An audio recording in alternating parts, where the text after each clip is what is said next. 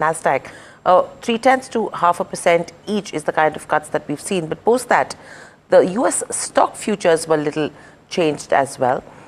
Probably you could be headed for a second straight week of gains because Dow overall is on track for a 0.8% advance week to date. S&P 500 is up nearly 0.5%, while NASDAQ is on a pace for almost a 0.1% kind of a gain for the week. Now, what's happening is that the traders are actually watching out for what is going to be Fed's preferred inflation reading that will be out today. So that is probably going to give you some bit of an indication in terms of the rate cycle that could be watched out for. Apart from that, the major uncertainty is with regards to where the ongoing tariffs go, because a 25% tariff on all cars that are not made in the United States, that is what has impacted markets as well. In fact, auto stocks did have a downtake on the latest Trump tariff shot. Overall, if you see in terms of April 2nd, that's when the much awaited data is what the street is watching out for, as Neeraj was mentioning. And you have the February personal consumption expenditure price index that will be out today. Very quickly, you have US passenger traffic growth that is slowing. The fares have declined, and this is in terms of where the aviation sector goes. In fact, the airlines in the US have gone ahead and cut the June quarter capacity on the back of a slowing demand. In fact, if you talk about the S&P 500 passenger airlines index, that is down nearly 15% this year. Moving on to gold, if you see in terms of the overnight trade, it's hit a record high once again. So that's with regards to where gold prices go. And the dollar index has seen a dip of around 0.3% to almost 104.29. Talking about crude, you have US crude settling at around $69.92 per barrel and Brent at around $74 per barrel. So that's with regards to where the crude oil prices go. But clearly, Neeraj, if you see in terms of what's happening in Europe as well, right? One interesting conversation that I picked up yesterday is that on the back of the trade tariffs, all your European pharma companies, the kind of orders that they've been delivering to the US has gone up almost 3 to 4 times. So ahead of the tariff war. Yeah, the trade deficits in the US has seriously gone up. So I think that's one space that people are watching out for pretty closely from here on now. Actually, not just pharma, because ahead of the deadline, I mean, just the surge in the trade tariffs and has been very, very large. And I'm waiting to talk to Matt Orton about it. But the US has rarely seen a 2-month trade deficit even half as large as what has been reported, right? And this is being attributed to industrial supplies, oil, LNG, gold and steel. All have gone exponentially higher as producers seem to be front-loading before the deadline comes in. So in fact, let's pose all of those questions to Matt Orton. He's Head of Advisory Solutions and Market Strategy, Chief Market Strategist at Raymond James Investment Management. And Matt, thanks so much for joining in and good evening to you. I saw your note that you've sent as the key talking points with keen interest. You have a fairly strong opinion on India, so we're going to talk about that as well. But let's start off with the how do I say, the developments or the expectations before April 2. Do you reckon equities by and large or risk assets by and large will be on tenterhooks for the first few days of April as they digest what April 2 will bring out? Good morning, Neeraj. It's always great to join you. And I do think that's exactly what we're going to see.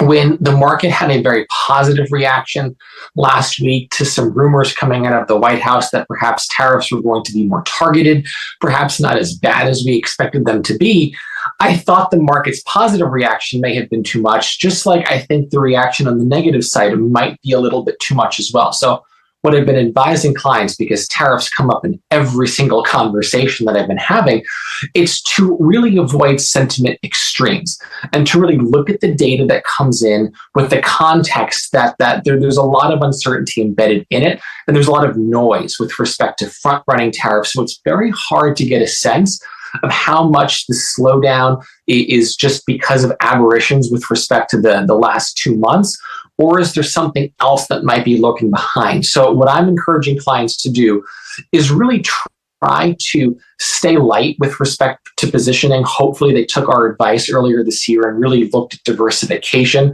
not only across sectors and industries, but across geographies, across asset classes, and really wait until we get into earnings season. Because right now the market's driven by macro, which, as we're seeing, can change on a daily basis with respect to news out of the White House. And what is going to matter the most is how corporate management teams are guiding with respect to their investments, their prospects going forward. So the big banks start to talk about earnings on April 11th, and I think it's going to be a bumpy ride until we get there.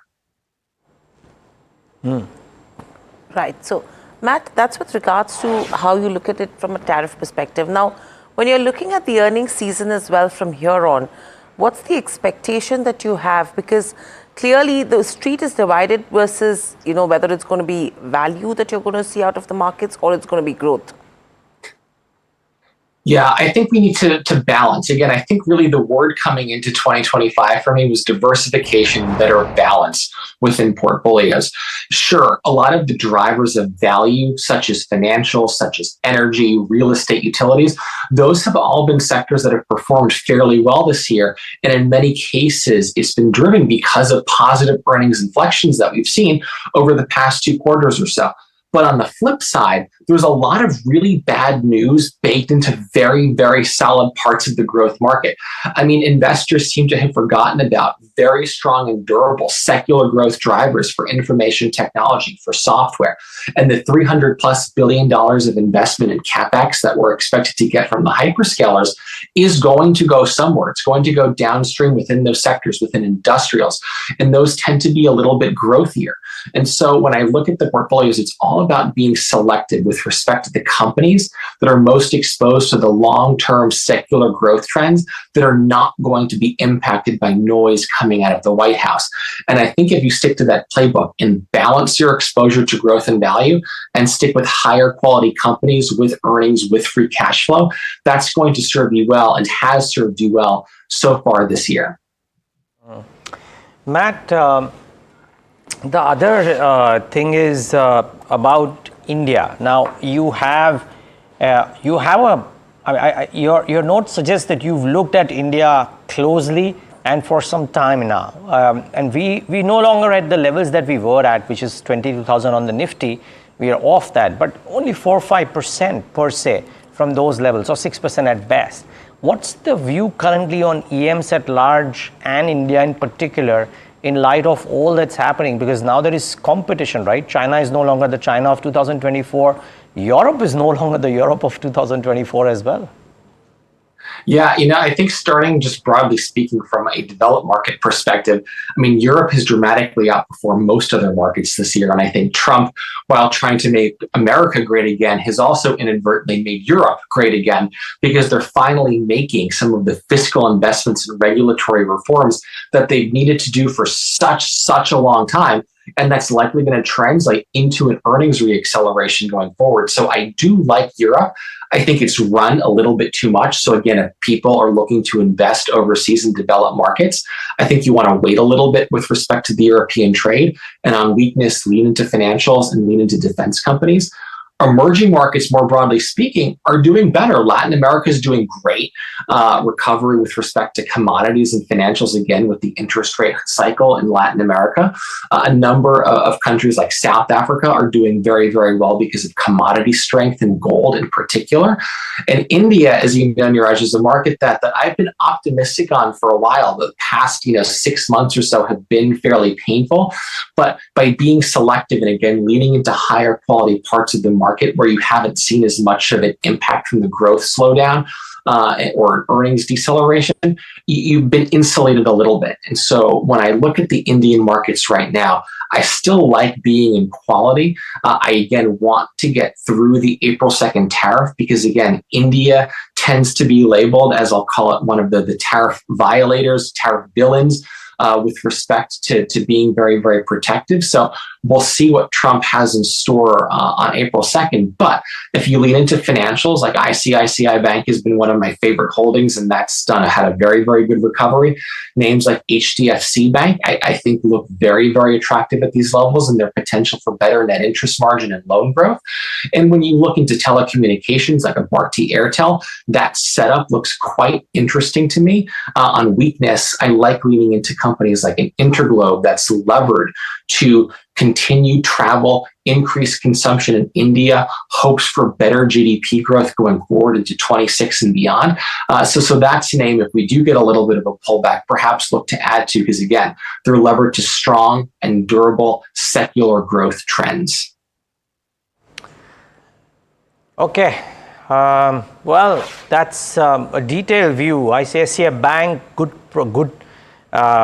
a good franchise. So also HDFC Bank, according to Matt Orton, and Interglobe Aviation is something that he likes because of the travel boom, if you will, into India. And well, from an Indigo's perspective, even Indians flying abroad, because Interglobe now has global wings as well in a meaningful way. But take a moment, Matt, to thank you for joining in today, and have a great weekend, of course. A good Friday and a good weekend. Thanks for your time. Thank you. Enjoy your long weekend. Yep, thank you so much. Well, that's Matt Wharton. And if people want to understand what global voices are thinking about Indian stocks, Matt gave a great insight. And what's interesting is we're talking about Indigo, whereas if we talk about the US passenger traffic growth that we just mentioned, that's on a decline. If you see the S&P 500 passenger airline index, that's down almost 15% this year. So that's where the cuts are happening. So I think inbound is something that they will have to look at. Outbound for them is, I think, on a slow growth area right now. So look at the advisories that are coming into various nations when you are traveling to the US, because a lot of people are being asked to leave back from the airport itself. Yeah. So it is it's a bit tough out there right now. Absolutely, a bit tough there. But the question is about what's going to happen in the Indian markets and what happened till yesterday, right? 23,500, Neeraj. I mean, Nifty has been able to reclaim that mark. And I think that is what is important. In fact, a 318 points high is on the Sensex that we saw with regards to the March series. Now, the trade deal hopes is what is easing the volatility, and that is what is boosting investor sentiment as well. The markets are eyeing the US-India trade deal for further momentum. Overall, if you talk about the Nifty index, it closed the session with gains of almost 0.5%, approaching that 23,600 zone. Your bank Nifty, the bulls are also reasserting that dominance, because we did see that 51,576 mark. So again, 51,000 has been a crucial level that the street is watching out for in terms of bank Nifty. Overall, in terms of broader markets, it has been a pretty mixed trend on the mid cap and the small cap index. Small cap did see gains of almost 1% in trade yesterday. If you talk about the auto stocks now, that is where the decline is on the back of the tariffs. You have Tata Motors, a 6% decline, 30% of JLR volumes that could be impacted. Samvardhana Motherson, Sona BLW, Bharat Forge, all of these also ended lower. Interestingly, Tata Technologies and KPIT Tech, also in anticipation of an impact, did end lower in terms of yesterday's session. You had the Bajaj twins that continued the uptrend. Adani Group stocks surged. Capri Global is going to be an interesting one to watch out for, because after a strong surge, you did see a decline of almost 50% that did come in yesterday's session on the back of heavy volumes. We will be speaking to the management as well today. IndusInd Bank has exited the F&O ban. It closed with gains yesterday. Hero Motor, ahead of the sales data, was in focus. GAIL also closed higher in yesterday's session. So overall, if you talk about the expiry, a 4.5% Neeraj up move since the previous expiry is what we've seen. And if you talk about the rollover data as well, a 76.1% versus 83.6% in the previous expiry. Bank Nifty has also seen an uptick of around 5.8% this expiry, and the rollovers have been slightly lower at around 77% versus 81% in the previous one. If you talk about the long build-up, 25% of the stocks have seen a long build-up, whereas 36% of the stocks actually witnessed short covering, and that's clearly indicating that there is some bit of bullishness that has come in this expiry as well for the markets. The FPI buying, that has continued. In fact, yesterday's number was also pretty strong. If you look at the FI, DII data, if you can just quickly pull that one on the screens, because that will tell you exactly what the trend is looking like so far. And after that, if you talk about the long-short ratio, that broader market trend remains intact, that improving long-short ratio. In terms of the volatility index, a dip that has come into 13.3. So that is telling you that there is low uncertainty. And as we know, as long as the VIX remains under that 15 mark, that bullish undertone probably will continue in terms of the markets as well. And today is the final session of FY25. So expect slightly lower volumes, but Neeraj, a little over 11,000 odd crores in terms of the FI number is what we've seen. Any additions to that? Well, we could well continue. But by the way, the key development, since we were talking about expiries, is that NSE has deferred its plan to change the expiry day until further notice. And we'll talk about that in detail because that has a stock impact too. But that's the big pause that has happened. And when you talk about trade tariffs, negotiations, etc., I thought what Jeffries is saying is pretty interesting. Mahesh Nandarkar says that the negotiations between US and India are ongoing and the mood in Delhi appears optimistic about a potential deal ahead of April 2nd. Possibly higher defense and oil and gas imports from the US could soften the impact.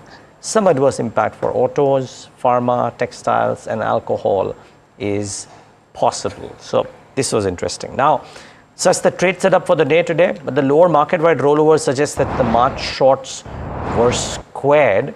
Maybe some longs were carried forth into April as well, but very likely that positioning will not be too heavy ahead of April 2 and possibly after April 2 as well as the street digests the impact of the trade tariffs that are likely to come in.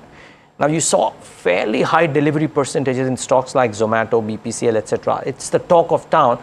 I thought it was a bit of a no-brainer because due to the Nifty rejig, there was buying that was supposed to happen. So you would expect this to anyways happen, and that has happened for sure. I mean, 70-75% kind of delivery volumes in a Zomato, in a BPCL. Britannia saw some selling, all on account of this. And the street is constructive on consumer discretionary. You've got to watch out for that bucket. But the rolls were 93.2%.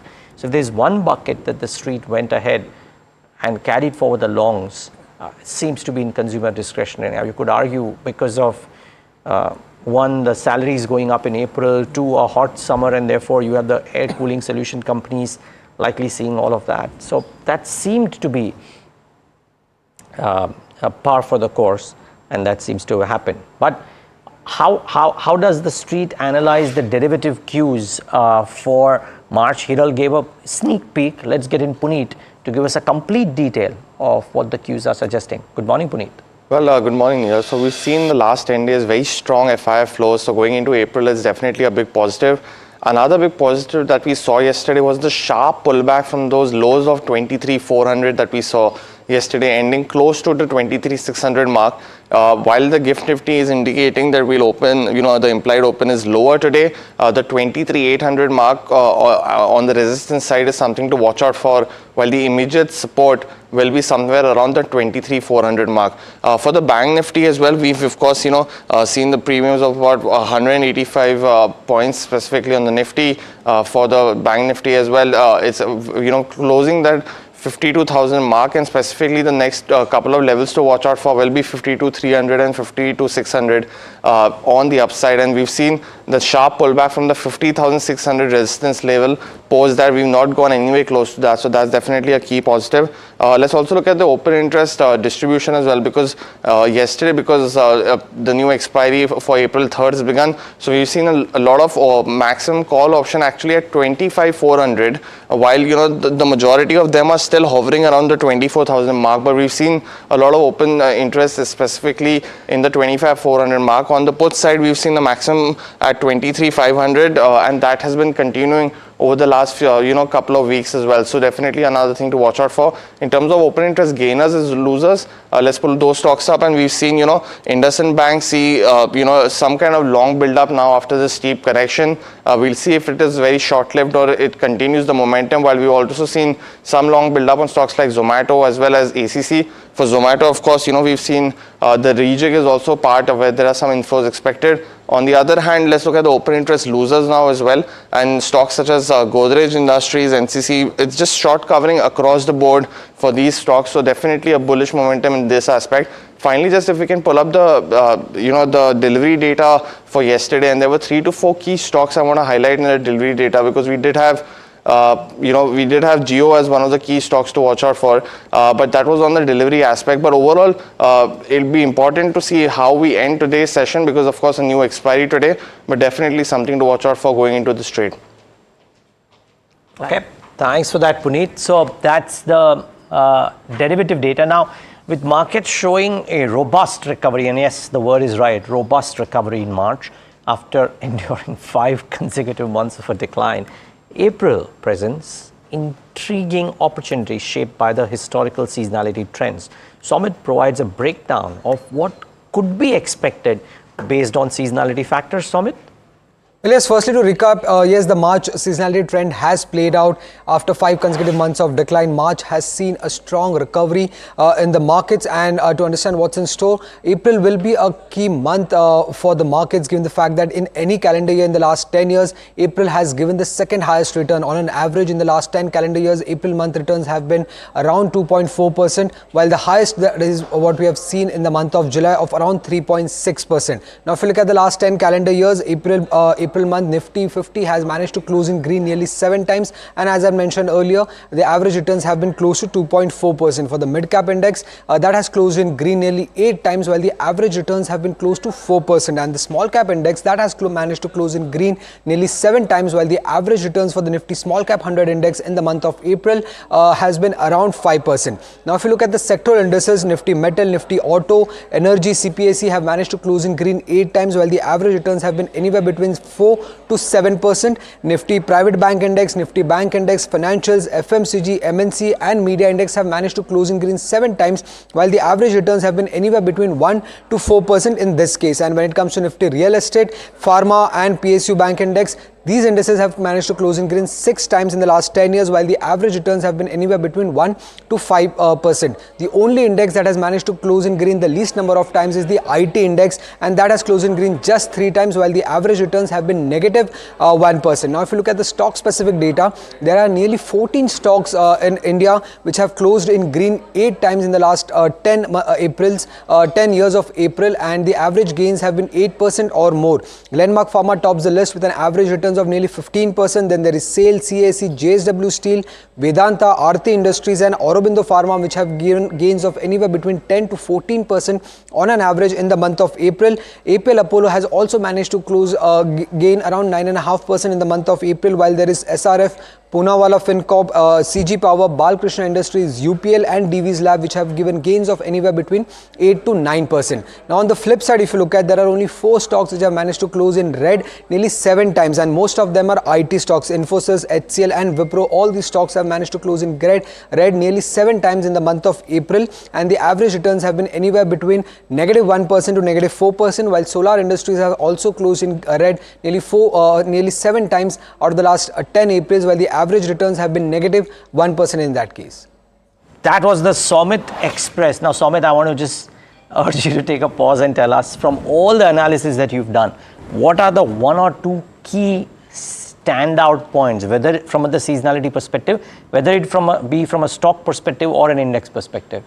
Well, index perspective, IT is something that we need to watch out for, given the fact that April has been seasonally weak for IT, and earnings season are also upcoming, and expectations are not great. So that is one thing that we need to definitely watch out for here.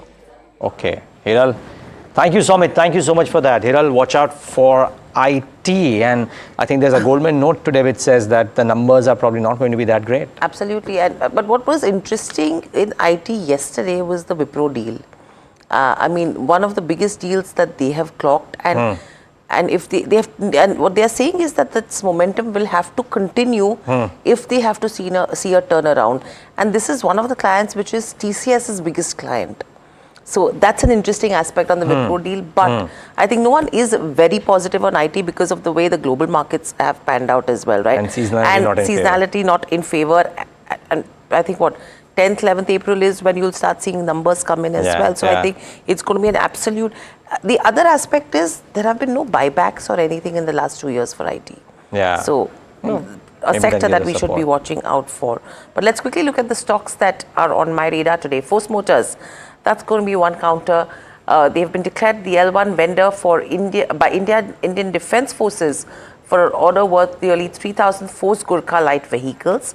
And this order has to be executed in 3 years. The stock did see marginal gains of 0.3%. BEML is another one where they have secured a contract for Bangalore Metro. So, and this is with regards to a value worth 405 crores. The contract does involve supplying standard gauge metro cars, and they will be handling end-to-end installation, testing, commissioning, and personal trading as well. And the maintenance contract is for around 15 years. The order book so far stands at around 11,450 odd crores as on September 24. And you have BL, which has received additional orders worth 1,385 odd crores.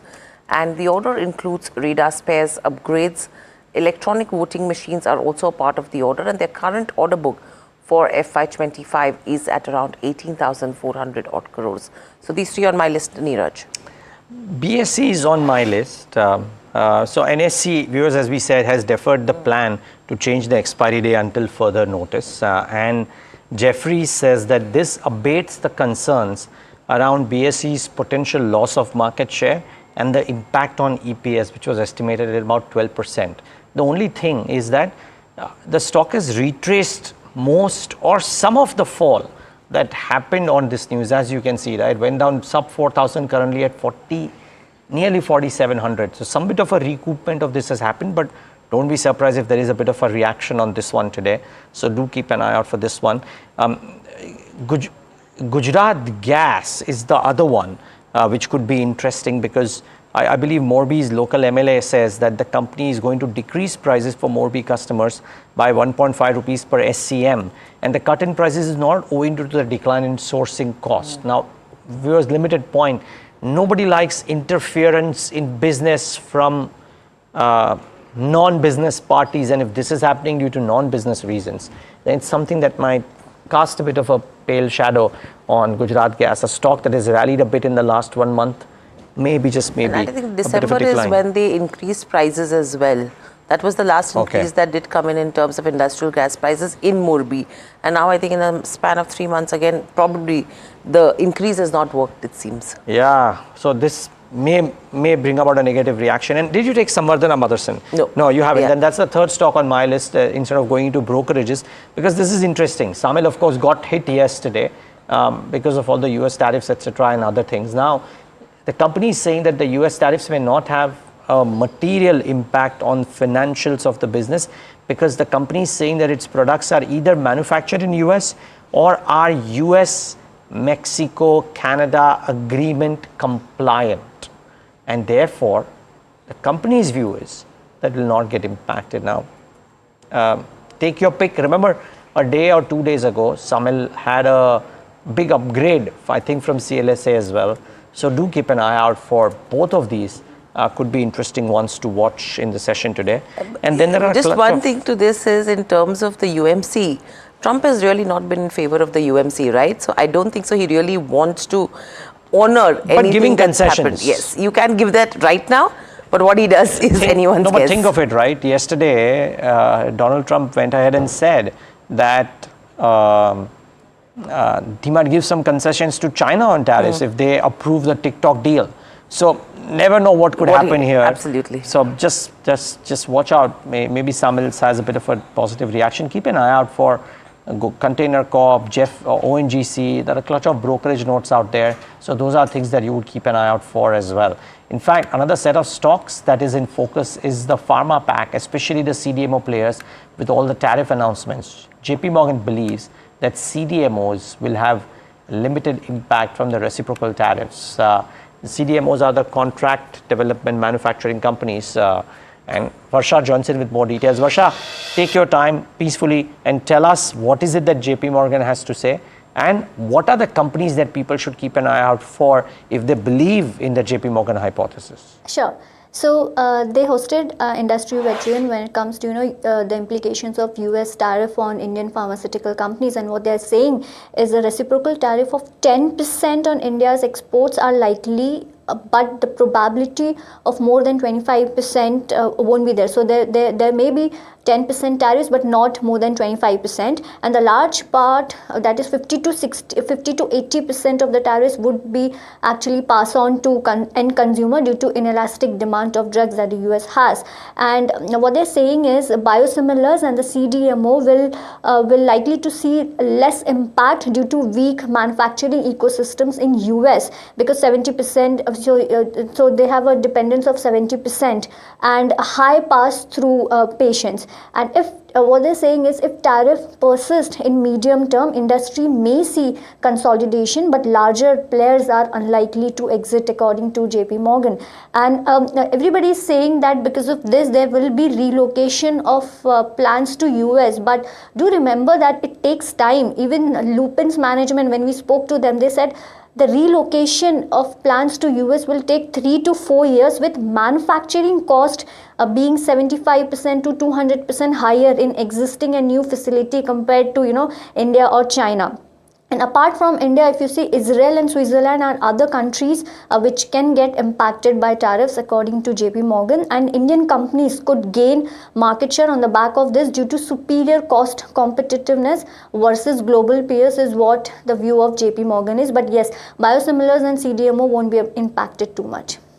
Thank you, Varsha, for getting us the details. So clearly a limited impact in terms of biosimilars is what you should be watching out for on the back of the trade war. But let's quickly look at the NDTV Profit watch list. On number 1, you have Jindal Steel and Power. On the back of an order win, they won the Sardapur Jalatap East Coast coal block bid, and that's a green. You have BEML on the back of a 405 crore contract, which is again in the positive. A thumbs up to a BEL. They've got an order worth 1,385 odd crores. Force Motors has got an order from the Defence Forces, so that's a thumbs up on that one as well. Okay, some of the others include a BSC. Like we said, NSE's expiry date change has been halted by SEBI, or per se from a SEBI observation, and therefore watch out for BSC, some upticks there.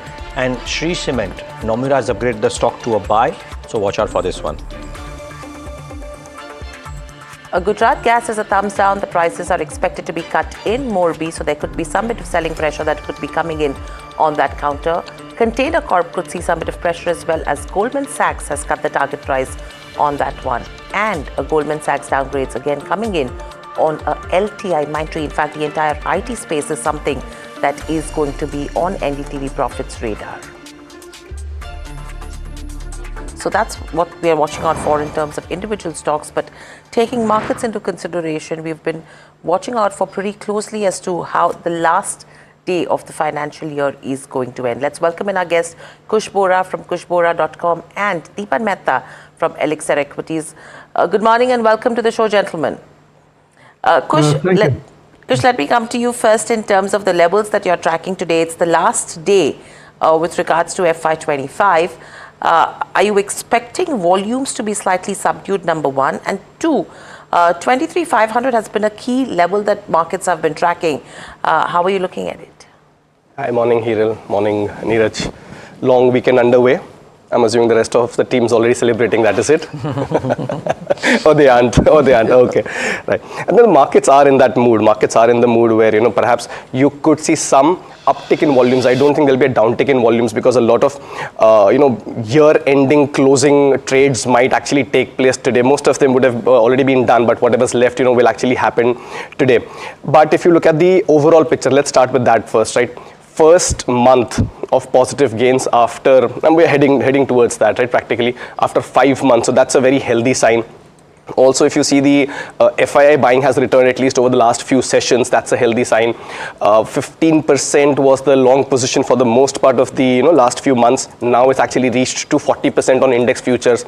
Again, a very healthy sign. Now, the only areas of concern is that FII long is at 40%.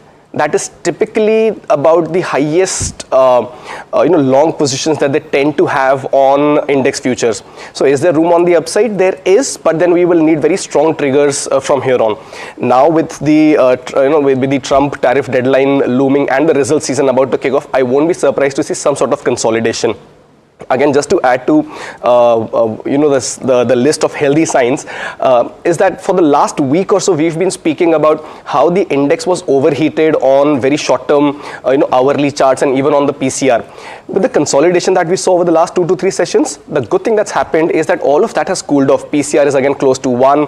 RSI on the hourly charts is also at a very healthy level. So I think all in all, the markets are on a good footing. But consolidation for the next couple of sessions cannot be ruled out. As far as levels go, 23,400, there's a gap. So that should come into fill. But even if we slip another 100, 200 points from here, that will only be a buying opportunity. And on the upside, 23,800, 23,850 remains the line in sand. Okay. So viewers, that's the trading view from Kush Bora on the markets at large. Let's get that flavor from Dipan Mehta as well of Elixir Equities. And Dipan, thank you so much for joining in. Good morning to you. I just wonder, Dipan, would you reckon that the markets could behave like a cat on a hot tin roof in the first 10, 15 days of April? Because one is April 2 when the tariffs come into place, but second is how does the market digest them, right? And if there are any to and fro's from Donald Trump, considering that yesterday he said that he may give a reprieve to China if they do the TikTok deal as well. So lots could happen, right? Good morning, Neeraj, and thank you for having me on your show. I think that gradually Trump tariffs are becoming less of a factor for the Indian markets, although global markets and US markets may still get stressed because of whatever statement he may make. But by and large, we are getting gradually insulated. And the reason for that is investors have moved on into India growth stories, India domestic focused companies. And to that extent, the threat from Trump seems to have got kind of reduced going forward.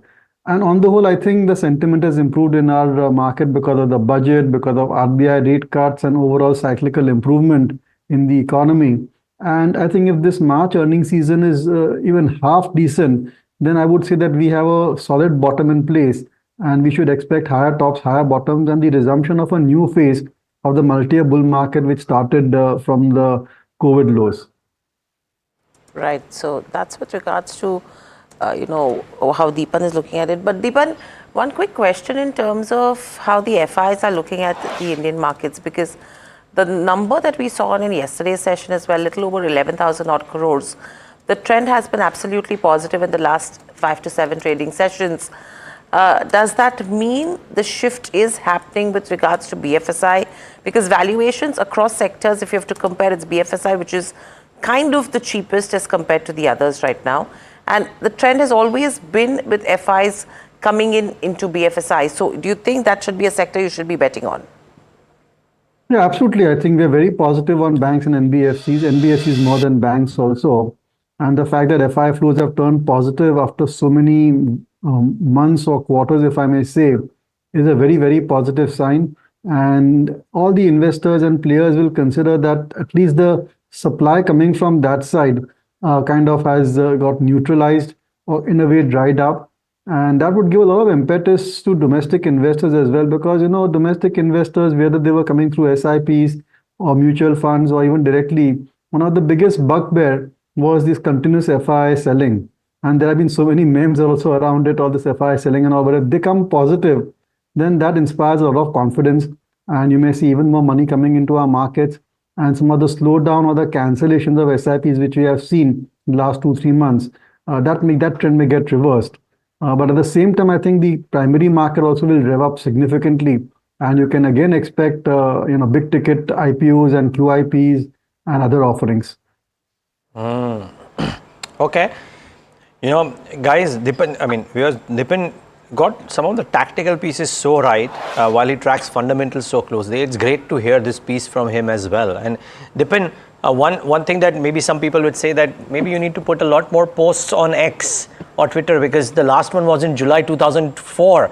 So while they hear you here, we're good to have you more active on Twitter or X, as they say. So just a small feedback. I'll certainly tell my team to work on it. Thank you. No, need you to give your thoughts, Dipan. So that's the key word. But okay.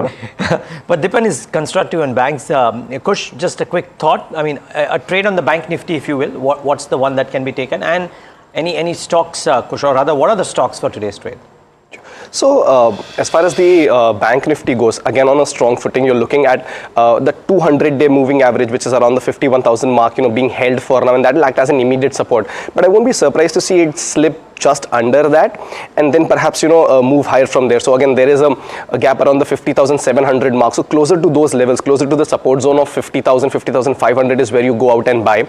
Not to say that it's overheated right now. It's just that it's run up quite a bit, and some consolidation here to par for the course. And every time an index or a stock slips below the 200-day moving average doesn't mean that it's an opportunity to short. Right now, it's just very close to those levels, so could slip just below that.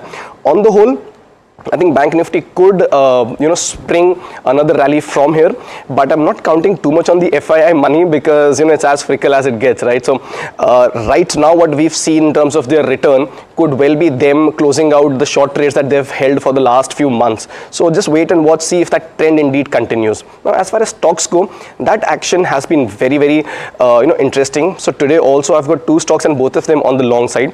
The first one is Chambal Fertilizers. Here we've seen a good movement. Last 4 sessions there's been consolidation. The stocks tried to move up but then ended on a very flat note in terms of the 620 resistance that's being held on to.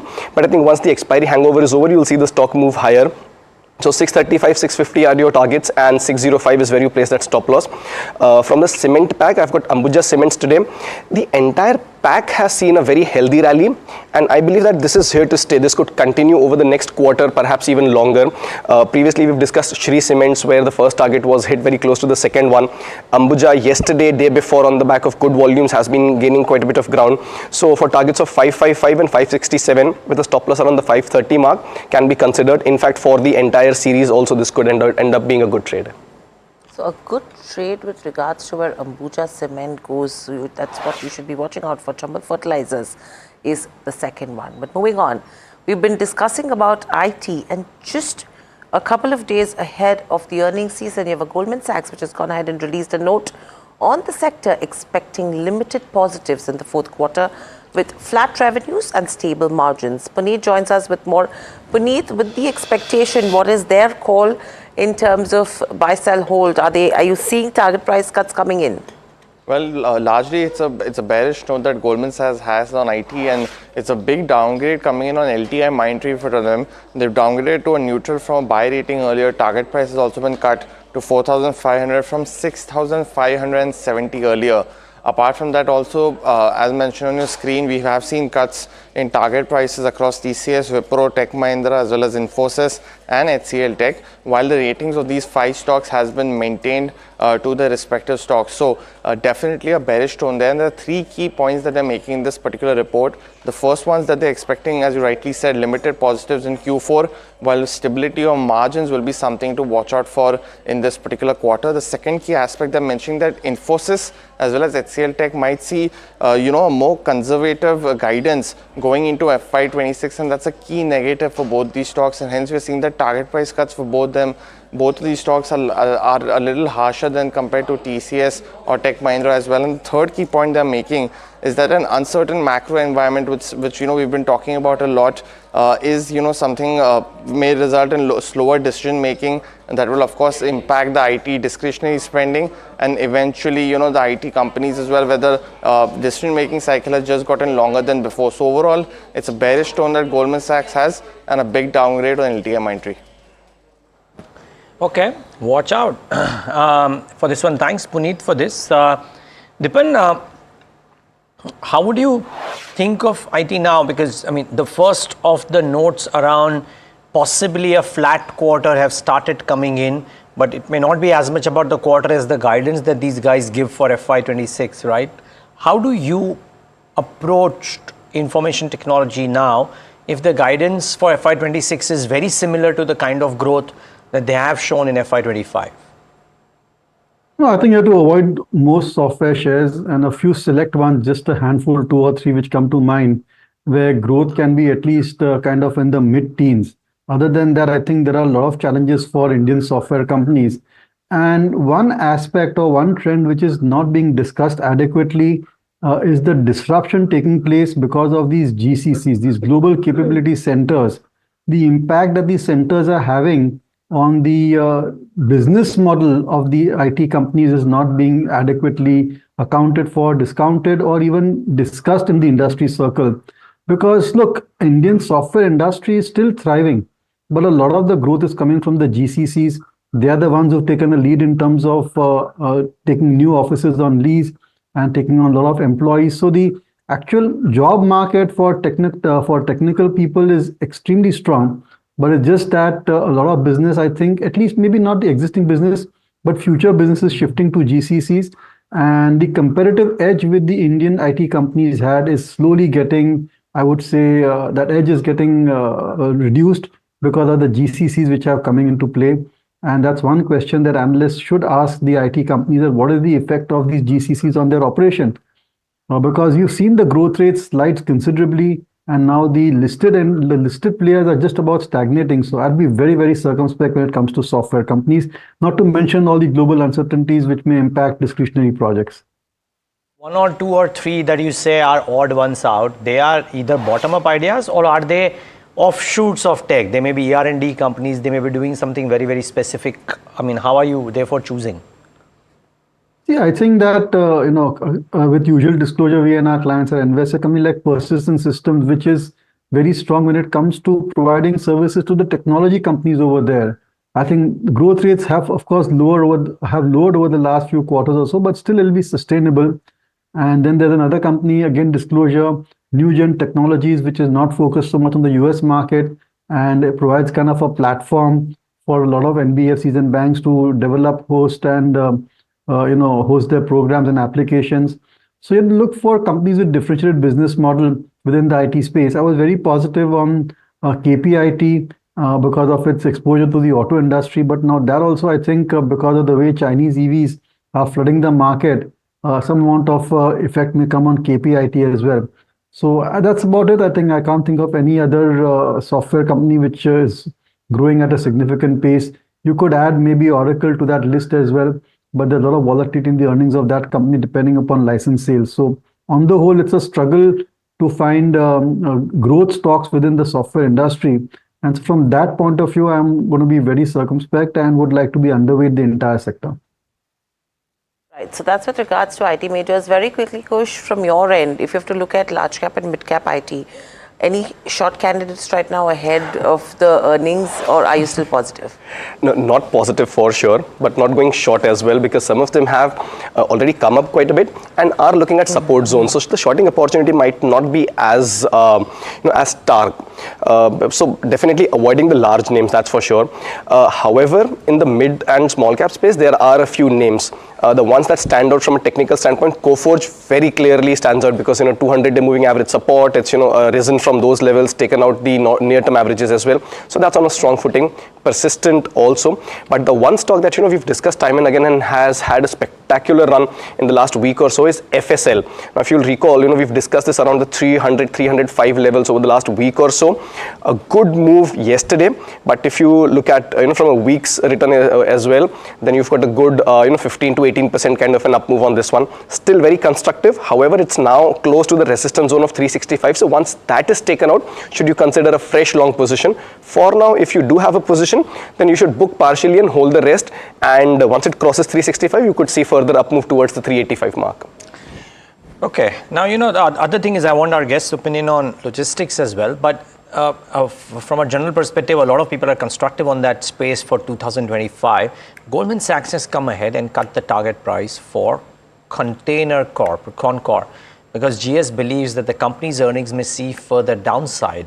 Anushi has some details from that note. Anushi, good morning. Hey, morning, Neeraj. So what we are looking at is a downside for Concor. This is as per the Goldman Sachs note which has come out. They've cut the target price to 670 now, as compared to what was 740 earlier. Now they believe that the Concor's earnings have further downside risk, as we are seeing. And this is a mix of a couple of factors that we are seeing. Firstly, it's the weak growth for overall rail container traffic, along with some market share concerns with the rising competition, which could impact the company's business going forward. Even if you look at the correction which has happened in the stock. That's 21% in the last 6 months versus BSE's 9% of correction. They expect that this underperformance to continue for the counter. Earnings downgrade cycle also is expected to have more legs. They're 6% below the FY27 earnings estimates which are there for the company. Even other factors if we are seeing is how the company is balancing between its LFF, which is the land licensing fees, and its terminal. So there is uncertainty on the balance between making this as well. So that is also something that we could be considering for. Along with this, the rising competition that has been one of the factors that we have seen for some of these railway logistics players is something that could hinder the company's market share gains going forward. So profitability, considering that, remains as a key monitorable. However, on the key upside risk, we can also see a faster road to rail shift post TFC commissioning that is there, which is higher than expected, lead to a higher than expected margin pickup. But that's the only key upside that we are seeing. A couple of negative factors which is leading to this kind of a target price downtick that we are looking from Goldman Sachs.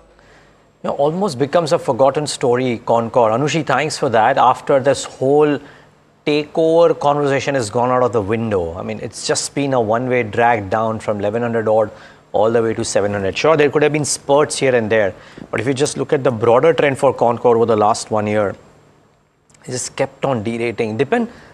And any thoughts on some of these companies like Concor, which used to be the prime candidates, believed to be the prime candidates for being taken over or divested, etc., and that's just not moving ahead? I mean, per se, except for a few banks, QIPs, etc., we haven't seen moves on divestment. What happens to then some of the pipers, if you will? You're right, Neeraj, and despite having so much of political stability and so much of support, this government has not been able to work on privatization or divestment, even minority stakes in a significant manner.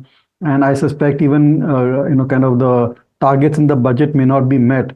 But coming specifically to Concor, I think this is one company which has not lived up to its true potential. It's got a kind of a monopolistic position in the logistics industry and a lot of advantages in terms of land and the pathways and the dedicated kind of railway lines which they have. And then there were these dedicated rail corridors also, or freight corridors also, which are supposed to benefit Concor in terms of higher growth rates, but it's not really materialized. And I suspect that going forward also investors may not give as much of a valuation for Concor as they have in the past. And this entire privatization has now definitely been postponed indefinitely. So from an investor's perspective, I think it seems to be pretty well priced. I don't see any triggers to buy into Concor at this point of time. And with this Trump tariffs and other global uncertainties that may affect even the EXIM trade. So I would like to be underweight in Concor, maybe even look at exiting the stock. So investors should keep that in mind. Underweight in terms of container corp, that's the word coming in from Deepan. Another sector that seems pretty interesting and the juncture that we are at is the auto space.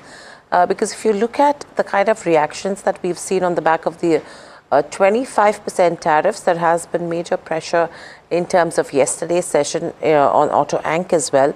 And I think Monday or Tuesday is when you'll see the auto sales numbers that will start coming in. But the overall fundamental view is that a weak sign-off is what is expected with regards to auto in FY25. Overall, Kush, coming to you, if you have to look at auto names, we have seen pressure already in terms of yesterday's session, especially with the Tata Motors. And you have Tuesday when you will see a reaction in terms of the numbers. Any trade that comes up between these two events? Not really. I mean, there was this trade that was playing out on a Mahindra & Mahindra, on a Maruti as well.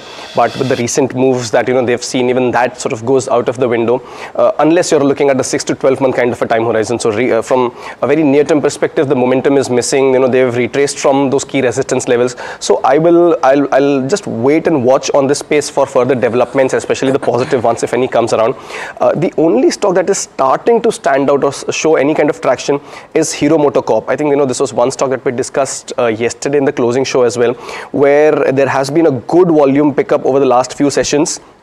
the stock comfortably above the 20-day moving average mark, and some base formation already in place. So while the momentum is missing on this one too, but if you compare it with the rest of the pack, this is starting to show some traction. So if I were to invest or trade rather in any of these, Hero MotoCorp would be the one that I would look out for. As far as the levels go, 35.50 is a good support zone, so that should act as your stop loss on the way up. The 50-day moving average near the 3900 mark will be your first target, and beyond that you're looking at the 4100 as the level. So Hero MotoCorp is one stock that perhaps can be considered from a long positioning perspective. Right, so that's with regards to Hero Moto. In fact, Dipan, your view with auto as well as auto Ank, I mean, do you think this is a sector to avoid at the current juncture, or would you place your bets now? See, I think long-term prospects are very good for auto and auto ancillary, and with this kind of tax rebate given by the finance minister, certainly auto sales should improve in the next fiscal. And if the RBI goes ahead and reduces interest rate further, then it will make vehicle ownership that much more cheaper. Also, petrol and diesel prices are pretty much subdued. So from that point of view, I think underlying fundamentals remain pretty strong for the auto sector.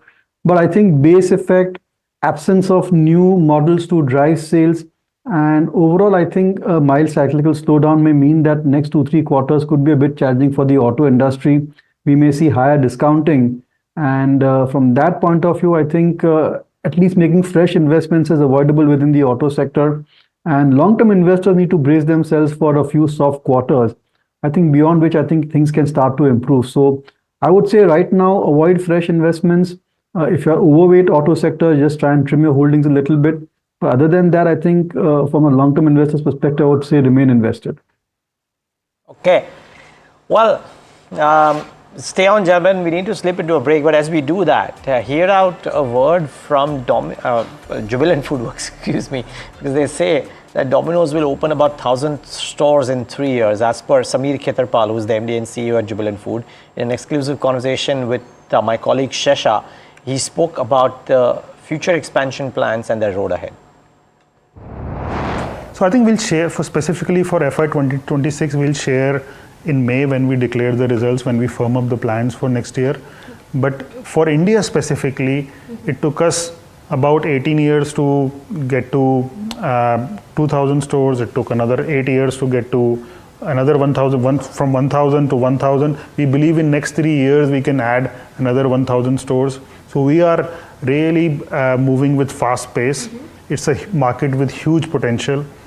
And together with Turkey, we believe we can get to about 4,000 stores. Right. One question on the demand, like on the macro demand, I would like to know how has been the consumption? Because like you did mention, the company's efforts are, kind of pushing the like-for-like sales growth. But what about demand? How are you seeing demand panning out? Yeah, I think I'm not a macroeconomist. I don't fully understand. I think we do see, inflationary pressures. We do see demand slowdown as I read it in the newspapers and hear your channel. But I think where I am focused on, Chesa, is to what we control in terms of our initiatives on the kind of new product innovation we are doing, focused on 20-minute delivery, providing great experience to customers, our technology investments especially. I think our app experience has improved materially in last 1 year. We are far more integrated with aggregators than ever before. So I think from that perspective, I do believe that there is enough and more demand as long as we do take the right initiatives.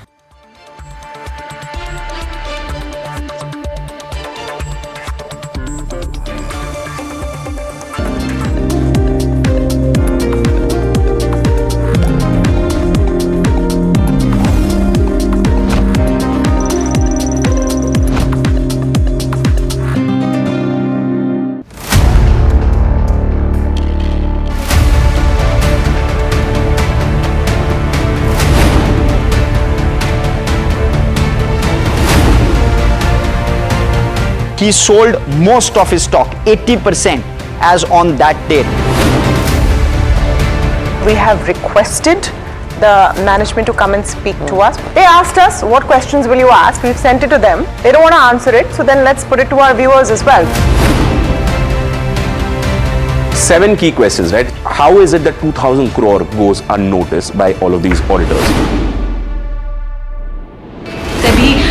Is seeking more information on the trades and the all the transaction which has happened from the exchanges, both NSE and BSE. The Reserve Bank of India's supervisory officers, they are seeking compliance reports on their foreign currency borrowings by these banks. The DSS is actively engaging with the Reserve Bank of India to sort of ensure the thorough examination of the matter.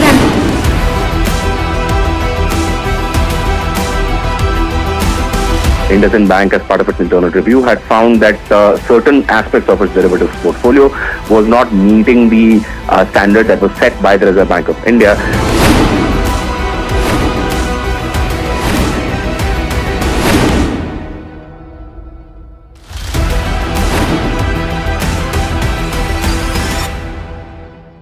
I think you are very upset with brokers. Why in this?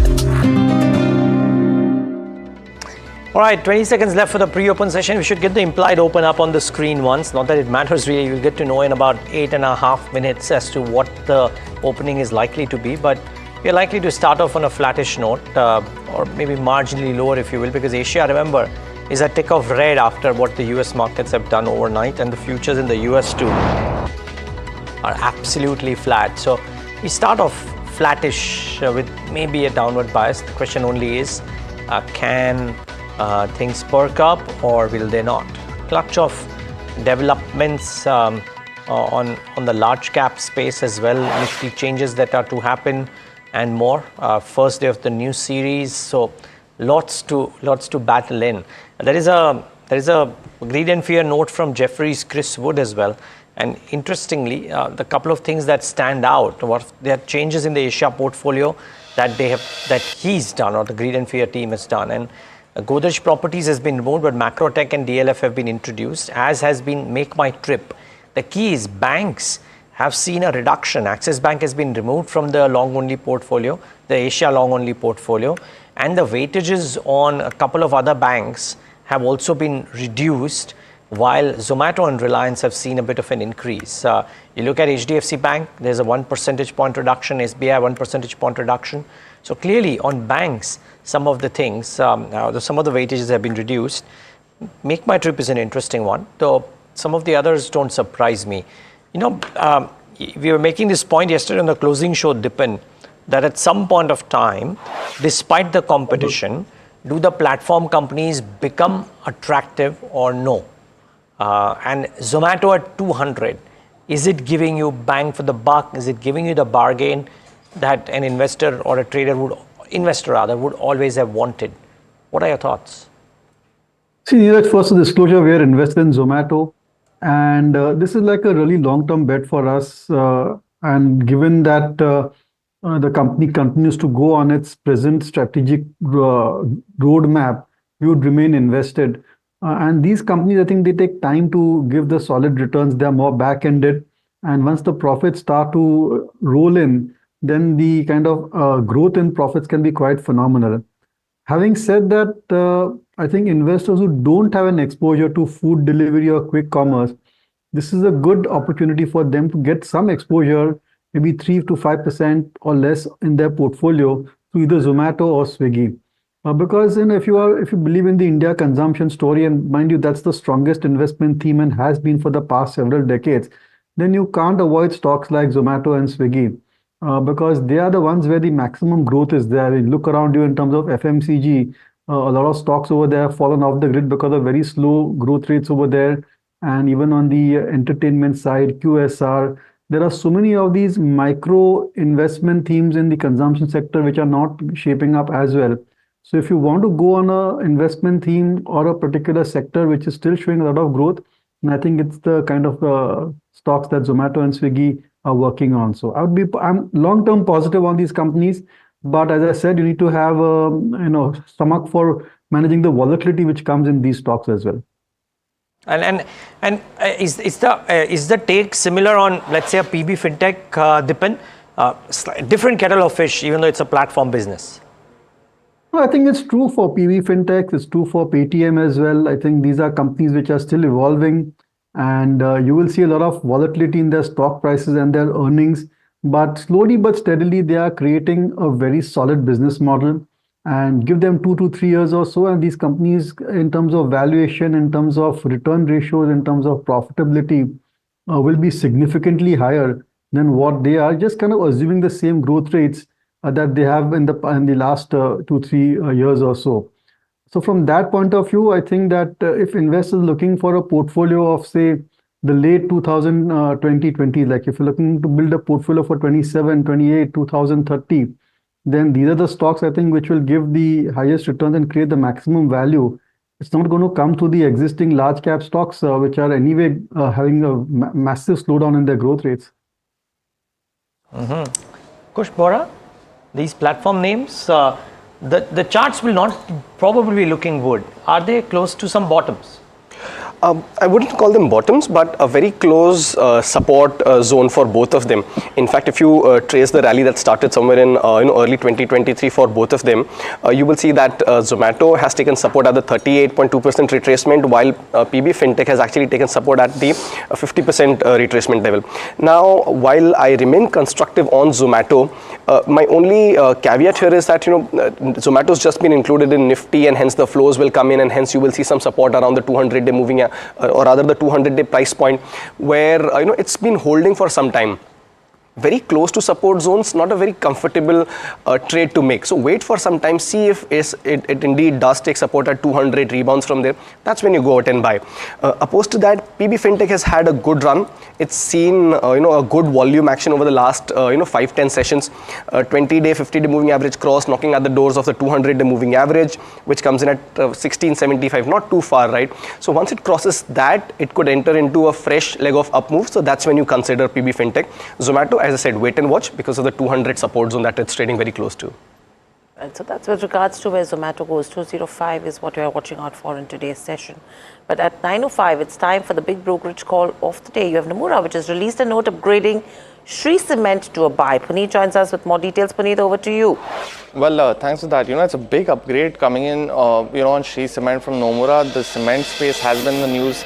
Especially, after the Q4 pricing trends have been better than the previous quarter, and hence the big upgrade. That's what Nomura is saying. They mentioned that target price is now 34,000 versus 28,000 earlier, and they've said that the company has been the core markets of northern as well as the eastern India has been doing very well in terms of pricing compared to the other regions such as center as well as western India. That's also driving the higher EBITDA growth for something like a Shree Cement. They've said that in Q4 they're expecting a roughly 1,300 rupee EBITDA per ton, and it will be supported by lower fuel costs as well as better realizations.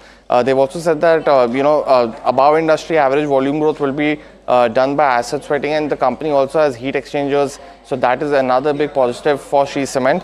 They're also expecting Shree to have the highest unitary EBITDA margins for the industry, and mentioning that the north and the east, which account for roughly 80% of the volumes, have seen better pricing trends. And it's an interesting time where this upgrade has come to a buy, because Nomura had upgraded Shree to a neutral rating just in January of this year. So definitely a big positive, something to watch out for and trade today.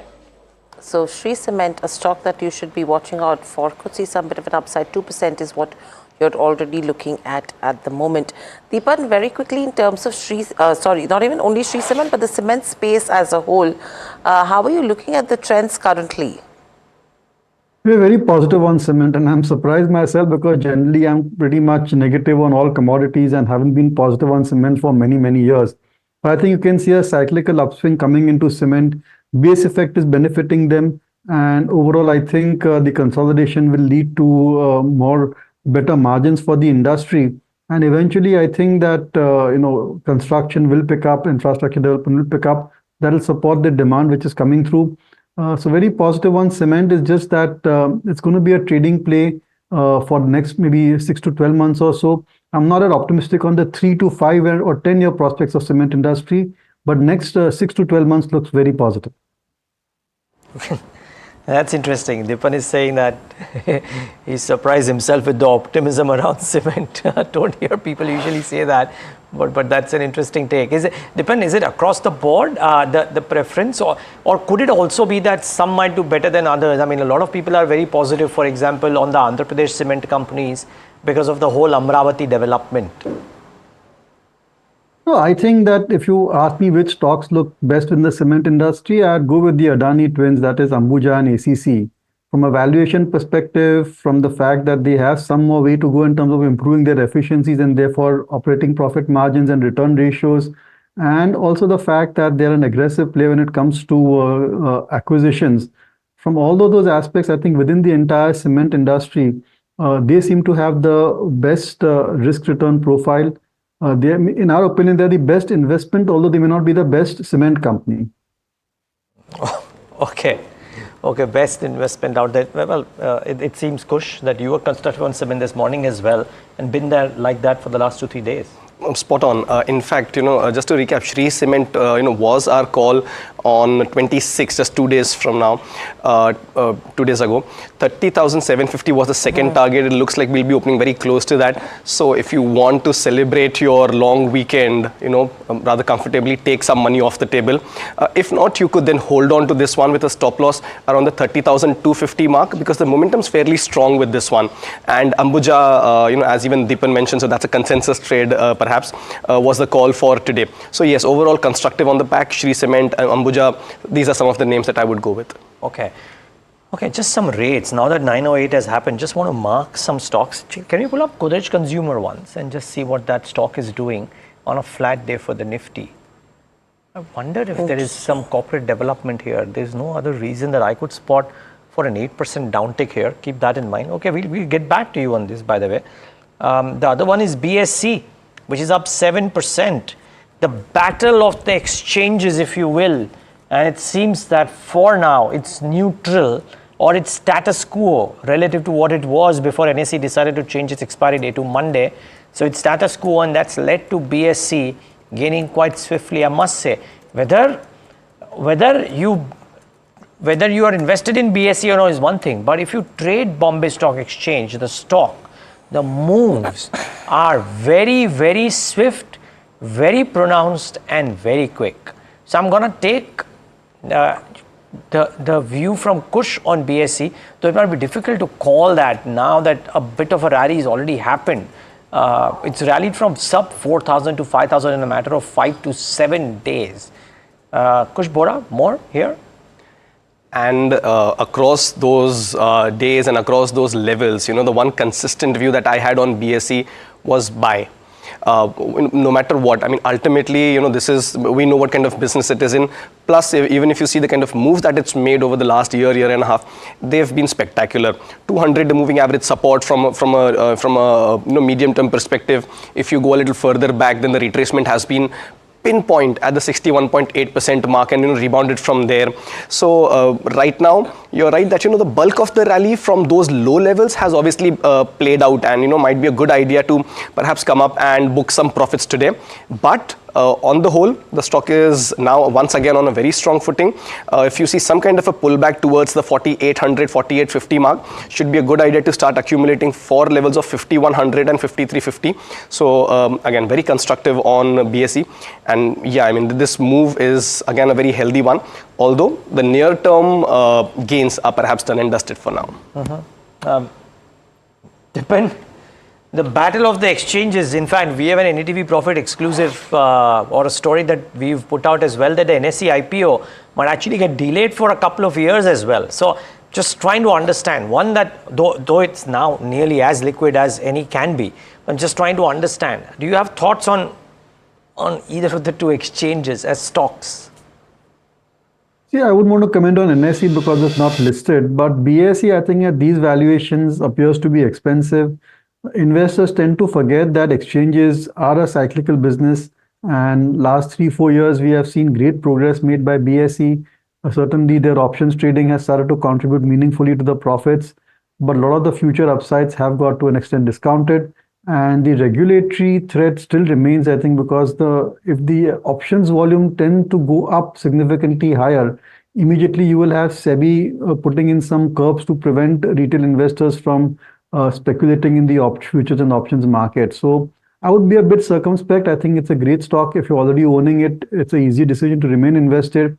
But from a fresh investment perspective, buying a stock at 60, 70 times trading 12 months, you need to think really hard whether the long-term prospects are excellent and that a company can sustainably grow at 25, 30% for a long period of time, which I don't think so is the case with BSE. Right, that's with BSE. We're just around a minute away. Very quickly, Kush, a GCPL, as Neeraj indicated, that stock was showing cuts of around 8.5% in pre-open. It's still showing that kind of a downtake. Your view, very quickly? So the entire pack is in a bit of a tizzy, but right now the stock is close to about the support zones of the 20-day moving average, 1,050, 1,060 thereabouts. For me, it's an avoid. The recent rally that we saw was perhaps more of a short covering play. Right, so that's with regards to Godrej Consumer. Anything else that's looking interesting just before the markets open, Kush? One stock that we discussed yesterday in the closing show, which is Sanghi Industries. I don't know, there must be something cooking because there is very strong accumulation over the last 10 to 15 sessions. The price action has also corroborated that. So I think I'll go with the call that we discussed yesterday. 65 and 69 are your targets. 55 is where you place that stop loss. So good volume action, good price action. So this should continue to do well in the coming days. Okay, 19 seconds left. Stay on, gentlemen. Dipan, we'll want an opening thought from you before we let you go. Kush, some thoughts from you on the open as well, post what promises to be a flattish start, but with individual gyrations in stocks being fairly pronounced. Always the case, but some interesting names getting thrown up today likely. But let's see how the markets are starting off. Flat as flat can be. As Navjot Singh Sidhu says, flat as a pancake. Banks, well, flat too. I reckon IT, 0.25% lower. Mid caps and small caps, doubt really are doing something dramatic. Actually, 0.65%, not bad for the mid cap space and the small cap space too. So the broader market breadth is really okay. Well, maybe, just maybe. Indian markets are doing their own thing right now. I think as probably Dipan Mehta was suggesting in the morning. Let's get the heat map up on the screen and show you what's moving and what's not. So autos still continue to sulk selectively, at least M&M is down. Power Grid, Cipla, HCL Tech, Reddy's are some among the others. More green than red, very little red actually, you have to admit. On the green side, ONGC I think has a brokerage call today, an upside there, and that stock is up about 2 percentage points. There is strength in Tata Consumer. There is strength in Bharat Electronics, and order win yet again, 1350 crores if I'm not wrong. Kotak Bank, Nestle, NTPC and Reliance Industries are amongst the others that's standing out. But on the large cap space, clearly it's on the gaining side, Tata Consumer and to an extent ONGC, Hiral, because of the upgrades that have come in. I think one of the notes stated that ONGC is currently discounting crude at $55 to a barrel. We know that crude is at about 73 or 74. So that constructive note helping ONGC stage some gains this morning. These are interesting names. In fact, the sectoral picture is going to be absolutely interesting from here on as well, because overall you're seeing some bit of pressure that's building in terms of the auto pack, IT pack, pharma. So the ones which were under pressure yesterday do continue to remain on the downside. What's holding up? Defense, second or the third consecutive session where the gains have continued. You have media which is holding up as well, oil and gas and metals. And if you talk about consumption, durables and FMCG both are seeing gains of around 0.5% to around 0.6%. The private banking space is also pretty much on the tender hooks, but PSUs are seeing some bit of pressure. Let's quickly look at the broader markets as well. If you see the mid-cap 100, we're seeing some outperformance on that front, 0.8% higher in terms of Nifty mid-cap 150. And if you talk about the small cap index as well, in fact, yesterday it was a pretty mixed trend towards close. Today, there you go. The small cap 250 is also seeing 1%. So I think the broader markets are actually bucking the trend on the last day of the financial year. If you see in terms of the benchmarks, they are pretty much, on a flattish zone, 23,582. So that 23,500 mark is what Nifty 50 is still holding on. And if you talk about Bank Nifty, marginal gains of around 0.2% coming in there. But let's quickly look at the individual stocks also that are in focus in today's session. On the back of order wins, you have a Force Motors that is in focus overall.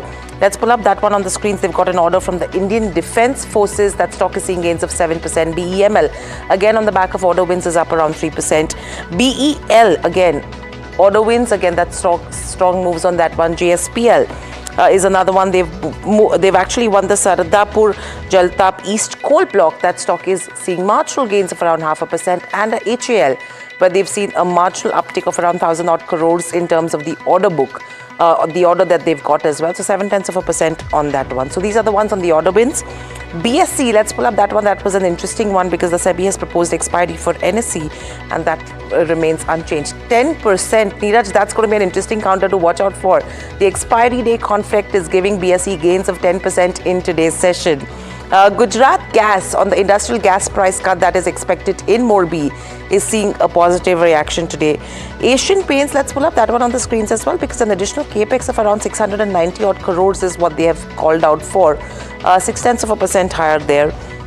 On brokerage notes, Shree Cement, you have a Nomura upgrade that has come in and they've hiked the target price on Shree Cement, 3% upside there. Container Corp could see some bit of a selling pressure. Let's see what the reaction is. Pretty much on a flattish note.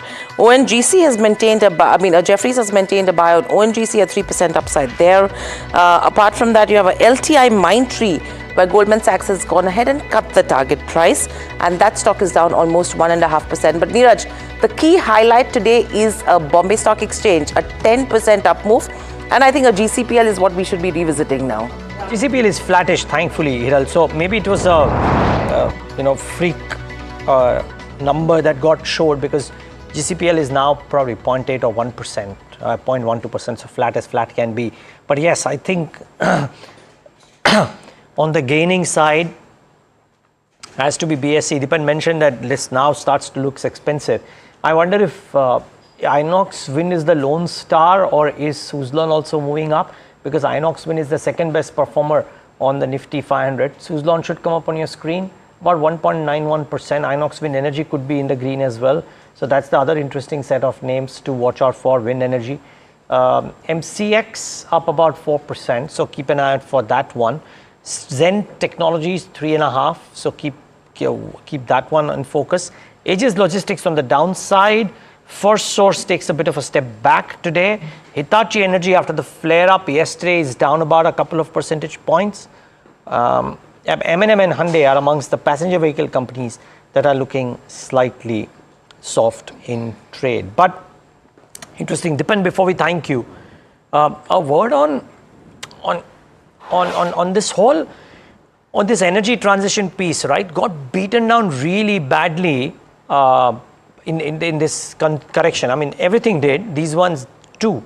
The guidance and the commentary from a Suzlon and an Inox Wind, at least on the wind energy side, for example, continues to be strong. Hitachi Energy on the grid side gave some fairly strong commentary as well to us. Any thoughts on this bucket? Is it giving an opportunity or are they expensive?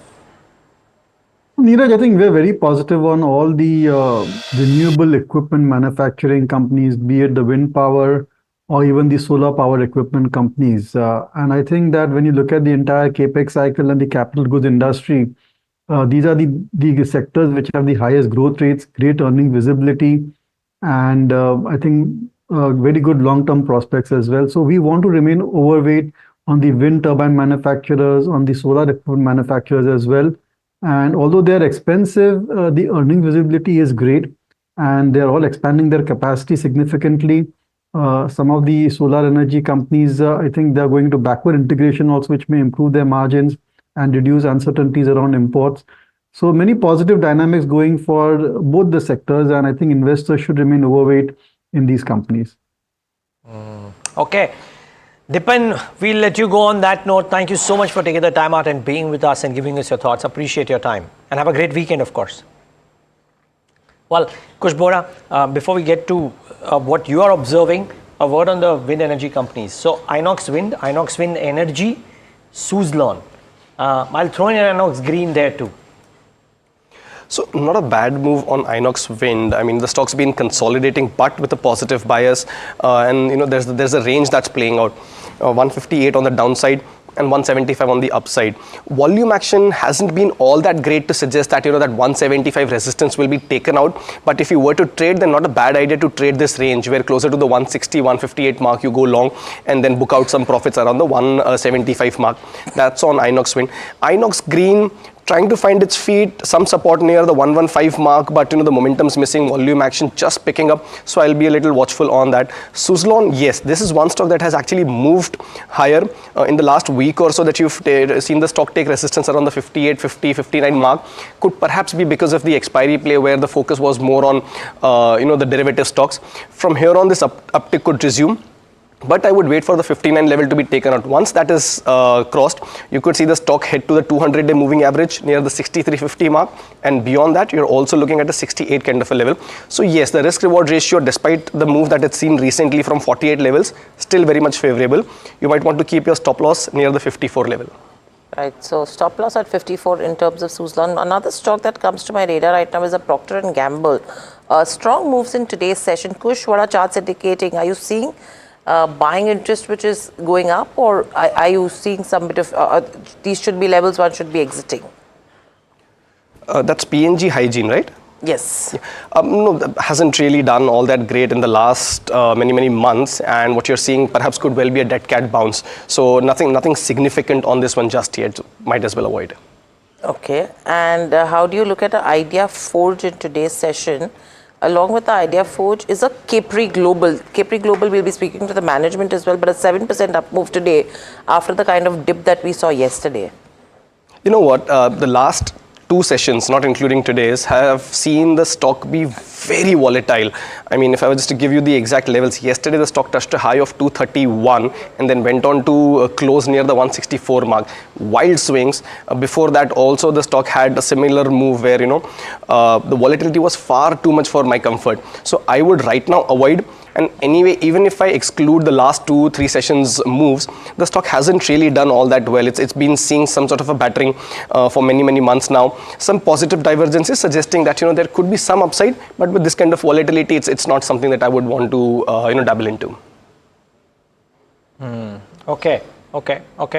And a quick word on tech, Kush, very quickly. The large cap tech, let's say.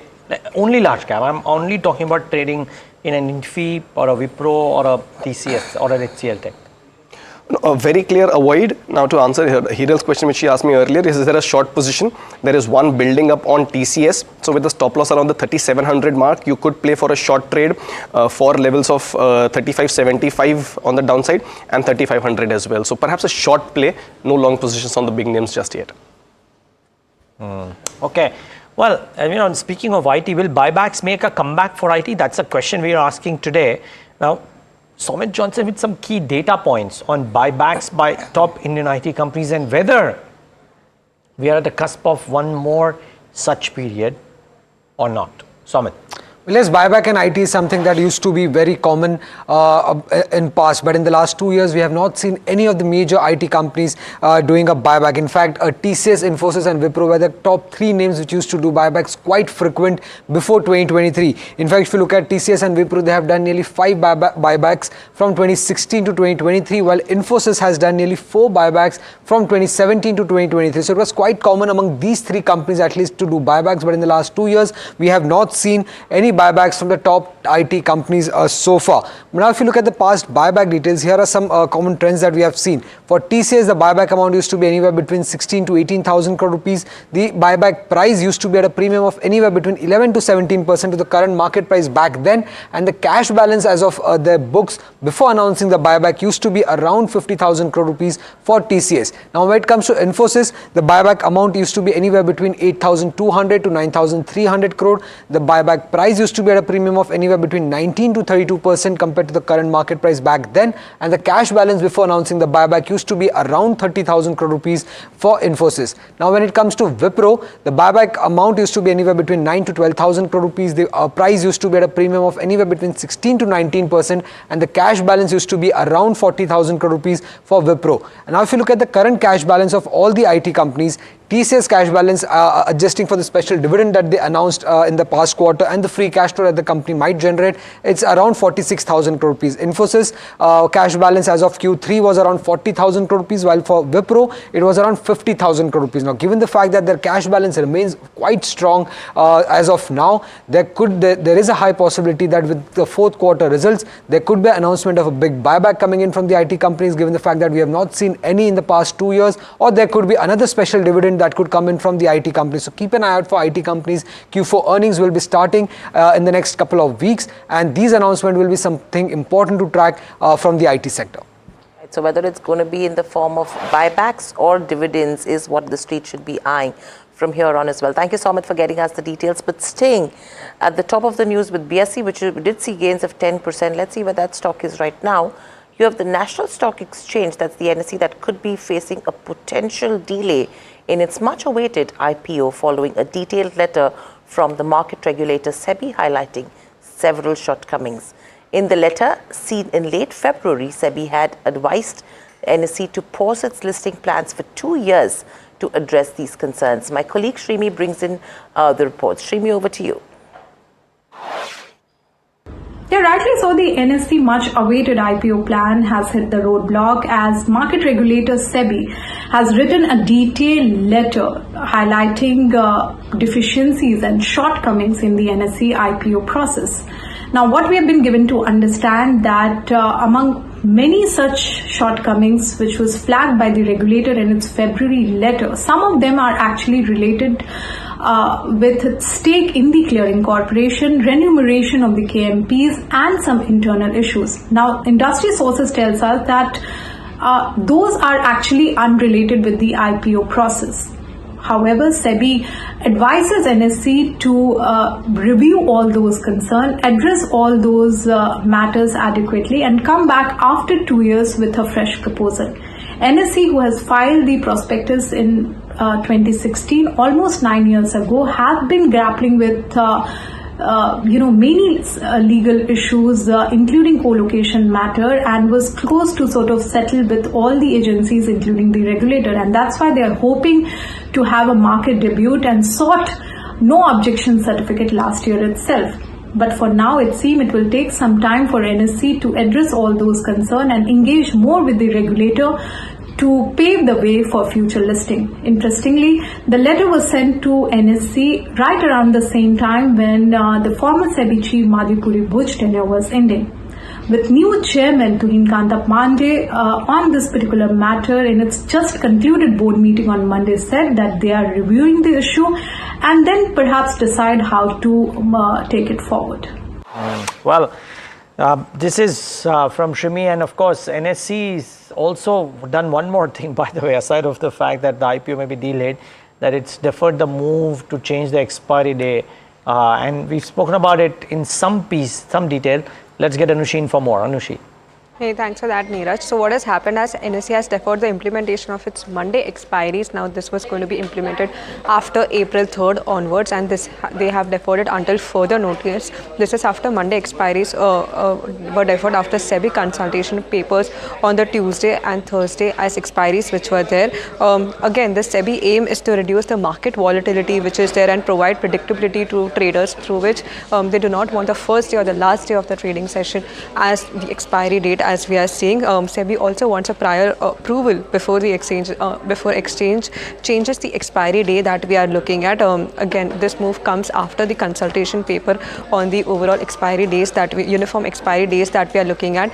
Along with this, we also have a note on BSE which might be in focus now. Jefferies on BSE had a note wherein they maintained a hold rating with a target price of 5,250. They say that SEBI's push to spread out FNO expiry days to abate concerns for BSE remain and should stay. SEBI has proposed that exchanges should stay with FNO expiry on Tuesday and Thursday. This may mean that NSE reverts to expiry on Thursday from Monday and BSE stays with the Tuesday expiry that we're looking at.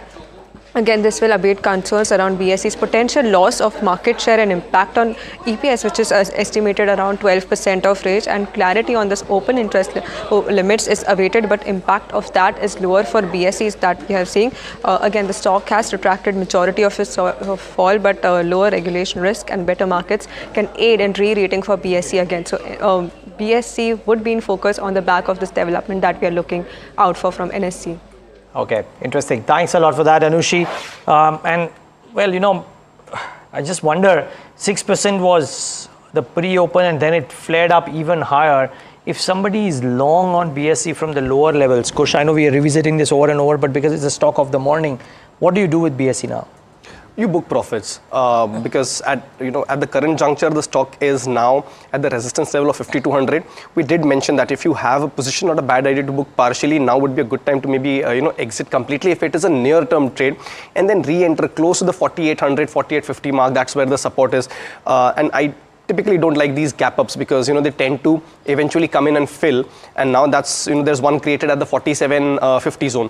So perhaps some cooling off, some profit booking from a near term perspective cannot be ruled out. So if you did buy it from from let's say a month or a quarter's perspective, I think you've made very handsome returns now. So not a bad idea to book profits and stay out. You could consider this on declines. If your view is anywhere from 9 months, 12 months or longer, then yes, by all means continue holding on. The stock could very well revisit the 6200 highs that it had made recently. Okay. The stock that's not doing well is M&M. What's the chart check there?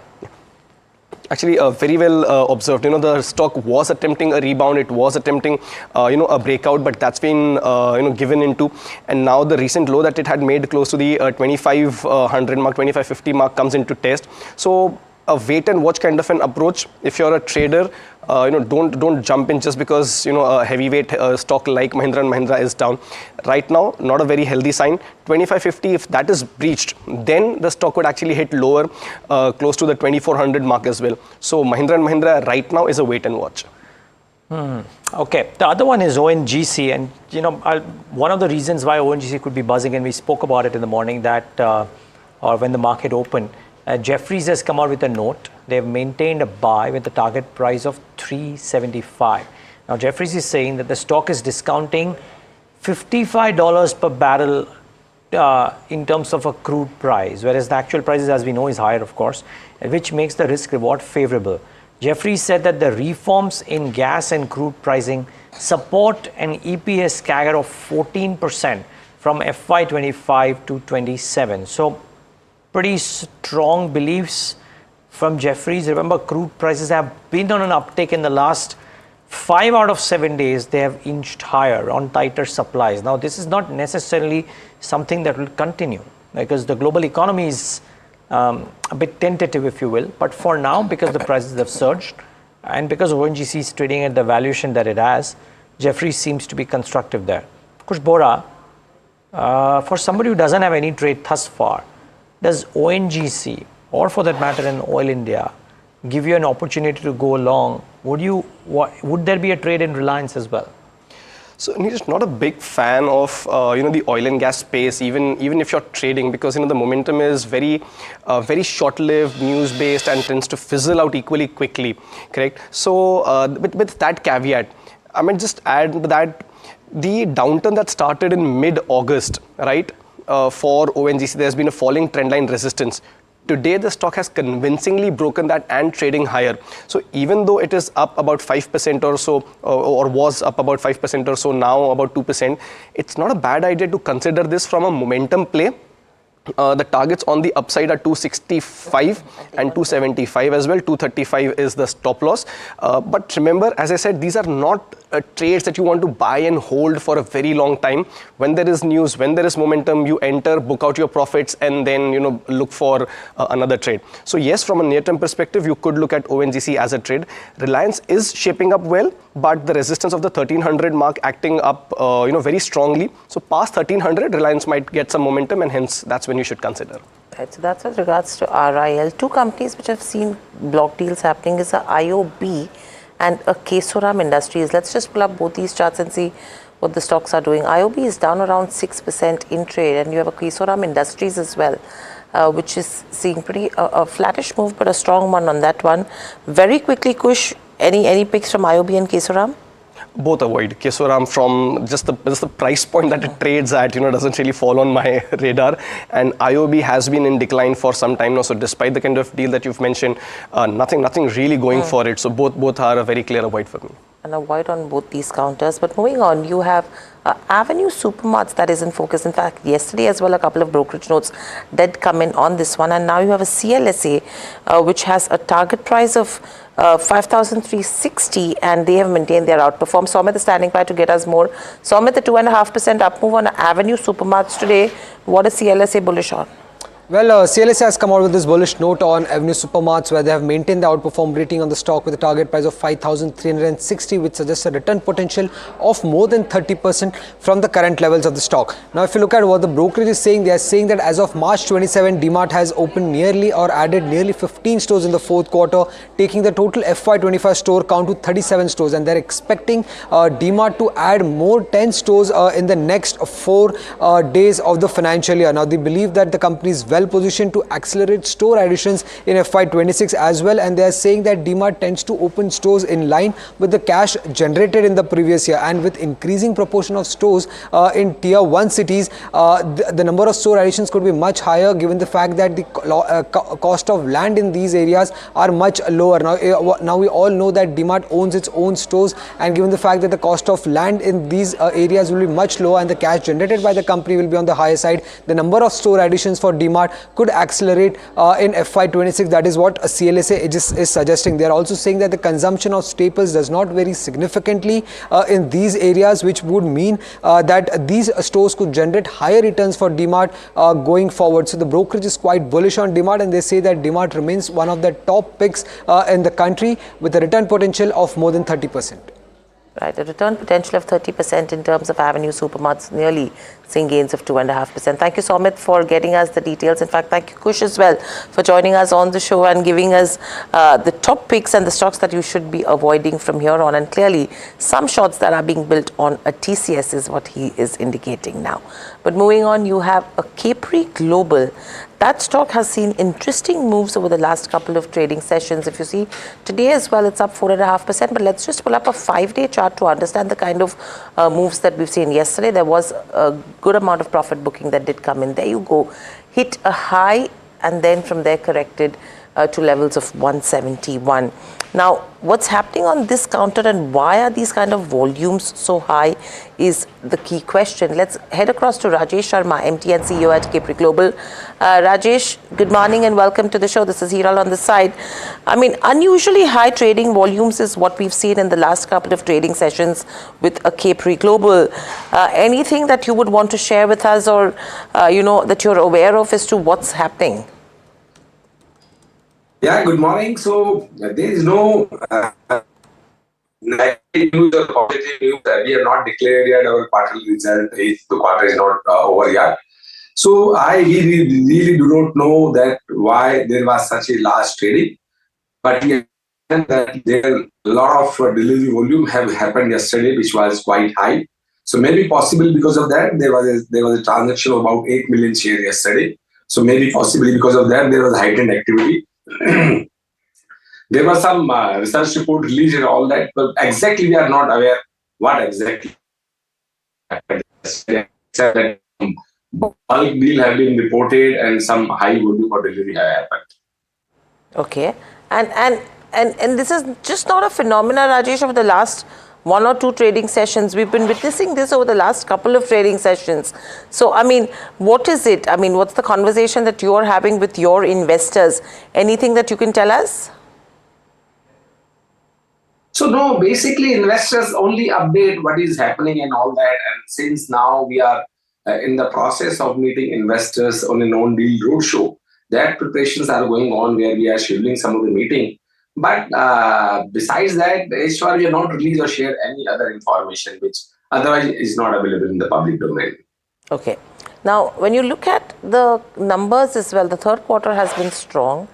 It did, probably go above what the street was estimating to some extent as well. And with regards to the guidance, where would you say that there could be an improvement from what you've already guided, or would you maintain your guidance currently? So whatever we guided, last year we guided about 27% growth, but this year we'll end it about in the range about 40% plus growth. But that we already keep saying is not that is something new. And if you look at the trend in the lending business, the second half is always better. So yes, of course, third quarter was good and fourth quarter will be even better.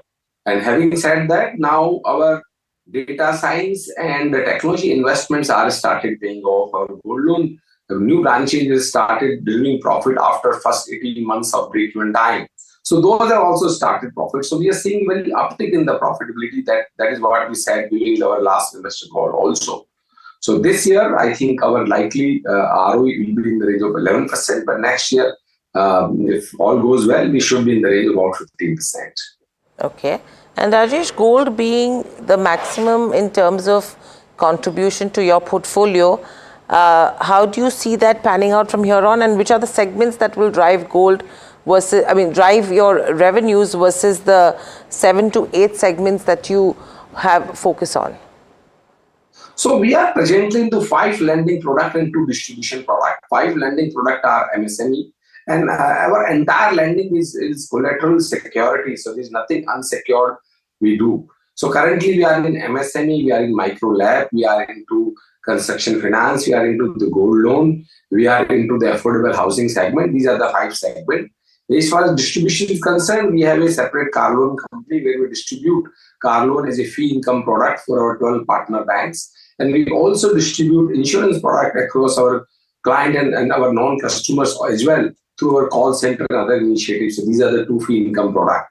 So I believe that combination of the current regime, where even in the secure lending space, we are getting this kind of a growth backed by our branch expansion. Currently, we are operating about 1,066 branches. In the coming year, we intend to add another 200 to 250 branches. So we are clearly on the growth path where we are lending to those segments where banks are not lending. And we see there is a huge gap exists in all these products.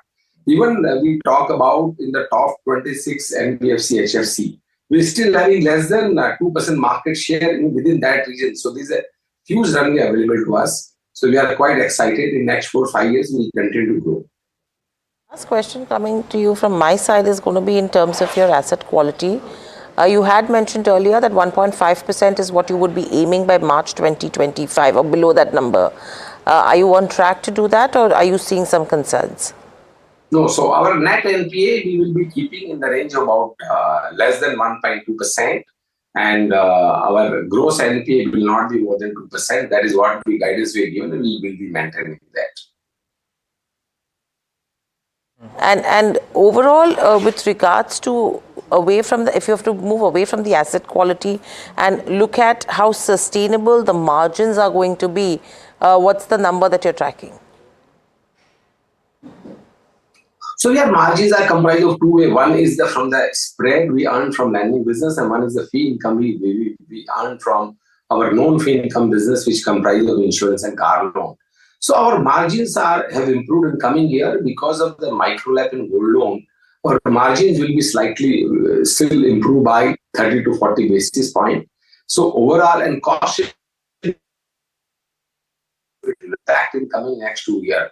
Our cost income ratio on the largest scale plus profitability coming from all the branches and technology started playing off now. I think our margins will improve, and that is the reason I said next year, while this year will be in the range of 11%, next year is likely to be in the range of 15%. Why? Sorry, Mr. Sharma. Hi, good morning, Neeraj. I'm just trying to understand. Maybe you dwelt upon it already, but just trying to understand why this, I wouldn't call it a quantum jump, but a big leap in ROEs in a spate of 12 months. So reason being that we have set up a tech center where about 125 plus engineers and 25 data scientists are working. So that cost is coming in the range of a total infra cost in IT cost is coming in the range of 100 crore rupees. And that cost, whatever the module, be it collection, be it our loan origin system, be it in the how do we do the sales mobility app. So entire those things are driving the efficiency. Plus now, since our entire underwriting is happening back by the data-driven guidance, our underwriting will becoming less expensive and the credit cost will come down. Plus our gold loan branches, which was initially having in the break-even phase where initially they were not making any money. Now after crossing this 5 crore volume AUM per branch, every branch has started delivering profit. So all combination of three, if you see the quarter on quarter, that second quarter to third quarter is the quantum jump, and third quarter again, fourth quarter, you will see significant jump in the profitability. And that trend, now the profitability gets stabilized. So next year, we intend to exit this quarter in the range of 150 crore rupees of PAT. So going by that, I think next year we can easily, if nothing goes abnormal, we should be in the range of 600 crore around profitability. And that is where the confidence is coming from. Okay, one last question, Mr. Sharma, because there is a large deal that has happened in the related space, if you will, in your bucket, in your sector, right? Do you reckon it opens up the appetite for more PE players to approach players like you as well? You had a very strong growth, I believe, in that segment in the quarters gone by as well. Are you being approached by large private equity players to try and make a transaction? So some of the players have discussed, but currently we are not looking a significant amount of equity raise, except that in CGCL we intend to raise capital sometime through QIP route. So that is under contemplation. And housing finance, of course, some point of time we will look for some private equity investment, but that is still 6 months to 9 months away. But yes, some of the players have shown the interest. Okay, but you saying you're not going to do a transaction anytime soon? In listed NBFC, we are not thinking that way, but housing finance, yes, we will open our door after. Could a transaction happen in the next 6 months, Mr. Sharma? That I cannot say, but we'll start engaging with the discussion when the first half is over. Okay, fair call. Well, wishing you all the best either ways, Mr. Sharma. Thank you so much for taking the time out and speaking to us. Right, that's the view from Capri Global. It's been fairly volatile, but no apparent reasons as per the management either. Volatile and today is up 7%, was down some 13-14% yesterday or day before as well. So it's been having choppy moves. Well, okay. The other one in focus is Man Industries. Now, what's the case for a chat for Man Industries and the reason why we are getting them?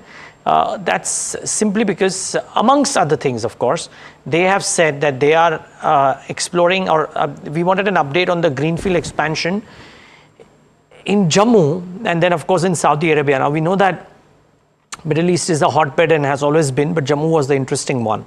And, of course, there's some capex, I believe, that is come on stream or will come on stream in FY26. So, lots to talk about with Nikhil Mansukhani, Managing Director at Man Industries, joins us right now on the show. Nikhil, good having you. Thanks for taking the time out. And so much to pack in this conversation, but good having you today. Actually, before we start on the business updates, Nikhil, were you looking to, or have you done any kind of private fundraise via preferential allotment in the last 1 month? No, not really. Not really. We had done it. The last preferential was done, I think, a year and a half ago. Oh, okay. And nothing on the annual, because there were some talks about you wanting to do something, etc. No immediate fundraise on the annual, or is there one?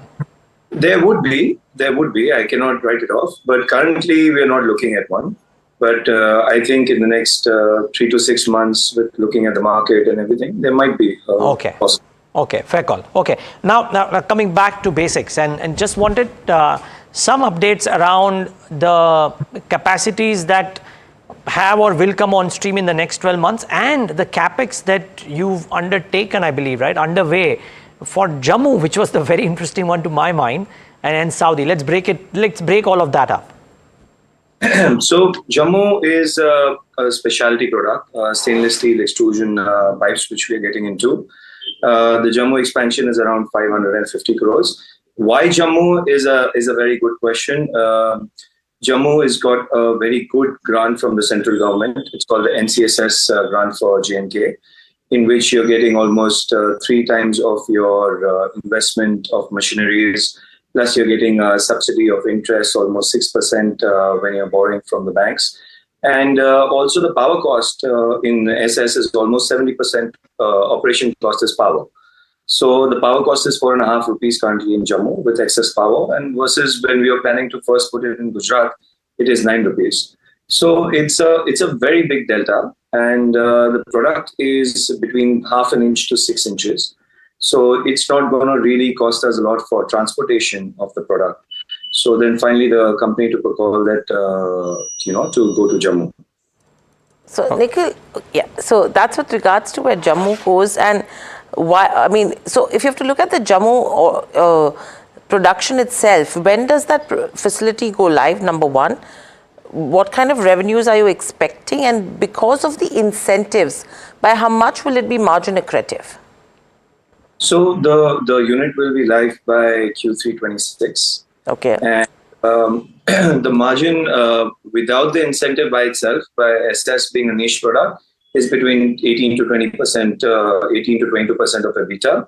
And when you add up the government grants and everything, basically the IRR would be a payback period of 3 years or so for the project. Okay. And if you have to talk about the Saudi plant as well, what's the rationale with regards to Saudi? And again, a similar thing with regards to Jammu, when do you expect to get it live? And overall, which year will it hit in terms of profitability?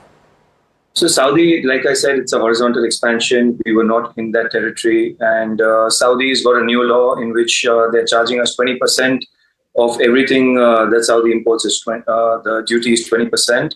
And then on top of it, when we ship from your large diameter pipes to Saudi, we incur a large amount of freight, almost $100 to $200. So we were basically out from the market. All the Saudi players, if you see, whether our competitors or the people locally there, are booked out for the next 2 to 3 years. We see there's a large demand in Saudi for the next at least 7 to 8 years. Aramco, water, all of that. So looking at that, we thought about the expansion in Saudi. And the Saudi operational, again, is Q3 FY26. So both the projects will be live by the end of this year. Okay, live by the end of 2025. December, yeah, 2025 would be operational with all the permissions and approvals, etc. So could FY27 be a step up year, Nikhil? Yeah, 27 is a step up year. We should be also stepping up this year as well. Okay. So FY25 was slightly flattish because the steel prices corrected almost 20-25%. FY26, we are looking at almost a 30-35% growth from the existing facility and the projects in hand. FY27 would definitely be a big step up between 30 to 40% of our top line growth with both the new facilities coming online. Okay, so effectively, sorry, did I get this straight? You're saying that while FY25 may have been a flat year, FY26 you expect maybe circa 30% growth or thereabouts? Yeah, 30-35%. 30-35% growth. And FY27 on top of that, you probably expect another 40% of growth. Correct. Okay, great. And what happens to facilities like this which come on stream? Do they ramp up the capacity utilization levels very, very quickly, or does it happen over a period of 6 to 12 months? So for Saudi, it's much quicker because it's our business. We've been doing it since so many years. We are in this business for more than 30 years. So Saudi, in fact, there are a lot of talks already going on, and we are talking about certain projects and everything. So Saudi would ramp up approximately, much faster, like 60-70% capacity utilization would happen in Saudi. Versus stainless steel, it's a new sector for us. So we have kept the capacity utilization to get there around 3 to 3.5 years. Okay. Nikhil, talking about yet again 25, 26 and 27, the fourth quarter you were aiming to do around 1,000 odd crores. So are you on track on that one? And if you have to look at 26 and 27, your guidance is 5,500 crores and 6,000 crores. So taking the projects into consideration, are you on track to meet these numbers? So Q4, we aren't able to do the 4-figure mark, the 1,000 crores, because certain permissions of our Far East projects came late by the government of Far East. So that's why a couple of shipments were delayed on that front. The FY26 numbers, 30-35% growth, these are basis the order book in hand already. And 27 is basically both the projects will go live. So we are very confident to do more than another 30-40% growth from there on. But this year, FY25, though the top line because of the steel prices were flattish, the bottom line we've done extremely well. It's a large jump from last year on the bottom line. Nikhil, just to get you, understand correctly, in the con call you had mentioned FY26 5,500 odd crores. 30 to 35% is what you're mentioning for FY26. Why that deviation?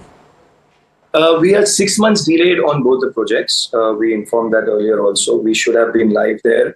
But Jammu, we found typical problems of the land acquisition. That's why the entire project got delayed by 6 months. And Saudi, we're just taking some buffer in hand. The reason is, API permissions normally take between 3 to 4 months. Once a unit is up and running, then they come for the trials and testing, and then they approve your facility. So that's why we are taking a quarter to 2 quarter in buffer just in case, because it's government authority. They have to come, the American petroleum people, they come, they audit the factory. So we don't want to, we want to make sure that whatever we are committing, is at par right now on the numbers. And coming back to Neeraj's first question with regards to fundraise, taking the capex that you're looking at for both these projects, almost 1,100 to 1,150 odd crores, would there be a requirement of a debt that you would have to take on your books? And if so, how much would you be taking in? So debt is already there. The bank funding, it's basically these projects are 70-30. 30% is put by Man Industries and 70% is through the bankers. So the peak load of debt is going to around 600 to 700 crores. And the remaining equity, which is being pumped in by Man Industries. Nikhil, I have one final question. Can't let any company go without asking them about April 2nd, right? And will tariffs impact their business? Your thoughts?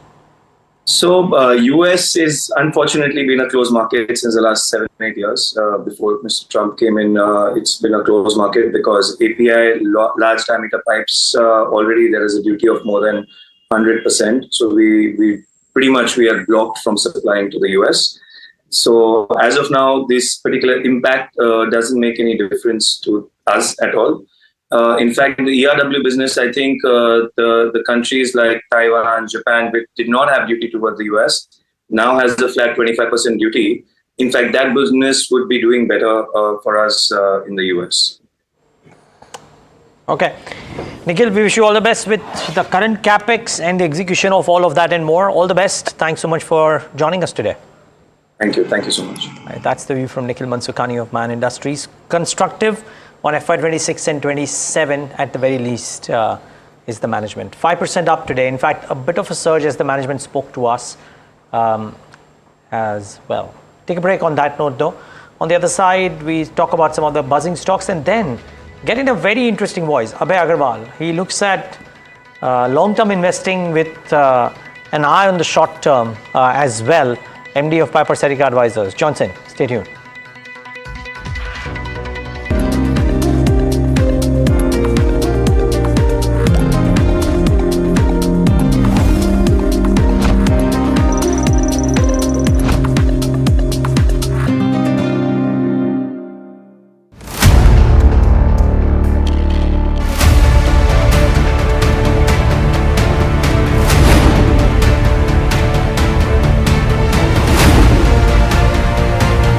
He sold most of his stock, 80%, as on that date. We have requested the management to come and speak to us. They asked us, what questions will you ask? We've sent it to them. They don't want to answer it, so then let's put it to our viewers as well.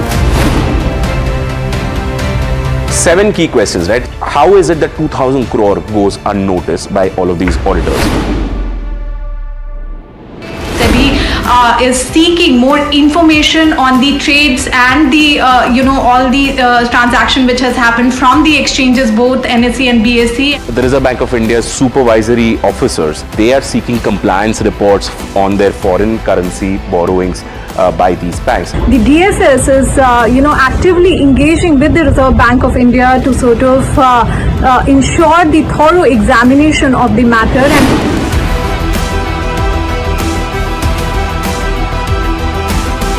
IndusInd Bank, as part of its internal review, had found that certain aspects of its derivatives portfolio was not meeting the standard that was set by the Reserve Bank of India.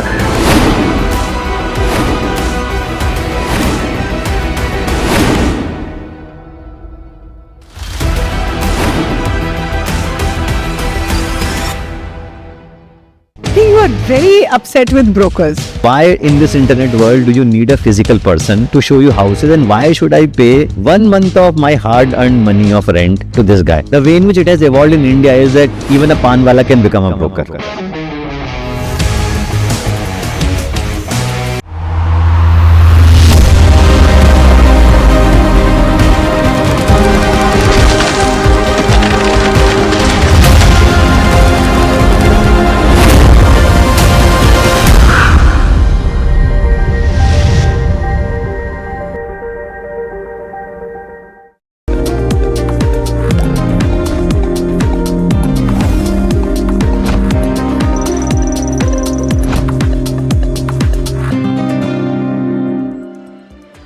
Welcome back to India Market Open. Let's quickly take a look what's happening with the markets. You're seeing some bit of pressure. Sensex is down.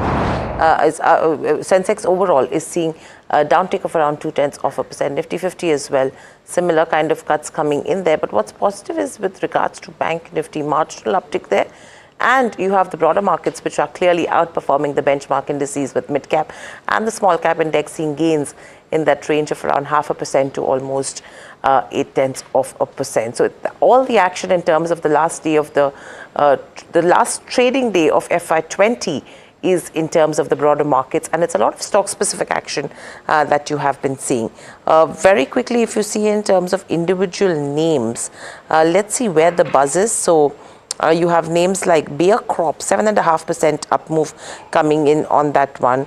Carborundum Universal is seeing some smart moves. Nava is up around 5 to 6%. In fact, Nava was on the buying list of Kush Bora a couple of days ago as well. So that's another stock that we have been watching out for. What's losing? You have Aegis Logistics, which is under pressure. IOB did see a block deal, and that counter continues to be under pressure. Aurionpro is down in trade. Kesoram Industries, after the block deal, is down around 4.5% as well. So these are a few of the names in terms of the broader markets that have been taking a beating.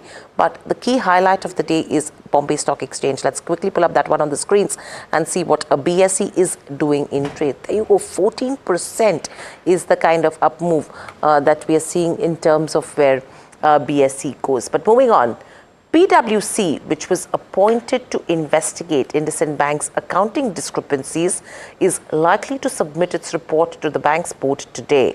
Now let's take a look at the timeline of events leading up to the current situation. The stock is seeing some bit of profit booking in today's session. Yesterday was up in trade and was out of F&O ban as well. Shabana joins us with more detail. Shabana, over to you.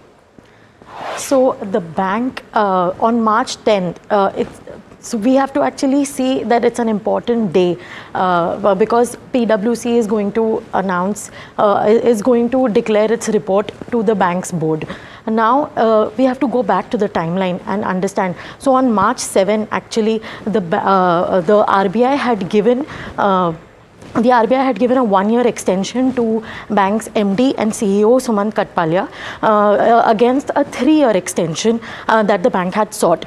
Now on March 10, which was 3 days after this news, IndusInd Bank had disclosed discrepancies in its account balances, which was had given a hit of 2.3% of its net worth. Now, as of December 31st, the impact, what the bank is saying, that it could be around 2,000 crores. Now, it's important to understand that IndusInd Bank is a large private sector bank and it runs, large treasury operations. Now, the cumulative notional value of derivative FX accounts and derivative accounts and, options adds up to 15 lakh crores as of December end. And the risk-weighted assets against this notional value is only up to 17,000 crores. Now, the size of the discrepancy that is found in the size of the trading book that the bank hold is not comparable. This is what the bank has said in the in its disclosure to the exchanges, and that is why it has taken the bank 5 to 7 years to announce to come up with this discovery. Now, after the gaps were announced, the bank had conducted an internal review and had appointed an external agency in October. Now, NDTV Profit had exclusively reported that the external agency appointed in the matter would be PwC. Shares of the bank had declined 23% the following day after the disclosures were announced, which was March 11th.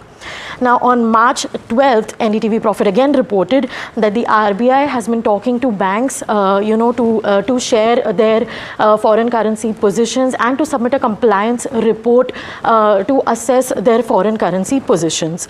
Now, following this, there was another revelation that last year banks MD and CEO and deputy CEO had sold a major chunk of their shares at peak. Now, on March 13, we can see that NDTV Profit again reported that SEBI is likely to launch a preliminary inquiry into IndusInd Bank. Now, this inquiry would actually talk about the overstated losses that the bank has shown and a potential of unfair trade practices. That because key managerial people had sold their shares and they were privy to price sensitive information. Now again, on March 15th, we have to see that RBI said IndusInd Bank is well capitalized because so much hue and cry was already happening in the market. The shares were falling. So the RBI, in order to calm depositors, they said that the bank's financial positions remain satisfactory, and also the fact that RBI is looking into the matter and the external agency report would come by the end of this quarter. Now, on March 17th, Moody's had placed the bank's borrowings, Moody's had placed the bank's foreign and currency deposits and the issuer's rating under review for downgrade. Now, after this, on March 17th, sources had told NDTV Profit that IndusInd Bank may have actually delayed in providing information to PwC that was appointed in October. It's also, and that is why it has taken so much time for the PwC report to come in. It was appointed in October and the report is coming in March, so this timeline adds up. Now, on March 20, the board had actually appointed another independent professional firm, which is reportedly said to have been Grant Thornton, to investigate accounting gaps and assign responsibility for the same. Now, we have to come back and see what NDTV Profit reported again. Now, the bank's board, is set to submit new CEO names by September and October for RBI's approval because RBI has shown in its messaging by giving a shorter tenure to the MD and CEO that they are unhappy with the bank's performance. Now, the RBI is actually said to have been waiting for the accountability exercise to get over before they take an action against the bank. Now, again, the question, why the PwC report is important?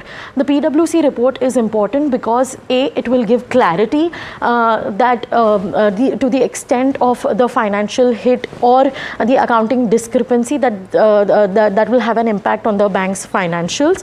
And also, it will clarify whether the bank understated previous trading losses, and also clarify timelines. When did the bank discover such gaps and why the delay in reporting? Now, what's next? The PwC will report will submit these reports to all stakeholders, including the board and the RBI, and the board will disclose necessary parts of the report to exchanges, and accordingly the RBI and SEBI will take action against the bank based on the report's findings. Oh, wow, that's comprehensive work, Subhana. Thank you so much for putting that up for us. Now, expect another comprehensive piece on copper prices from Puneet, because they've been buzzing on the recent past of account of various factors and the ramifications that these prices typically have for the cable and wire industries. Puneet, give us the details. Well, thanks for that. So definitely, copper prices back in focus, and that's one of the key raw materials for the cable and wire segment. And now, roughly, the raw material accounts for 62 to almost 85% of the total expense and the cost essentially for these particular companies. Now, we have seen that, for something like a polycab, the copper as a percentage of total raw materials is roughly around 62%, while for KEI Industries is currently around 54%, and that's as of the 2024 annual report of both these specific companies. So definitely it is a commodity that impacts gross as well as EBITDA margins going forward. The other aspect is the increase in prices that we've seen. Now LME copper prices are up 15% year to date, while the COMEX copper prices are up almost 30% on a year to date basis. They're almost hovering around $526 per pound, and that's been hampering the availability of such in the global market, as well as increasing the cost for these companies. When you look at why have these copper prices increased, and there are four key factors. One is of course the Trump factor, because the import tariff has been and the concerns around that has been impacting the global market for copper. The other aspect is the current supply crunch, China stimulus, as well as a weaker dollar, and these are some of the key factors that have been impacting the copper prices globally. When you look at the impact of this specifically, we do see that they negatively impact, of course, the cost as well as the profitability, but it also shows that the industry margins generally improve when the copper prices drop. So once that reversal happens, we could expect something in the second half of FY26 going forward. Now the key aspect is how do these companies mitigate the cost? Of course, there's a hedging strategy for all companies, certain companies like RR Cable have a differentiated hedging strategy compared to the likes of Polycab as well as KEA Industries. They're also seeking alternate other key raw materials to watch out for, and while the increasing product prices are passed on to the consumers, there's generally a 1 to 2 quarter lag. Finally, we have mentioned that aluminium can replace copper in certain areas, and that's what the companies have been looking for. But that's not a comprehensive solution, because there are only specific functions where that can happen, and passing on to the consumer, of course, is subject to market conditions with a delay. So overall, some commentary going into this particular quarter of Q4 will be something to watch out for all cables and wire companies, especially with the onset of Ultratech as well as the Adani Group entering the space. It's something to watch out for going forward as well. Okay, well, we'll watch out for all of this and more. Puneet, thanks for that, and talk about all of this and more with Abhay Agarwal, Managing Director of Piper Serica Advisors, who joins us on the first day of the new series and the last day of the current financial year to talk about, well, either the year gone by, the series coming up ahead, or more. Abhay, great having you as always. Thanks for taking the time out. But and it's an absolute delight to be talking to you today, Abhay. No, thank you, Neeraj. With that introduction, I suddenly feel more pressure, Looks like major milestone days, so I hope I meet your expectations. No, major milestone day coming up, but Donald Trump decided that, hey, he doesn't want April 2nd to be the newsmaker necessarily, because auto tariffs can happen before that also. Yeah. But however, having said that, Abhay, considering that April 2nd nomenclature-wise seems to be this really big day, right? The question is that, do you reckon that participants like yourself or otherwise would probably be watching to see the ramifications of what happens and digesting it before taking large positions, or are now markets preempting it? Because it does seem partly that the behavior of the Indian markets more and more is getting kind of disjointed from the tariff announcements. I think, Neeraj, when the knee-jerk reaction to the tariff announcement got over, I think what has happened now is that investors and analysts are looking for what are the specific concerns for Indian companies and which are the sectors that may get impacted.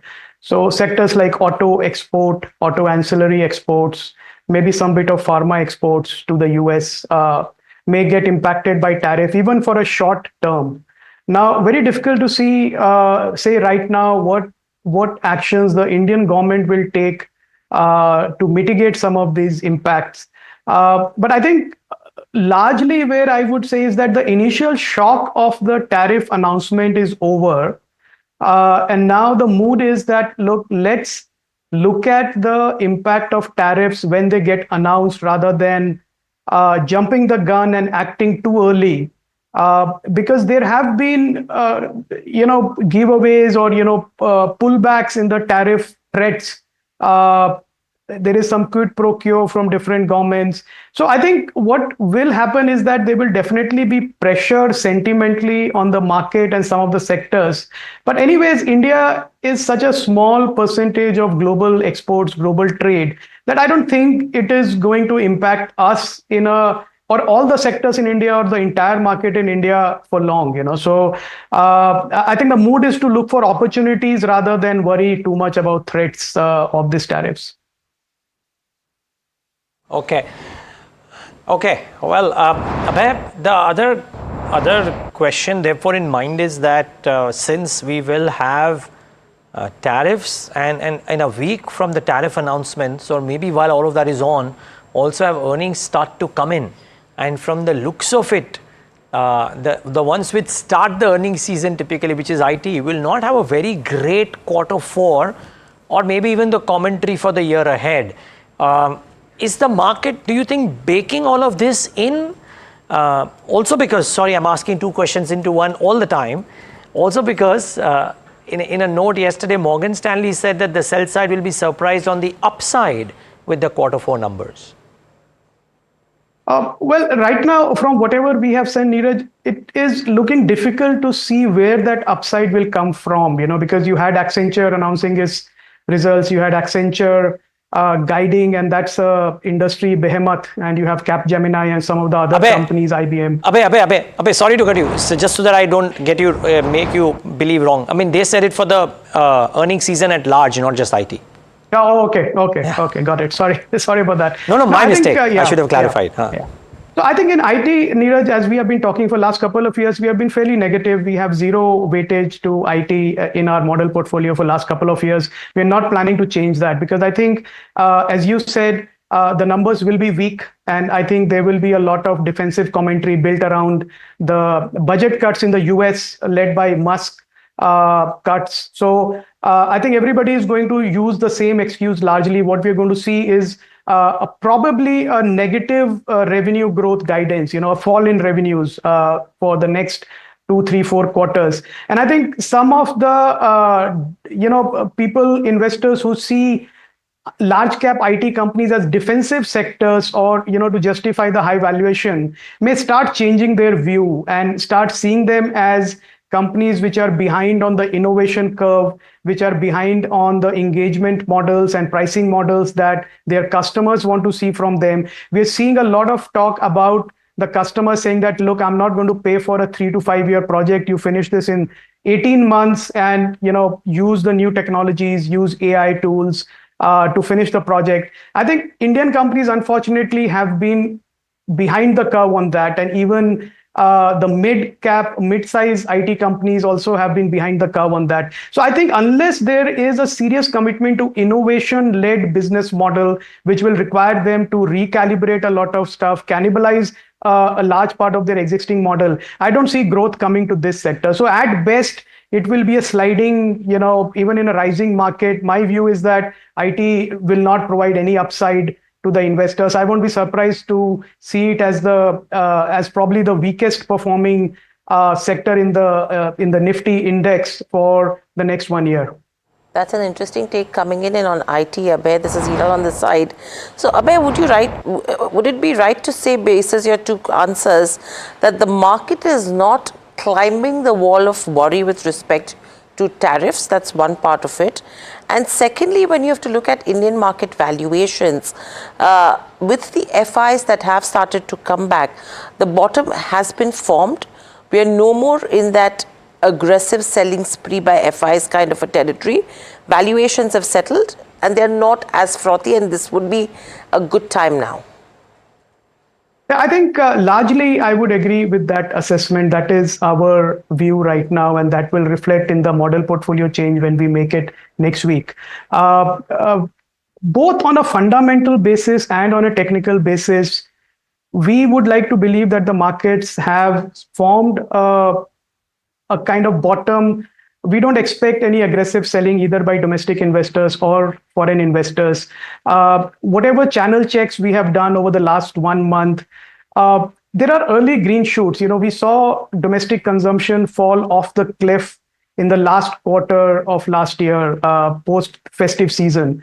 And even with discounting, channel inventories across the board were very high.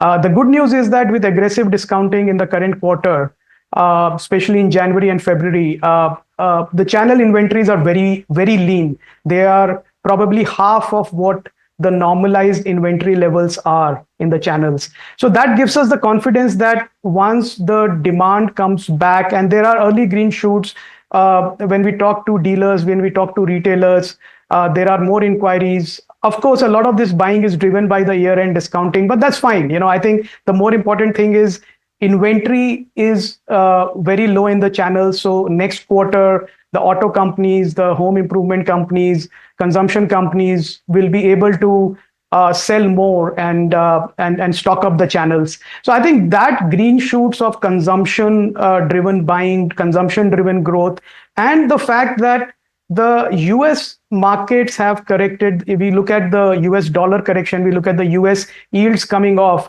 is making it less attractive for foreign investors to stay in the US. So some of that flow has already started coming back. So I think when you marry these two fundamental and technical reasons, we would like to believe that the markets have formed a strong bottom and will head up from here. Abhay, you mentioned about making your tweaks to your model portfolio next week, but just ahead of that, let's get the retail investors to benefit out of it in advance. What would your bets be? So one sector, Hiral, we had been very underweight on for last 1 year, especially, and beyond that also. We had no banks and NBFCs in our portfolio. And the reason was that we saw a situation of overlending, which would impact the quality of loan book. And I think it largely has played out like that. But now we are seeing tremendous value. And again, this is a bit of a Braveheart call. This may be a contra call. We're seeing value emerge in the smaller banks. Large banks are fine. I mean, investors will always make money. But to justify our active investing, we are seeing value emerge in the larger mid-sized banks. So if you break up the private banks in India, there are large banks, mid-sized banks, and small banks. So in the small and mid-sized bank, we're seeing some value emerge, and that is why we are looking to add. We have already added one bank to the portfolio this quarter, and in the next quarter, next rebalance, we are going to add 3 more.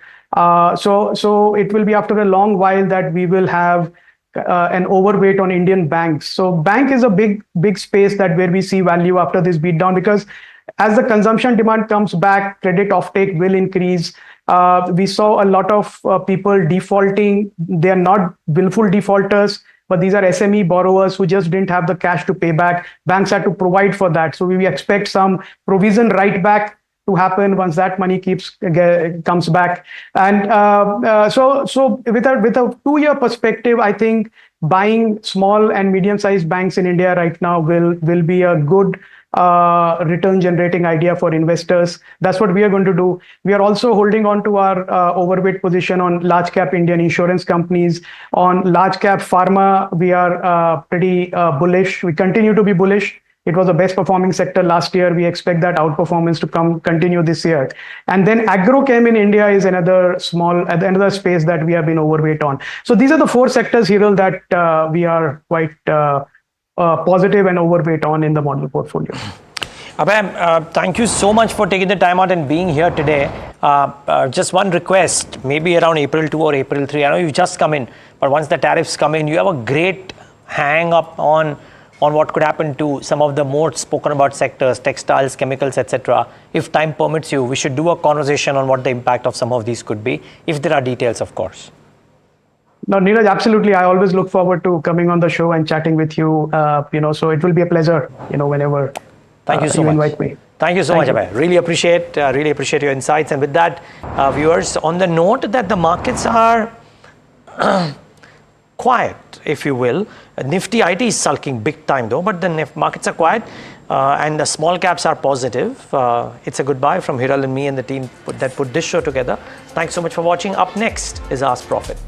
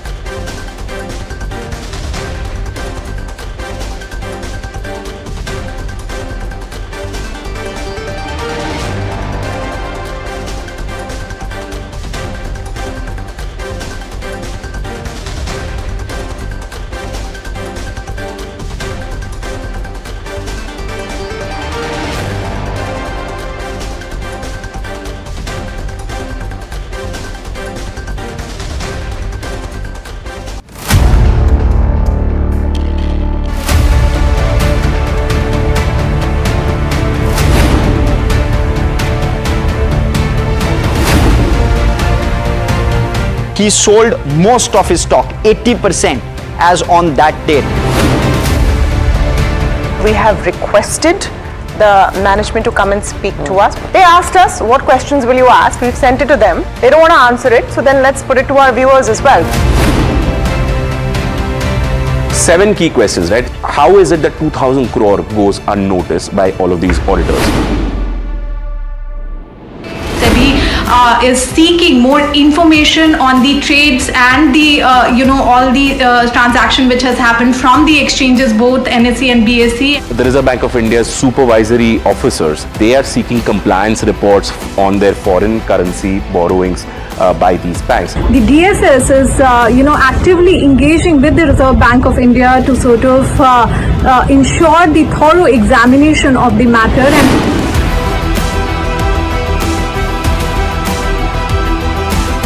And IndusInd Bank, as part of its internal review, had found that certain aspects of its derivatives portfolio was not meeting the standard that was set by the Reserve Bank of India.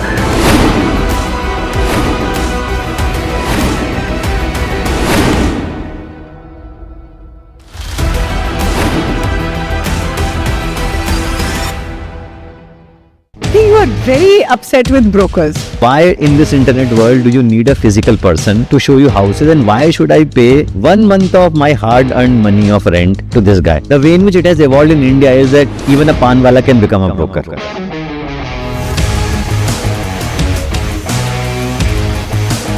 So you were bored of the steady paycheck at the end of the month. So I think it was a sort of midlife crisis as to where am I going. One day we saw that some 50-60 people are standing outside the building, but they were actually brokers who wanted to break the office. Buy or rent? Rent, if you are not looking for emotional well-being. Would you suggest that everyone who wants to leave their 9-to-5 job should do it? I think huge amount of drive you should have. Just because you had a fight with your boss doesn't mean that you leave your job.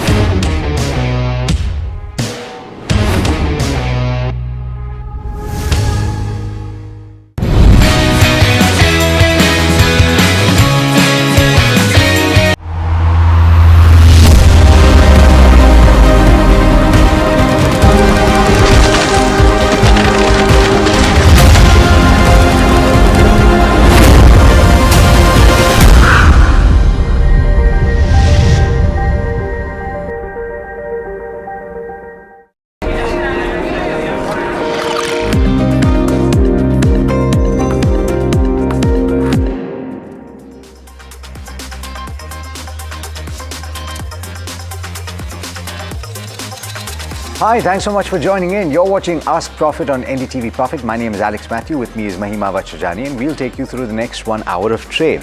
And it's been a little bit of a soft start to trade today. It's the first 1.5 hours indicating that. And let's take a look at where the benchmark Nifty 50 is. It's been in a very tight range, but we're off the low point of the day and we're pretty much treading water at this point. About 23,580, very close to the 23,600 mark, which a few chartists are pointing to as an important level to close above.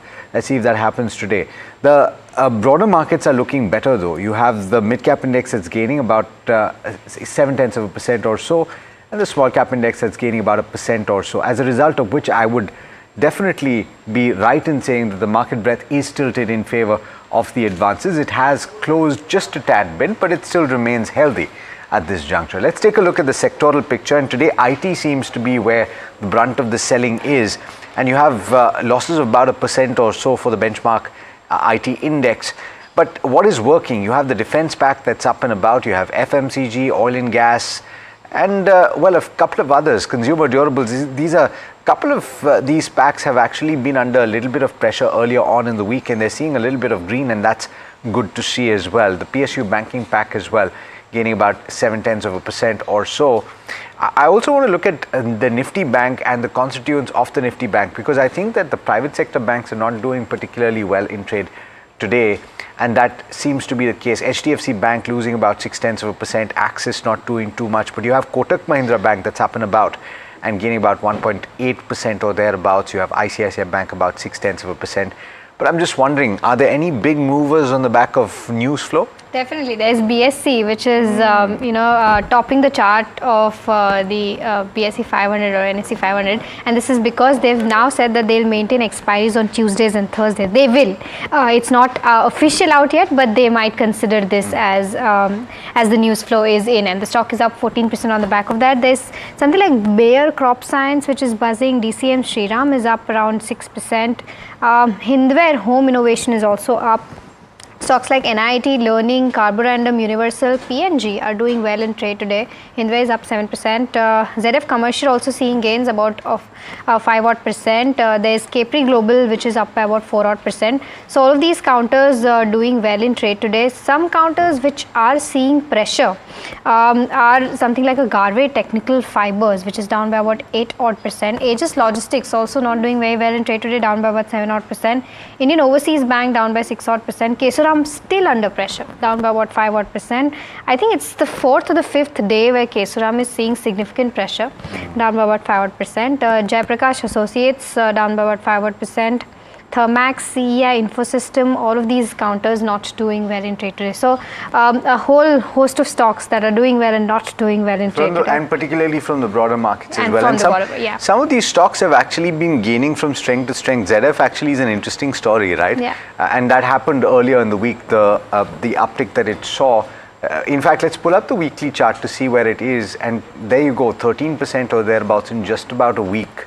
Of course, the update was with regard to use of certain technology in vehicles, and I'm sure that you caught that earlier in the week. But let me get our experts in today. We've got Sameer Dalal of Natvarlal & Sons Stockbrokers, and we've got Jatin Gedia, who's a technical research analyst at Mirai Asset, Sher Khan. Gentlemen, thanks so much as always for taking the time, and happy Friday to you. Let me start with the first question, and this is to do with KPIT. And we've got Dilip from Kolkata, who's bought at levels of 1,462, and he's incurring a loss at this juncture, not a very large one, but he's wondering what to do. Should he add more at the current juncture or should he hold? Jatin, I'll come to you on the charts. See, in the case of KPIT or the IT stocks, we believe that the trend is still negative. So I believe that in this recent up move that we have seen, IT stocks have performed the least, and I believe that KPIT is also, underperforming. I believe that there is still more downside, and hence I would refrain from, suggesting him to average at current price. So if he still holds on, then 1220 is the stop loss level. Just in case these things go a little on the downside, then 1220 is the level below which he should exit his trade. As of now, averaging is not suggested. Okay, and did you give a target for this, Jatin? Yeah, so on the upside, I think 1420, 1440 is the level around which we have the 40-week average resistance. So if the prices move towards these levels, then he should consider exiting his trade. So that's the view with respect to KPIT Tech, where technicals are concerned, of course. The next counter that we're talking about is Trident shares. Teja from Nellore, Andhra Pradesh is holding around 6,000 odd shares at 53 a piece, and he wants to know whether he should sell or hold at the current price level. Sameer, any view on Trident? Yeah, so we do have a view on Trident, and unfortunately, your caller has bought it at an extremely high level. This was a few years ago when the stock was on a tear and ran up all the way to 70. Look, at the end of the day, they are a towel and bedsheet manufacturer, which is the largest part of their sales. They do have some amount of chemicals and some amount of other things, but that is a very small percentage. And if the US is serious on reciprocal taxes and they put on some sort of import duty on these towels and bedsheets and things like that, I think Trident could go through a bit more of pain.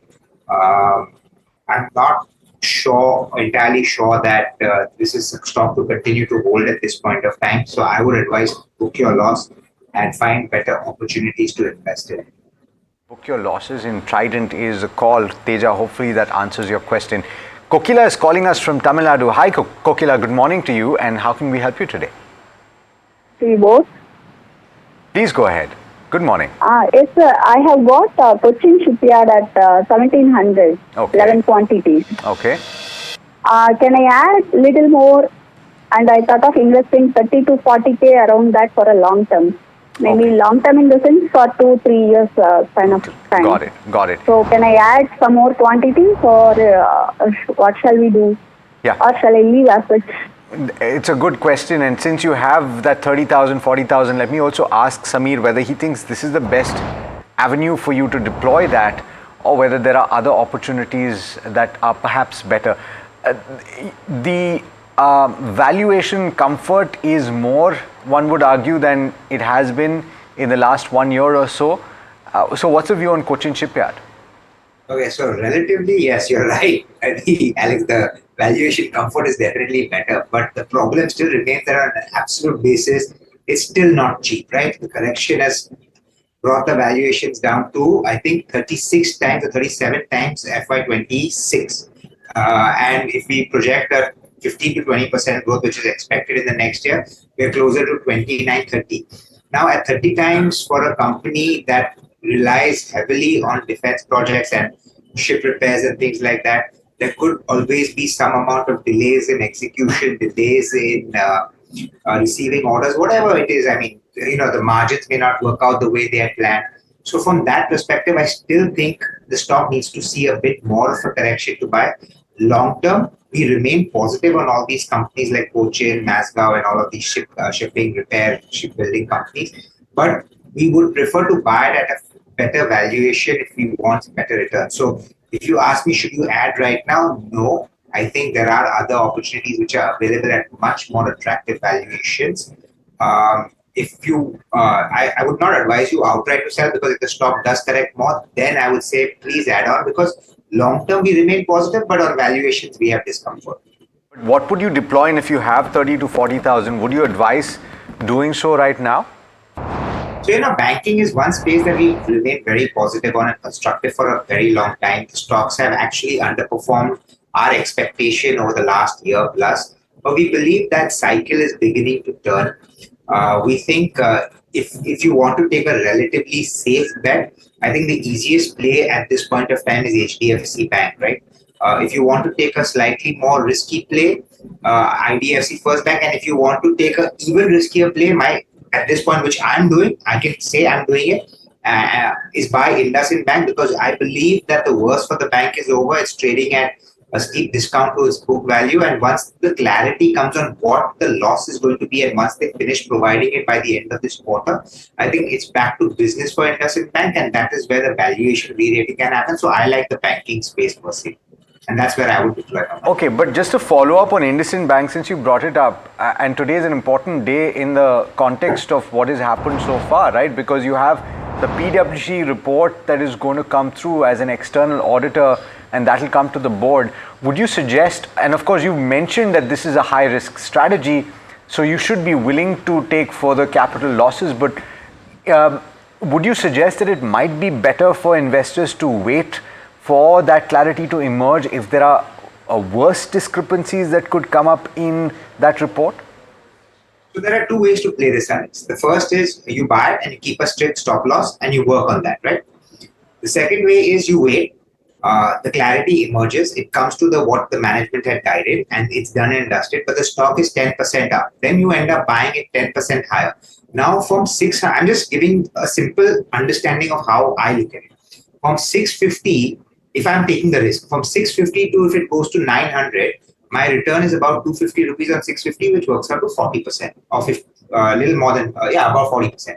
But if I buy it at 750, it goes up 150 bucks on 750, my return gets capped close to 20%. So the differential in that 10% higher could be the 20% return that you could lose out on. So the way I like to look at it is, if you want to buy, the way to buy it is buy it with a strict stop loss. You can buy puts in place of that. So if the stock goes below a particular level, that's your insurance, and then you are okay. You're okay to hold on to the stock for a longer period of time. So, and that's a very valid strategy. I do want to point out that there are people on the other side as well. For example, one brokerage that comes to mind, MK, for example, has removed IndusInd Bank from its model portfolio. And what they have said in their note is that while there is attractive valuation at this juncture, and they expect that business will eventually emerge and go back to normal, they think that they're better off waiting for discrepancies to be solved before they take a call once again, and they're okay with losing out a little bit of the upside. So understand what your risk profile is and decide what you want to do based on that, is the limited point that we're making. Right. So that's the holistic view of IndusInd Bank. And it was, like Alex, you mentioned earlier also, it was important to discuss this counter because it's been under pressure since past 3 weeks now. Moving on to our next counter, IRFC is the next counter. Manu from Bengaluru is holding 1,000 shares bought at 25 a piece. He's sitting on a profit of 1 lakh rupees right now. Jatin, what are the charts indicating for IRFC? Should he book some profits now or should he keep holding? No, I suggest definitely some profit booking is definitely advised. And on the weekly charts, there is a trend reversal. So there can be a further upside towards 140, 142 odd levels. But I think considering that he is sitting on a decent amount of profit, some amount of profit booking is definitely advised. He should keep a trailing stop loss of 122, that is the 20-week or 20-day moving average. So below that, he can further, reduce his position. But as of now, he should do some amount of profit booking and some he should keep for targets of around 142 on the upside. I'm sorry, did you give the stop loss for this counter? 122, that is the 20-day average. Okay, perfect. All right, thank you, Jatin, for that. Moving on to our next caller, Keshav Rao is calling in from Visakhapatnam. A very good morning to you, Keshav. How can we help you? Good morning, madam. I purchased about 45 shares of Dixon Technology at the rate of 17.5, 17,500. Yeah. Now, since then the share is coming down, and should I add more or should I exit with a stop loss at a particular rate? Got it. And Keshav, you saw the charts before buying the counter, or was it the fundamentals that you saw? No, I purchased it in the secondary market, madam. Very recently, about 2 months back. Okay, all right. And you want to hold it from a longer term perspective? Yeah, madam. About 1 year, 1.5 years, no issue. All right, okay. Samir, I'll take this up with you. Dixon Tech, what's the view like? So unfortunately, again, your caller has bought it at the peak almost. And look, the opportunity for EMS companies and Dixon in particular, given the kind of product of, not the product, but the kind of customers that they have, they're probably going to be able to grow their top line by a 50% CAGR at least for the next couple of years. Because the opportunity is quite large, the margins are decent, and the operating leverage to some extent will start playing through. So the profit margin also should move up marginally, which will allow the profits to grow. So we are talking of profits growing at maybe 65-70% CAGR over the next couple of years, which is excellent. The simple problem is you're buying it at extremely high valuations. It's trading in 3 digits. Now, even if we assume a 60% growth in profitability for next year, the stock will still be trading at close to about 62p 1 year forward. And when you're buying something 1 year forward where there's so much uncertainty, so many global issues going on with trade wars and things like that, how things could negatively affect it could matter. So one quarter miss in earnings or 2 quarters miss in earnings, and the stock could see a massive nosedive. So as much as I think it's a great company doing extremely well on fundamentals, valuation discomfort forces me to say I wouldn't buy at this point either. I would like the stock closer to, if you ask me a fairer price for me to buy, would be closer to 8,000-9,000 rupees. It's still a long way away. It may happen, it may not happen at all.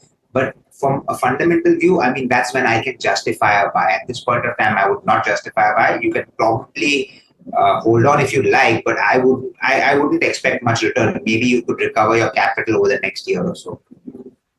All right. I'm coming back to you on this next one because I haven't seen Ashok Leyland today, actually. Let's pull that chart up and see what it's doing in trade today. Yesterday, it was under quite a bit of pressure because the development that came through and what the street focused on was the increase in the pledge by the promoter, and that has gone up quite considerably.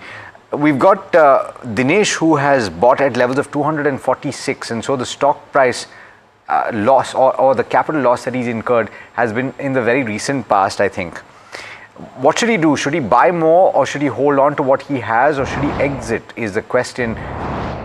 Samir, I guess to a certain extent this was it was coming. If you understand what's happening with IndusInd, and of course the promoters are essentially the same, and so you can tie all of that together. But Ashok Leyland, as a fundamental or as a business and the fundamental call, what would you do? You very rightfully said, Alex. This was probably on the cards given the fact that the stock had corrected, and of course the promoter entity has borrowings abroad for which they have to put some amount of collateral. So they've given Ashok Leyland as collateral. So we should have seen that coming. Now coming to the business, which is the more important factor to focus on in this individual company. The fundamentals of the company are quite strong. What they've announced recently is that one of the loss-making units in UK is they're going to try to see how they can wind that down and shut it off. Now, this is a loss-making entity. So when you shut down a loss-making entity, obviously in the initial days, you will have an extra additional cost upfront because you'll have to give certain amount of salary, not incentives, but like some sort of layoff kind of way or wages or something to the employees at that plant. So that will jack up costs in the near term. But over a long-term period, that's actually quite positive because once you're done with the pain, then that recurring pain, which they've actually been bearing for the last many years, which the management said will come to an end. So the overall profitability of the company will improve. They will redeploy those assets that are there at that factory and other units of theirs, which will allow them to ensure that the capital is used and utilized better. So their ROEs and ROCs should move up. So this is a long drawn process. It will take time. For me, if you're asking for fundamentals, the valuations are good. Yes, right now the market is very focused on the Hinduja group because of the negative news flow, and the pledge is something that's playing on people's mind. But once the dust settles on everything, maybe it could be the end of today or maybe in the next 10 days. I think you'll see the group stocks probably rebound if the report that comes today is not as negative as everyone is expecting it to be. If it ends at the management gave at 2.5% of the book is the problem and that ends up at that and they write it off, I think you'll see a lot of the problems over because the market is forward looking and they'll be focusing on what is going to be the earnings for the company going forward. And for that purpose, Ashok Leyland's earnings are expected to do well. Their bus business, their trucks business in India is going to see traction. So I think this is a decent time to start accumulating or adding some more stock. So, and thanks so much for that comprehensive answer. I think anybody who is contemplating or is currently owning Ashok Leyland or indeed any of the companies that are owned by Hinduja, and here I mean effectively we're talking about IndusInd and Ashok Leyland, please bear in mind, if you missed some of what Samir said, scroll back and listen again. But let's talk about the next one, and we've got Subhash's question. Subhash is calling us from Nellore. Hi Subhash, good morning. How can we help you? Good morning. So my query is regarding Mamata Machinery. Okay. So I already hold 16 shares of currently. So I'm looking for a short-term investment for 6 more. Okay, so increase the shares or? You got this. When did you buy this? Yeah, I think during IPO. During the IPO. Okay, so unfortunately, it's going to be difficult for us to give you a short-term view unless Samir can give us something, because this is effectively a very small company. Samir, did you look at the DRSP? Did you look at this company? I'm not sure. 900 crore. There are so many IPOs, Alex. It's difficult to go through all of them when you already have so many in the listed space you're constantly working on. I don't blame you, but if you're talking about a business that is in the machinery space, it's in bag packing, packaging, plastic extrusion parts.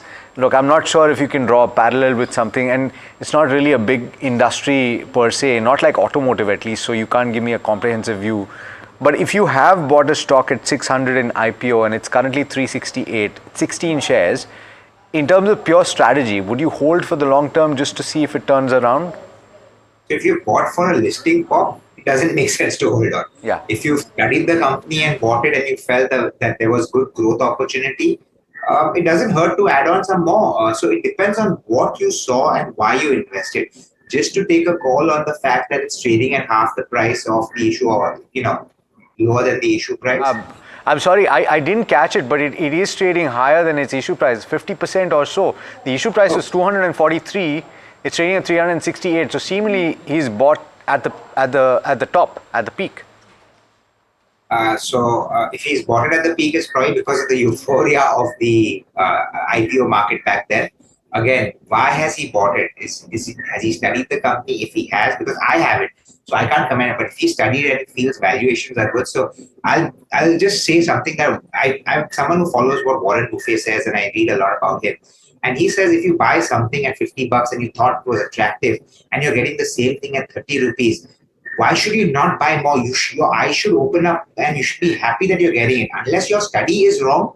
But if your study is correct and you're getting it so much cheaper, it's a discount you're getting, which is a great thing. So, I mean, to your caller, if you know the company's fundamentals and you think it's good, please go and add on. If you've just bought it on some speculative thought or somebody telling you this will go up, then probably study the company, and if you don't think there's anything in it, sell it off. Valuable insights coming in from 100%. Samir once again. Thank you so much for that, Samir. All right, the next query is on Premier Explosives. Pawan from Bengaluru is holding at the price of 755, and he's bought 225 odd shares and sitting on a loss of 91,000 odd rupees right now. He wants to know whether he should hold it or sell it. Jatin, what's the view like on the charts?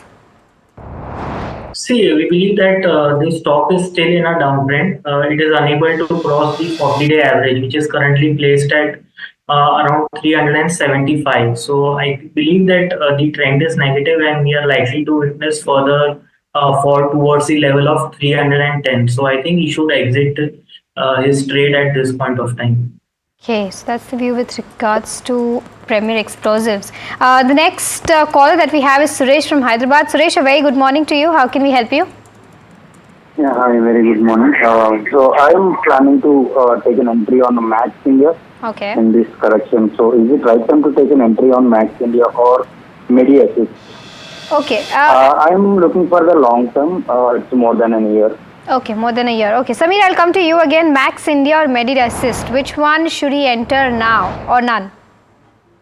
So unfortunately, no coverage on Max India. Okay. MediAssist is something that is in the medical space, which we studied. Again, we don't have active coverage, but we studied the company, and I can tell you a bit about it. At the end of the day, this is a company that is going to see some decent amount of growth given the kind of expansions that they have lined up. Valuations are a little expensive, which is why we didn't cover it. But then, in this space, valuations have remained expensive for some time. If MediAssist corrects closer to, say, 380 levels, we would think it looks attractive from a longer term perspective. So that would be the one I would like to say, because I don't cover the other one. All right. So we have to take a quick break. Jatin, I understand if you leave us. Thanks so much for joining us today. Happy Friday to you. Thanks so much once again. We have to take a quick break, as I mentioned. We'll be back on the other side to take more of your questions, so do stay tuned.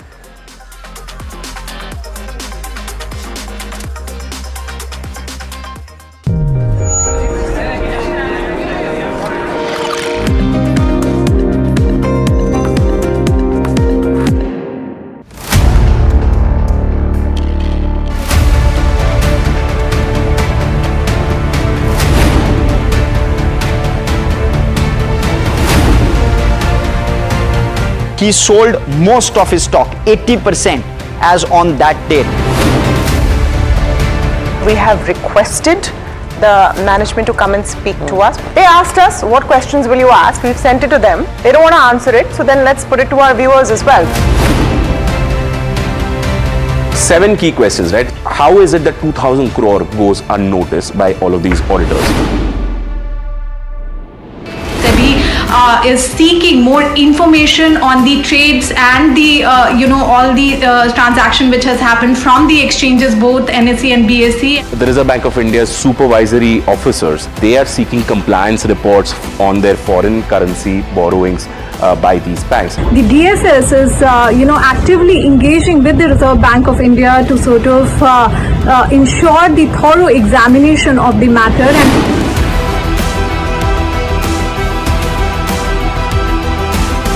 IndusInd Bank, as part of its internal review, had found that certain aspects of its derivatives portfolio was not meeting the standard that was set by the Reserve Bank of India.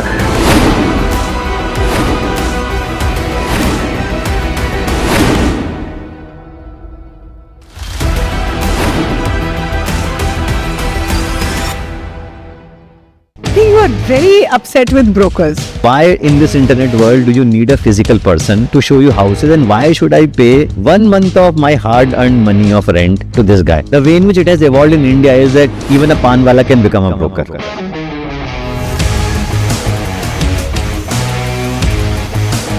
So you were bored of the steady paycheck at the end of the month. So I think it was a sort of midlife crisis as to where am I going.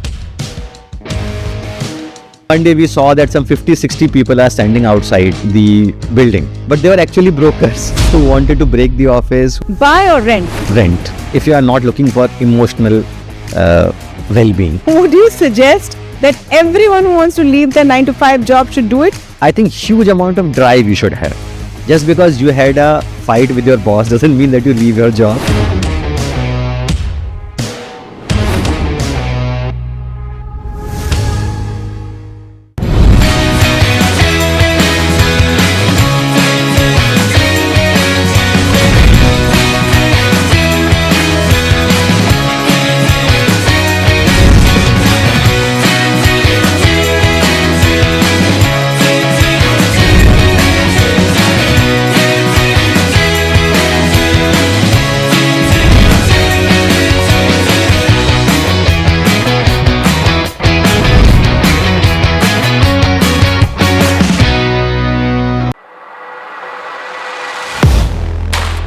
Do you really know the company you invest in? What is the real picture behind presentations and claims? Is the outlook as rosy as the company claims?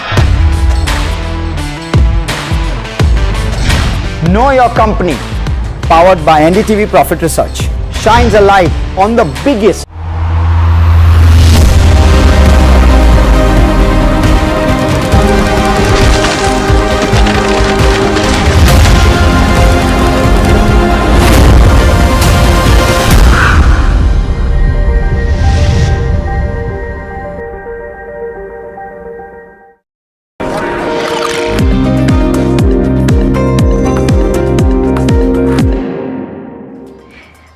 You're watching Ask Profit. A quick check on the markets. The benchmarks have turned green. Let's pull up the Nifty 50 and let's also see the broader markets then. The Nifty 50 is up by 0.15 odd percent. The broader markets in mid-cap 150 is holding the strength up by about 0.9 odd percent and probably at its days high, almost at its days high. And the small cap 250 is up by about 1 odd percent. Let's also pull up the Nifty IT. It's off its day's lows. Let's pull up that chart and see where it's trading at right now. There you go. The Nifty IT is down by about 0.7%, but off its day's low, definitely. So that's with respect to the markets. But viewers who are just tuning in, you can either call us or WhatsApp us on the numbers that are flashing on your screens right now. We have our next caller, and of course, we're also joined by Sneha Seth, who's senior analyst at Angel One, who's joining us now. Sneha, welcome to NDTV Profit. All right, we'll move on to the next caller. There you go. Ajay from Ghaziabad is calling in. Ajay, very good morning to you. How can we help you? Very good morning, ma'am. I'm holding Indigo Paints shares at 1392. Okay. It was bought 1.5 years ago, but not moving up. Right. Rather, it is going down.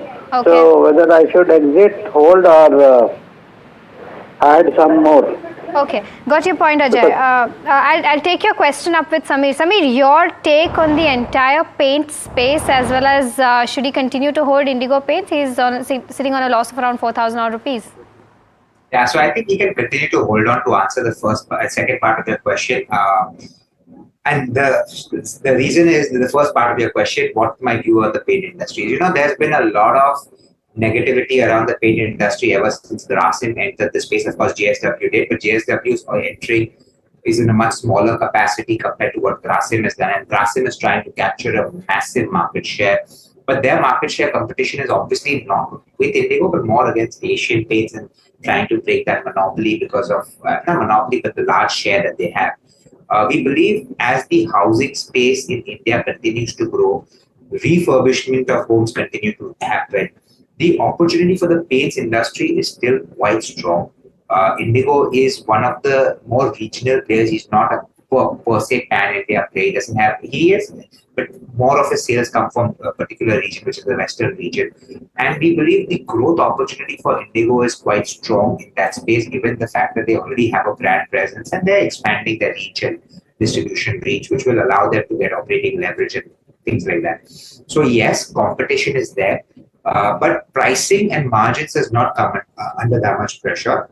I don't think people are going to change their paint campaign that they buy because somebody is selling it at a little bit lower, because it's at the end of the day, the paint cost is actually a very small percentage of the overall cost of doing the activity. It's the labor that takes more of the cost into it. So it's not going to be like these companies are going to have to cut prices. Maybe some margin pressure in the near term, but overall we believe the space is only going to see more growth. So these are buying opportunities, if you ask me. Indigo is trading at about 32 times trailing. I think it will be around similar levels for current year. But we believe as the growth happens, the company has some upside potential. Would I recommend averaging right away? Probably not. But hold on to it, and I think the stock can do well over a period of time. Okay. All right, we've got a next question on Trent, and Jinson is writing in from Kerala. He has pointed out that his power supply is just gone, but Jinson, you can catch this on YouTube later perhaps. He's thinking of buying 100 shares of Trent, and he's wondering if this is a good time. Sneha, what's the view on the charts?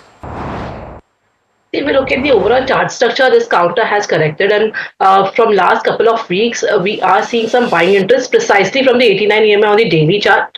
That looking at the overall chart structure, I believe we may, if someone wants to take a fresh long, they can keep a strict stop loss of around 5,300 and go long over here. The first target would be around 5,750, and once it moves above 5,750, we can expect a move at least towards 6,100, 6,150 zone. All right, so that's a did you give us a stop loss as well on Trent if you initiate right now? Yeah, 5,300 stop loss. Okay, all right, so there you go. That's a comprehensive view on Trent. We've got Shankar calling us from Bengaluru. Hi Shankar, good morning, and how can we help you today? Hi sir, good morning sir. Varun Beverages 500 quantity, average price of 520. Profit book or sell sir, or extra share buy sir. Okay, I got your question. Sneha, on the charts, would you be able to tell us, he's bought at 520 level, so he's in the green. Should he hold for further gains, or should he book out right now? I think he should be holding it, because if you see the chart structure, this counter has been taking resistance around the 89 EMA on the daily chart. But we also had given a long position in this counter yesterday. So I believe one can hold it. There is no harm. I think unless and unless this counter is trading above 510, 500 zone, there shouldn't be an issue. In case of any move above 550, I believe there will be some momentum coming in which can bring it towards 600, 610 levels. So I would suggest keep holding with a strict stop loss of around 510 for now.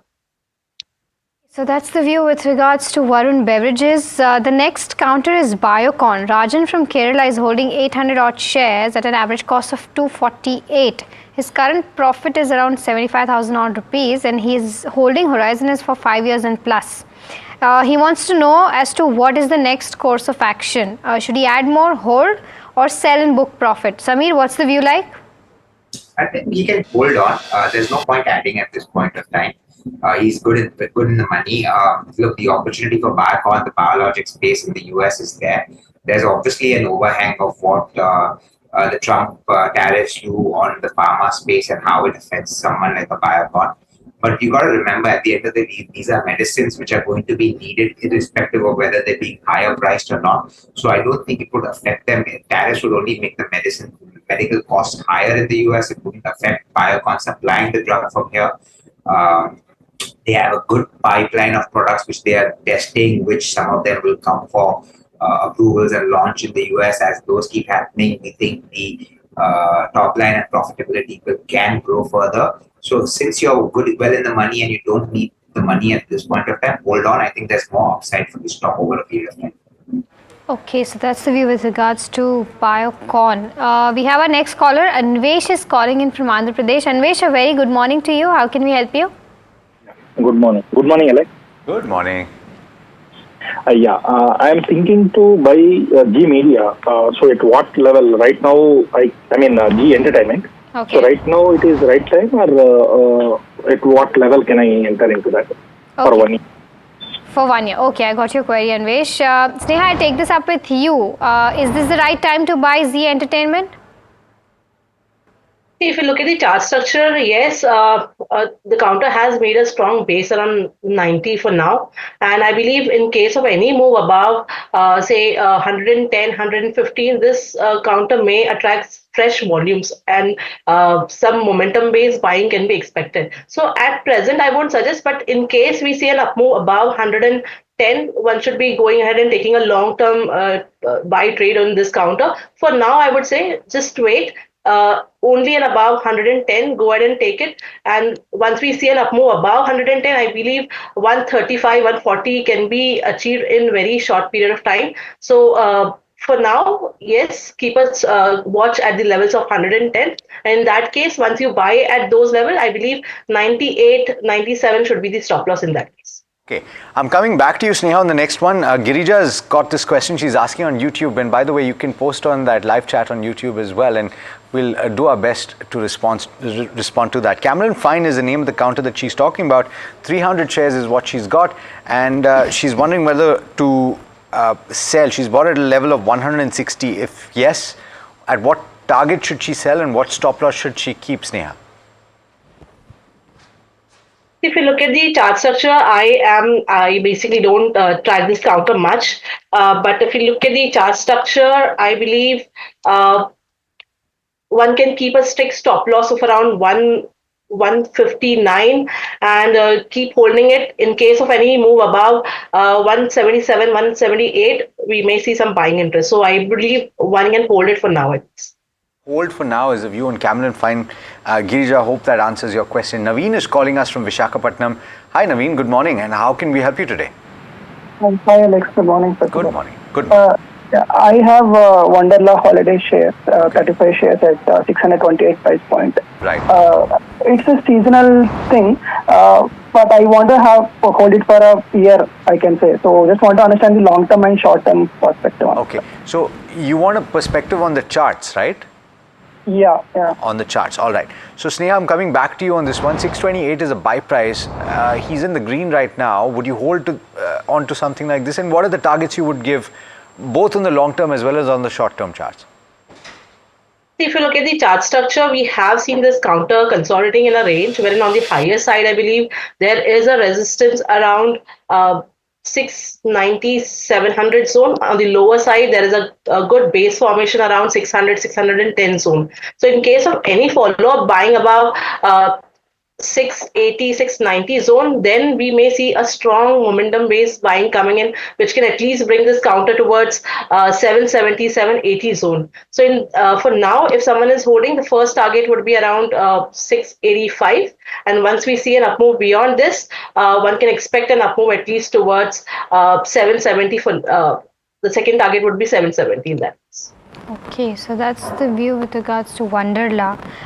The next query is from Tejas, who is writing in from Nagpur.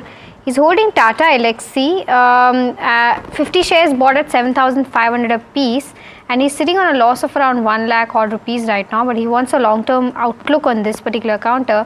Samir, I'll come to you. Tata Elxsi, what's the view?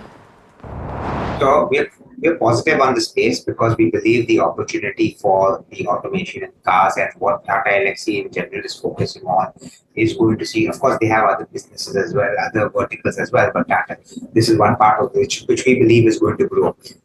Yes, the stock has corrected quite a bit. I think you bought it on the way down probably from 9,000. It came down to first 7,000 where it settled before it had its next leg down towards about 5,300. Look, at this point of time, valuations are on the slightly richer side. They're not, I'll not say they're cheap yet, but we believe that once the growth starts picking up and once we see the traction happening in all of the spaces, verticals that they work, and we believe that will start happening in the next 6 months to a year, the opportunity for them is good. Profitability will increase. Operating leverage is strong. So we will see the valuations probably get better over a period of time. and then you will probably see an uptick. So if you have a long-term view of a 2-year view, I think you can make money and you should average the stock at this point of time. Okay, average the stock is the view on Tata Elxsi.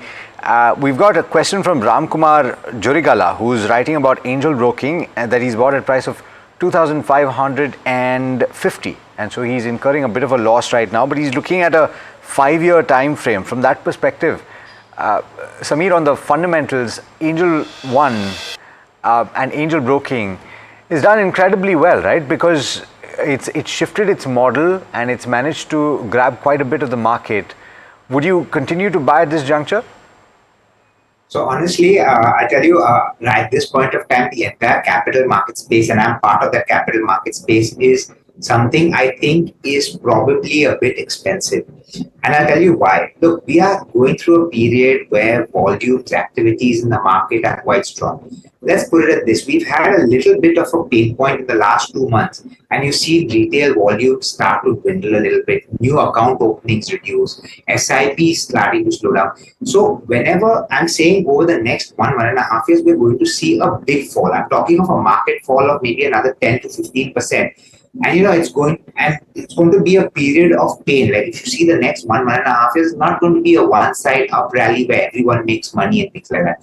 Now, in a situation like this, companies like Angel One, which rely heavily on turnover, because they earn their money when more people keep churning their portfolios or doing the activities. Now, the wealth side obviously will continue to earn, but the broking side of their business, which requires the volume, may see that go down. And then the operating leverage, which we've always discussed in this space, is very negative because the cost more or less for them is fixed in nature.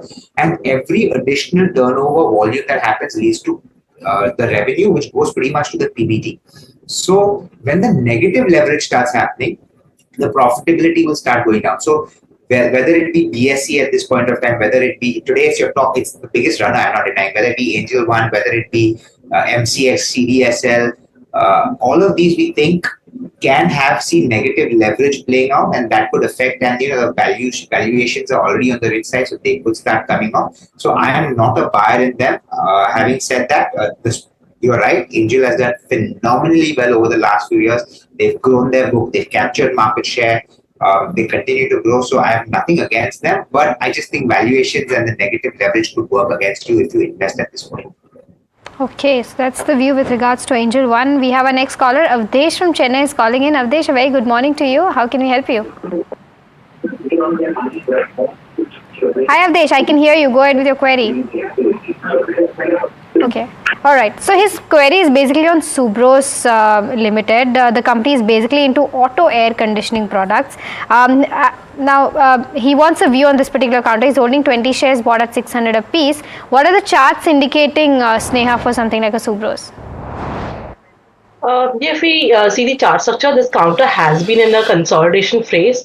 But if we look at the recent weekly chart structure, I believe 540, 545 zone is the immediate support zone.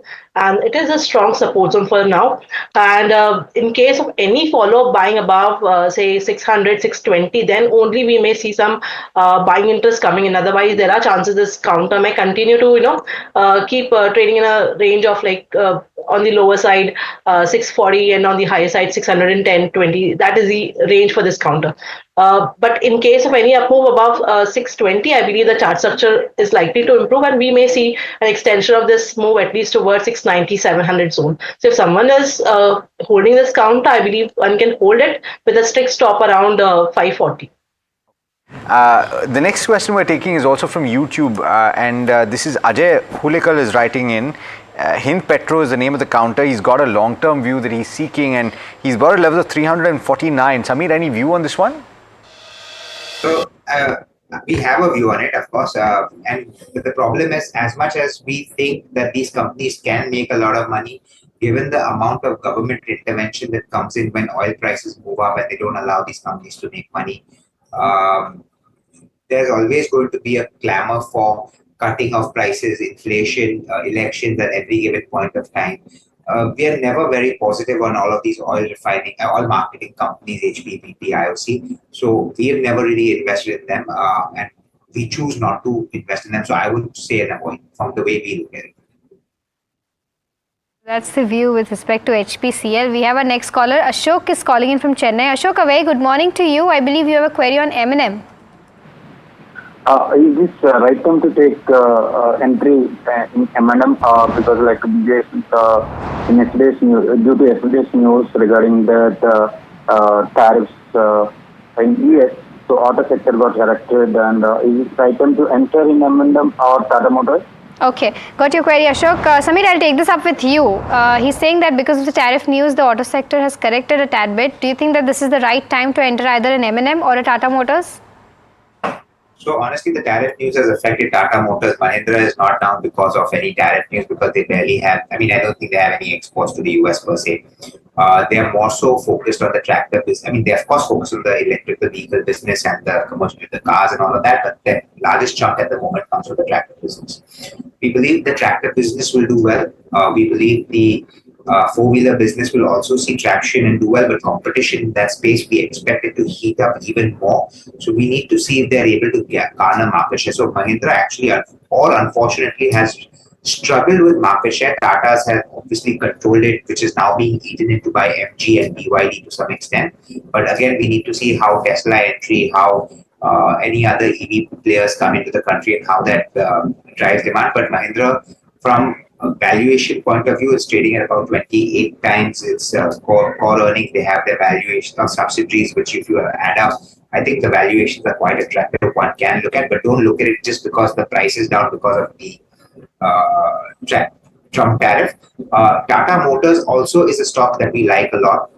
And that yesterday we saw the correction because of the Trump tariff. But overall, why the stock is down is because growth for them has slowed down in the Jaguar Land Rover, which is the biggest profit entity. We believe with China and Europe coming back to some extent, US may go through a bit more of pain.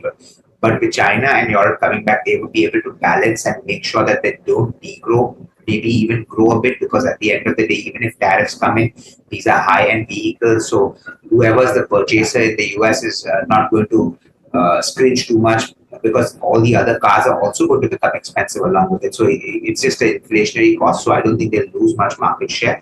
We believe the profitability for the company will remain strong.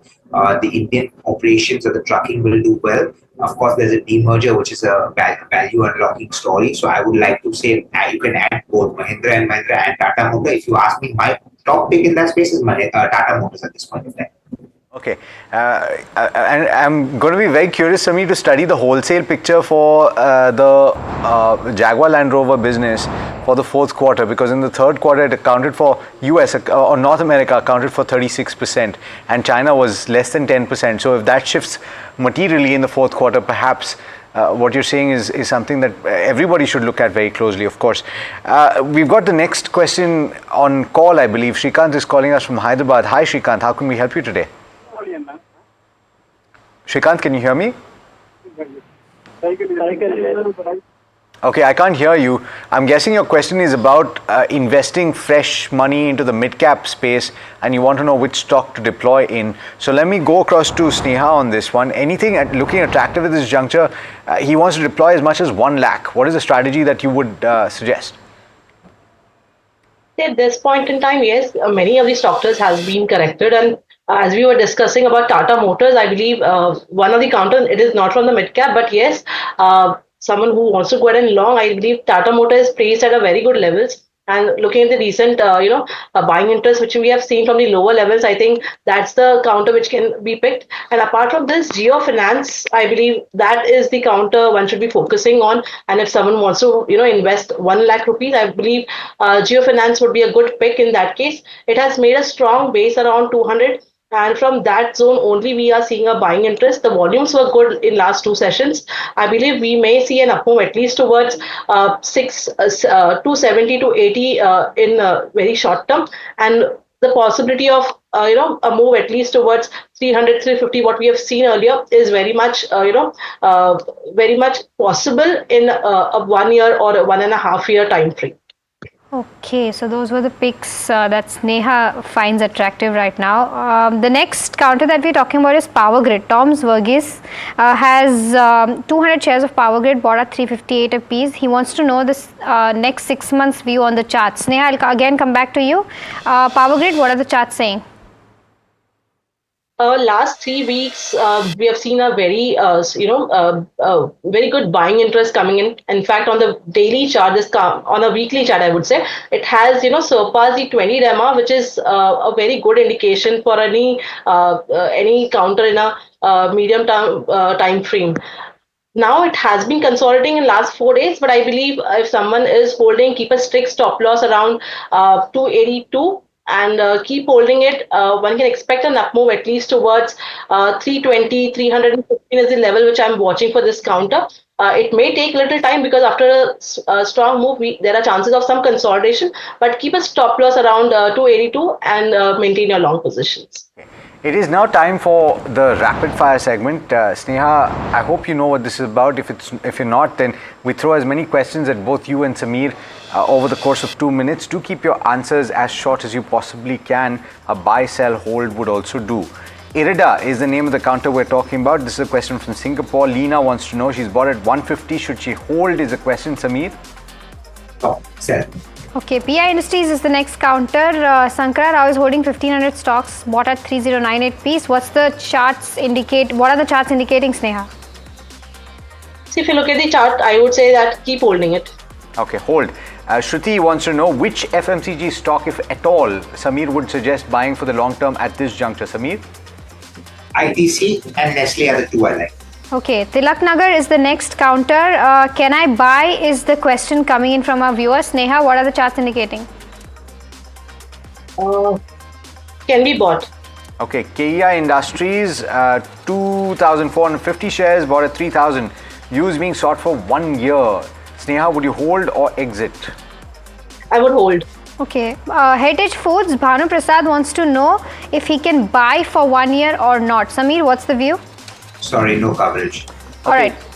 On the chart, Sneha? I too don't track. Okay. Hero MotoCorp or Bajaj Auto over the next 6 months, which would you pick, or would you pick your pick? Tata Motors, Sneha? Tata Motors. Okay. Kalyan Jewelers, this guy is a long-term investor and he wants to know whether he should average down in the dips. Samir, what's the view? Yes, please do average.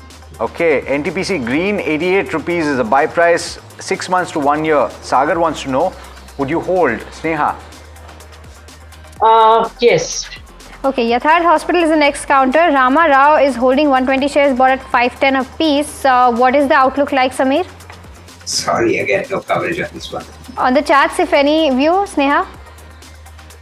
I believe one can expect a move at least towards 520, 510. Okay, quick view. Motherson Sumi Wiring bought at 49 rupees a share. Samir, hold or sell? Buy. Buy more. Okay. All right. So that brings us to the end of the rapid fire segment. Both Samir and Sneha, thanks so much for joining in. Always a pleasure having you on the program. Thank you, Alex and Mahima. All right. And that brings us to the end of this edition of Ask Profit as well. Thanks so much for tuning in. Do stay tuned. Lots more coming up over the course of the day. And this is NDTV Profit.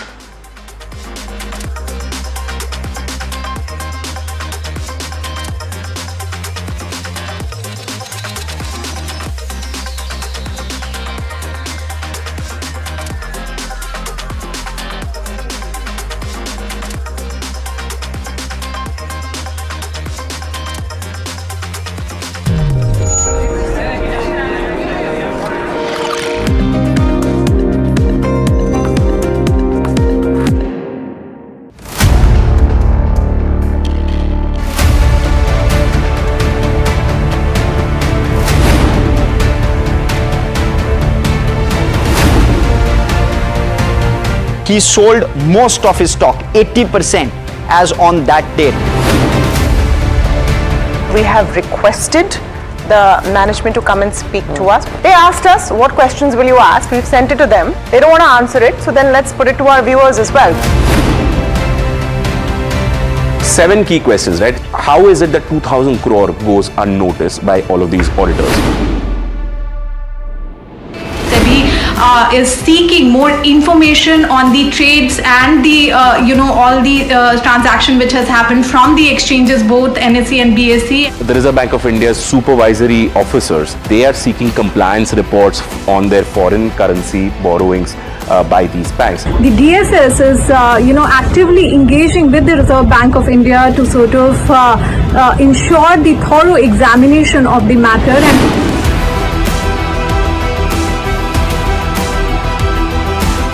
And IndusInd Bank, as part of its internal review, had found that certain aspects of its derivatives portfolio was not meeting the standard that was set by the Reserve Bank of India.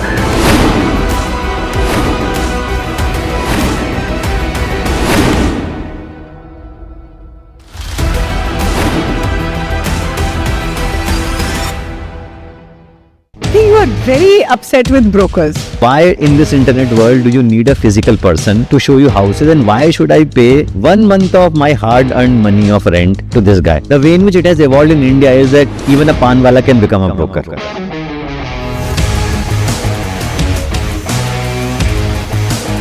So you were bored of the steady paycheck at the end of the month. So I think it was a sort of midlife crisis as to where am I going.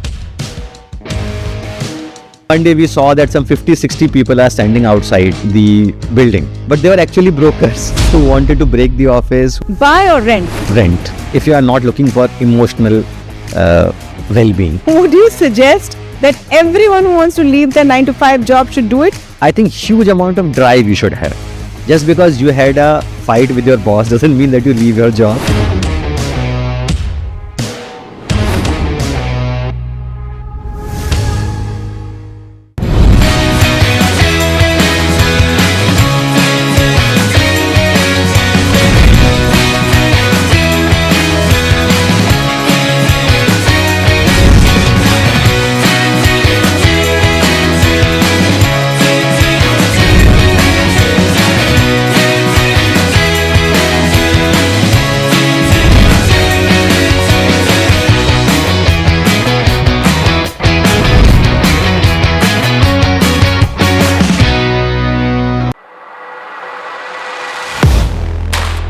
Do you really know the company you invest in?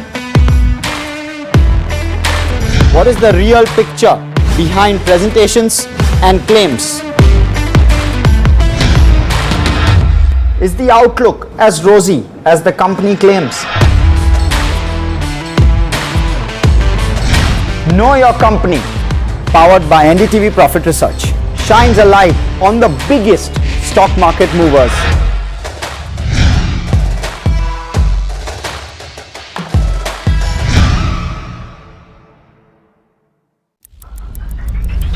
Headlines you start your day with. What matters world?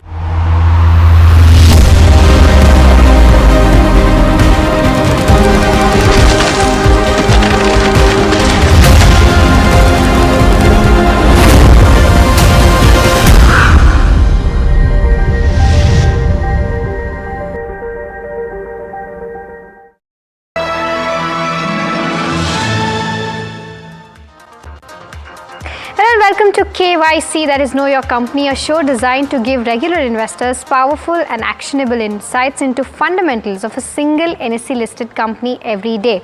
Today on Know Your Company, we are going to talk about Titagarh Rail. Just a brief about what the company does and where the company's revenues come from. The company was incorporated in 1997. It specializes in transportation solutions that includes your semi-high speed trains, urban metros, as well as passenger coaches. In terms of the overall market share, it holds around 25 to 30% market share in wagon manufacturing.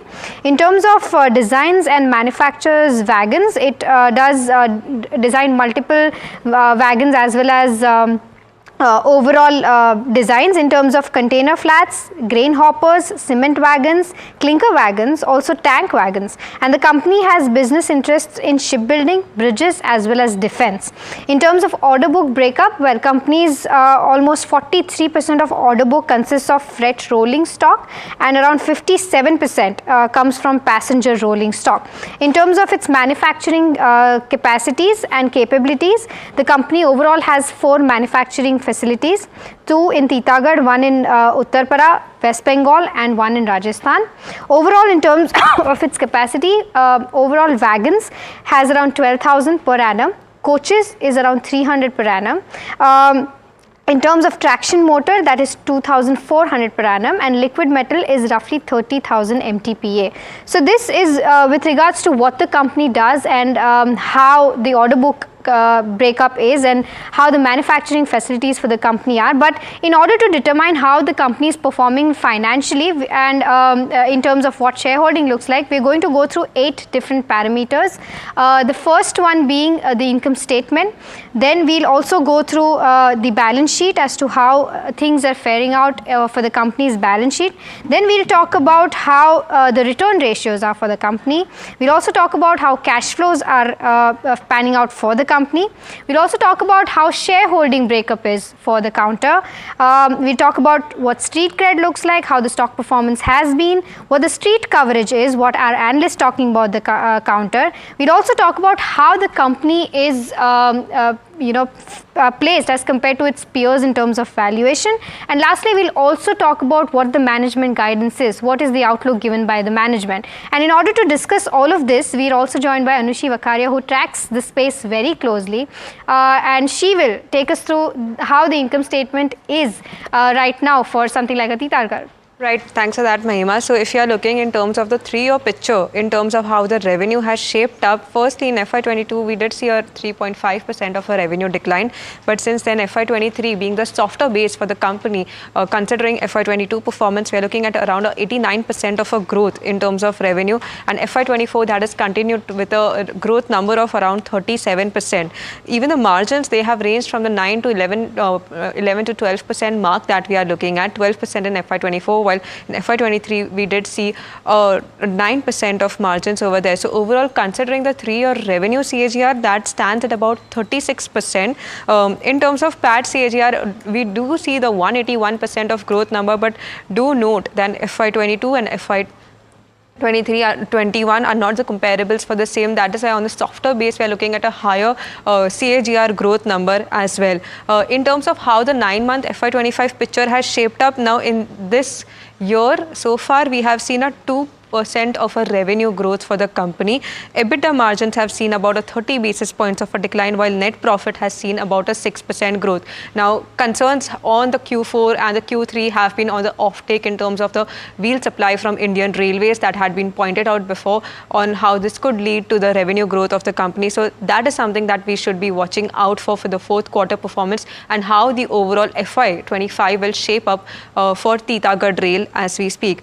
In terms of where the order book positioning is concerned, now so far in 9-month FY25, the company had received 1,106 crore worth of orders. The order book standing at about 12,000, almost at 12,000 crore mark as of December 24, and this orders also include 13,689 wagons and 1,589 Metro and Vande Bharat coaches as we speak. So this is the overall breakup that we are seeing in terms of where the income statement is concerned. But Mahima, let's also talk about the balance sheet, right? Right, absolutely. So in terms of balance sheet, where the equity share capital is concerned, it stands at around 27 odd crores rupees. That is remains similar as compared to FY25 as well, H1 FY24 as well. In terms of long-term debt, it has decreased a tad bit from that 37 crores to 31 odd crores. Short-term debt has significantly gone up in first half of FY25 to around 365 odd crores, and this is because of probably working capital requirements that the company might have taken short-term borrowing to kind of fulfill the order book that they have right now currently in terms of the Vande Bharat coaches as well as the wagons. Then talking about the cash and bank balances, it is a stable growth overall in terms of the net debt. There's particularly no debt, it's a completely net debt free company right now, because the overall cash flow position is much higher than that of the debt that the company right now has. So in terms of balance sheet, we've given a thumbs up because steady stake in terms of equity share capital, the long term debt is decreasing, and overall cash flow, the overall cash position remains strong, which is why it's a thumbs up for the counter. Well, let's also speak about the return ratios that we are seeing now. ROE, roughly stable numbers is what we are looking at in the last 2 fiscal years. ROE stood at about 16.5%, which increased to northwards up to 17.8% is what we are seeing. Return on capital employed also 19.5%, which increased to 20.4%. 4% mark that we are saying anything above 15 is considered as a better indicator for the overall return ratios that we are looking at. Net profit, as we've spoken about in the past in the income statement check, in 23-24 onwards, we have seen a significant improvement over there. So this one metric, these two metrics are overall on a good picture, and that's why we have given thumbs up for return ratios as well. But let's also talk about the cash flows, right, Mahima? Right. So cash flow position for FY24 in terms of cash flow from operation, it stood at around 92 odd crores, which has gone to a negative 235 crore in first half of FY25. In terms of net cash flow, it stood at 286 crores in FY24, but it's come to around negative 260 crore in first half of FY25. But overall, if we check the trend of the company, first half of every financial year in the past 3 years, they have recorded a negative cash flow, but that turns into a positive cash flow by the year end. So we'll have to wait and watch out for as to how numbers pan out by the end of FY25. So taking a conservative approach, we've given a neutral rating to cash flow right now, because overall net cash flow position as of FY24 ending stood at steady levels, but H1 FY25 right now the numbers are negative. That is why we've taken a neutral approach and given a neutral rating to the cash flows right now. Right. But what is the shareholding pattern looking like?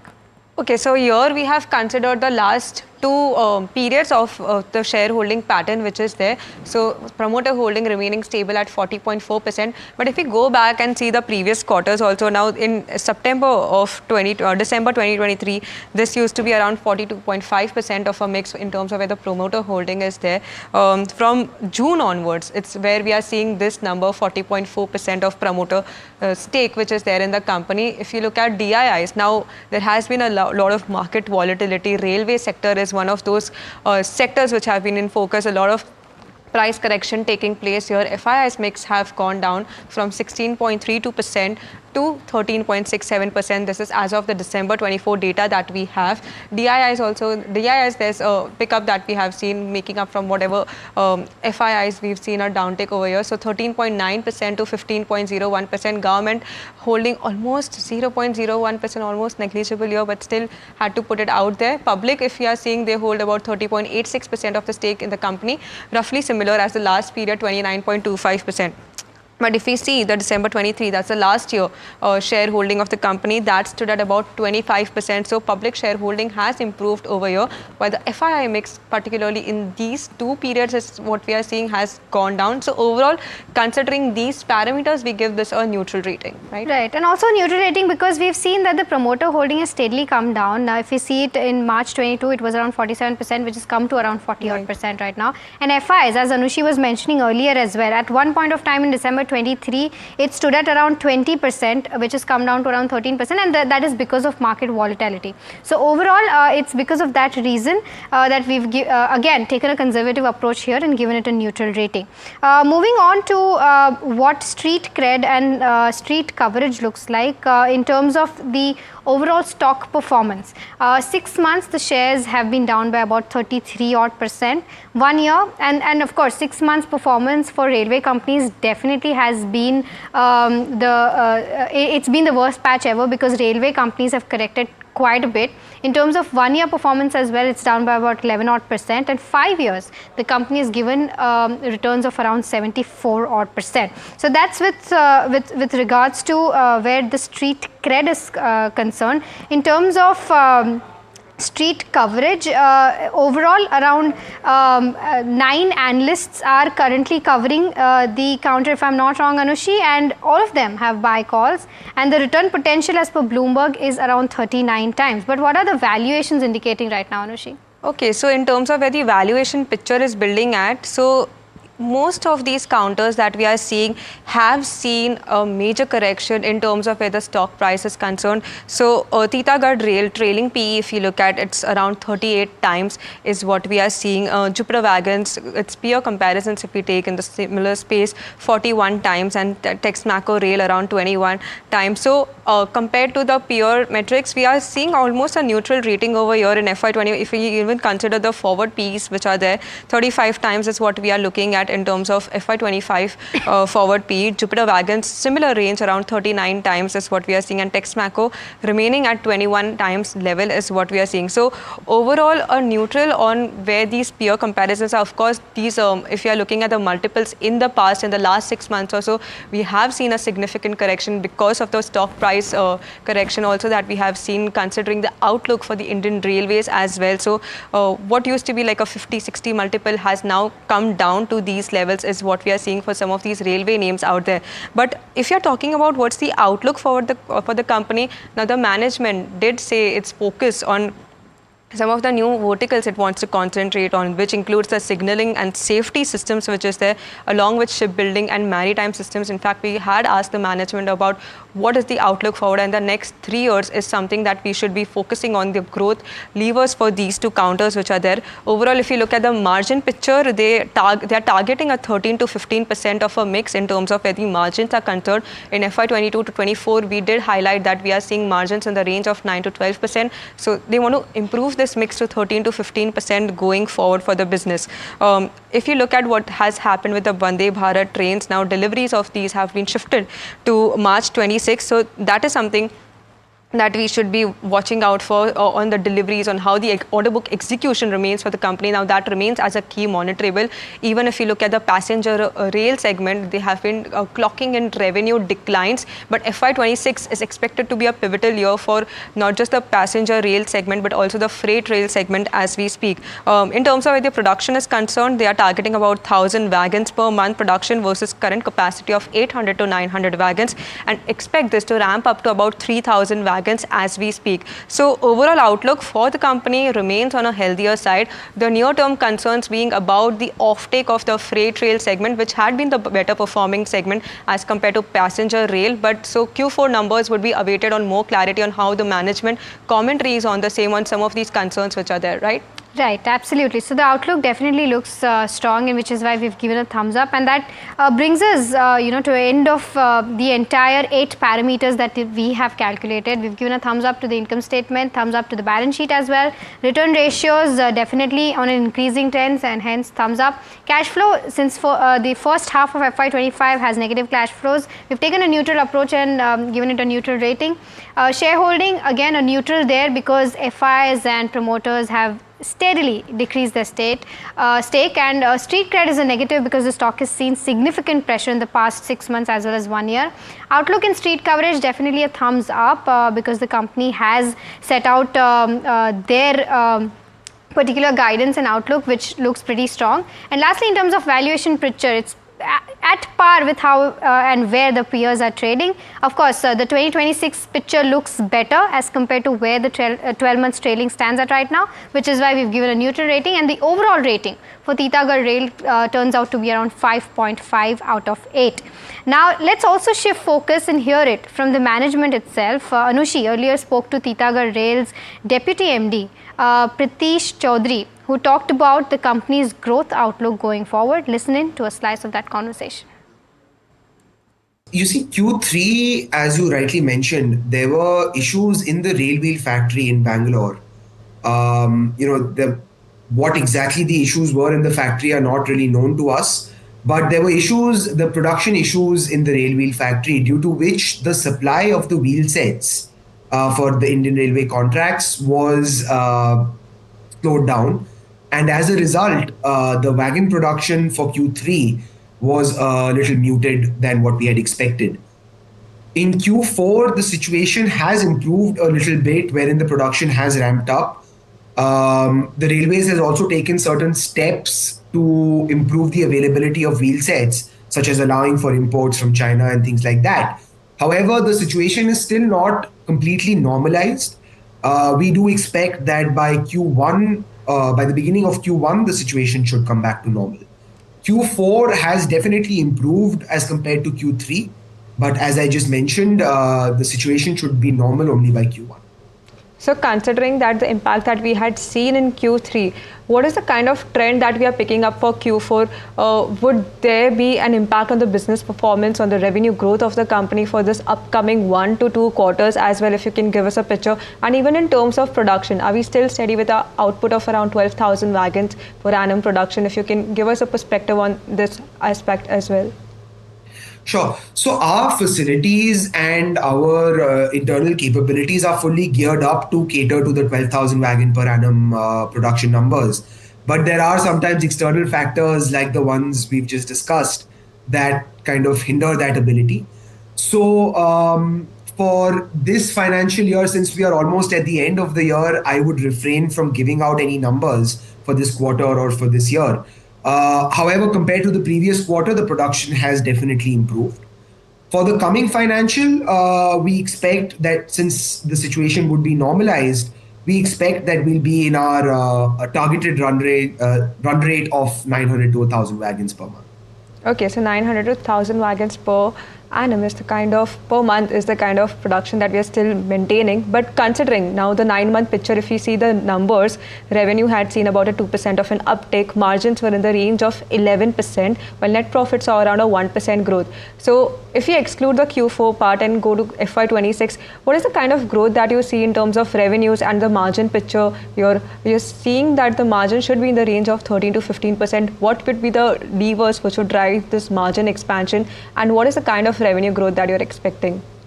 Sure. So we normally do not give forward guidance and comment on future revenues. So I'll refrain from doing that. As far as the margin profile is concerned, in the FRS business, which is the wagon business, we've always maintained that between a 12 to 13% EBITDA is a sustainable level, and we will stick to that. On the PRS business, however, which is the passenger side, there is the possibility of expanding the margins up to 15%, but that only happens in a few years. Mr. Chaudhary, can you also talk in more detail about the PRS segment that you've mentioned, the passenger rail? What's the kind of outlook that we are building for FY26? Because it's going to be a pivotal year in terms of where this segment is concerned. So just wanted to get your overall outlook in terms of the growth numbers here. And as you mentioned, 15% is the kind of margin expansion that you're looking from this segment. Sure. So I as you rightly mentioned, I think FY26 will be the pivotal year for the PRS business, because you see all our projects which have been in their design phase, which is the Ahmedabad Metro, the Surat Metro, as well as the Vande Bharat, all of them will start execution at different points in the coming financial.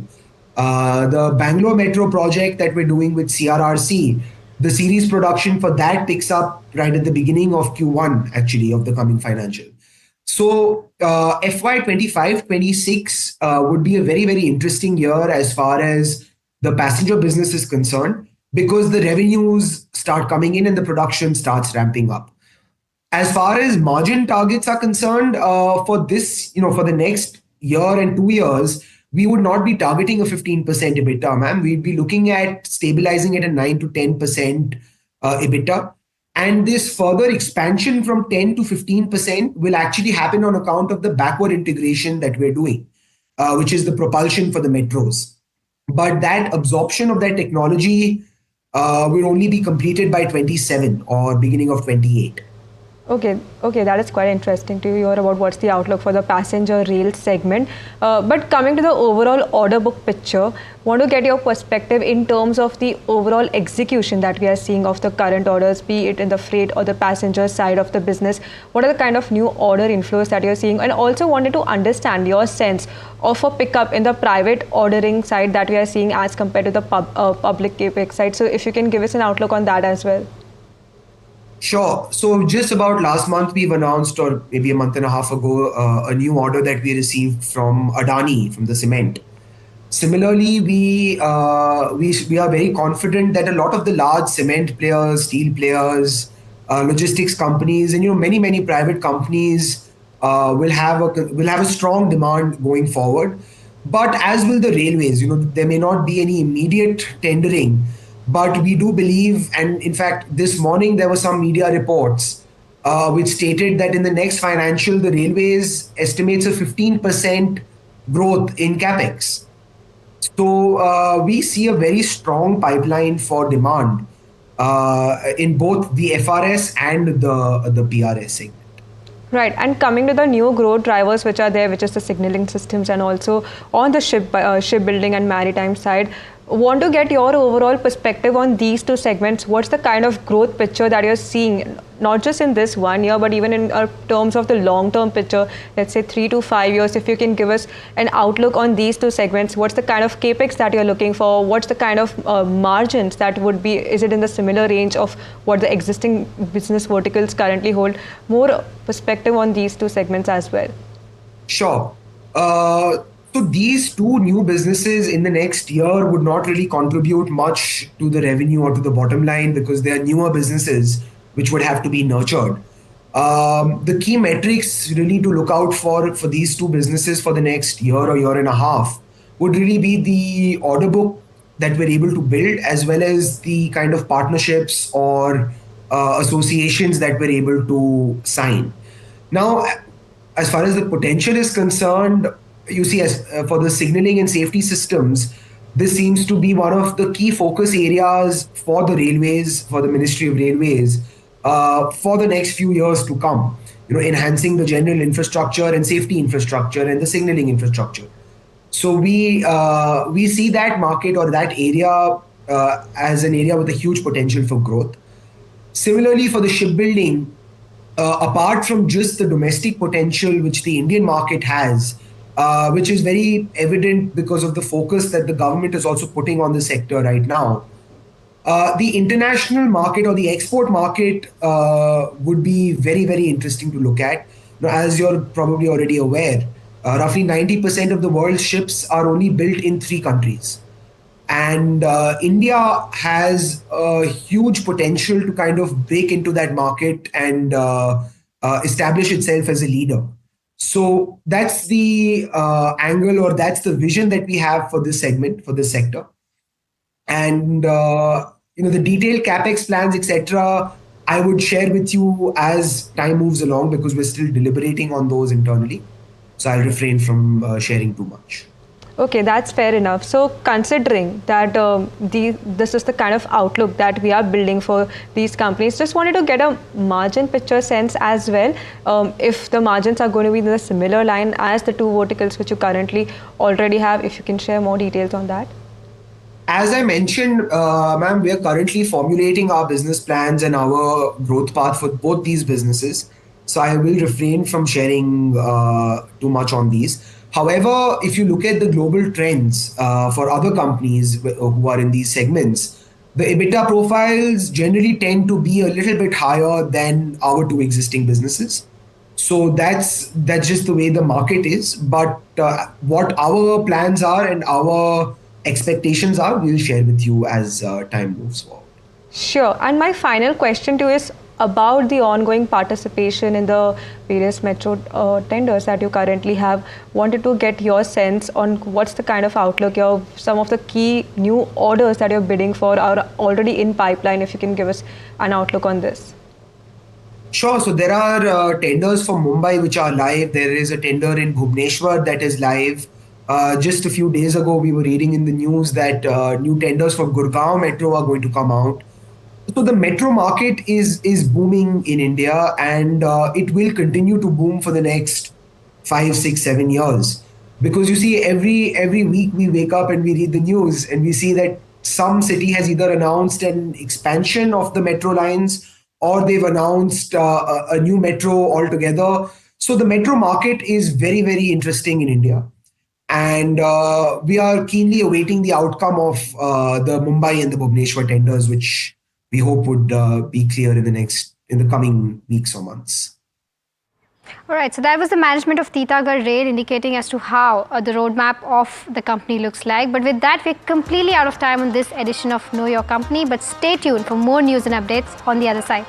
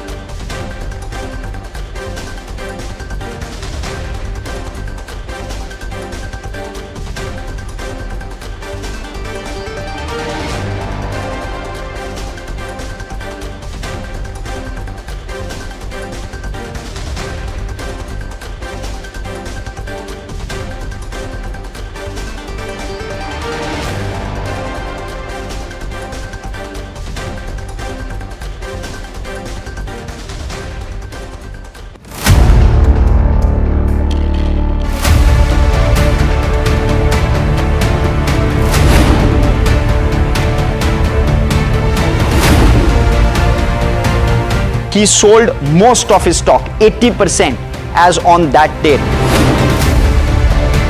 We have requested the management to come and speak to us. They asked us, what questions will you ask? We've sent it to them. They don't want to answer it, so then let's put it to our viewers as well. 7 key questions, right? How is it that 2,000 crore goes unnoticed by all of these auditors? Is seeking more information on the trades and the all the transaction which has happened from the exchanges, both NSE and BSE. The Reserve Bank of India's supervisory officers, they are seeking compliance reports on their foreign currency borrowings by these banks. The DSS is actively engaging with the Reserve Bank of India to sort of ensure the thorough examination of the matter.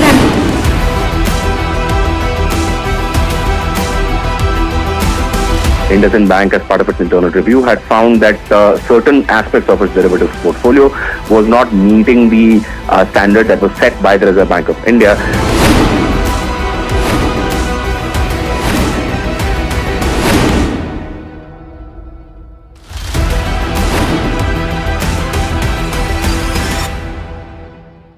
You are very upset with brokers. Why in this internet world do you need a physical person to show you houses, and why should I pay 1 month of my hard-earned money of rent to this guy? The way in which it has evolved in India is that even a pan wala can become a broker.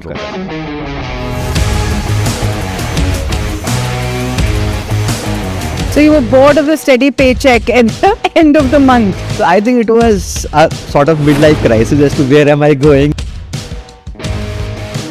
One day we saw that some 50-60 people are standing outside the building, but they were actually brokers who wanted to break the office. Buy or rent? Rent, if you are not looking for emotional well-being. Would you suggest that everyone who wants to leave their 9-to-5 job should do it? I think huge amount of drive you should have. Just because you had a fight with your boss doesn't mean that you leave your job.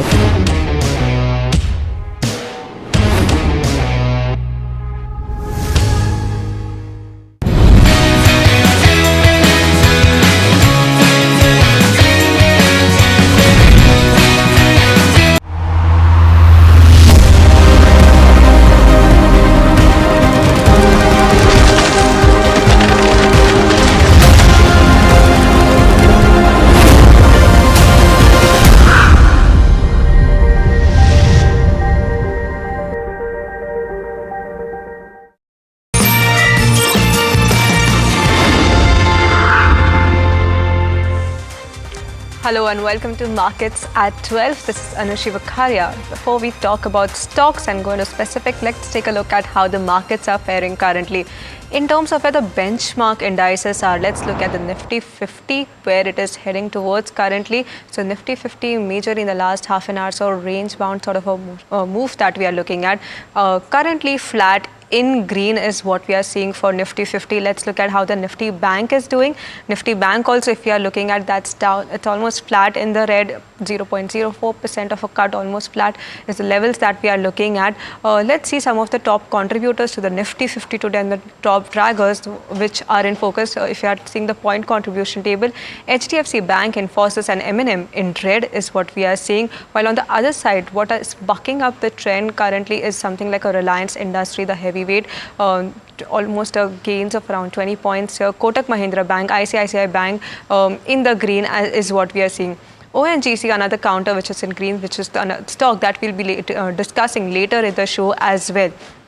But as far as where the Nifty 50 gainers are, ONGC currently up around 5%, Tata Consumers and Jio Financial Services seeing about 2 to 4% of gains as well. Let's talk about the sectoral indices also, how the sectors are doing in trade currently. Now, in terms of where these sectors are concerned, we are looking at cuts of around 1%, media down for another session. Yesterday it was one of the top sectoral losers as well, seeing cuts of around 1% over here.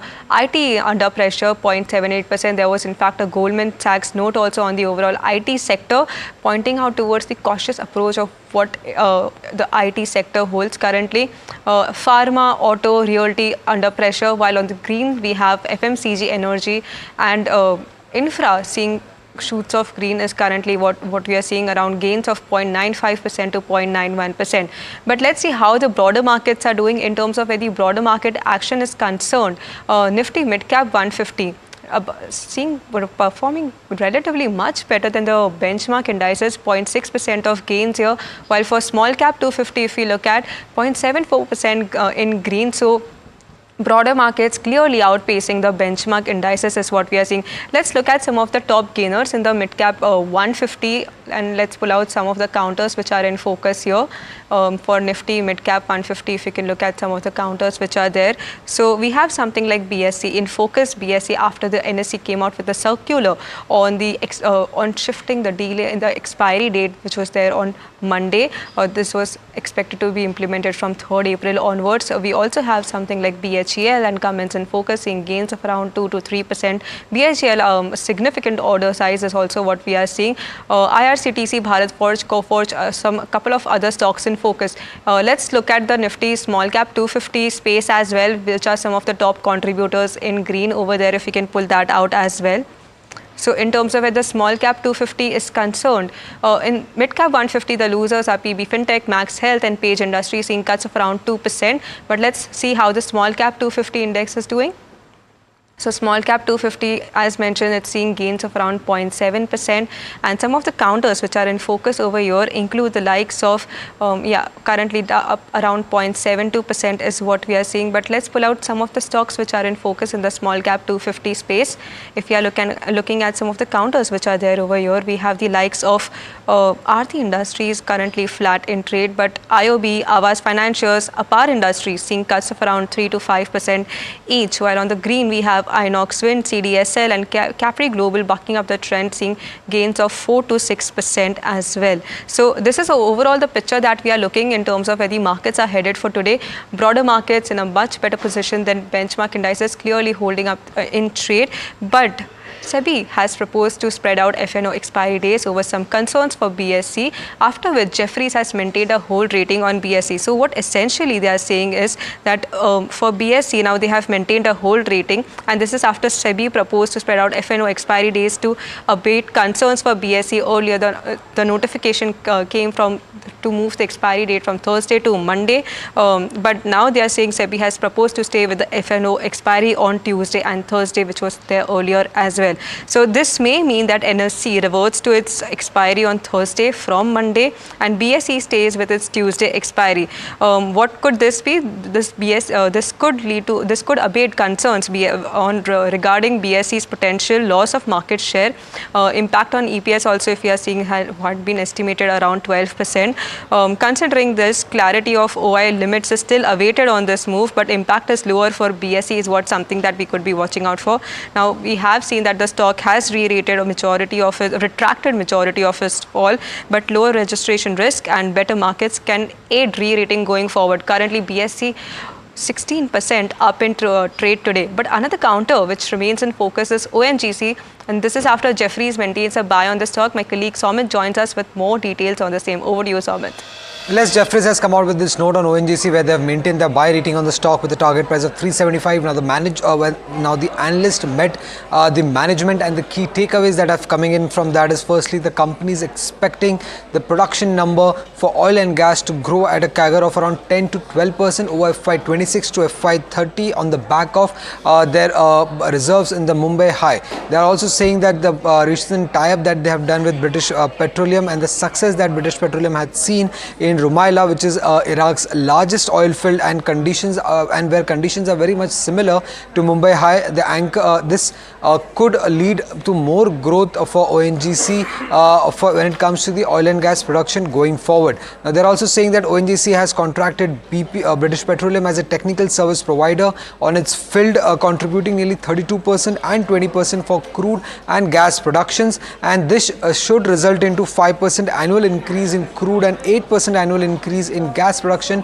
from FY27 if British Petroleum succeeds in what it has committed for. It also says that the reforms in the gas and crude are supporting the EPS growth for ONGC at a CAGR of nearly 14% over FY25 to FY27. They're saying that the gas portfolio profitability will continue to rise on the back of the pricing reforms, and they're expecting 20% of the gas production to be eligible for the new well gas pricing norms. Apart from that, when it comes to the new energy business or the green or the renewable business of the ONGC, they're expecting that segment to contribute nearly 20% to the consolidated EBITDA by FY30. And currently on the stock price, they're saying that the stock is currently discounting crude price of around $55 per barrel, and the risk reward is much more favorable for ONGC at this moment.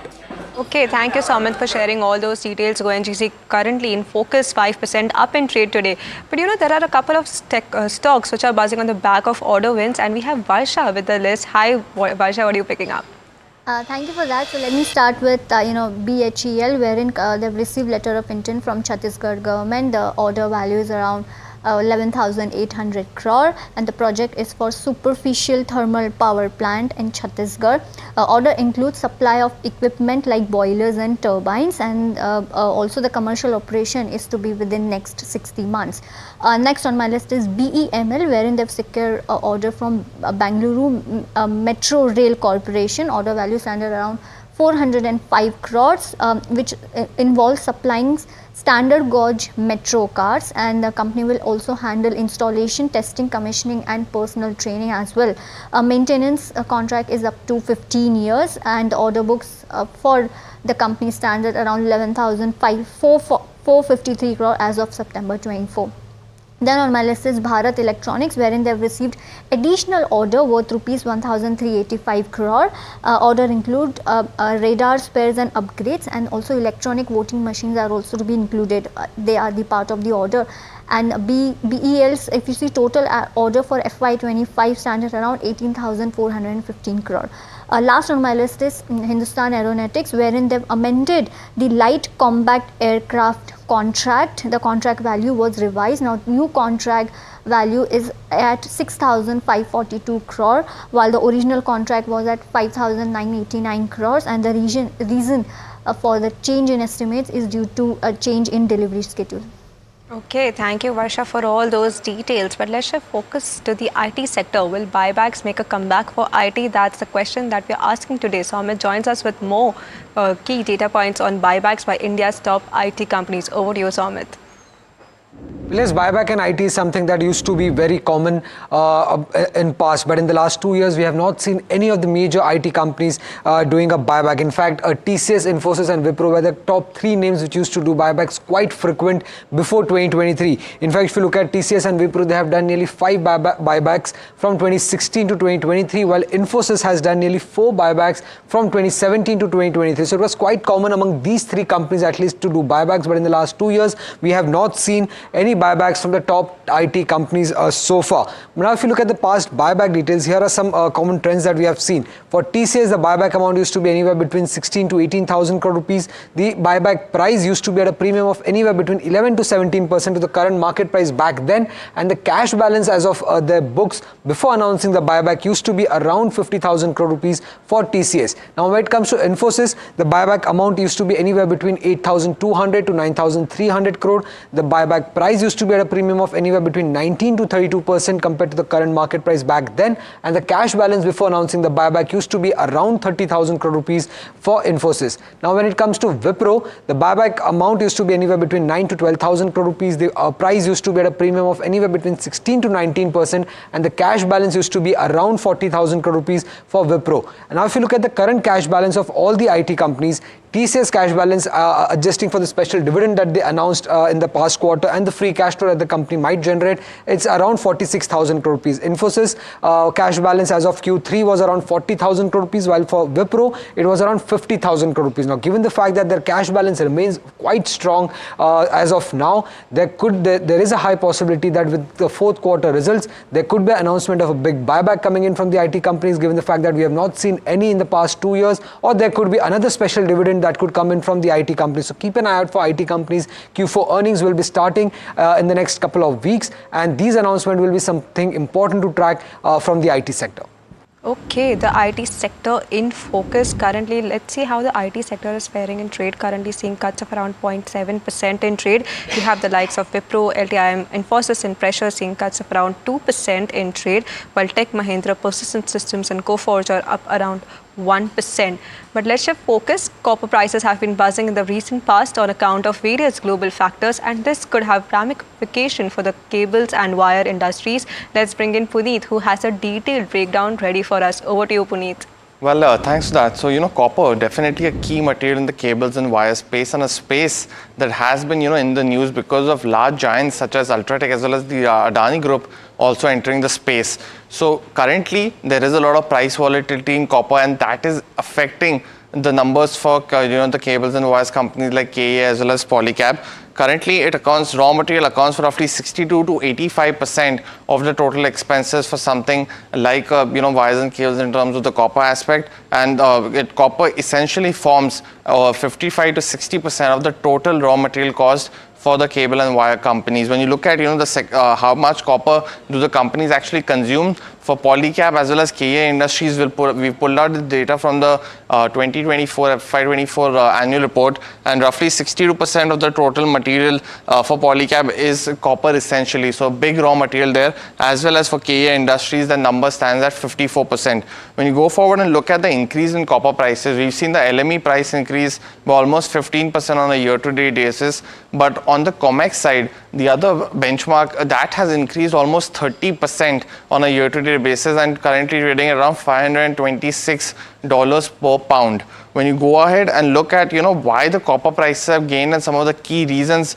of course, the Trump factor is one of them that's been affecting the demand, and the tariff concerns essentially, leading to the raw material shortage as well. We've also seen a supply crunch because of that, and the China stimulus as well as weaker dollar is some of the other key factors that's been impacting the copper prices. When you overall look at the impact of higher copper prices, of course, it is negatively impacting operational cost and profitability, but it has also had a dwindling impact basis on the margins as well. Historically, data shows that of course the margins improve when the prices drop, and currently because the prices have been increasing, we are expecting Q4 as well as Q1 to be affected for all these companies. The Indian cable and wire industry is generally a low margin business of about 10 to 12%. So hedging is one of the key factors that most cable and wire companies do, but that's a different strategy for each wire and cable maker as well. We also see they're seeking other alternate materials such as aluminum, but the usage of that is of course limited because of the materials that and the characteristics of aluminum as well. Apart from that, they are also increasing the product prices, but that comes off with a lag, so hence the margins are impacted in the short term as well. What can the companies, when you look at the companies and how can the companies mitigate that? Of course, increasing product prices is one of them, and hedging strategies have to be foolproofed. So that is something that all the cable and wire companies are looking at. We spoke about aluminum being as a key replacement, but only in certain functions of cable. So wires will have to look at copper as well as manage their expectations. And finally, passing on the cost to consumers is with a couple of quarters lag. So key comments will be something to watch out for in terms of management commentary in Q4 as well as Q1 in terms of raw material, and also looking at the share of exports for all the cables and wires makers, because that has higher margins. And finally, of course, the entry of Ultratech as well as the Adani Group and how they are looking at the market over the next 3 to 5 years are some of the key questions going into the earnings seasons for the cable and wire companies. Very interesting set of data that Puneet has pulled out. Thank you for that, Puneet. In fact, in the last quarter, we did see a margin impact on some of these cable and wiring companies on the back of the copper prices which are there. But that's of the cable and wiring space. Another stock that is in focus is Man Industries, and the stock is buzzing after they announced their greenfield expansion in Jammu and Saudi Arabia. Earlier in the day, we spoke to the company's managing director, Nikhil Manchukani, about their growth outlook for FY26. Do listen in. Yeah, 27 is a step up here. We should be also stepping up this year as well. So FY25 was slightly flattish because the steel prices corrected almost 20-25%. FY26, we are looking at almost a 30-35% growth. from the existing facility and the projects in hand. FY27 would definitely be a big step up between 30 to 40% of our top line growth with both the new facilities coming online. Okay, well, that was the management of Man Industries is what we are seeing. But today is a landmark day in the IndusInd Bank saga. PwC, serving as an external auditor, has been investigating accounting discrepancies in the bank, and today it is likely to submit its report to the board. The contents of the report will provide details of what took place and whether there were serious lapses in governance. Subhana has been tracking this from the start. She's here to give us context on what has got to this point.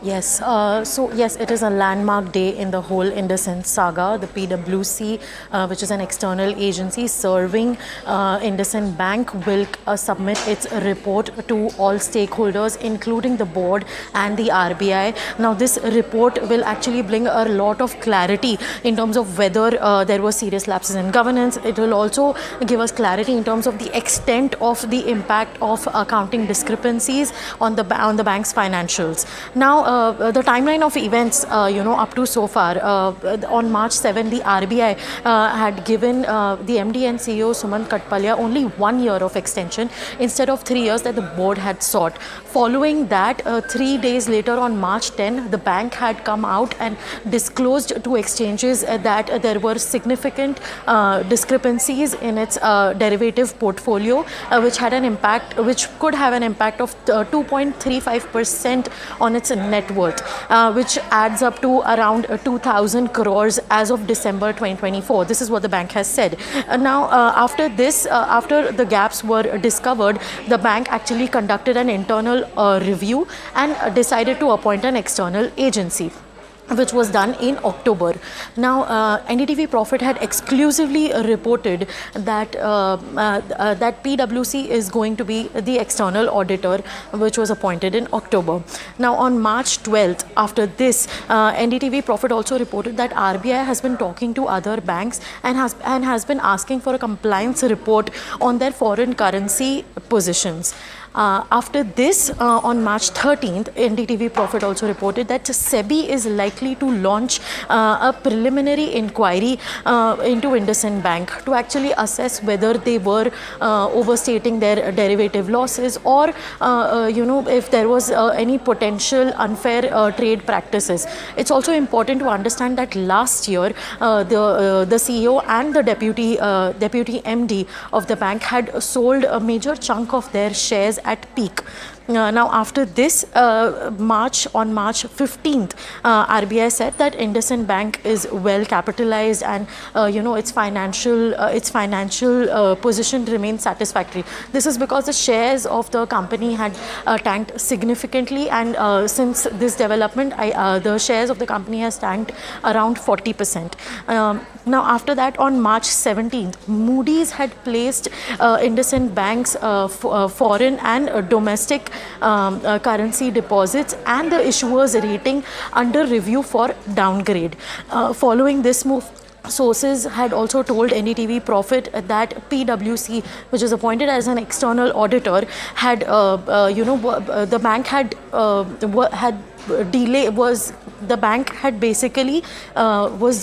delayed in giving information to PwC, which is why there has been such a long gap since October and March. And after that, on March 20, the board had separately appointed another independent professional firm, which is reportedly said to have been Grant Thornton, to investigate and do a forensic review of the bank's accounting discrepancies and also assess the responsibilities, so far what has happened with IndusInd Bank. After this, NDTV Profit also reported that the bank's board will actually submit new names of the CEO position who will succeed Mr. Katpalia, and the bank will give these names to the RBI for approval in September and October. So this is basically what has happened with IndusInd Bank. Okay, well, that's the overall breakdown that we are seeing for IndusInd Bank. The stock has remained in focus in the last couple of weeks. But another big update is from the Tata Group, as Tata Capital's extraordinary general meeting has approved the company's IPO offering. Puneet joins us with more details on the same. Well, thanks for that. Definitely, it's a big IPO coming to the market. Tata Capital, it has been in the news over the last couple of years, and it's finally happening after an approval that was received by the company in its AGM. Now, the final approval from NCLT for the merger of Tata Motors Finance would still be required, so that's something to watch out for going forward. The issue size is roughly expected to be roughly $2 billion or 17,000 crores that the company will raise via this particular IPO. They will be also issuing 2.3 crores new shares as part of its fresh issue component. Now, the IPO would comprise, of course, offer for sale from its existing shareholders, and Tata Sons is the biggest one with roughly 92% stake in the company, and that is going to be one of the major shareholders to sell out stake in the OFS. When you look at some of the other key details, there's the second Tata Group IPO after Tata Technologies over the last 2 decades, and this will become the 17th listed company of the Tata Group. We're also saying that the listing is slated somewhere around September of 2025, and the valuation would be roughly between $11 to $12 billion for the company. Apart from that, they've also announced recently a fundraise via rights issue, roughly 1,500 crores what the company did just in the last week, and Tata Sons has, taken most of the share of the rights issue, and hence they are roughly at about 92% stake currently. Apart from that, we've seen that the company was categorized as an upper layer NBFC in September of 2022, and in line with regulations, the company had to file for its IPO in the next 3 years, and that's what we're seeing happening. So it's going to be a very interesting space for listing for Tata Capital. We're going to await some more details going forward with this, the NCLT approval for the merger of Tata Motors Finance. Okay, thank you, Puneet, for all those details and staying with us. But let's go across to the markets for a quick check. Let's see how the Nifty 50 is doing currently.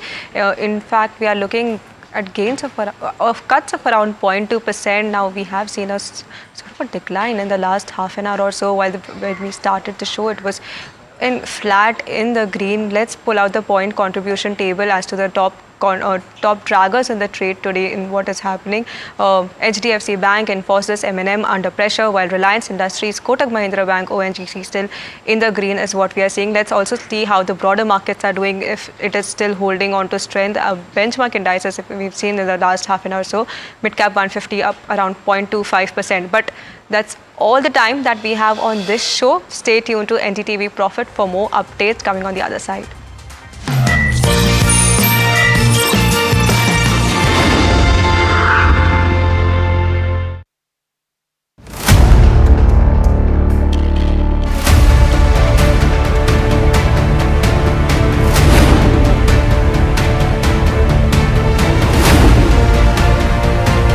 He sold most of his stock, 80%, as on that date.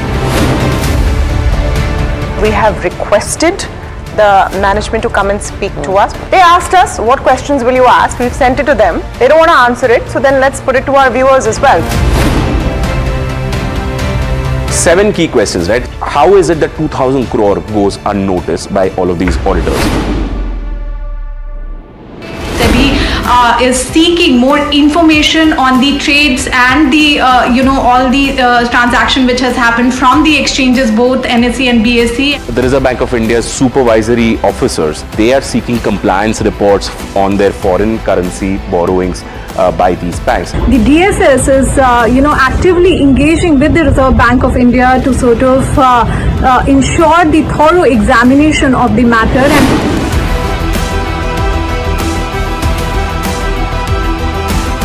IndusInd Bank, as part of its internal review, had found that certain aspects of its derivatives portfolio was not meeting the standard that was set by the Reserve Bank of India.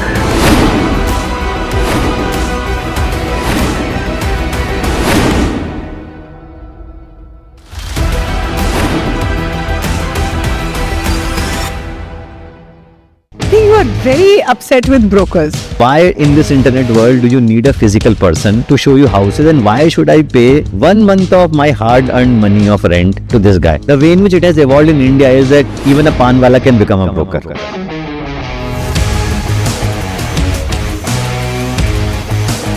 So you were bored of the steady paycheck at the end of the month. So I think it was a sort of midlife crisis as to where am I going.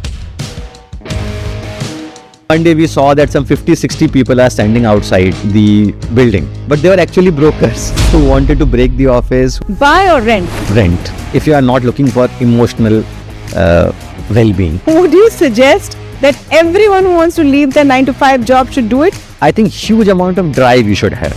Just because you had a fight with your boss doesn't mean that you leave your job.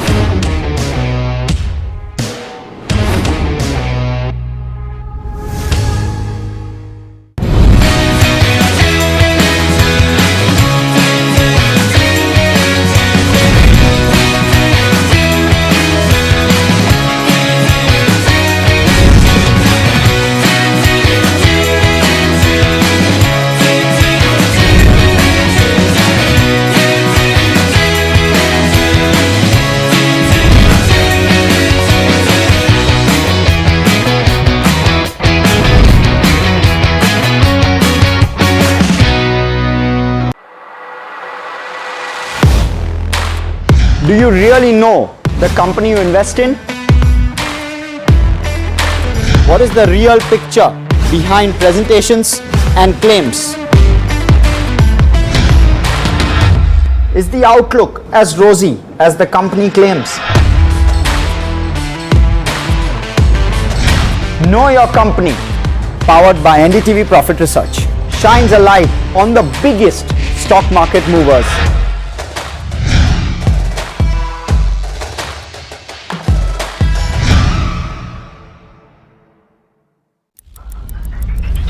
Headlines you start your day with. What matters worldwide is now in the palm of your hands. Get ready to seize the day and maximize your financial potential.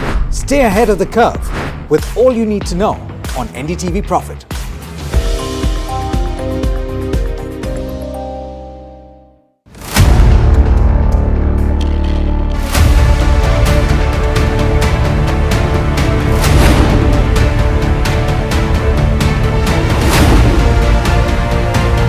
He sold most of his stock, 80%, as on that date. We have requested the management to come and speak to us. They asked us, what questions will you ask? We've sent it to them. They don't want to answer it, so then let's put it to our viewers as well. 7 key questions, right? How is it that 2,000 crore goes unnoticed by all of these auditors? Is seeking more information on the trades and the all the transaction which has happened from the exchanges, both NSE and BSE. The Reserve Bank of India's supervisory officers, they are seeking compliance reports on their foreign currency borrowings by these banks. The DSS is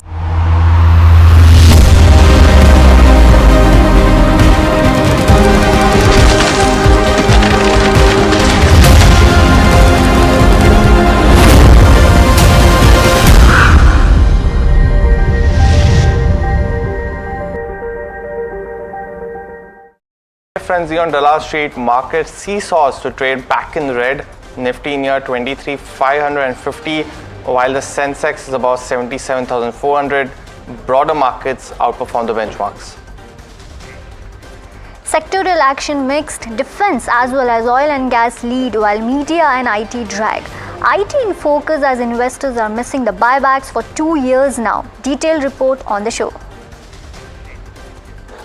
Nifty Defense leads the way. HAL gets new order for roughly 6,500 crores for light combat aircrafts. Other stocks like BEML as well as BHEL as well are in focus on the back of order wins. BSE soars in trade, gains over 16% in trade this after NSE defers its plan to change the expiry date until further notice. Jeffrey says this abates concerns around BSE's potential loss of market share.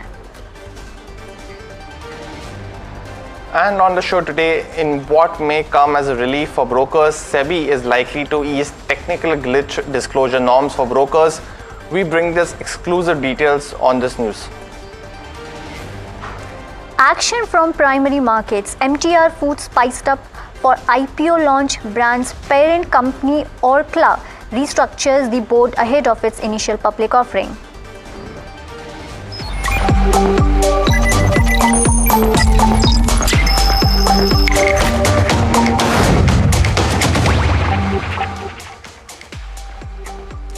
Hello and welcome. This is Profit Buzzers. I am Puneet Zaveri and with me is Varsha again this week. It's been a very interesting day to this session. While we have seen some positive moves from the start of the week, we've come back in the red now, roughly about 23,550. We have seen, on the Nifty itself, a very strong recovery from last Monday, going all the way up to 23,600. And yesterday we did see some selling back into 23,400 and then back a reversal. So it's been a complete seesaw over the last couple of days in the market. Let's also look at the top contributors as for the Nifty 50, because we have seen the banks have been providing the much needed support, while today stocks like ONGC is the top contributor for the Nifty on the green. Kotak Mahindra Bank as well as ICICI are continuing to trying to pull the Nifty back into the green, while HDFC Bank is seeing some selling today. This is despite some positive brokerage notes from Citi as well as some other brokers have come over the last couple of weeks. Just seeing some pressure there. On the other side, Infosys as well as the other IT pack is again back in the red, and we'll discuss that in the show, because while buybacks have been missing over the last 2 years, we've also seen brokerages come out and downgrade stocks basis of an uncertain outlook going forward. Let's also look at the sectoral indices as well. Let's see the biggest gainers as well as the losers there. And we've seen the Nifty Media as well as the Nifty IT down today. We've also seen Pharma as well as Auto being impacted because of the Trump tariff impact. Some solace on FMCG as well as the PSC index, but largely we have seen the market trade in the red. But Varsha, how has the mid cap as well as the broader market been performing in trade today? Actually, they have outperformed the benchmark. If I were to talk about Nifty mid cap 150, so it's almost up. Not much change, but yeah, 0.02% is kind of flat, but at least in green. But let's see who are the gainers when it comes to Nifty mid cap 150. You have BSC, wherein now this is BSC. Let's pull up that stock. It's up almost, I guess, 16% in trade. Now this is after NSE deferred its decision to change weekly and monthly expiries of future and options trades on to Monday from Thursday. You also have PNG, Fortis Health, Bayers Corp, who are in the gainers list when it comes to Nifty mid cap 150. Also, let's talk about losers when it comes to a mid cap 150. You have IOB, Thermax, even Max Health is also down in trade today. In fact, it was down almost 5 to 6% in last 5 days when it comes to Max Healthcare. Well, company is doing a lot of capex when it comes to brownfield expansion. While if I were to talk about the Nifty small cap 250, let's pull that chart up. If I were to talk about gainers in the Nifty small cap 250, you have DCM Shriram, you have Capri Global, you have Inox Wind, CDL, while IOB, Apar Industries, Awas Finances and Mahindra Life are some of the losers, Puneet, when it comes to Nifty small cap 250. But definitely a lot of names that are in focus on the back of news flow in the broader market as well. But let me welcome in Lancelot from ValueX Wealth Connect.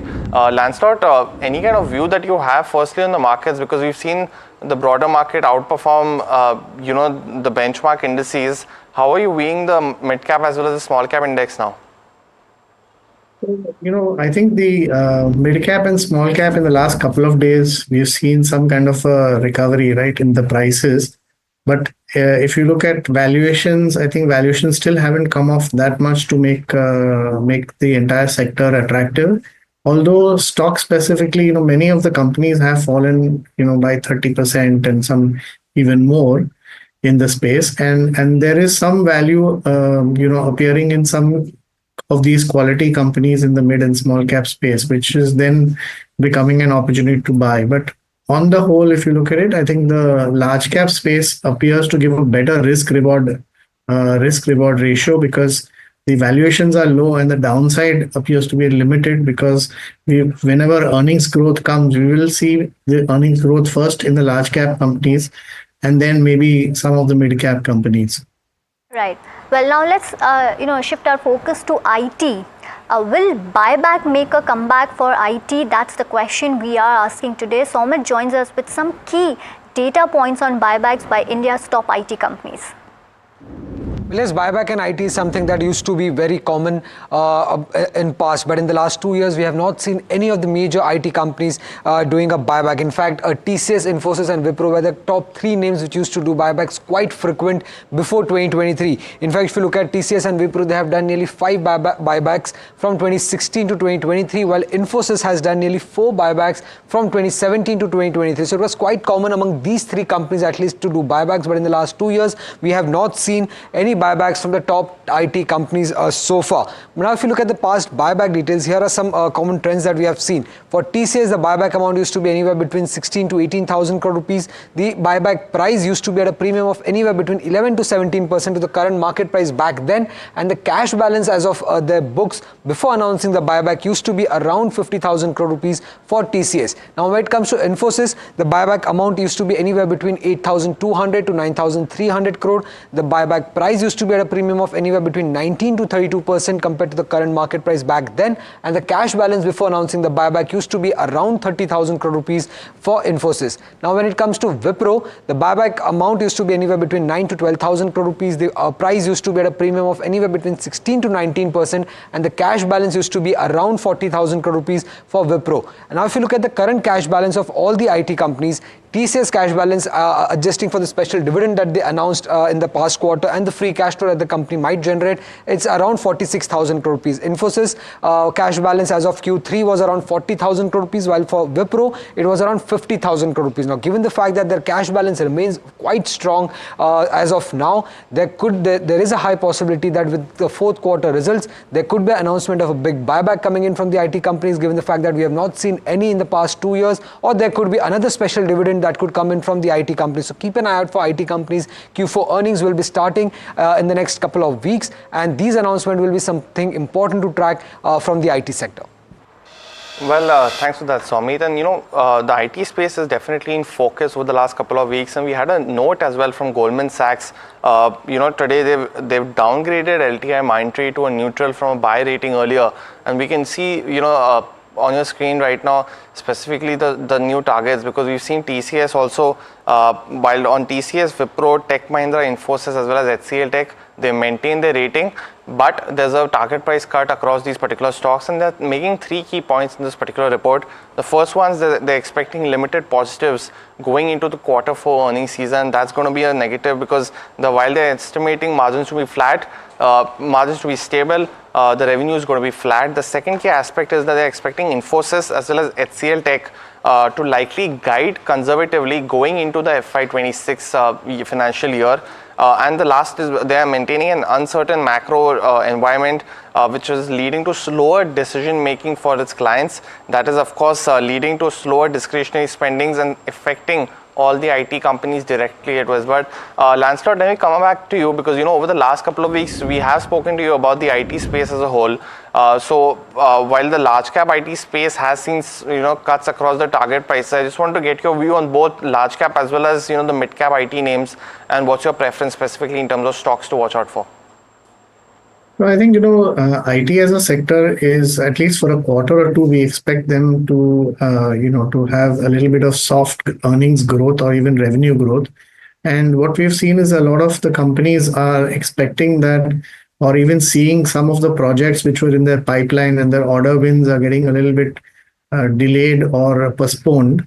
And this is mainly because there's a lot of uncertainty in the US, which is their major market, as to what is the scenario there as far as visas are concerned, as far as jobs are concerned.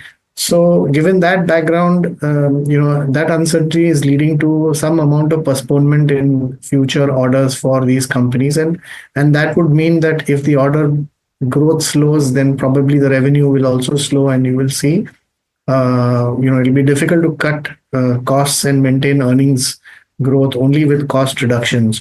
So from that perspective, after the first quarter, the current quarter results are out, and maybe when we discuss with the management, we'll get a far better sense of the outlook for the next year. And based on that, re-rating would happen in terms of certain stocks where the outlooks are being lowered, and maybe in the stocks where they are seeing a stable growth, revenue as well as profit outlook, the things would go back to becoming an opportunity to buy. So I think that's something which we'll have to wait and see. But the stocks that we are watching, we are not yet buying because we would rather wait for the results, which will come out in another 2 weeks or so, and that would give a fair sense of where the sector is going to move and what kind of valuations you see. The stocks that we've been looking at are, Infosys, TCS as the bellwether stocks, and then some of the smaller companies where we feel there could be opportunity in the mid-cap space would be companies that are domestically focused. So we are looking at, companies like Persistent, even to some extent, there's this latent view analytics, which is more on the data analytics side. So some of these companies are where we are, looking at whether there is opportunities to add as well. Right. Well, speaking of IPOs, NSE could face a potential delay in its much awaited IPO following a detailed letter from market regulator SEBI highlighting several shortcomings in the letter sent in late February. Now, SEBI has advised the NSE to pause its listing plans for 2 years to address these concerns. My colleague Shrimi brings the report. Yeah, rightly so, the NSE much awaited IPO plan has hit the roadblock as market regulator SEBI has written a detailed letter highlighting deficiencies and shortcomings in the NSE IPO process. Now, what we have been given to understand that among many such shortcomings which was flagged by the regulator in its February letter, some of them are actually related with its stake in the clearing corporation, remuneration of the KMPs, and some internal issues. Now, industry sources tells us that those are actually unrelated with the IPO process. However, SEBI advises NSE to review all those concerns, address all those matters adequately, and come back after 2 years with a fresh proposal. NSE, who has filed the prospectus in 2016, almost 9 years ago, have been grappling with many legal issues, including co-location matter, and was close to sort of settle with all the agencies, including the regulator, and that's why they are hoping to have a market debut and sought no objection certificate last year itself. But for now, it seems it will take some time for NSE to address all those concerns and engage more with the regulator to pave the way for future listing. Interestingly, the letter was sent to NSE right around the same time when the former SEBI chief Madhuri Buch's tenure was ending. With new chairman Tuhin Kanta Pandey on this particular matter in its just concluded board meeting on Monday said that they are reviewing the issue and then perhaps decide how to take it forward. Well, thank you, Shrimi, for all the details. On the back of this news, Jefferies has maintained a hold rating on BSE and said that it will abate concerns around its potential loss of market share. Anushi joins us with more from the report. NSE has deferred the implementation of its Monday expiries. Now this was going to be implemented after April 3rd onwards, and they have deferred it until further notice. This is after Monday expiries were deferred after SEBI consultation papers on the Tuesday and Thursday as expiries which were there. Again, the SEBI aim is to reduce the market volatility which is there and provide predictability to traders, through which they do not want the first day or the last day of the trading session as the expiry date, as we are seeing. SEBI also wants a prior approval before the exchange changes the expiry day that we are looking at. Again, this move comes after the consultation paper on the overall expiry days uniform expiry days that we are looking at. Along with this, we also have a note on BSE which might be in focus. Now, Jefferies on BSE had a note wherein they've maintained a hold rating with a target price of 5,250. They say that SEBI's push to spread out FNO expiry days to abate concerns for BSE remain and should stay. SEBI has proposed that exchanges should stay with FNO expiry on Tuesday and Thursday. This may mean that NSE reverts to expiry on Thursday from Monday and BSE stays with the Tuesday expiry that we're looking at. Again, this will abate concerns around BSE's potential loss of market share and impact on EPS, which is estimated around 12% of range, and clarity on this open interest limits is awaited, but impact of that is lower for BSEs that we are seeing.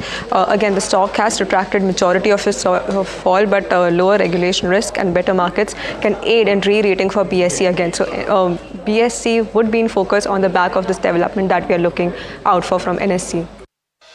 Well, thank you, Anushi, for all the details. Lancelot, so actually the BSE is buzzing. Now we have two news. One is the delay IPO for NSE, and also NSE has deferred its decision to change weekly and monthly expiries of future and options. Just wanted your view when it comes to BSE. Are you tracking? What are your, do you suggest buy rating when it comes to BSE?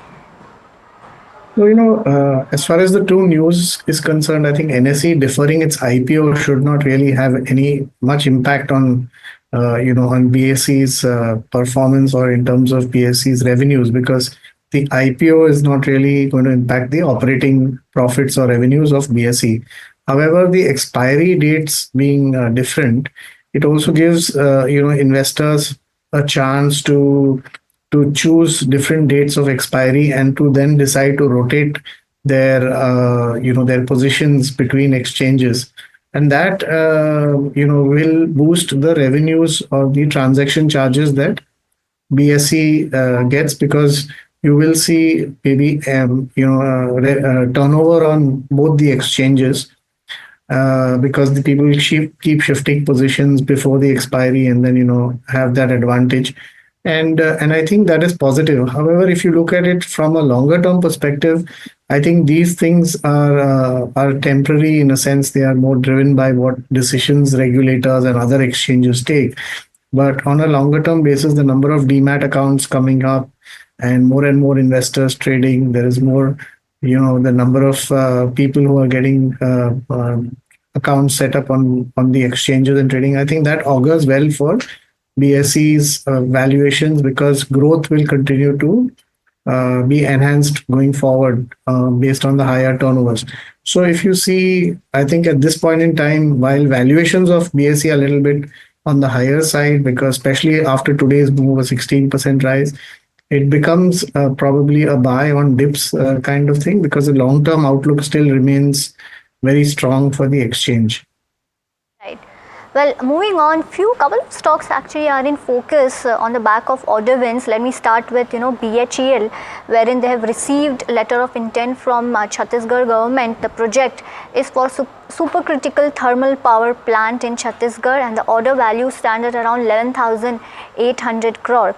Now, this order includes supply of equipment like boilers and turbines, and also electrical and balance of plant packages are also included when it comes to contract.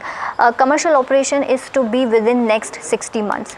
Then on the list is BEML, wherein they've secured order from Bengaluru Metro Rail Corporation. The contract value is at 405 crores, and which involves supplying standard gauge metro cars, and the company will handle installation, testing, commissioning and personal training as well. A maintenance contract is also there for up to 15 years, and the order book, if you see, for a company stands at around 11,453 odd crores as of September 2024. Next on the list is Bharat Electronics, wherein they've received additional orders worth 1,385 crore. Orders also include radar, space and upgrades, and electronic voting machines are also part of order, while BEL's total order for FY25 stands at around 18,415 crore. Last on my list is HAL, Hindustan Aeronautics, wherein they've amended a light combat aircraft contract. This has been revised. Now the new contract value is at 6,500 crore, while the original contract value was around 5,989 crore. Now this revision is due to change in delivery schedule. So these are the stocks which are actually in focus on the back of order news. Well, Lancelot, just wanted your view on any of these stocks you're tracking, especially when it comes to your BHEL and BEML.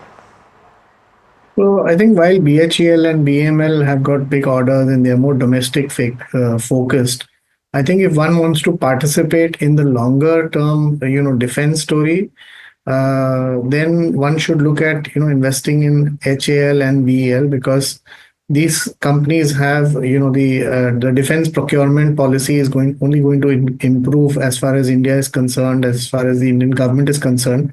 We're going to spend more and more on terms of, various kinds of arms, ammunition, and also with various countries in Europe as well as the rest of the world increasing their defense allocation, from the budgets. You will see demand probably coming into companies like BEL and HAL.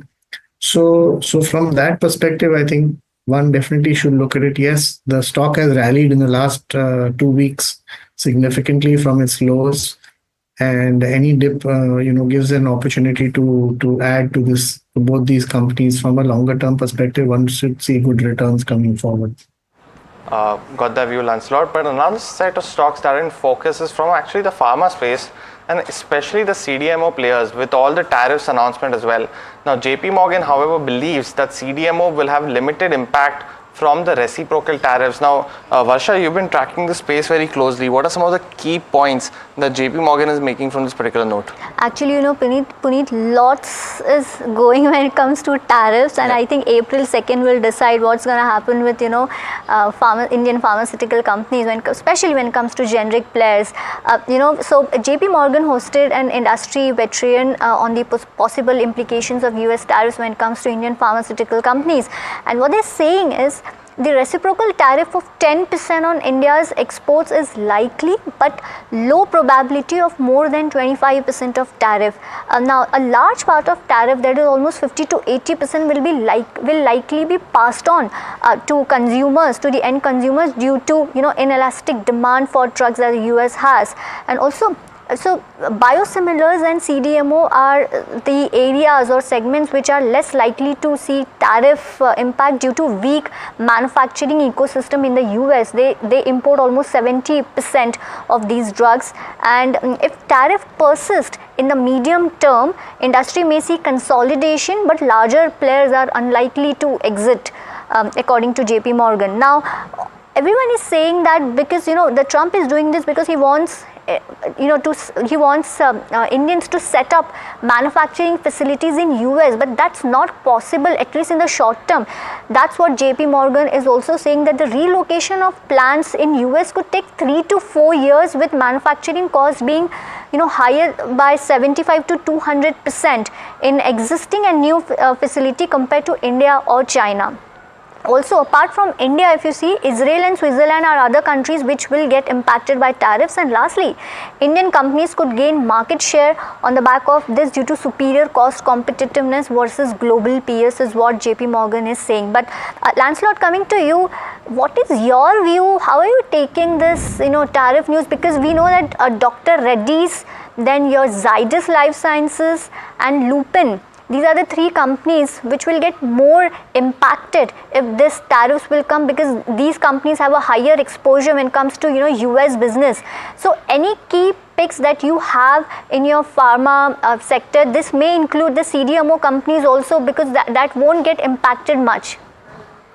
Yeah, so I agree. I think there is a very strong possibility that the biosimilars, you will see probably exemption of tariffs. But I think it's still to be seen as to whether this tariffs increase will be passed on to the ultimate customer, and what is going to be the impact on demand. As far as pharmaceutical is concerned, I think all the entire space acknowledges that these pharmaceutical products are vital to the healthcare industry in the US. So given that background, I'm sure there will be some concession coming in at some point in time. But the initial, hit that happens, or if the tariffs are enforced on pharmaceutical products, initially we will see an impact on most of the companies, because they may not be able to pass through or pass on the entire increase in tariffs, and that may result in some amount of reduction in their profitability going forward. But at this point of time, it's too early to say what the exact impact. Once we see on the demand side, what is the impact, then we'll be able to understand what kind of impact there's going to be on the earnings side for the Indian companies?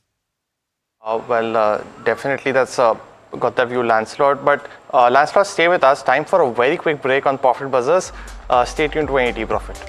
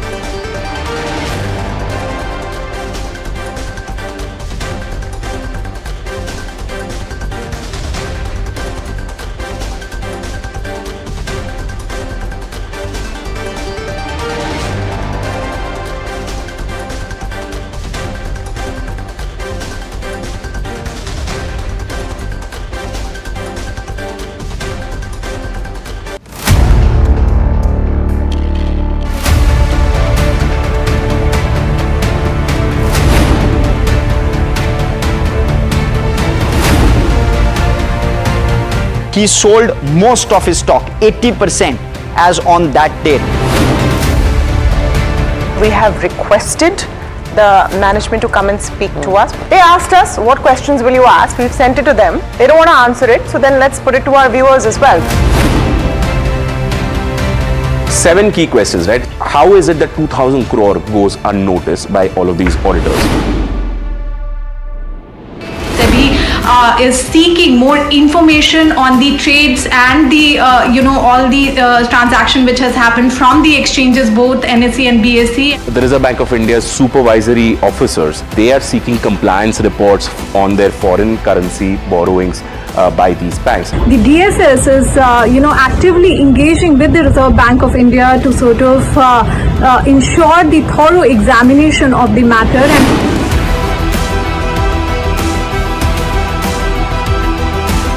And IndusInd Bank, as part of its internal review, had found that certain aspects of its derivatives portfolio was not meeting the standard that was set by the Reserve Bank of India.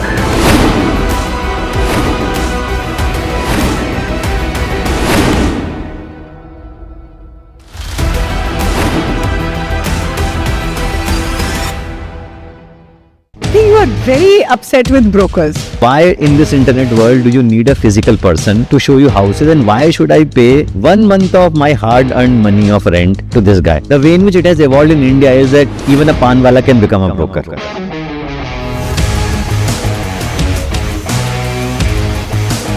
So you were bored of the steady paycheck at the end of the month. So I think it was a sort of midlife crisis as to where am I going.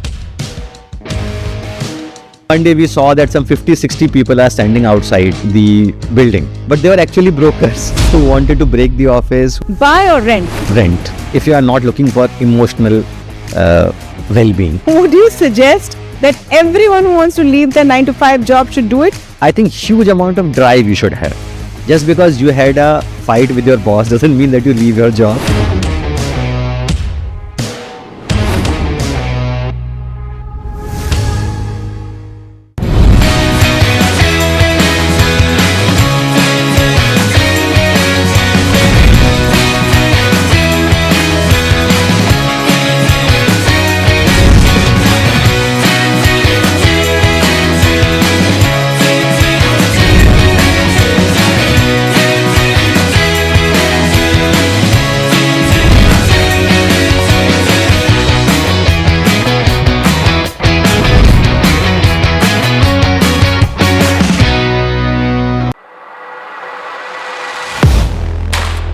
Do you really know the company you invest in?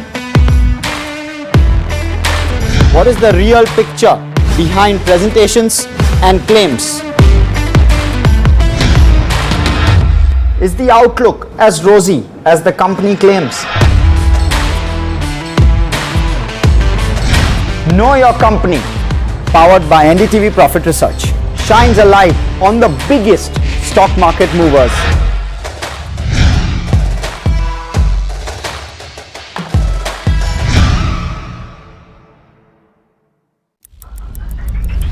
Headlines you start your day with. What matters worldwide is now in the palm of your hands. Get ready to seize the day and maximize your financial potential. Stay ahead of the curve with all you need to know on NDTV Profit.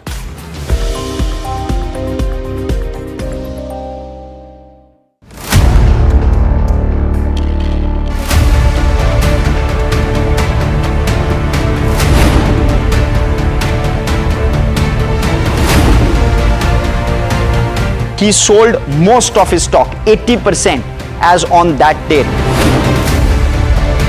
We have requested the management to come and speak to us. They asked us, what questions will you ask? We've sent it to them. They don't want to answer it, so then let's put it to our viewers as well.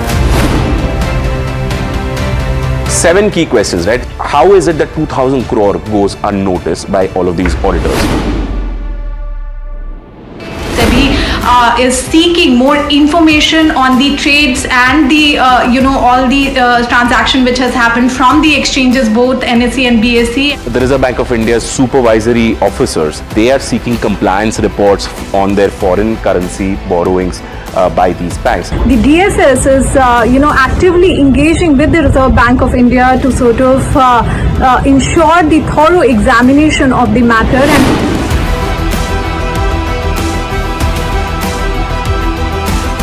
And IndusInd Bank as part of it.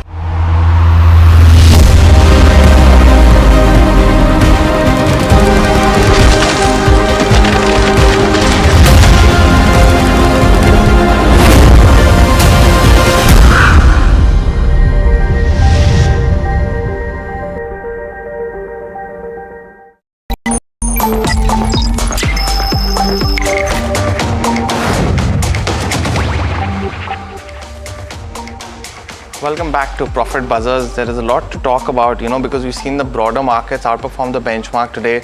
But on to a very important story, which is an NDTV Profit exclusive as well. Now, in what may come as a relief for brokers going forward, SEBI is likely to ease the technical glitch disclosure norms for brokers, sources told NDTV Profit. Now, my colleague Charu joins in with more details on this.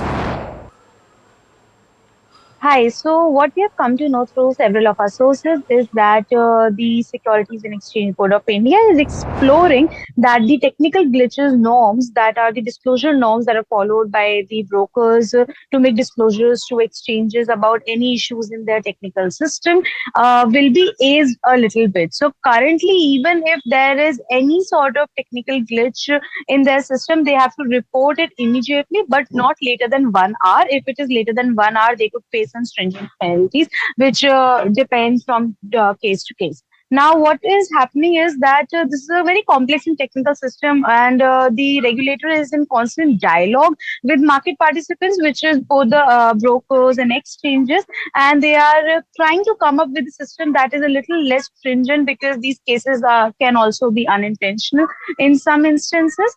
And let's see how this rolls out, because we are not sure about a timeline yet. However, this has been in discussion for a while, and it has been coming up in the committee as well. So let's see what happens. Well, thanks for that, Charu. But let me welcome in Akshay Bhagwat as well, Senior VP at JM Financial.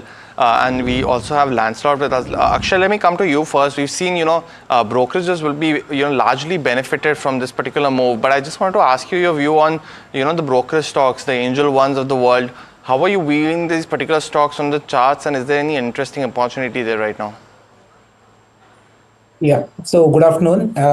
Well, on the price structure of Angel One, there is a small hurdle or a technical price resistance which I see at the levels of 2450. So that's the immediate hurdle which the stock has to surpass for any momentum regain. At the current levels of 2315 where it trades, it might be a bit choppy in the range of 2250 on the lower end and probably around 2400 on the upper end. But if you are positioned slightly on the medium to longer term with a time horizon of a couple of months, then the stock has reversed from a very important value support of 2000, and that puts it in a very strong footing. So positionally, I'm looking for targets of around 2650 to 2700 with a 3-month horizon. So positive from medium to long term. For short term, really there is no trade setup. The momentum is above a certain level which I gave.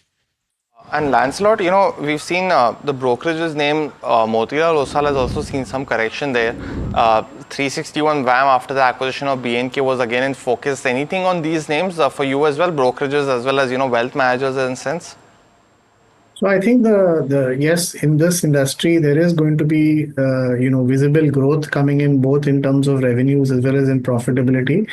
But however, at this point in time, despite the correction, I think the stocks are still richly valued, and one needs to wait for a little bit more correction if one wants to accumulate at lower levels, because otherwise, when the profitability comes up, you may just see the multiple getting re-rated a bit, and as growth slows down a bit, the multiples will remain. So we could be, in most of these cases, the returns from these levels could be in single digits kind. But if one is buying it at a little lower levels, then you can see significant upside, because growth is more of a certainty in all these companies, in the companies, as opposed to expecting future growth to happen. Right. Well, moving on, Piper Serica's Abhay Agrawal is positive on small banks compared to larger ones. He believes that credit offtake will increase as consumption demand comes back. Listen into the conversation where he explains why he is bullish on banks.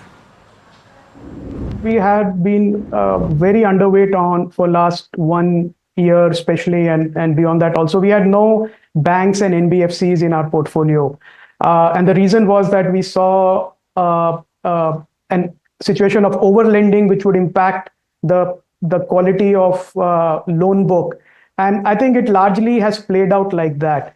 But now we are seeing tremendous value. And again, this is a bit of a Braveheart call. This may be a contra call. We're seeing value emerge in the smaller banks. Large banks are fine.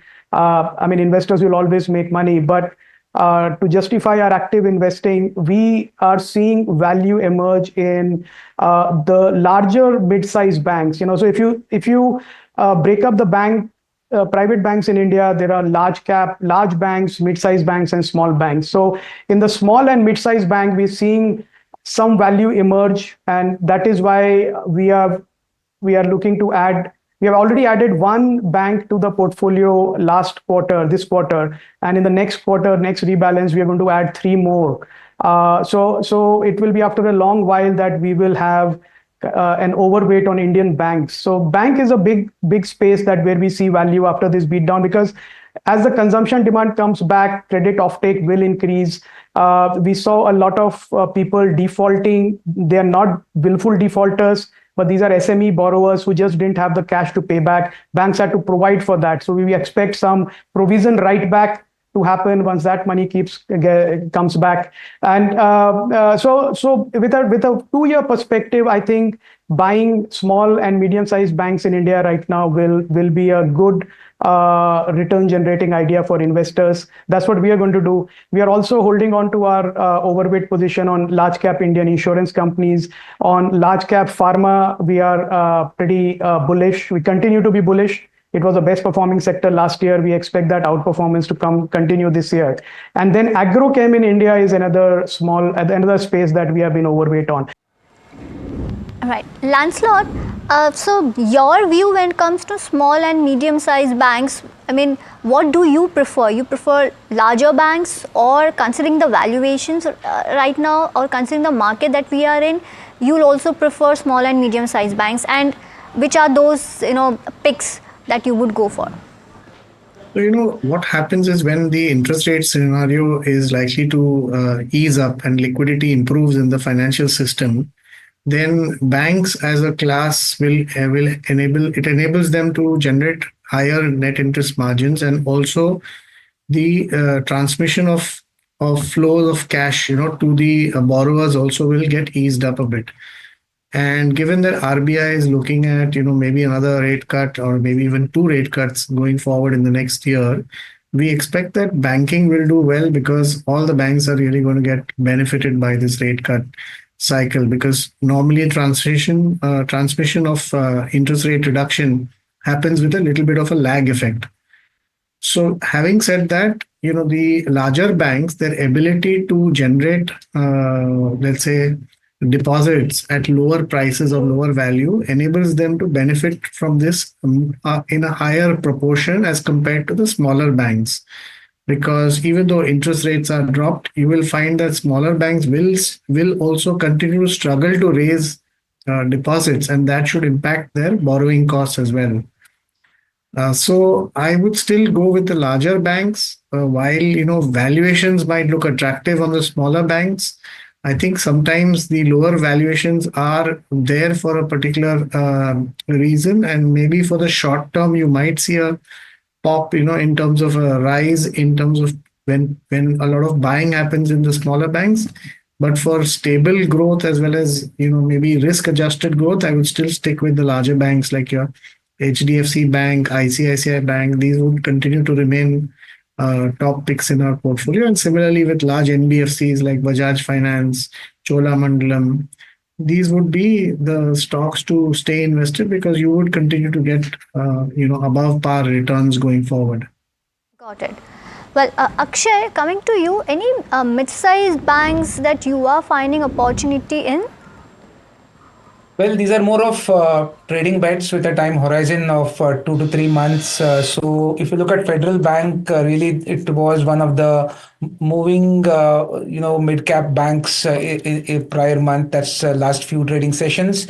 And the stock has seen a good base formation around the levels of 180. And this base formation and recovery has seen almost after a dull phase of last 3 months where some profit taking was noted in this stock. Overall, the technical setup is pretty healthy, which signals revisit of levels of 215, which was seen 4-5 months back, and longer term investments can still see the stock selling higher for 230 plus. So Federal Bank is one name which you can consider from a slightly longer term perspective, and City Union Bank is the other name which you can look forward to. It's been mostly range bound, but overall the price technical structure makes me believe that this stock once again can make a comeback for levels of around 180 with a time horizon of around 5 to 6 months.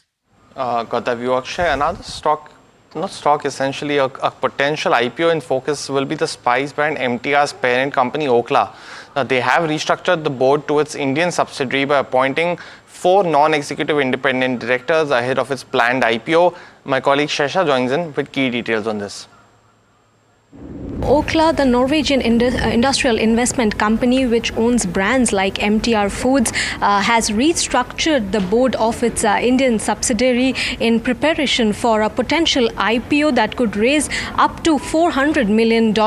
Now, what we have learned from sources is that the company is currently working with advisors on the potential share sale and may file for an IPO as early as the first quarter of FY26. Meanwhile, the company has appointed 4 non-executive independent directors, including consulting coach Rashmi Joshi, former L'Oreal chairman Amit Jain, former PNG CEO Shantanu Khosla, and Porsche Medical MD and CEO Meena Ganesh. Now, this restructuring adds to the existing board members, creating a comprehensive 8-member board. Now, in a release, the company also stated that this expanded board structure enhances Okla India's corporate governance in line with its strategic growth objectives. The board changes also further implies that discussions for a potential private sale may have stalled, possibly due to unfavorable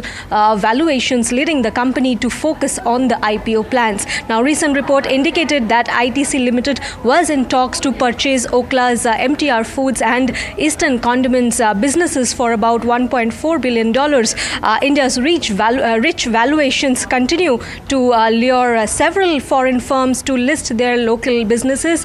Okla's potential IPO follows a listing of Hyundai Motor Company that raised nearly 28,000 crore in the country's biggest IPO. The Indian unit of LG Electronics has also filed for IPO, aiming to raise as much as 15,000 crore. Well, thanks for that, Shesha, and definitely the IPO market galores going forward. But let me get my colleague Somit now for a brokerage note from CLSA on Avenue Supermarts. Somit, what is the key aspect of this report?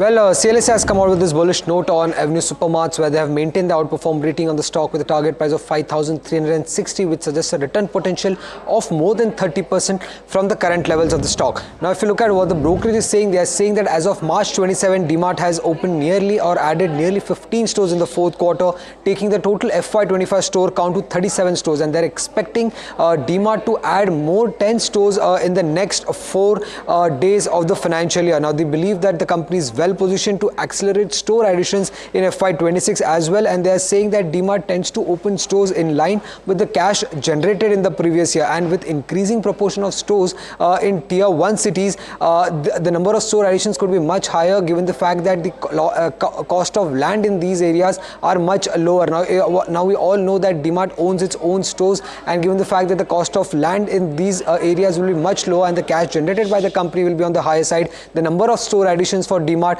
could accelerate in FY26. That is what CLSA is suggesting. They are also saying that the consumption of staples does not vary significantly in these areas, which would mean that these stores could generate higher returns for DMart going forward. So the brokerage is quite bullish on DMart, and they say that DMart remains one of the top picks in the country with a return potential of more than 30%.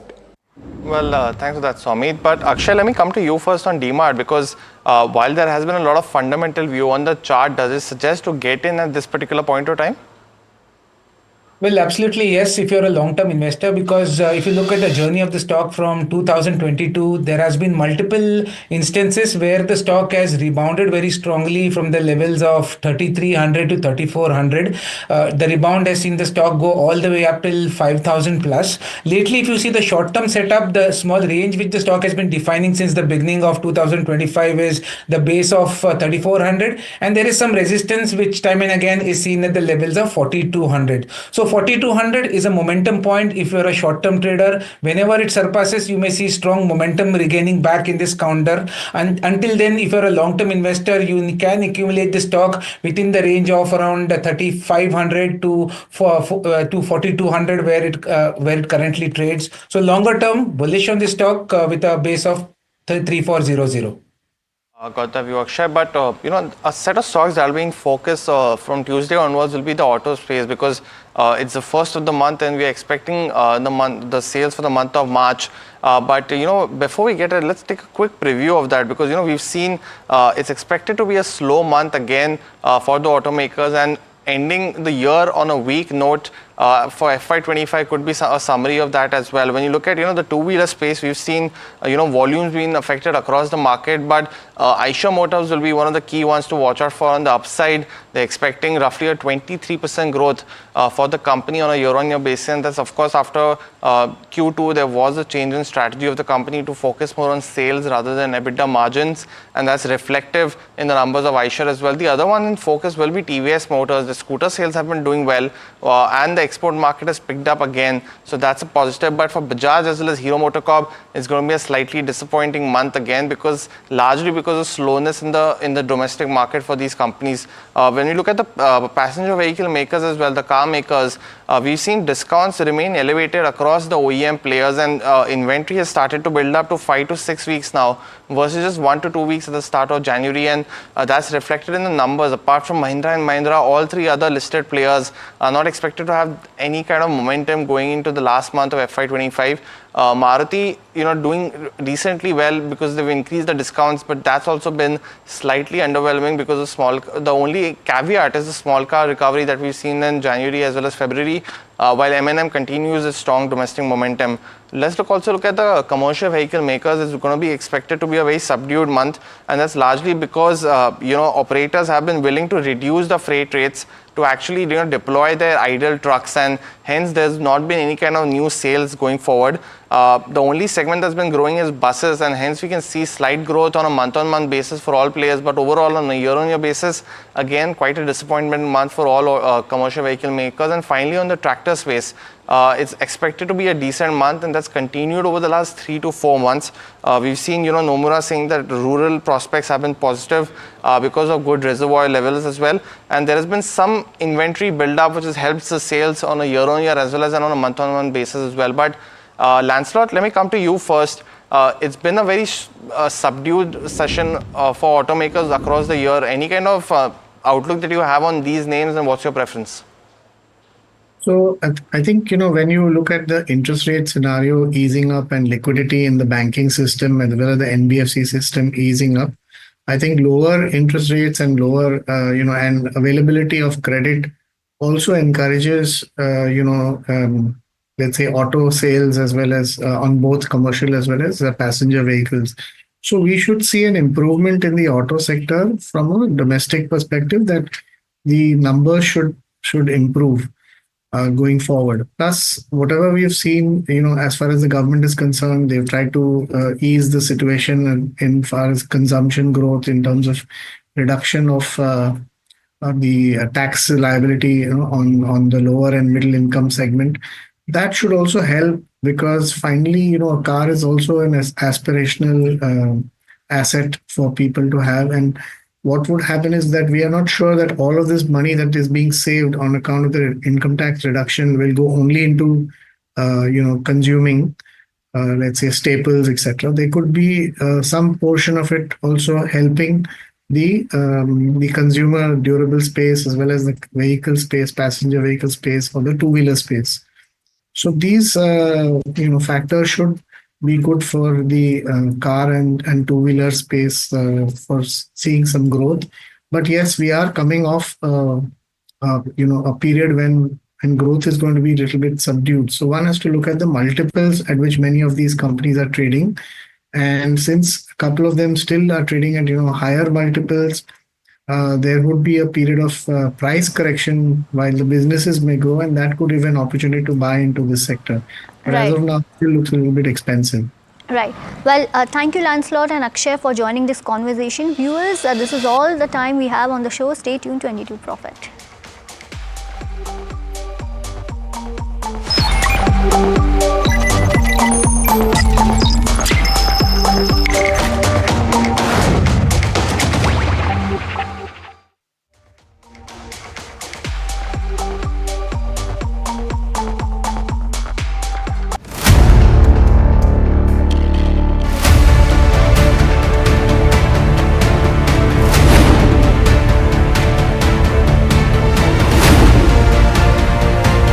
He sold most of his stock, 80%, as on that date. We have requested the management to come and speak to us. They asked us, what questions will you ask? We've sent it to them. They don't want to answer it, so then let's put it to our viewers as well. 7 key questions, right? How is it that 2,000 crore goes unnoticed by all of these auditors? Is seeking more information on the trades and the all the transaction which has happened from the exchanges, both NSE and BSE. The Reserve Bank of India's supervisory officers, they are seeking compliance reports on their foreign currency borrowings by these banks. The DSS is actively engaging with the Reserve Bank of India to sort of ensure the thorough examination of the matter.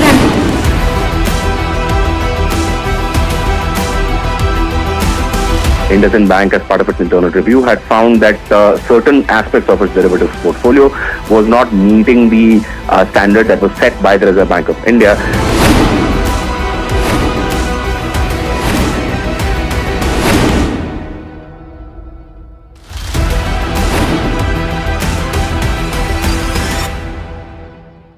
You are very upset with brokers. Why in this internet world do you need a physical person to show you houses, and why should I pay 1 month of my hard-earned money of rent to this guy? The way in which it has evolved in India is that even a panwala can become a broker.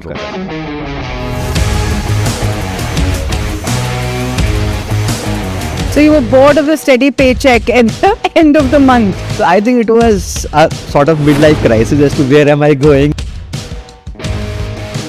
One day we saw that some 50-60 people are standing outside the building, but they were actually brokers who wanted to break the office. Buy or rent? Rent. If you are not looking for emotional well-being. Would you suggest that everyone who wants to leave their 9-to-5 job should do it? I think huge amount of drive you should have.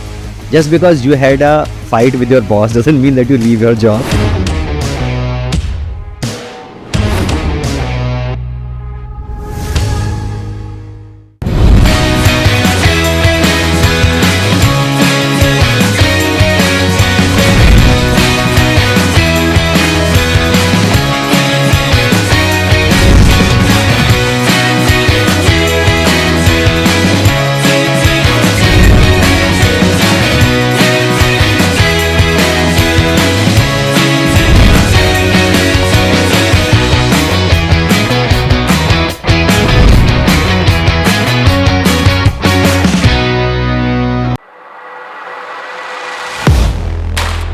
Do you really know the company you invest in?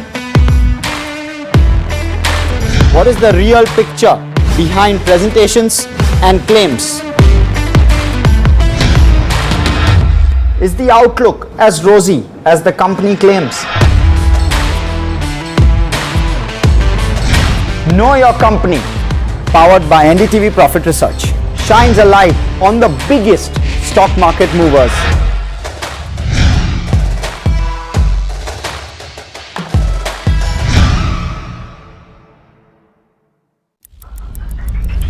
Headlines you start your day with.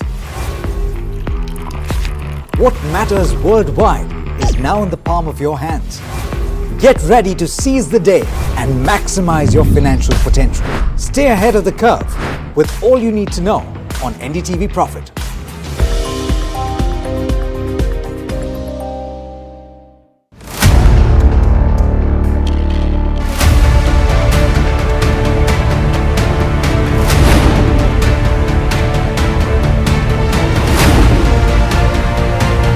He sold most of his stock, 80%, as on that date. We have requested the management to come and speak to us. They asked us, what questions will you ask? We've sent it to them. They don't want to answer it, so then let's put it to our viewers as well. 7 key questions, right? How is it that 2,000 crore goes unnoticed by all of these auditors?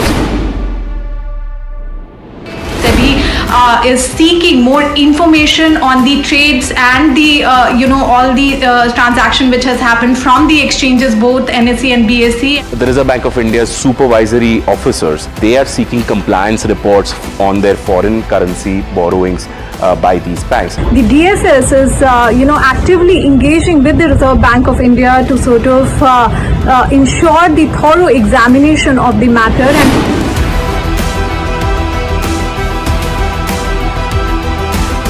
IndusInd Bank, as part of its internal review, had found that certain aspects of its derivatives portfolio was not meeting the standard that was set by the Reserve Bank of India.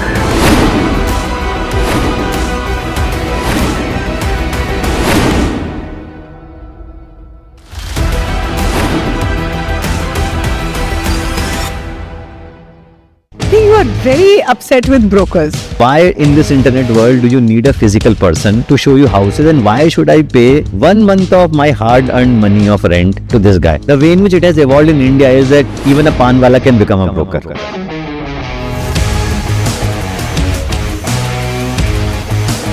So you were bored of the steady paycheck at the end of the month. So I think it was a sort of midlife crisis as to where am I going. One day we saw that some 50-60 people are standing outside the building, but they were actually brokers who wanted to break the office. Buy or rent? Rent. If you are not looking for emotional well-being. Would you suggest that everyone who wants to leave their 9-to-5 job should do it? I think huge amount of drive you should have. Just because you had a fight with your boss doesn't mean that you leave your job.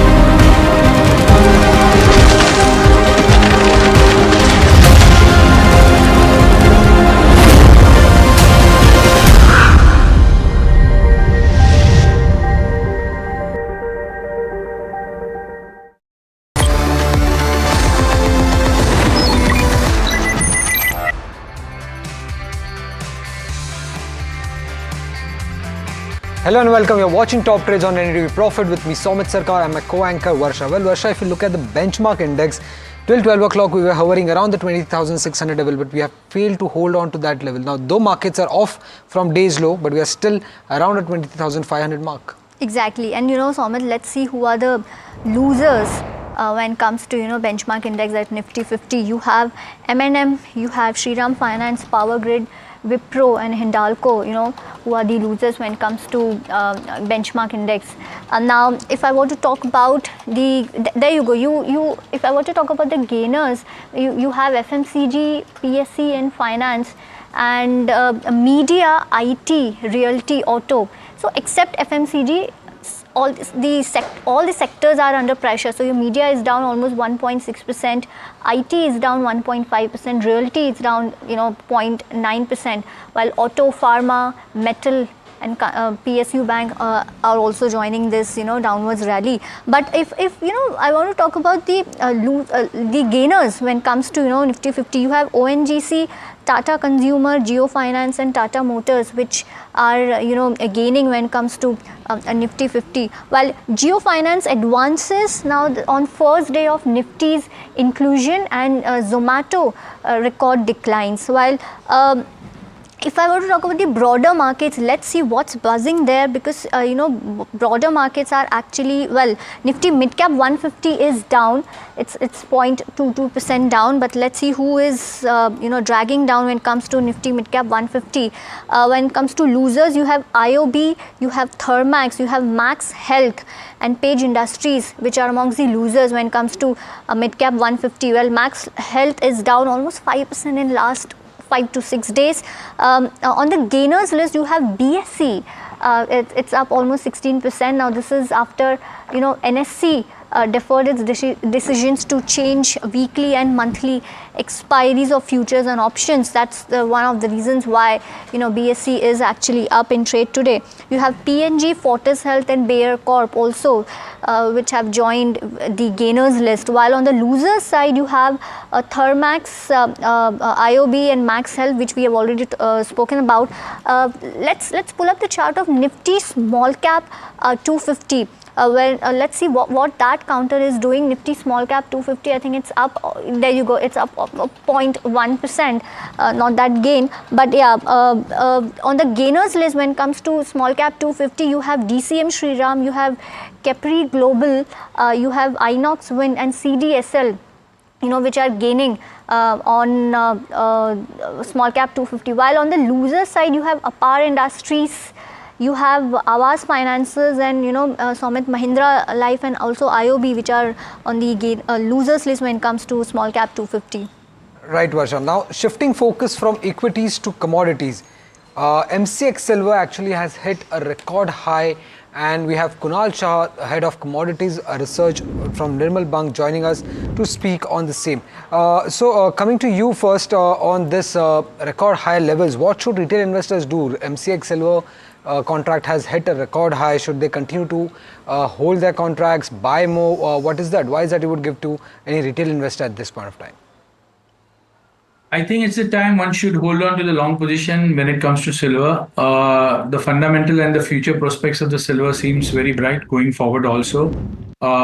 So the people who have bought it at a lower rate, say 80,000, 70,000, and they are already 30%, they are making 30% or 20% return, whatever return they are making, they should hold on to it. I think silver's rally has more fire left rather than it's going to fade out. So that is one. And number two, when you talk about somebody who wants to enter into long position at this rate, yes, you should have a room to do more average if it goes down by 5,000-6,000 rupees or perhaps 7,000-8,000 rupees. So overall scenario for silver looks pretty bright, and we are very optimistic about the outlook of silver. So it's just the phase that one should hold on to the long position. And what is the kind of returns that you're expecting for the remaining part of the 2025? Okay, so the fundamental of silver is very simple. If you look at what's happening on the demand side, the clean energy demand is going up at a double-digit growth rate for silver. And from last 5 years, we've not seen any incremental addition to the supply. This market is in a deficit from last 4 years, and the deficit continues. 2024, in a market of 1,200 million ounce, we started with a deficit of 200 million ounce. So in the thumb law in commodities that there are no price for the shortages, and in case of silver, the supply side is quite weak as compared to the demand side, and the 4 years of incremental shortage is one of the main reason why the markets are behaving the way it is. So the upside we see on MCX on Indian bourse is still 1,15,000 to 1,18,000 for this year, and from present levels another 10 to 15% return is very likely when it comes to silver return. So I remain quite optimistic about the outlook. Right, and any risk to this theory that could come in, geopolitical tensions, any changes in trade policies that could work as a risk factor for this rally that we have seen in silver? I think the major risk factor in case of silver would be any major strength in the US dollar. If US inflation shoots up to a 4% or 4.5%, and that leads to a interest rate hike in US, if that kind of scenario emerges, which is not our base case scenario, but if it does, then we may see some profit taking coming in silver and gold and bullion. So until then, or we see a sharp collapse in the global international clean energy demand, that kind of scenario. Both are not our base case scenario. Right, sir. And sir, before I let you go, I believe you must be tracking various other commodities as well. So for any retail investor, from a commodity investment point of view, at this juncture, what would be the best bet here? I think this is the year of commodities. Looking at the way the geopolitical uncertainties are hovering, the way US dollar is likely to weaken going forward, all these points to a scenario where commodities remain a strategic investment, and with China again, planning to buy and add more commodities in their reserve, it seems that the metals like silver, metals like copper, they are our favorite, and they are likely to deliver another 8 to 10% return from present levels. So, and just one last question, sir. How would you advise retail investors to invest in silver, via ETF or via fund of funds? I think both are good option, but I would recommend ETFs. Silver ETFs in India are getting tractions and becoming more and more liquid with every passing day. So silver ETFs are one of the good way to invest in silver, and I think investors should invest through ETFs. That are one of the better ways of investing in silver. Right. Well, thank you, Kunal, for answering our questions. Great to have you on the show. Well, Jefferies has moving on. So Jefferies has maintained a hold rating on BSE and said that it will abate concern around its potential loss of market share. Anushi joins us with more from the report. NSE has deferred the implementation of its Monday expiries. Now this was going to be implemented after April 3rd onwards, and they have deferred it until further notice. This is after Monday expiries were deferred after SEBI consultation papers on the Tuesday and Thursday as expiries which were there. Again, the SEBI aim is to reduce the market volatility which is there and provide predictability to traders, through which they do not want the first day or the last day of the trading session as the expiry date, as we are seeing. SEBI also wants a prior approval before the exchange changes the expiry day that we are looking at. Again, this move comes after the consultation paper on the overall expiry days uniform expiry days that we are looking at. Along with this, we also have a note on BSE which might be in focus now. Jefferies on BSE had a note wherein they've maintained a hold rating with a target price of 5,250. They say that SEBI's push to spread out FNO expiry days to abate concerns for BSE remain and should stay. SEBI has proposed that exchanges should stay with FNO expiry on Tuesday and Thursday. This may mean that NSE reverts to expiry on Thursday from Monday, and BSE stays with the Tuesday expiry that we're looking at. Again, this will abate concerns around BSE's potential loss of market share and impact on EPS, which is estimated around 12% of range, and clarity on this open interest limits is awaited, but impact of that is lower for BSEs that we are seeing. Again, the stock has retracted majority of its fall, but lower regulation risk and better markets can aid in re-rating for BSE again. So BSE would be in focus on the back of this development that we are looking out for from NSE. Well, that was on BSE, which is the top gainer on the FNO side today on the market.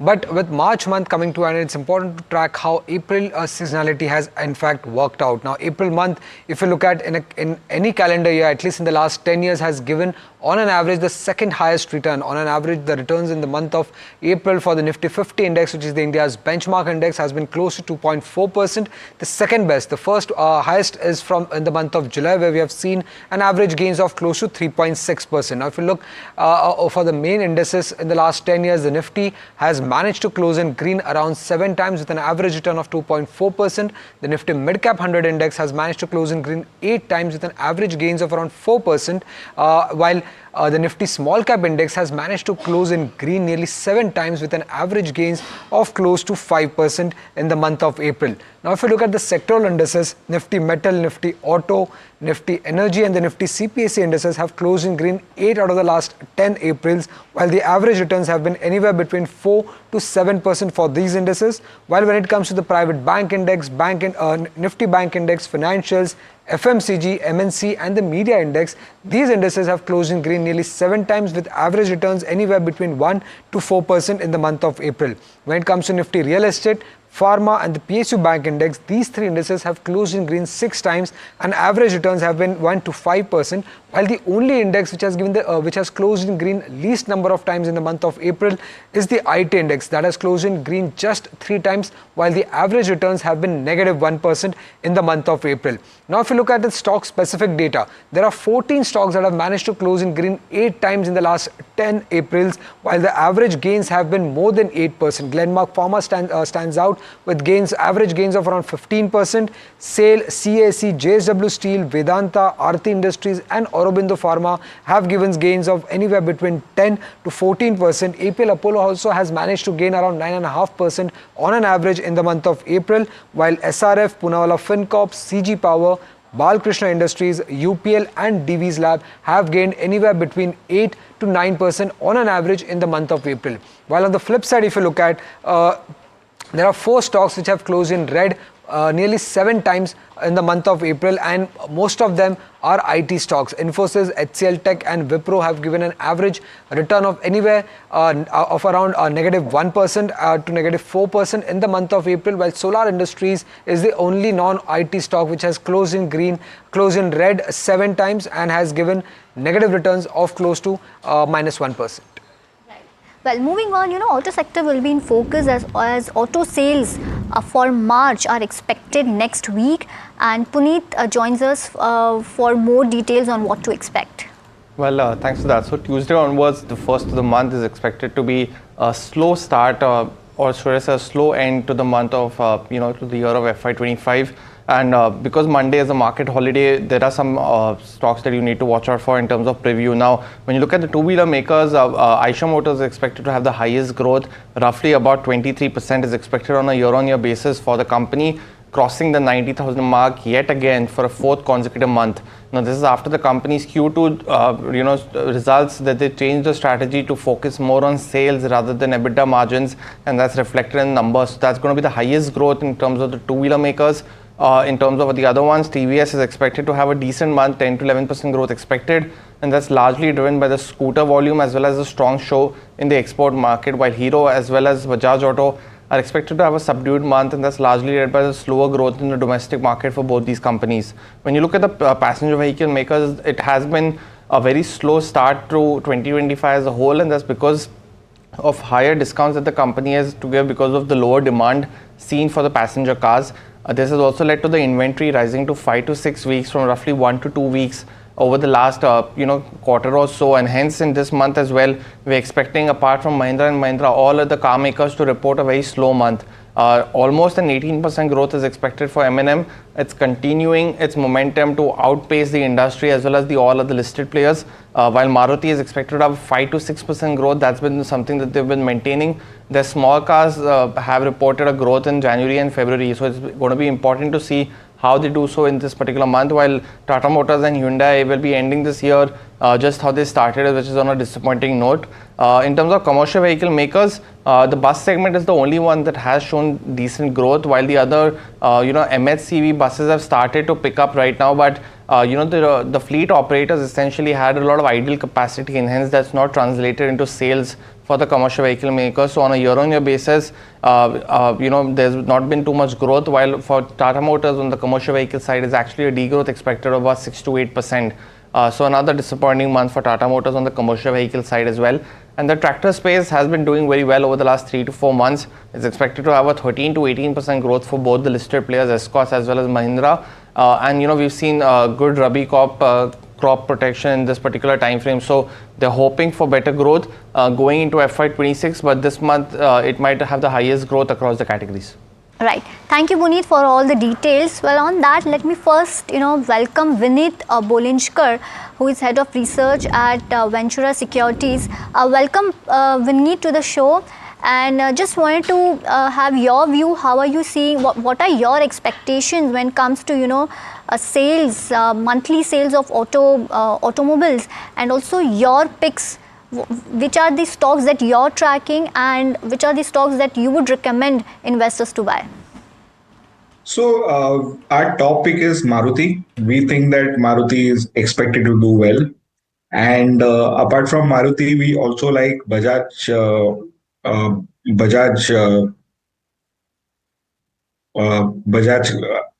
and along with that, we are also looking at Aisha. So these are the three companies which we think will do relatively well going out ahead.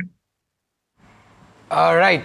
And as per the Q4 expectations that you are building in for the numbers, which auto stocks stands out on that front at least, from earnings perspective?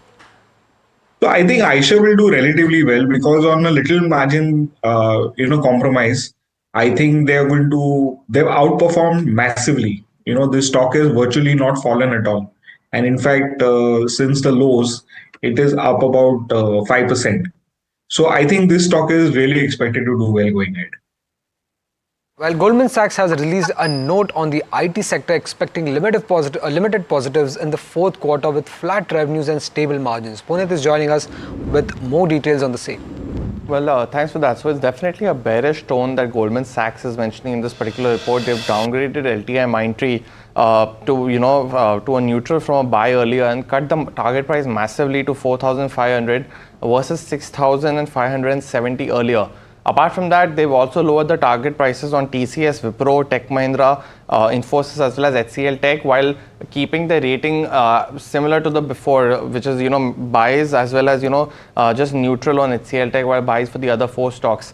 They're mentioning three key points in this particular report. The first one is that they're expecting limited positives from the fourth quarter, and that could be a disappointment for all IT companies. Especially they mentioned Infosys as well as HCL Tech in the second point that are likely to give slower guidance especially in FY26, and are expecting these two companies to be most conservative in the large cap space. And finally, they're mentioning an uncertain macro environment will lead to slower discretionary spending from its clients, and that will also lead to slower decision making in making new investments on the IT pack. So eventually they are expecting the IT companies to be in the slow run going into FY26, and LTIMindtree is the stock that they are mentioning as being downgraded in this particular note.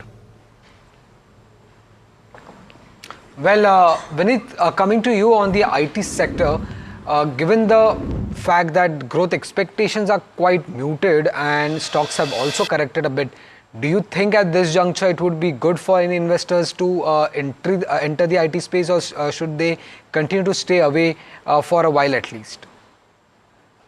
So, we are very, very constructively negative on this sector.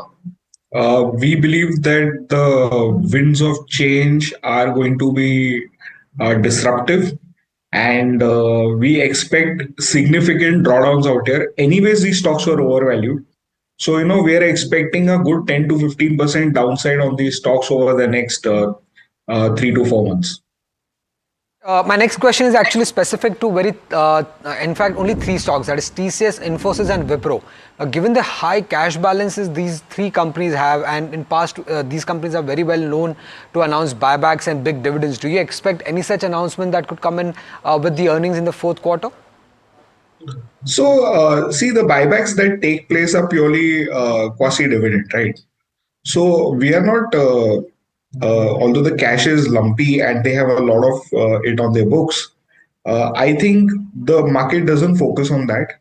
The market will now actually focus on their margins. The market will now focus on their top line growth. And these two are going to be slightly negative for these companies. And you are seeing the gradual deterioration in the PE also happen because of this. Got it. Well, moving on, few stocks are actually buzzing on the back of order wins. So let me start with BHEL, wherein they've received a letter of intent from Chhattisgarh government. Now the project is for super supercritical thermal power plant in Chhattisgarh, and the order value is 11,800 crores. Now, order includes supply of equipment like boilers and turbines, and the commercial operation for this order is to be in next 60 months. Then on the list is BEML, wherein they've secured contract from Bengaluru Metro Rail Corporation. Contract value is at 405 crore, which involves supplying standard gauge metro cars, and also company will handle installation, testing, commissioning, and personal training as well. If you see maintenance,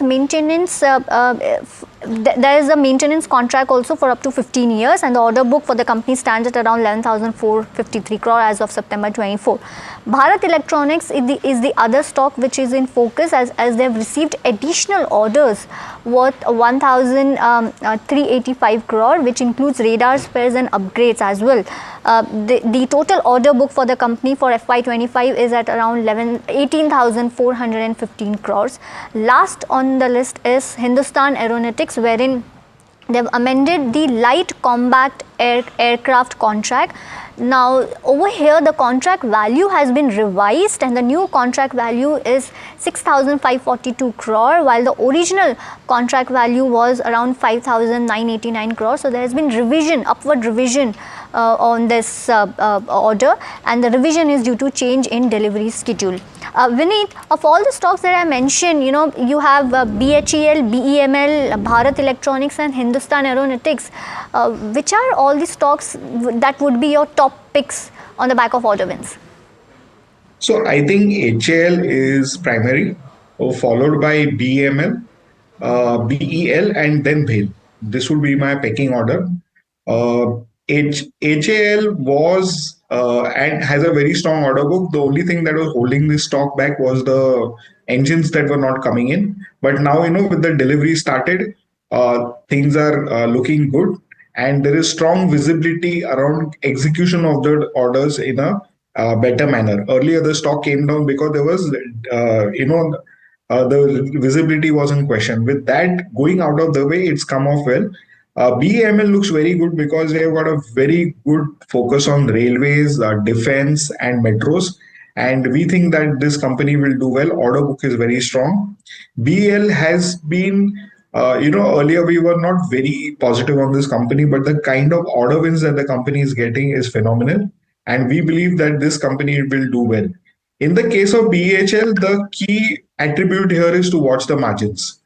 If the margins give a fillip upwards, then this stock will also perform better, because this stock from 2 digits went to 300 plus, and now it is retraced back quite a bit. And so we will be watching margins of this company very keenly going ahead. Right. And just before we end the show, sir, just wanted to understand from you, in the last 1 month, it's the Nifty Auto Index which has underperformed the other sectoral indices, and then there is Nifty FMCG as well. So how are you looking at the entire consumption space, given the fact that from the 1st of April, not only the new tax regulations will kick in, which will lead to more savings for any taxpayer. Apart from that, there is the 8th Pay Commission, which will also be beneficial for a lot of players in the consumption space. So how are you looking at the consumption basket as of now? And if we need a pecking order here, whether consumer durables, FMCG, what would be your top pick on that segment? So obviously consumer durables is going to definitely benefit from the 8th Pay Commission and the new tax regulations that come in, because there will be a lot of money in the hands of consumers. But here the stock which will do well are going to be the AC stocks. Our country climate is getting torridly hot, and even in the everyone wants that basic comfort that you get a good night's sleep.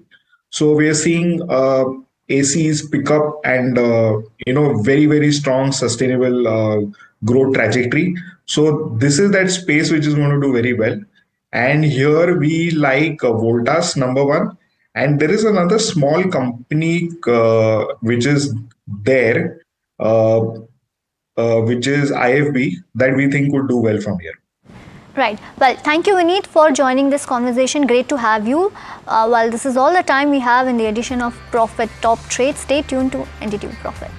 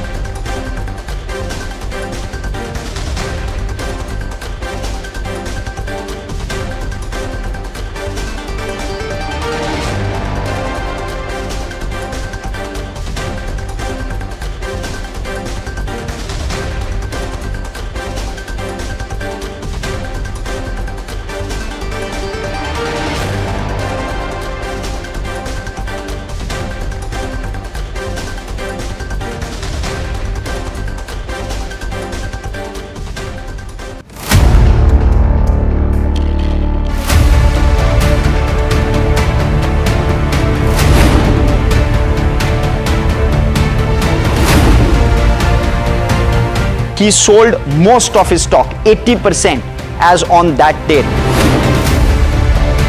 We have requested the management to come and speak to us. They asked us, what questions will you ask? We've sent it to them. They don't want to answer it, so then let's put it to our viewers as well. 7 key questions, right? How is it that 2,000 crore goes unnoticed by all of these auditors?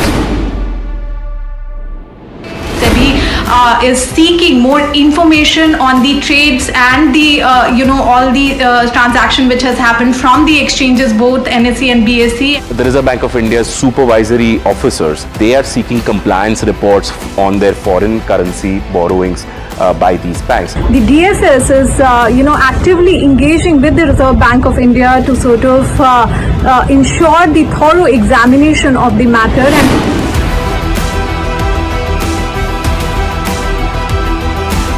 And IndusInd Bank, as part of its internal review, had found that certain aspects of its derivatives portfolio was not meeting the standard that was set by the Reserve Bank of India.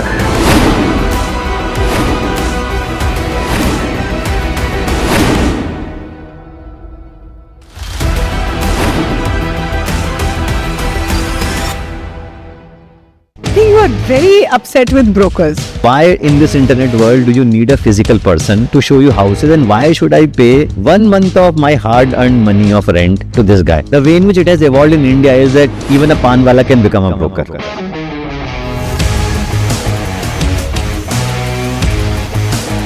So you were bored of the steady paycheck at the end of the month. So I think it was a sort of midlife crisis as to where am I going. One day we saw that some 50-60 people are standing outside the building, but they were actually brokers who wanted to break the office. Buy or rent? Rent, if you are not looking for emotional well-being. Would you suggest that everyone who wants to leave their 9-to-5 job should do it? I think huge amount of drive you should have. Just because you had a fight with your boss doesn't mean that you leave your job.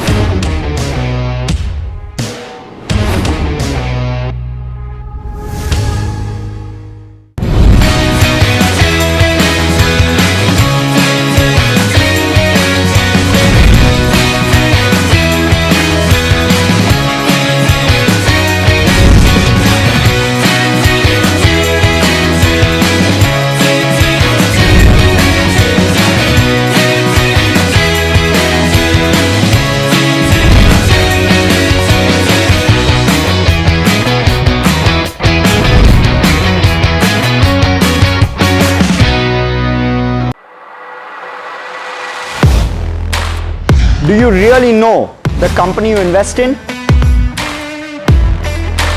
What is the real picture behind presentations and claims? Is the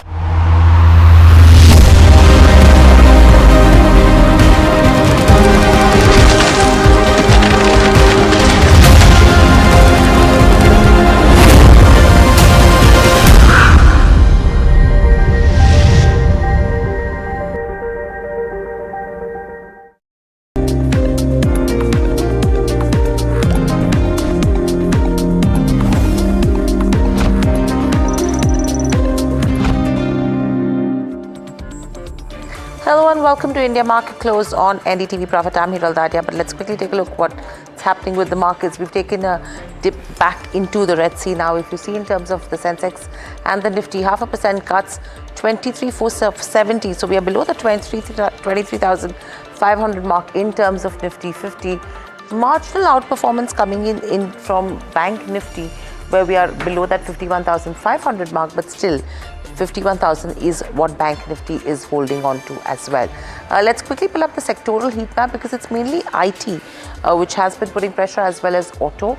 There you go. Media continues the pressure, but IT, which is the heavyweight, 1.9%, the kind of cuts. Auto is trading under pressure, and this is again on the back of the 25% tariffs, as well as the auto sales numbers that will be expected next week. But overall, the read is that we will be exiting FY25 with a weak print from the auto pack. Real estate, metals, pharma taking a beating as well. Consumption, as well as the PSU bank index, which is down. What's holding up is the defense and the FMCG pack. They have also given up gains. Defense, I think we opened up with gains of almost 1.5–2%. Right now we're seeing gains of around 0.3% coming in there. So that's with regards to what the sectors are looking like. Let's quickly look at the Nifty heat map and see what's happening on that front. There you go. ONGC, 2.7% is the kind of gains, and this is on the back of the positive brokerage note from Jefferies. Tata Consumers was another one we've been watching out for. Apollo Hospitals, JFS on the back of the Nifty inclusion is in the positive. Tata Motors is seeing some bit of a recovery after the fall yesterday. Bharti Airtel in the positive as well, and a SBI Life. But apart from that, IndusInd now taking a beating. Yesterday, after the exclusion from F&O, we did see some bit of positivity. Today, it's seeing some bit of pressure, and this is ahead of the report that PwC will be submitting to the RBI. So there is some pressure on IndusInd Bank, Wipro, M&M, Maruti, HCL Tech. Zomato, in fact, in spite of the inclusion on Nifty, is taking a beating in today's session. Power Grid, Bajaj Auto, Dr. Reddy. So across, I mean, if you see the advanced decline ratio now, absolutely in favor of the declines. You just have around 10 to 12 stocks from Nifty 50 that are trading in the positive. And there you go. 766 is the advances on NSE versus a 1436. So, I mean, almost double in terms of the declines that you have been watching out for. Apart from that, let's quickly look at the mid-cap and the small-cap index, and then Neeraj can take us through a few of the stocks that he is watching out for as well from the broader markets. But from the day's highs, you're clearly seeing the mid-cap and the small-cap index, which was outperforming the benchmark indices. But now, 0.6% lower at the day's low in terms of the mid-cap and the small-cap index, which is trading at the day's low with cuts of around 0.3% coming in there.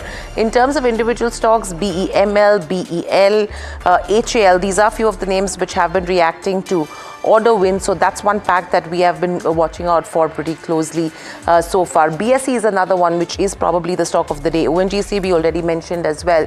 There you go, 15–16% is the kind of cuts. But Neeraj, clearly, I mean, the outperformance that we saw in terms of the broader markets in the morning, clearly given up gains. We've dived back into the Red Sea. I mean, from here, where we go is going to be interesting because last day of the financial year as well. Yeah, and also the fact that it's a long weekend that is coming up, and you want to be ensuring that you're not on the wrong side of the trade. And I guess that what IT is doing kind of lays out the kind of fears that exist. Nifty IT down about 1.87% is no mean feat. But Hiral, of course, highlighted what's happening to the large cap space. I wonder if you can pull up the BSE 500 winners and losers list first to show you what stocks are correcting and what stocks are doing well in trade. So as you can see, well, Aegis Logistics, Restaurant Brands, 361, diverse set of losers. On the gaining side as well, there is enough, of course, which is gaining with the likes of Aster DM up 7%, IFB up 6.5%, there is strength in Fortis, etc. So that bucket is not looking too bad. IndusInd Bank is the main one. I mean, down another 4% today. Just the intraday of that one will be helpful. That doesn't look all that great. Okay, you know, we need to get our guests to try and understand what to do in a scenario like this. Ruchit, thanks so much for joining in. Good afternoon to you. A bit of a risk-off sentiment. Couldn't blame because it's a long weekend coming up. How do you view what's happening to the Nifty IT and the IT stocks? And then we'll get to specifics as well, because I do want to talk about IndusInd Bank with you. Yeah, hi, very good afternoon, Neeraj. Well, IT, I think, has been in a corrective phase, since last 2 or 3 weeks. And when the broader markets have seen a recovery in the second half of the March, we have not seen any kind of participation from the IT space. So I think still that low top, low bottom structure is getting continued. So there are no signs of any bottom getting formed immediately. If I look at a bit longer term chart, the weekly chart, the major support for IT index on the weekly charts is coming around 34,000, and you are still around 36,000, 36,800. Around 36,800. So I think maybe another lower bottom could be there in the near term getting formed. So IT, I think as of now there are no signs of reversal. So better to stay away from doing any kind of bottom fishing here. Right, so that's with regards to Nifty IT. Richard, good morning. This is Hiral on this side. How are you looking at your strategy with regards to Nifty and Bank Nifty? Because a lot of positive views and positions that we were watching out for over the last couple of trading sessions. What's happening today and what would you advise? Yeah, very good afternoon, Hiral. We believe that on a positional basis, markets have definitely formed a good short-term bottom around the recent swing lows. The factors which were negative for our market since the month of October, couple of names, being that rising bond yield or FIS selling, I think those have now turned in favor of the markets, where the bond yield have cooled off from the highs of 110 to 103, and now have stabilized around those levels. And if even FIS figures, if you see in the cash segment, they have started buying equities. Even in the index future segment, last three series, at the start of the series, they had consistently long short ratio of around 14-15%. And this time they had long short ratio of around 40%. So clearly indicates that the biasness of that short formations from the start of the series is not there at the start of March series. So I think in the absence of new short formations, I think the price-wise corrective phase should be limited. Only thing is that, as Neeraj highlighted, that it's a long weekend going ahead. Then a bit of uncertainty regards to 2nd April, what would happen when the tariffs would be laid. So I think because of that uncertainty, and the markets have already rallied for last couple of weeks from the lows, I think some unwinding pressure has been seen. So maybe today as well as on Tuesday session, because and Tuesday session also the news flows would start coming in the evening. So impact in our market will be seen from Wednesday. I think today and Tuesday would be a couple of days where we would see such consolidation happening in the market and not major move could be seen. Technically 23,300, 23,200 is the support zone. So maybe we would test that as well. And depending upon how the news flows comes Tuesday evening, I think markets would start reacting to that from Wednesday. Okay. Your ideas, Ruchit, and a word on IndusInd Bank specifically, which is sulking yet again. So IndusInd Bank, I think this is one stock which is not correcting only since last few days because of the news flows. But if you look at positional structure as well, in the entire participation of the Bank Nifty of last 1.5 2 years, when the markets had rallied, IndusInd Bank was an underperformer.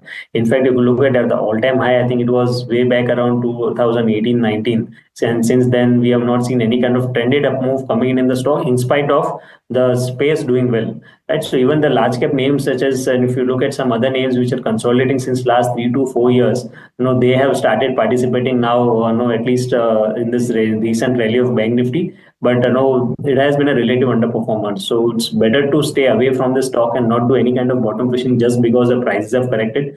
Let the price action show the trend reversal signs itself. Do not mind taking it a bit expensive after some kind of rally is gone beyond. But until we see any kind of price volume action on the positive side, I think better to stay away, as this kind of correction could continue for time being. Right. So that's with regards to IndusInd Bank. And just to be noted that PwC, which is the external auditor for IndusInd Bank, will be submitting their report to RBI today. And probably that's something which is putting pressure as well in terms of the stock price in today's session after the surge that we saw yesterday. But moving on, BEML, let's quickly pull up that one on the screens and see what that counter is doing in trade today. Strong moves on the back of an order win. Very quickly, Ruchit, your view on a BEML, and with that, if you could let us know what would your top picks be. Yeah, so BEML, last couple of days we have seen some pullback move. Now we are in fact positive on this space as well because of the volumes that we have seen in last 15 days. In the entire defense space has been quite robust. But I think relatively, if you look in terms of relative performance with other stocks within the sectors, then I think stocks such as HAL is there or BEL is there, Mazgaon Dock is there. These are 2-3 names where the volumes are quite high and there is a price-wise outperformance as well. So BML, we are not negative on the stock. I think it would be a market performer, but not expecting it to be a significant outperformer. I think within the entire defense space, if one has to choose, then it should be either HAL, Mazgaon Dock or BEL, where the relative outperformance would be seen. As far as my trading recommendations goes, now we are looking for some low beta stocks for now, at least for next couple of trading sessions, which do not show any kind of higher volatility. So considering that SBI Cards is the first pick where the clear outperformance is there. Now SBI Card, the market have seen bottom getting formed in the mid of March. But if you look at the SBI Card, the stock has been rallying since the month of January only. So already, the stock is in a bull trend. The downside seems to be very limited. Any corrections are getting bought into. So SBI cards can be bought even at current levels. For trading perspective, one should keep stop loss below 855 for potential targets of 910. And today, good price volume action has been seen in many of the hospital names. You look at Apollo Hospitals, Fortis is there, KIMS is there. These stocks seem to be geared for some pullback move. So Apollo Hospitals would be my pick within this space where 20 DMA has been acting as a support for the short term. So one can go long on Apollo Hospitals, stop loss below 6,500 from a trading perspective for potential move towards 6,700. Right. So that's Ruchit's top picks, Apollo Hospital as well as the SBI cards. But talking about a BEML, it's interesting to see the company has got an order from Bangalore Metro Rail, and that's why the street is cheering it. Joining us on the show to discuss more is Shantanu Roy, Chairman and Managing Director at BEML. Good afternoon, Mr. Roy, and welcome to the show.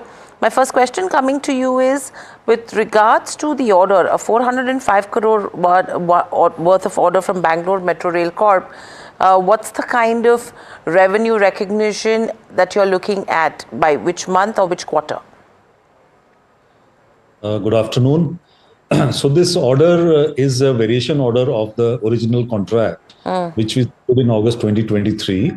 And in the next financial year, that is in 25-26, we will start executing this contract. And the current variation order, it will come for execution only maybe 2 years from now. So that's how it is. But it's good to, add to our order book kitty. And there are a lot of other metro projects also on which we are working, which we are executing. So the overall sector is has shown quite a positive traction as far as BML is concerned. So what's the total quantum of the order value for not only this one, but the entire kitty from Bangalore Metro Rail Corp? The total order value is around 4,000 crores, the entire contract.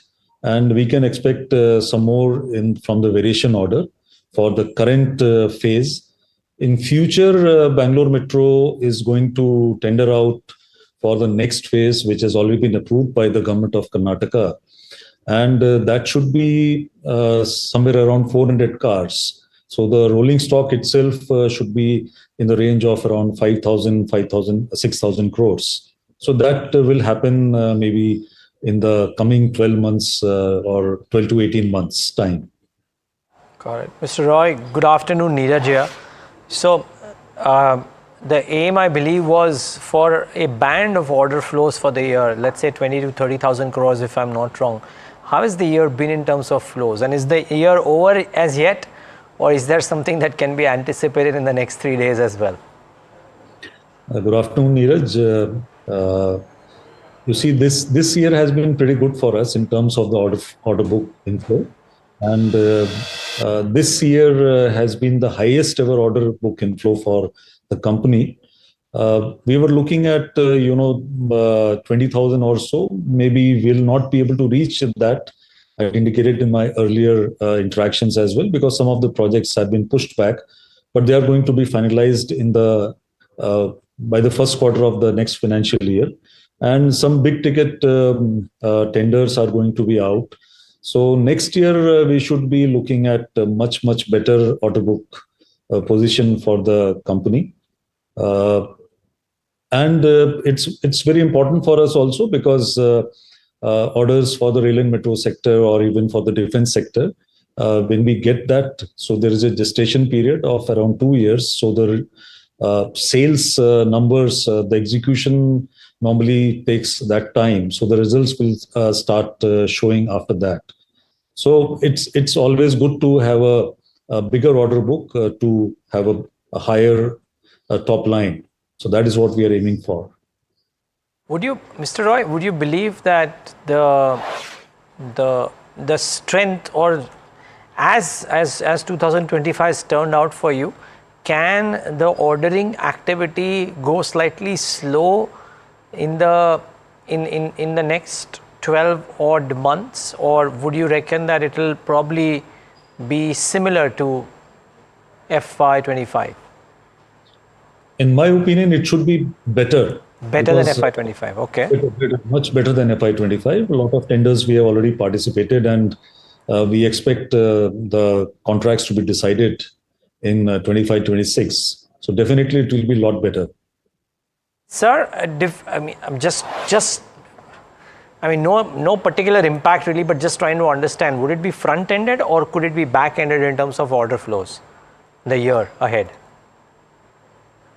I didn't really understand your question. I was just trying to say that if you've already participated in these tenders, would you expect the ordering to happen in the first 6 months of the next fiscal, or is it difficult to say that it could happen anytime through the year? It will be difficult to say that, right? It will only be a speculation from my side if I say in the first 6 months, but it will be really difficult. It depends on how the process goes. Okay. Mr. Roy, as you mentioned about the delay in certain big ticket tenders that could have impacted revenues as well now, and has happened in the previous quarters as well. What's the outlook now what's the kind of downtick that we should be expecting in terms of the growth anticipation? You see, let us be very clear. The orders that I am talking about, which have been pushed to the next financial year, they wouldn't have impacted the top line at all. We have the orders generally to meet the top line requirement. Only thing was that in the rail and metro sector, as I mentioned earlier also, the orders that we have, they will come up for execution next year only. So that may impact. Otherwise, the orders that we are looking at now, we have secured now, or we are going to secure in the next financial year, they will come up for execution only after a couple of years. So even if those orders, those contracts had been finalized in 24-25, it wouldn't have impacted the top line for the current financial year and also the next financial year. So the next financial year, it will see whatever orders we have secured in 2023 or even prior to that, that will come in the picture for as far as the defense and rail and metro is concerned. But mining is one vertical where the turnaround time is very less, and whatever we get the orders within a span of 3 to 6 months, we are able to execute. So we are focusing on all the three business verticals. It is good to be diversified with eggs in different baskets. So wherever we need a quick top line, so the mining helps us. Wherever we need the volumes, wherever we need the big numbers, it is rail and metro and defense which comes to our rescue. You mentioned about mining. Any update that you could give us with regards to the mining equipment manufacturing plant that you're recently looking at in Chhattisgarh? Overall, what's the update on that one, and when do you see revenue? When do you see operationalization, and what utilizations are you looking at? You see, Chhattisgarh is one place which is centrally located to all the major coal subsidiaries. So it is the right location for supporting the coal extraction industry. So that with that in mind, we are exploring whether to shift some of our mining equipments, the large trucks, the wheeled mining equipment to that area or not. Secondly, in view of the expansion plans, in view of the upcoming business scenario for defense and for rail and metro, it is better for us that we restructure our manufacturing units as well. So currently these mining trucks are being manufactured in our Mysore unit. So if we shift it to some other unit, then of course we will utilize the space to enhance our defense production capabilities, which we intend to at least double in the coming 2 years and maybe triple in the coming 4 to 5 years. Okay. And any update with regards to the growth in the aerospace sector as well, because you're looking at an opportunity size of almost 8,000 to 9,000 crores. What's the contribution from this segment currently, and how much will it contribute in the next 3 to 5 years? Currently, it is minuscule. I mean, we have just taken baby steps, very, very small orders we have got, and very small contribution to the top line. I mean, it will be in decimals in terms of the percentage.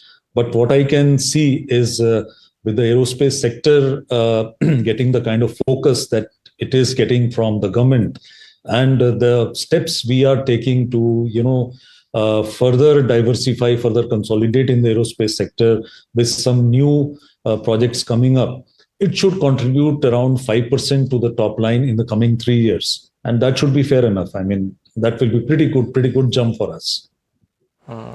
Okay. Just wondering, are you looking for, I mean, a new logo, a brand revamp, etc.? Does this help Mr. Roy in trying to send out a message of what BEML 2.0 or 3.0 or 4.0 is all about? You see, we have already unveiled the new logo in February, and if I look at the history, every 19-20 years the company has changed its logo, and this new logo is basically inspired from the phoenix bird. And our earlier logo, the phoenix bird, was surrounded by a semicircle, so we have removed the semicircle and we have made it infinite. So the logo is Infinix, and the beyond possibilities, the tagline, it goes along with that logo. So basically it's to give an idea that, BML is getting redefined. We are in the process of transformation into a major capital goods engineering company catering to all the critical sectors for the country's growth. So that is the idea. Right, so that's with regards to the new logo. So let's see how it goes along from here on. Mr. Roy, the recent acceptance of necessity has been talking about upgrading of HP engines. How does a BML stand to benefit out of it? You see, the recent ON is about, a particular make of the main battle tank. And the idea is to upgrade the power output of the existing tank, the existing fleet. So that will call for a enhanced power pack. And riding on our success for the 1500 horsepower engine, we are quite well positioned to participate in this particular opportunity. And we will be using the similar platform which we have just developed and cranked. So we are working on a family concept of engines and the power pack. So definitely we are very serious about it, and we are one of the very serious contenders in this particular opportunity. And it's a huge opportunity. It's a big opportunity. The numbers are quite big. Okay, Mr. Roy, we wish you all the best for a splendid FY26 as well. Thank you so much. Look forward to talk to you post your quarterly or annual numbers are out as well. Thank you so much. Thank you for having me here. The pleasure was entirely ours.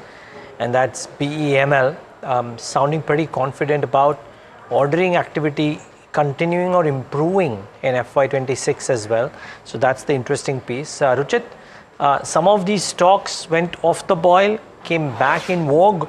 And if you combine railway plus defense, the plethora of companies which may have not done well recently but come back into reckoning. So a view on BEML and then a view on some of the others within this pocket. You could take the rail companies like Titagarh Texmaco, or take into account some of the defense companies, the BEL, etc.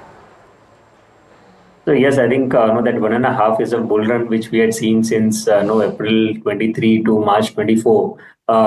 These were the two segments which had given significant returns. But last, I think, 8 to 10 months, although the market started correcting since the month of October, but both railway as well as defense started correcting from month of June itself, and we have seen enough price-wise, decent price-wise corrective phase, from the highs. So I think going ahead, the kind of volumes that have started picking up from the lower levels, I think there would be selective names within this pocket which should start performing from current zone. And I think price-wise corrective phase is behind for the railways as well as defense, but there could be some time-wise correction in the short term before resuming the uptrend.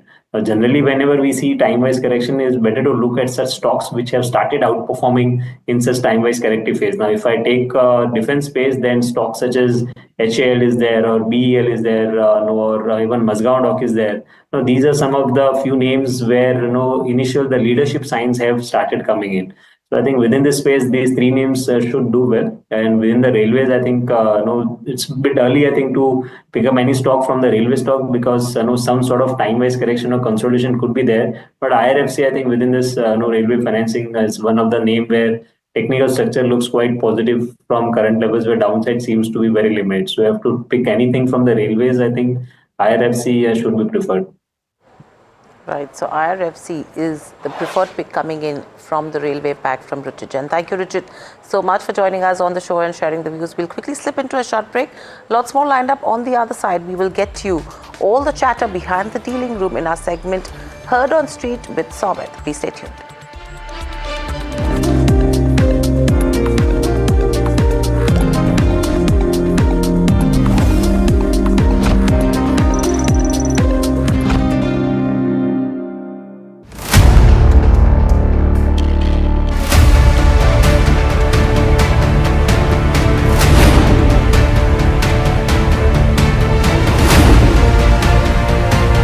He sold most of his stock, 80%, as on that date. We have requested the management to come and speak to us. They asked us, what questions will you ask? We've sent it to them. They don't want to answer it, so then let's put it to our viewers as well. 7 key questions, right? How is it that 2,000 crore goes unnoticed by all of these auditors? Is seeking more information on the trades and the all the transaction which has happened from the exchanges, both NSE and BSE. The Reserve Bank of India's supervisory officers, they are seeking compliance reports on their foreign currency borrowings by these banks. The DSS is actively engaging with the Reserve Bank of India to sort of ensure the thorough examination of the matter.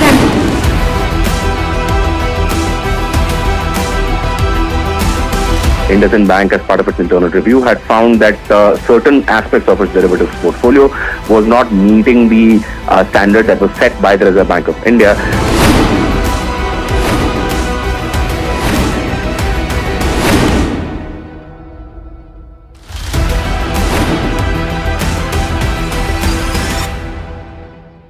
You are very upset with brokers. Why in this internet world do you need a physical person to show you houses, and why should I pay 1 month of my hard-earned money of rent to this guy? The way in which it has evolved in India is that even a panwala can become a broker.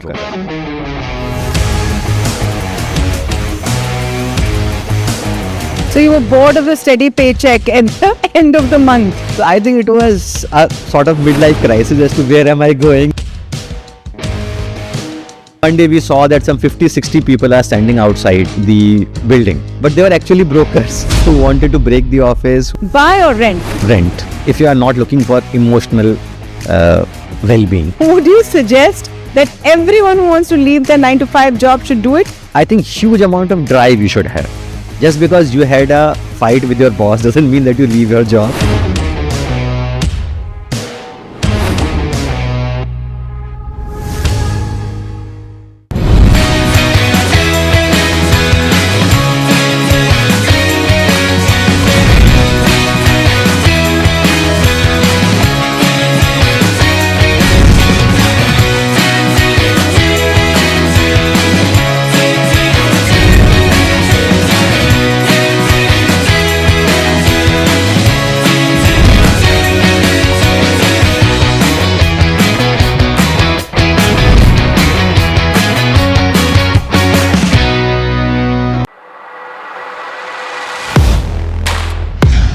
really know the company you invest in?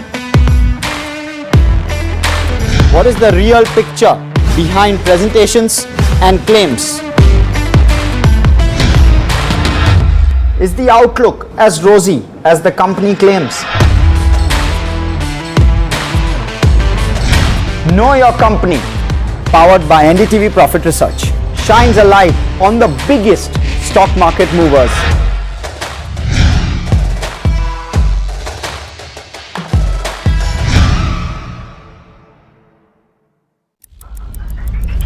Headlines you start your day with.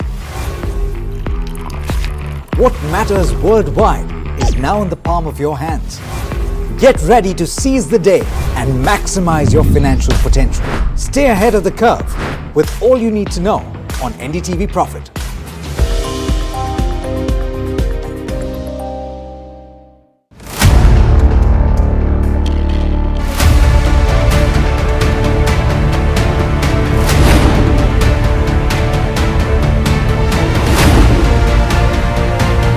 He sold most of his stock, 80%, as on that date. We have requested the management to come and speak to us. They asked us, what questions will you ask? We've sent it to them. They don't want to answer it, so then let's put it to our viewers as well. 7 key questions, right? How is it that 2,000 crore goes unnoticed by all of these auditors? Is seeking more information on the trades and the all the transaction which has happened from the exchanges, both NSE and BSE. The Reserve Bank of India's supervisory officers, they are seeking compliance reports on their foreign.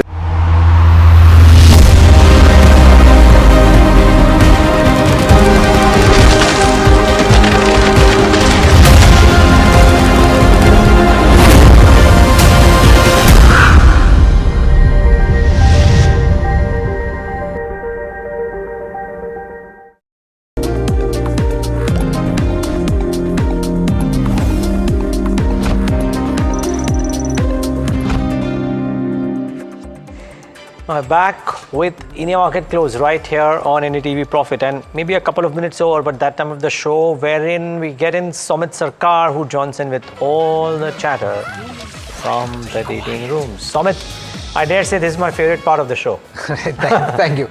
Well, the first stock that I haven't is on asked the, you what. Right. Yeah, the first stock on the list is it's IGL now. If you see the stock that has perked up around 4% in trade, and this is largely on the back of the buzz that is on the street, that the company might announce a price hike of anywhere between 3 to 4 rupees from the 1st of April. Now, this might as well happen in phases. So keep an eye out for IGL. Now, this stock had to, the company had, in fact, had to take a price hike post the Delhi election because the cost of gas had increased for them, and because of that, the margins had come down. But they had not taken any price hike so far. So the street is expecting a price hike announcement to come in, which will be effective from the 1st of April, and it could be around 3 to 4 rupees, and it could well be implemented in phases. So keep an eye out for IGL. Second stock on the list is Tata Consumers.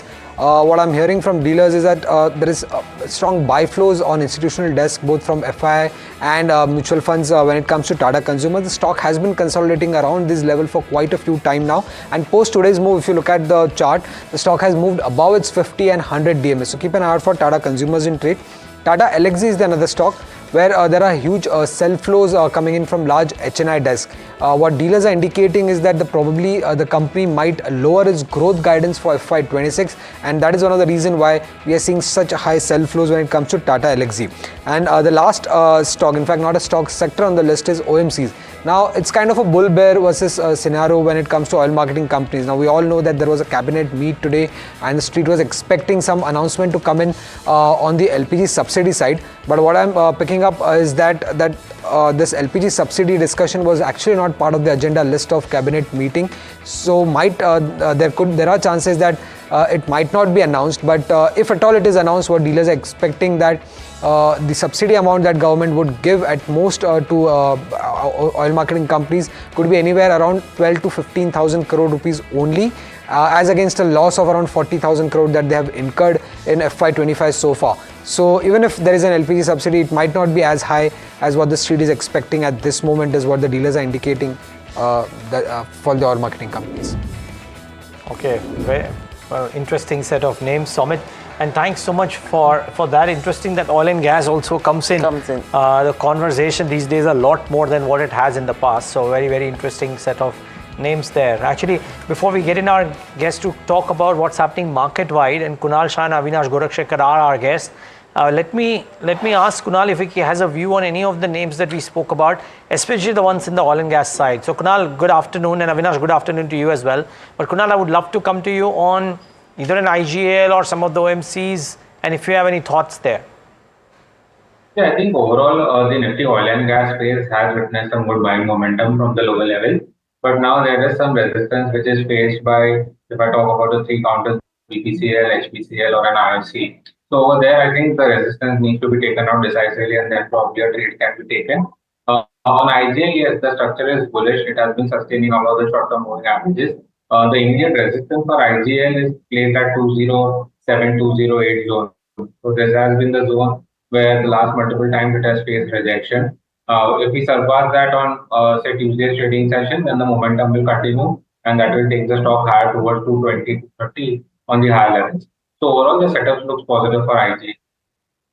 So setup looks positive with regards to IGL. In fact, let me go to Avinash as well to get his view. Avinash, we're talking about a price hike that IGL could be taking in the next couple of days. That's what Somit is telling us.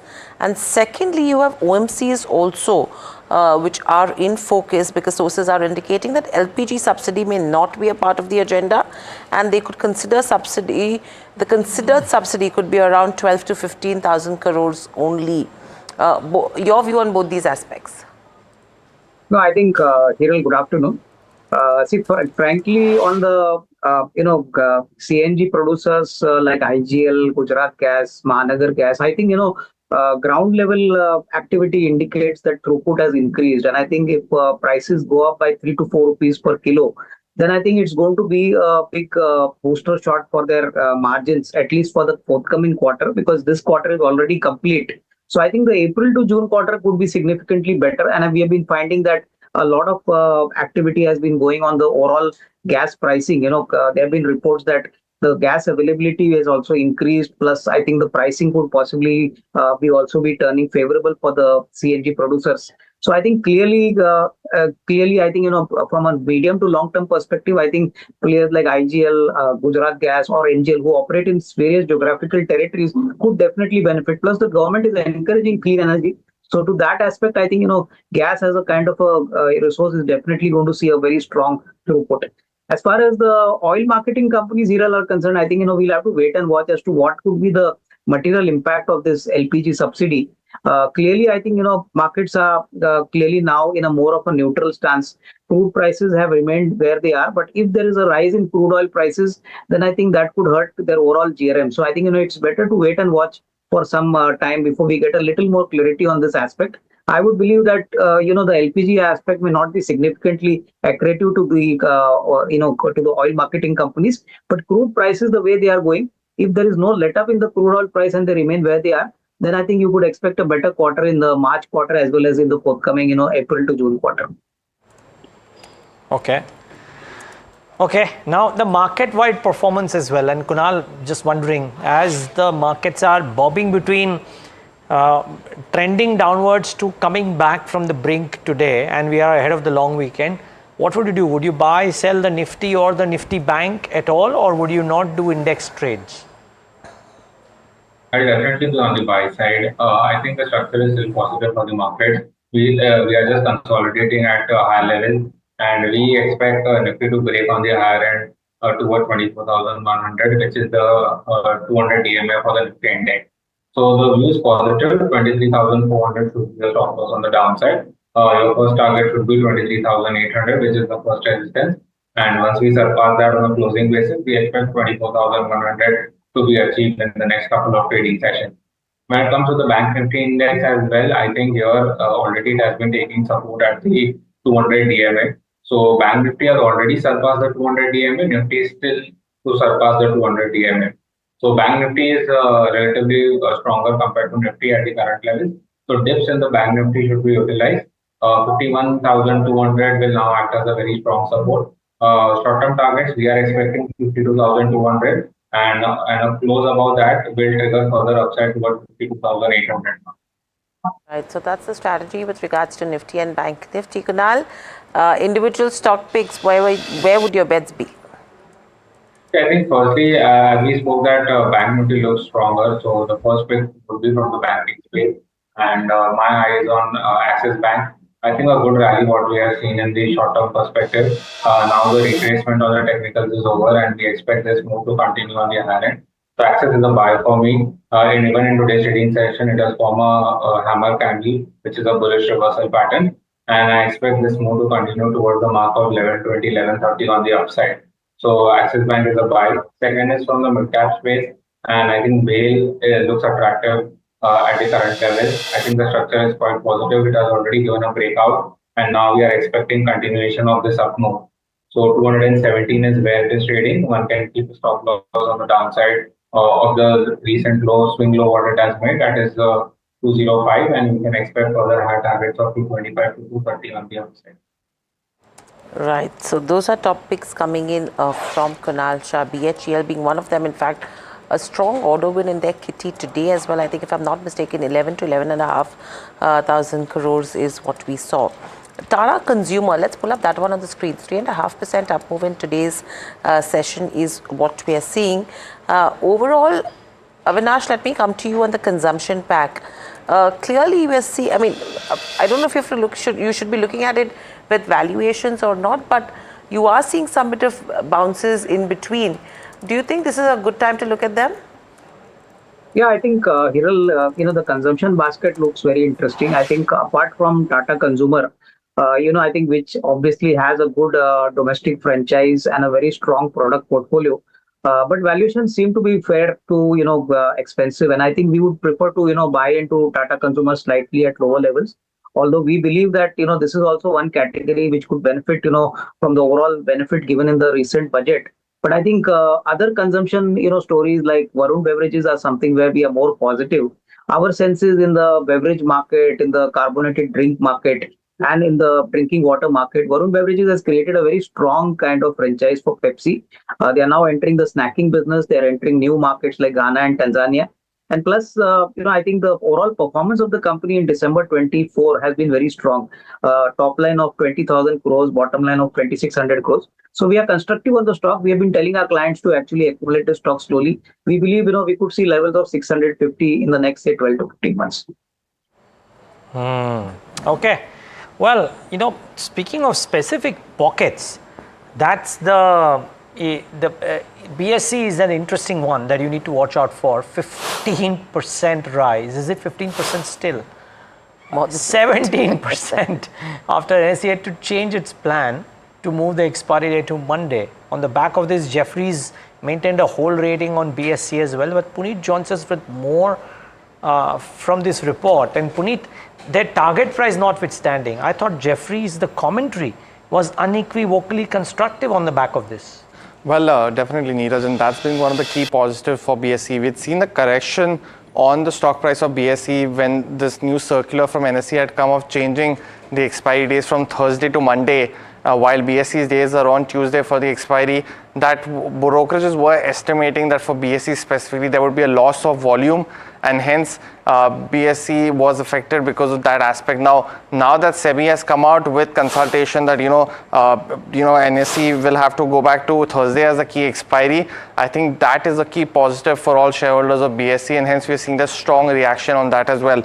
As you rightly mentioned, Jefferies maintaining the whole target price of 5250, and I think while not changing the target price too much, they have mentioned that SEBI's recommendation to push out the F&O dates back to Thursday from Monday as planned is slightly positive and abates any concerns specifically for BSE. They've also mentioned that SEBI has proposed that the exchanges, both of them, should maintain the F&O days specifically on Tuesday as well as Thursday, and they've said that this will BSE is staying with the Tuesday day expiry, of course, and any kind of potential market share loss and impact of EPS, which was estimated to be as high as 12% for BSE, will now not happen or potentially might be delayed. So that's another key thing to watch out for. They've also mentioned that clarity on the open interest distribution limits is something that's still not, they need more clarity on, and they've said that the stock has retracted majority of its fall, but going forward as well, some key commentary in Q4 will be something to watch out for.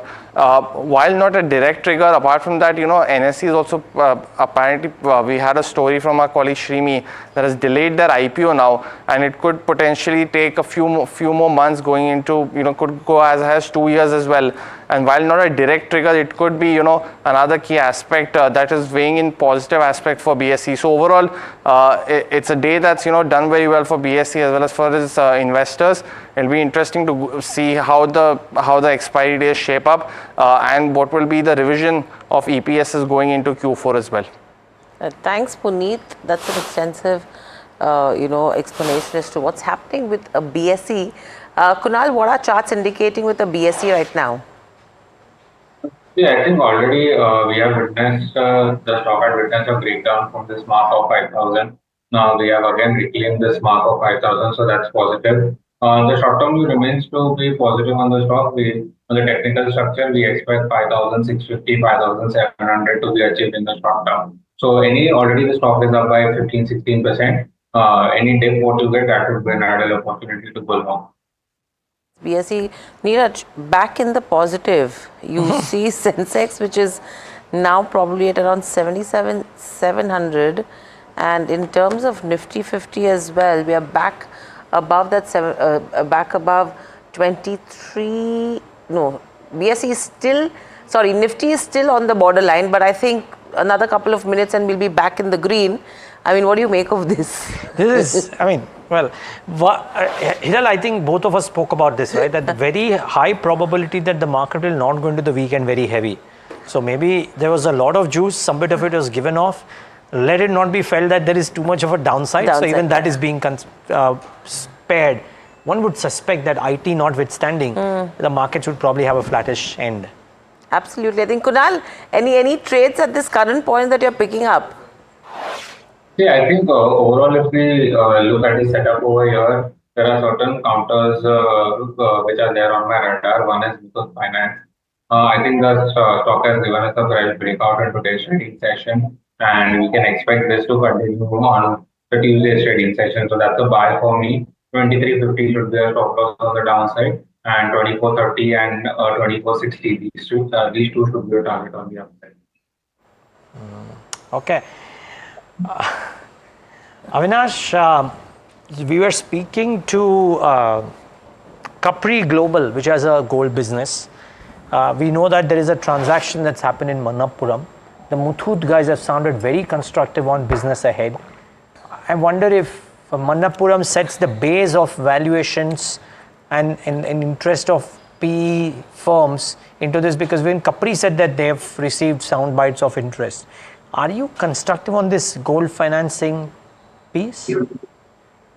Yeah, I think, Neeraj, after the Manappuram deal by Bain Capital, I think, if you even look at Muthoot Finance, which is a bigger player, our sense is that demand on ground has increased significantly, and with gold prices going up, I think that is a big positive driver for the loan to value in this business.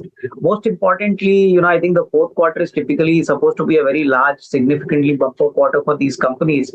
So we are expecting strong numbers for the March quarter, and hopefully if gold prices remain elevated, then I think demand, for gold finance is going to increase. And there are very few players, large players in this space. Although, PSU banks have entered this space, our sense is that the private players are more organized, more efficient in terms of disbursing funds to their clients. So, the tailwind for these companies would continue. I think clearly foreign PE interest coming in these companies is a significant sentiment booster. But I think even on a core fundamental basis and demand kind of potential, I think the next financial year also should be equally strong.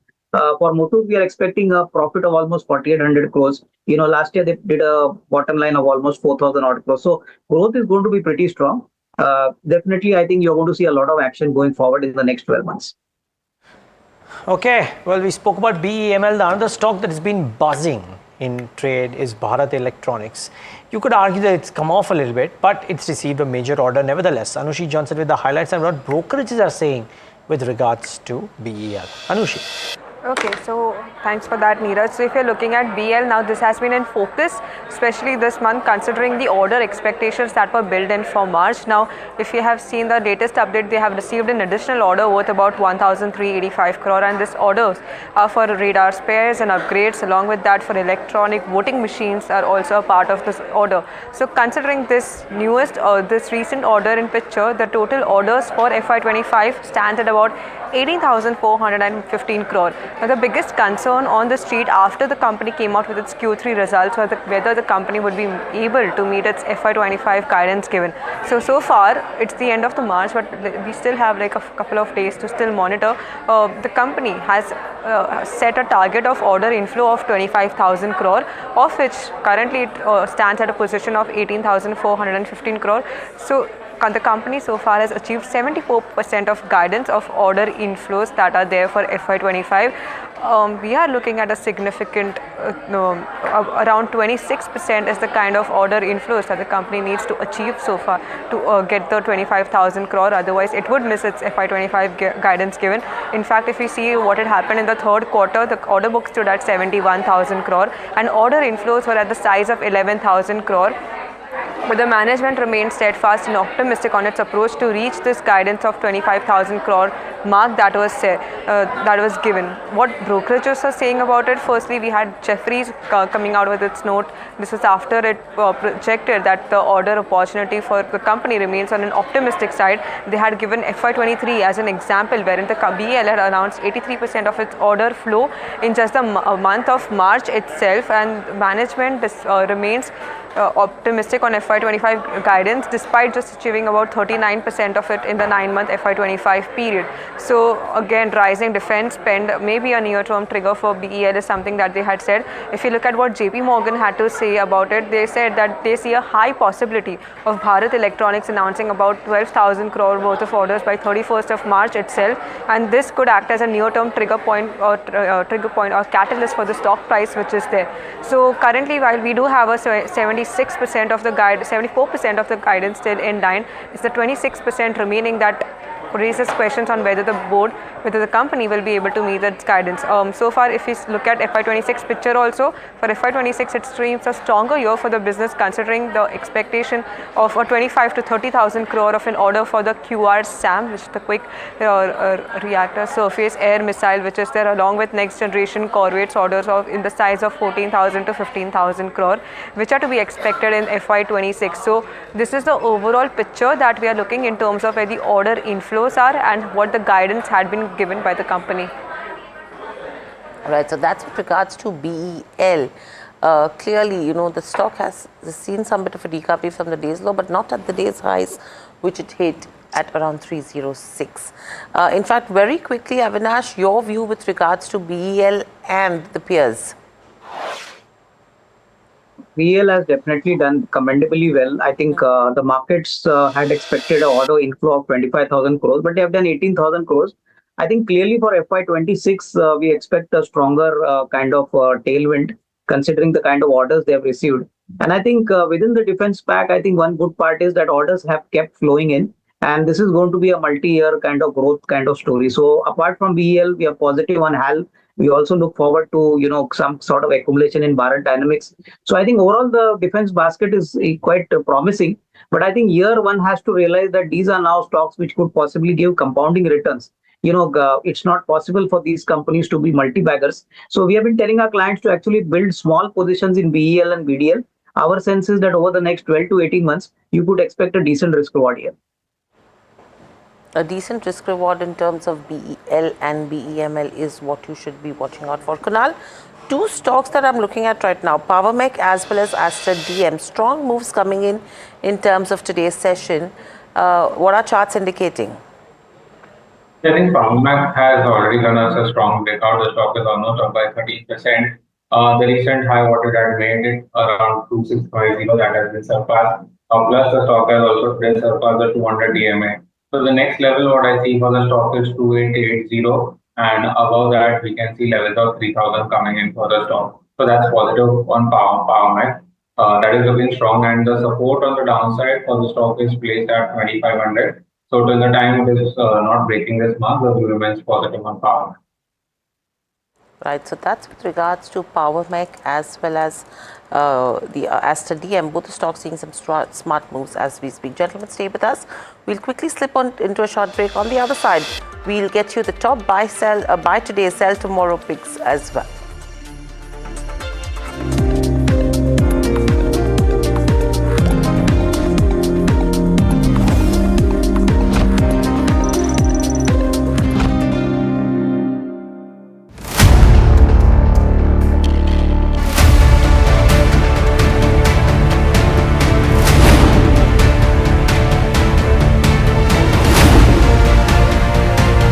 He sold most of his stock, 80% as on that date. We have requested the management to come and speak to us. They asked us, what questions will you ask? We've sent it to them. They don't want to answer it, so then let's put it to our viewers as well. 7 key questions, right? How is it that 2,000 crore goes unnoticed by all of these auditors? Is seeking more information on the trades and the all the transaction which has happened from the exchanges, both NSE and BSE. The Reserve Bank of India's supervisory officers, they are seeking compliance reports on their foreign currency borrowings by these banks. The DSS is actively engaging with the Reserve Bank of India to sort of ensure the thorough examination of the matter.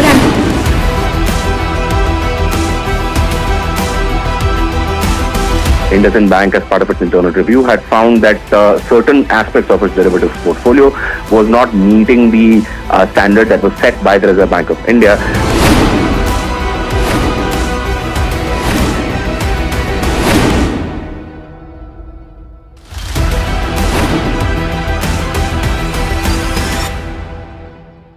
You are very upset with brokers. Why in this internet world do you need a physical person to show you houses, and why should I pay 1 month of my hard-earned money of rent to this guy? The way in which it has evolved in India is that even a panwala can become a broker.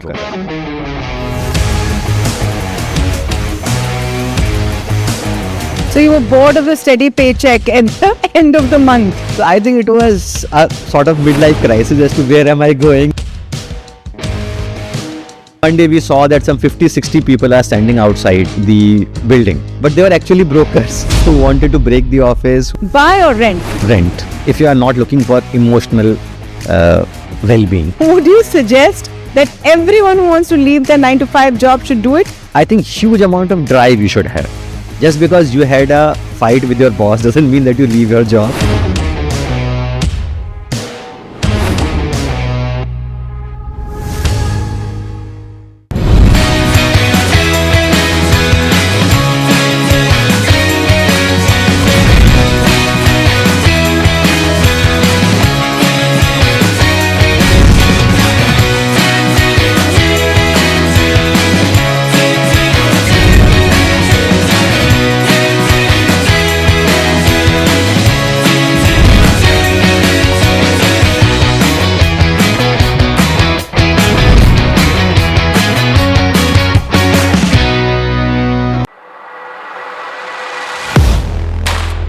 Do you really know the company you invest in? What is the real picture behind presentations and claims? Is the outlook as rosy as the company claims? Know Your Company, powered by NDTV Profit Research, shines a light on the biggest stock market movers.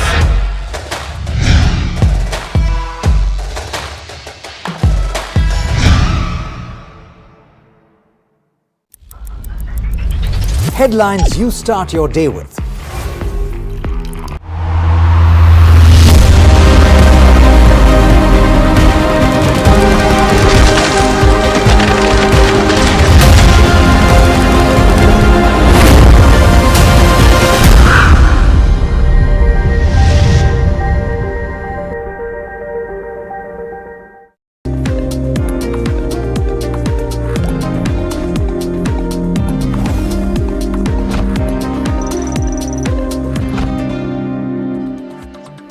Welcome back to India Market Close, but a quick recovery that we're seeing in terms of the markets just probably 30 minutes before close. So I think it's going to be a pretty flattish close that we should be watching out for. Almost a 400-point recovery in terms of Bank Nifty. You're seeing Nifty 50 is also pretty much on the borderline, but let's see if it does close in the positive. 23,583 is what you're looking at so far. So an interesting move in terms of the markets, but it's time for an exclusive conversation. It's first up on NDTV Profit. My colleague Tamanna Inamdar caught up with the CEO of Indigo, Peter Elbers, and the airline has been making headlines for which, with their successful launch of business class elements. Let's hear out the conversation with regards to their new launches and plans for the next financial year. Well, as the financial year closes up and we look forward to FY26, a slew of interesting conversations. And today we're speaking with Peter Elbers, CEO of Indigo Airlines. It's been an interesting year and maybe an exciting setup for the next year as well. Peter, thank you so much for your time with us here at NDTV Profit. Yeah, well, thanks for having me today. And indeed, a couple of more days and this very interesting and dynamic financial year is over. Yeah. So let's start with then the quick recap before we get to what you're expecting in the next financial year. I think one big highlight from where I see it, and tell me if I'm wrong, is you've started Stretch, expanded more outside the core in that sense, bolstered international, and also dealt with forex fluctuations. Would that sum it up? Well, those are two elements which are obviously very visible. If I give a couple of highlights on the first part, really, we turned 18 in last financial year, which obviously was a big milestone for Indigo. And with that turning 18, we decided to further expand our portfolio and our offering to our customers. Introduction of our business class product on the nation's busy and business routes was clearly an important part of that. So Stretch was announced in August, came into operation in November, started on Delhi Mumbai, and thereafter Delhi Bangalore, and actually as recent as this week we have started on Delhi Chennai as well. But we've done more. We've continued our internationalization. We've added our loyalty program. So a lot of initiatives which were announced and spoken about earlier have come to reality in the year FY25. And I think that pretty much summarizes what Indigo is doing. We make announcements and thereafter we're actually executing them. What has been the occupancy levels like on the business class offering so far? Because we've had some months now to see how it goes. And has it been as up to speed to what you expected? Yeah, very much so. I think the important part is that it takes a bit of time to have one of these routes fully covered with all the planes on the route with business class. So, despite the fact that we are the world's largest taker of new aircraft and we have them coming in at an incredible speed of one plane every week, still it takes a couple of weeks before a new route, all the services are being offered with Stretch. So we started in November, and by early Jan, all the 40 flight sectors we have on a daily basis between Delhi and Mumbai were operational. Bangalore started after that, and only recently has reached that level of having all the flights operated with Stretch. So, so far so good, and clearly Chennai is only just a couple of days. So coming back to that point, anything you can share with me on what occupancy levels have been like? It's a bit fluctuating over the days. We're not yet disclosing any sort of precise numbers on a basis. We would like to give it a bit of time to mature, to get the full market impact and full market awareness. We still work with some of our codeshare partners, for example, to get them connected to this product as well. So I think it would be a bit premature to go into any sort of average numbers at this point in time. Okay, fair enough. Let's look forward to FY26. What are the kind of targets that you're seeing, Peter, on occupancy levels, on aircraft additions? Can you give us a sense of what you've mapped out for the next year? Yeah. The next year is going to be a further execution of our strategy. In 22, when I had the pleasure of joining Indigo, we announced a strategy towards new heights and across new frontiers with a couple of very clear objectives. And one of those objectives was doubling in size by the end of the decade. And I think we're very much on track for that. In calendar year 24, we welcomed a total of 113 million customers. The number we shared for FY25 as a projection is in the range of 118. And we expect to continue growth levels for next year, similar to the growth levels which we had past year. We'll further expand our internationalization, important part. We operate today as much as 40 international destinations. A few years back, there was only 20. So continued growth towards that doubling by the end of the decade, continued internationalization, and again, more completion of customer initiatives like the one we have with our loyalty program, Blue Chip. Okay, so a lot happening there. I think one big change since we last spoke, Peter, and we spoke after your quarterly results announcement, what was very visible was the Forex hit. And I think that sort of overshadowed everything. Now, since then, the dollar has weakened, the rupee has strengthened, and you also spoke then about your strategy of hedging on Forex. So I'm wondering how that's panned out since we've seen such a sharp reversal. I think these hedges, you don't look too much on a quarter-over-quarter basis. And indeed, it was a pleasure talking to you last time, and we spent a fair amount of time on looking at the Forex and the impact on that, the mark-to-mark on a quarterly basis. I think more structurally, if you take a step back, yes, we do some of the Forex hedging, but importantly, we also start to work on our internationalization, and with more foreign point of sale coming into the network, basically we're creating a more natural hedge where, depending on the rate of exchange, our revenue management teams can actually opt to take rupee sales or Singapore dollar sales or euro sales or whatever other currency there may be out there. So I think it's more a longer term perspective here, and clearly the hedge and that sort of short term reversal does not impact. Where we're of course happy with is the short term reversal in terms of, it will have a different impact as what we saw in the last quarter. Okay, so there will be a different impact that we could see at the, when you report Q4, because this has been, I would say, a reversal of that trend. But let me come to an interesting time that we're embarking on, which is your peak summer.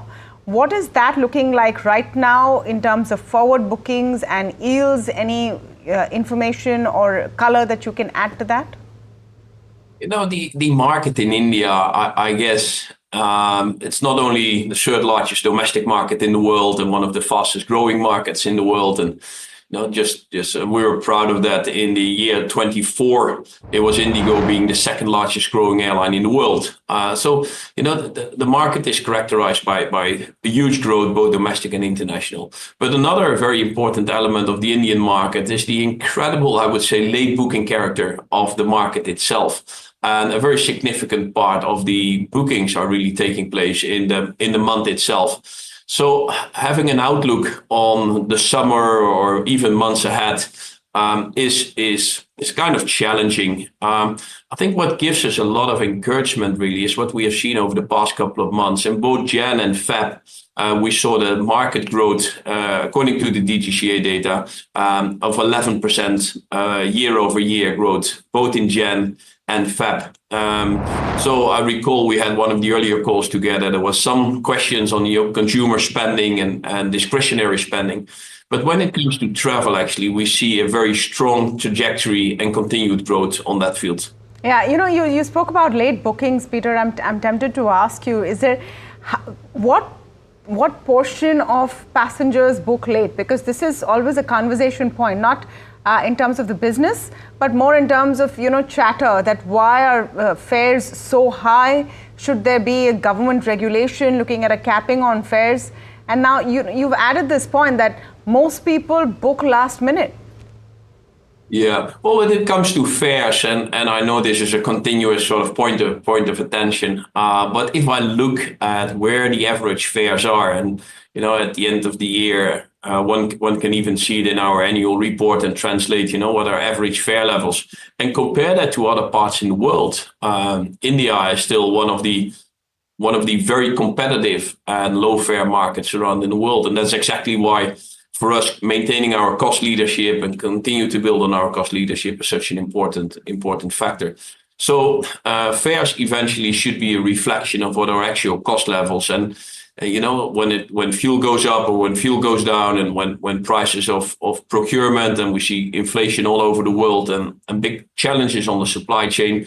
So all these elements are usually being reflected in the prices of air travel, and the same goes for prices of airports, VAT on fuel, and all these different elements. So overall, I think the prices in India are still one of the lowest in the world. That's one. Two, price levels eventually should be a reflection of cost levels. Otherwise, any company would be out of business after some time. And three, there's always some variations, which basically is the same for any business, including hospitality. Okay, so on par, you're saying fares are okay. Tell us about the international routes that you will be looking at in the next year. And as you mentioned, Peter, FY25 was a lot about fairly aggressive expansion on more and more international routes. What's penciled in for the next financial year? Yeah, I'm by no means in a position to correct you, but if you allow me, I would call it ambitious expansion rather than aggressive expansion. The further you move away from India, the lower the share of Indian operators is. To the Middle East, it's probably in the range of 45%, 46% is operated by Indian operators. But if you go to Europe, it's probably more in the range of 30% Indian operators, 70% European operators. So I think the opportunity out there for Indian operators to take a fair share or relevant share of this market, in addition to the growth of the market, is where really the opportunity lies. And the expansion itself for us, I place pretty much India there in the center of our operation. And we have expanded to the east, new flights into Thailand, new flights into Malaysia, more and more flights into Singapore. We've expanded to the north. Whatever we've done in Central Asia has further grown. And we started to expand to the west with more flights to the Middle East. And the announcement we have now, which is a big thing for Indigo, we've taken a couple of 787s on them, please.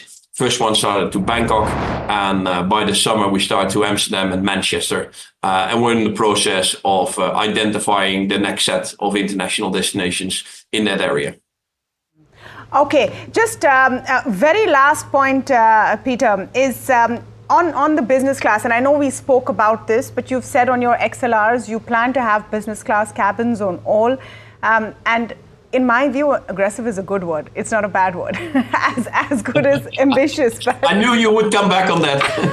No, I'm saying aggression is good. There's nothing wrong with aggression from where I sit. But nevertheless, is the business class foray something that you're very keen on strategically? Because the question is that this airline has the identity of a low-cost carrier. Are you moving now towards more of a full service nature?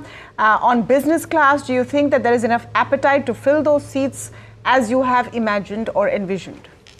Yeah, well, thanks for bringing that up. And I will no longer try to catch you on a specific word, but thanks for bringing that up. I think what Indigo is doing is we're expanding on the very foundation of our company, which is really offering affordable fares to millions and millions of flyers in India, and we continue to do that. And that's the foundation of the company today and tomorrow. And our product is exactly geared for that. And when we say we're going to double in size towards the end of the decade, that's exactly where we're going to grow. So if we look to the domestic market, we have a total of 450 routes. Out of the 450 routes, we'll have in the range of 12 to 15 routes where we offer the business class. So just to put it in perspective, that's where we talk about. And I think it's fair to recognize that the routes between Delhi and Mumbai are not the exact same as between Delhi and Ranchi. So if you take a focus on how India is developing, We just need to have more and more capacity to serve the domestic market, and yet at the same time have a tailor-made product on those routes. To some extent, the same goes for the international travel, and that's exactly why we have said also the XLR will have a two-class configuration, a limited business class for those destinations where it will operate, where there's demand for that business class, and some other places where there's no demand. And I mean, we fly to Krabi now. We don't need an XLR for Krabi in Thailand, but that's typically a route where one does not have to offer business class. I must say, our flight to Bangkok, where we have now the 787 with business class, is doing extremely well. So it's not a change of our business model at large. One may call it hybrid. We just make sure that we have a tailor-made product for those routes where the emerging and aspirational India actually wishes to go, and that's exactly what we're offering. Okay, that's interesting. Aspirational India. That's definitely the mood or the customer view that you're catering to. Thank you so much, Peter. Pleasure speaking with you as always. Likewise. Have a great weekend. Thank you. So that's an exclusive conversation with Peter Elbers of Indigo, where he's clearly indicating that Jan and Feb has been quite strong. So the fourth quarter is something that the street should be watching out for. And clearly, in terms of the international expansion plans, they are ambitious but not aggressive. The number of destinations that they have managed to reach also is pretty strong. And overall, they will be offering business class services only on routes which have the appetite. Very quickly, Avinash, your view in terms of the aviation space, if you have to look at two players, Indigo as well as a SpiceJet. No, I think Hiral, Indigo is definitely the best choice, considering the fact that they have a dominant market share. And most importantly, the kind of traffic growth which we have been seeing in passenger, numbers is definitely quite encouraging. Our sense is that, this is definitely a multi-year kind of story where, over the next, say, couple of years, you're going to see more than explosive growth. And typically, as long as the hospitality and the leisure market also, continues to grow, aviation is definitely one area where I think if crude prices remain stable, then you could see profitability actually getting better as far as the, once the volume numbers also improve. So I think typically, it could be a buy on decline kind of stock. I think this stock, considering the kind of growth numbers, obviously trades at fair to expensive valuation, but we would prefer to buy in at slightly lower levels to get a better alpha going forward.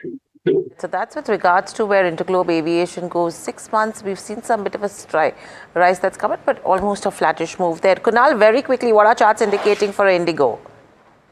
I think the structure has been extremely bullish. In a weak market, it was one of the outperforming stocks. Already the stock had given a symmetrical triangle breakout at 4,600, and post that there has been a high bottom formations there. So I'm expecting this to go still higher, 5,360, 5,470. These are two targets what I'm looking on the higher end. That's with regards to Interglobe Aviation. But moving on to the auto space, the March auto sales numbers that will be trickling in for the month of, the numbers that will be trickling in for the month of March, the expectation is that it has been slightly weak. So it's going to be a weak send-off with regards to FY25. Puneet joins us to tell us more. Puneet, what are we expecting and who will lead? Tuesday onwards, the first of the month is expected to be a slow start, or should I say a slow end to the month of, to the year of FY25. And because Monday is a market holiday, there are some stocks that you need to watch out for in terms of preview. Now, when you look at the two-wheeler makers, Eicher Motors is expected to have the highest growth. Roughly about 23% is expected on a year-on-year basis for the company, crossing the 90,000 mark yet again for a fourth consecutive month. Now, this is after the company's Q2 results that they changed the strategy to focus more on sales rather than EBITDA margins, and that's reflected in numbers. So that's going to be the highest growth in terms of the two-wheeler makers. In terms of the other ones, TVS is expected to have a decent month, 10 to 11% growth expected, and that's largely driven by the scooter volume as well as a strong show in the export market, while Hero as well as Bajaj Auto are expected to have a subdued month, and that's largely led by the slower growth in the domestic market for both these companies. When you look at the passenger vehicle makers, it has been a very slow start to 2025 as a whole, and that's because of higher discounts that the company has to give because of the lower demand seen for the passenger cars. This has also led to the inventory rising to 5 to 6 weeks from roughly 1 to 2 weeks over the last quarter or so, and hence in this month as well, we're expecting, apart from Mahindra and Mahindra, all other car makers to report a very slow month. Almost an 18% growth is expected for M&M. It's continuing its momentum to outpace the industry as well as the all other listed players. While Maruti is expected to have 5 to 6% growth, that's been something that they've been maintaining. Their small cars have reported a growth in January and February, so it's going to be important to see how they do so in this particular month, while Tata Motors and Hyundai will be ending this year just how they started, which is on a disappointing note.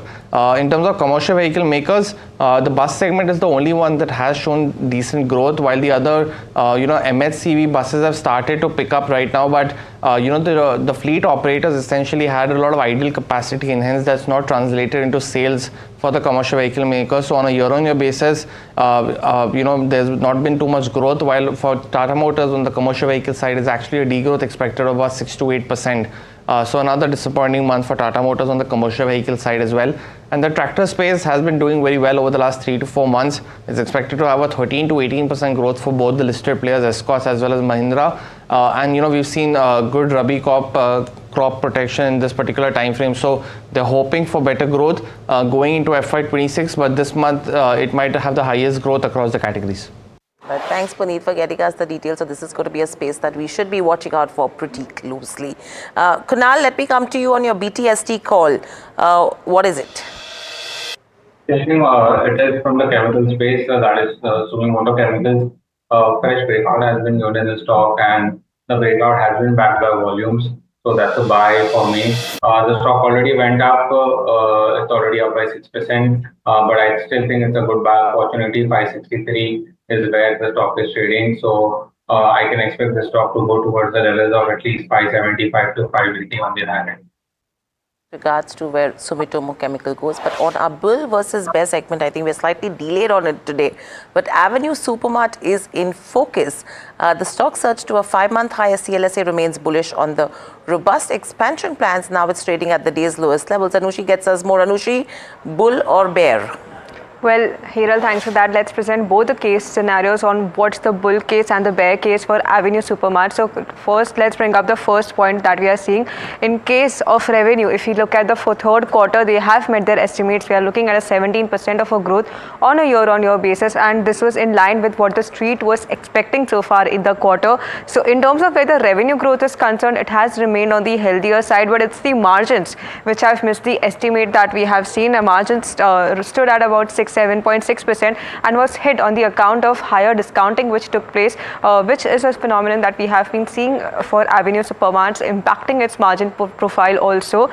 If you look at the second point in consideration, it's about the stores opening. Now so far we have seen them open 15 new stores in fourth quarter in FY25, which takes their total stores to about 37. Now if we look at the past average in the 5 years, we are looking in the ratio of 38. So they're in line with where the store count addition is concerned. Do note that DMart is responsible for buying most of its stores. So over here it remains on a healthier side. The expectation on the street is that it is going to acquire even 10 more stores in the coming last few days of this month as well.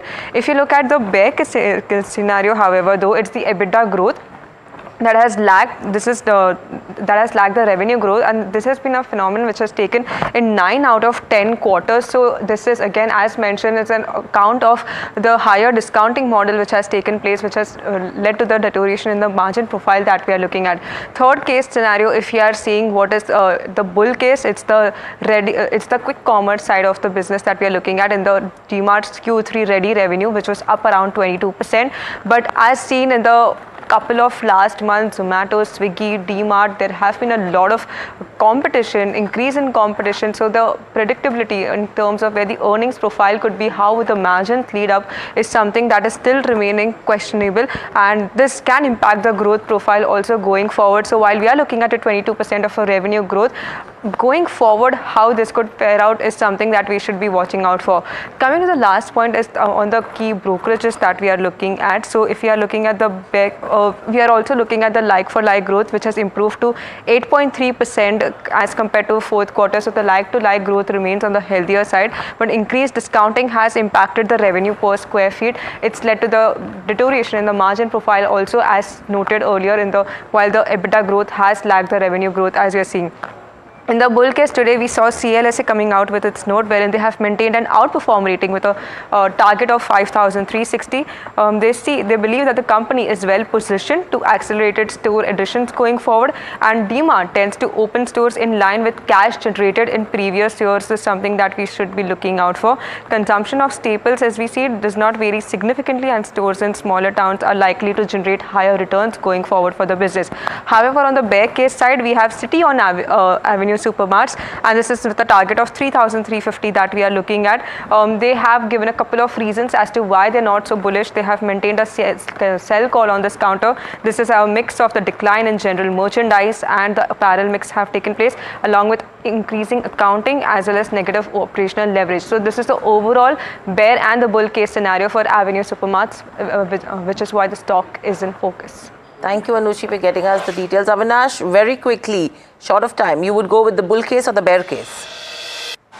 No, I think you go with the bear case, Hiral, considering the fact that margins have been weak. Unless we see a positive up move in the EBITDA margins, which is clearly lacking over the last, say, 2 to 3 quarters. We would prefer to wait for the March quarter. And obviously, once March numbers are out, we could take a call. But as of now, I think the trigger for margin improvement has to be seen in the March quarter for any possible re-rating going forward.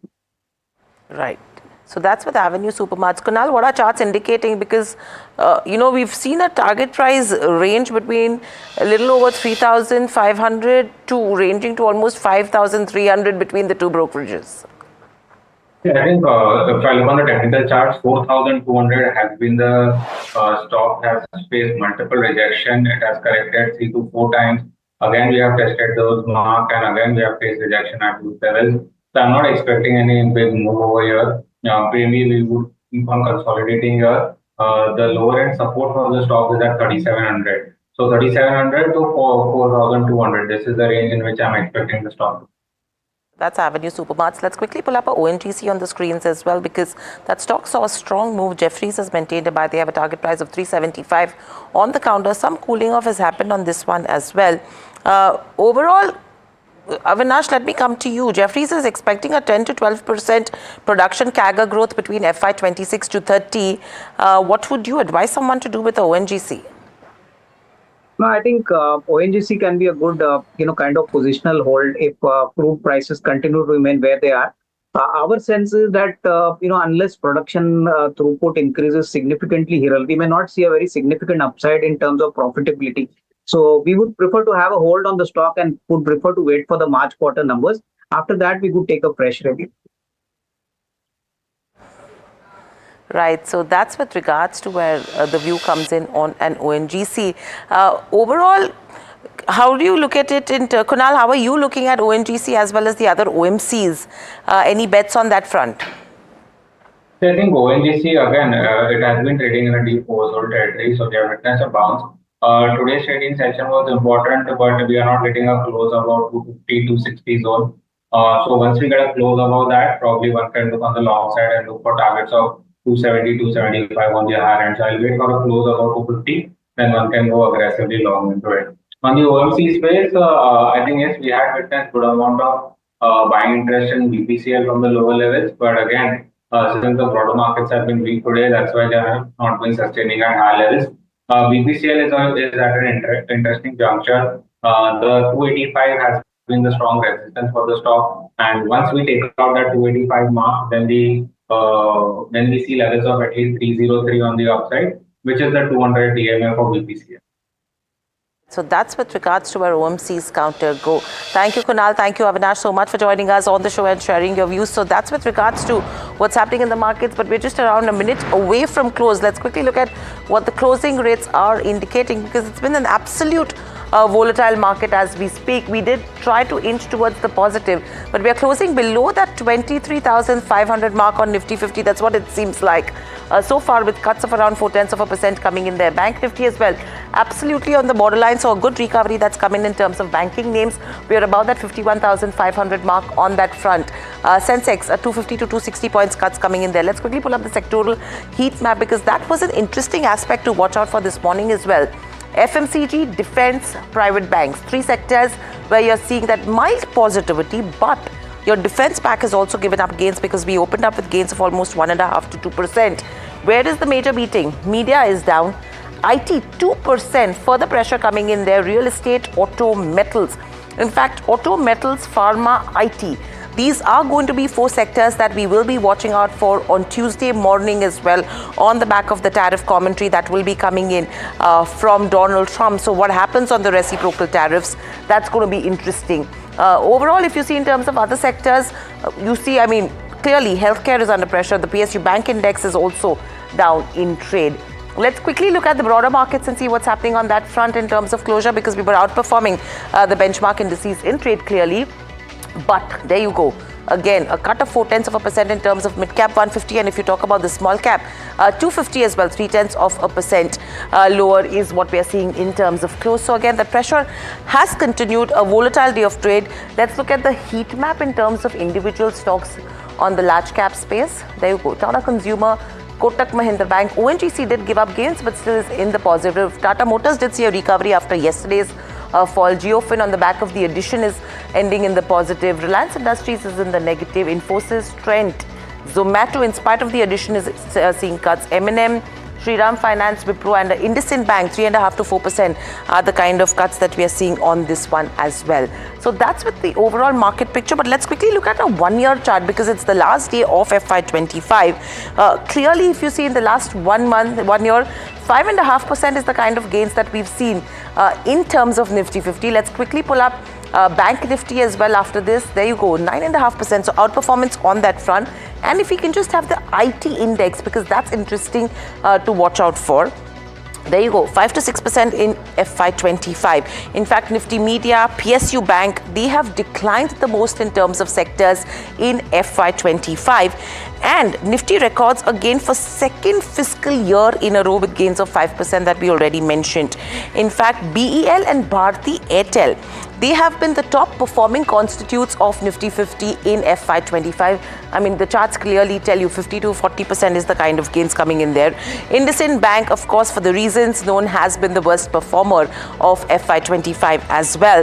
HDFC Bank, ICICI Bank, Bharti Airtel contributed the most. Reliance, Tata Motors, they have been a drag as well. Let's quickly pull up Reliance and Tata Motors. That will be an interesting one to watch out for. There you go. 14 to 15% is the kind of wealth erosion that investors have seen on Reliance Industries.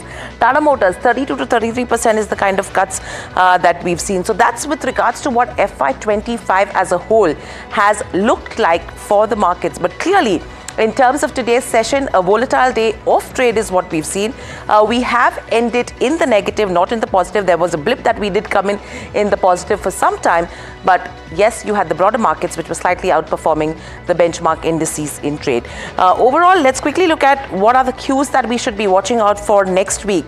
In terms of eyes on the globe, the India Forex Exchange reserves that we'll be watching out for. India deposit growth and the loan growth is what we should be eyeing. The US core PCE price index is what is on, investors' radar from here on. You have the Japan industrial production numbers that will be out and the China manufacturing PMI along with the Japan unemployment rate is what you should be watching out for from the global cues. Now, in terms of the shares that will be exiting lock-in, Vintage Coffee and Beverages a 3% and Asai Silk that will be in focus with a 20% lock-in that will be exiting. And apart from this, you have the US trade tariff that will be eyed, what commentary comes in from USA, from Donald Trump, and the kind of impact that the auto and the pharma sector will have. And very lastly, the auto sales numbers that will be trickling in for the domestic market. So that's the entire wrap with regards to next week, but completely out of time. That's a wrap on this edition of India Market Close. Lots more lined up on the other side. Please stay tuned to NDTV Profit and have a great long weekend.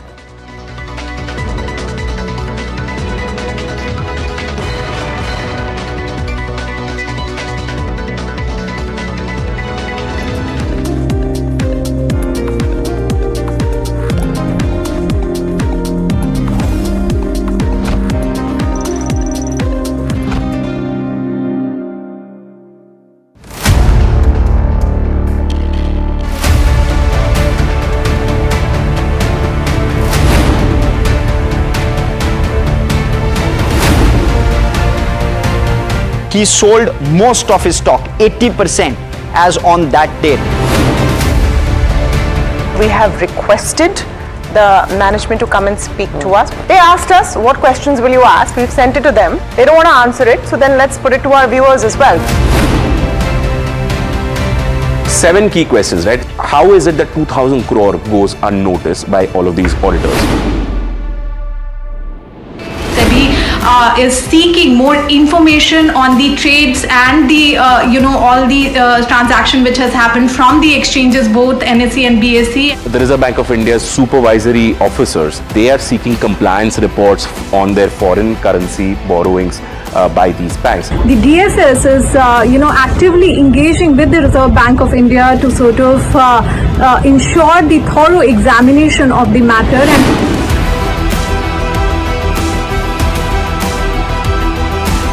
And IndusInd Bank, as part of its internal review, had found that certain aspects of its derivatives portfolio was not meeting the standard that was set by the Reserve Bank of India.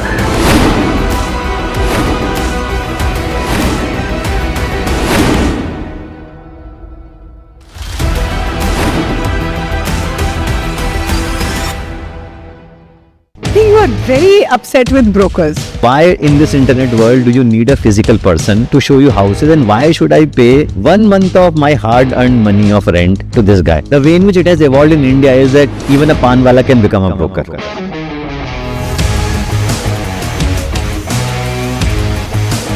So you were bored of the steady paycheck at the end of the month. So I think it was a sort of midlife crisis as to where am I going. One day we saw that some 50-60 people are standing outside the building, but they were actually brokers who wanted to break the office. Buy or rent? Rent, if you are not looking for emotional well-being. Would you suggest that everyone who wants to leave their 9-to-5 job should do it? I think huge amount of drive you should have. Just because you had a fight with your boss doesn't mean that you leave your job.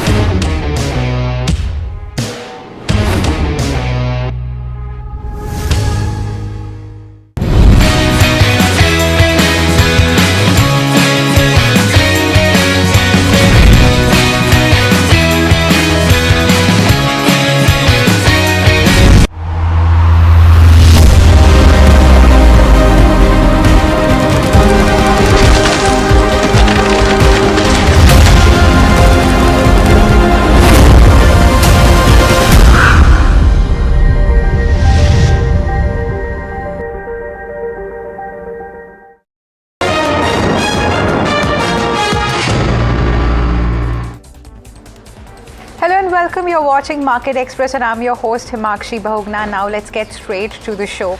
US benchmark indices end the day with losses. The Nifty slips below 23,600 mark, whereas the Sensex sheds 190 points to end above the 77,400 levels. Now broader markets fare mixed. Small caps outperform. Nifty records gain for second fiscal year in a row, up 5% in FY25. Nifty Media PSU Bank decline the most among sectoral peers in FY25. Nifty Financial Services top gaining sectoral indices in FY25, up 19%.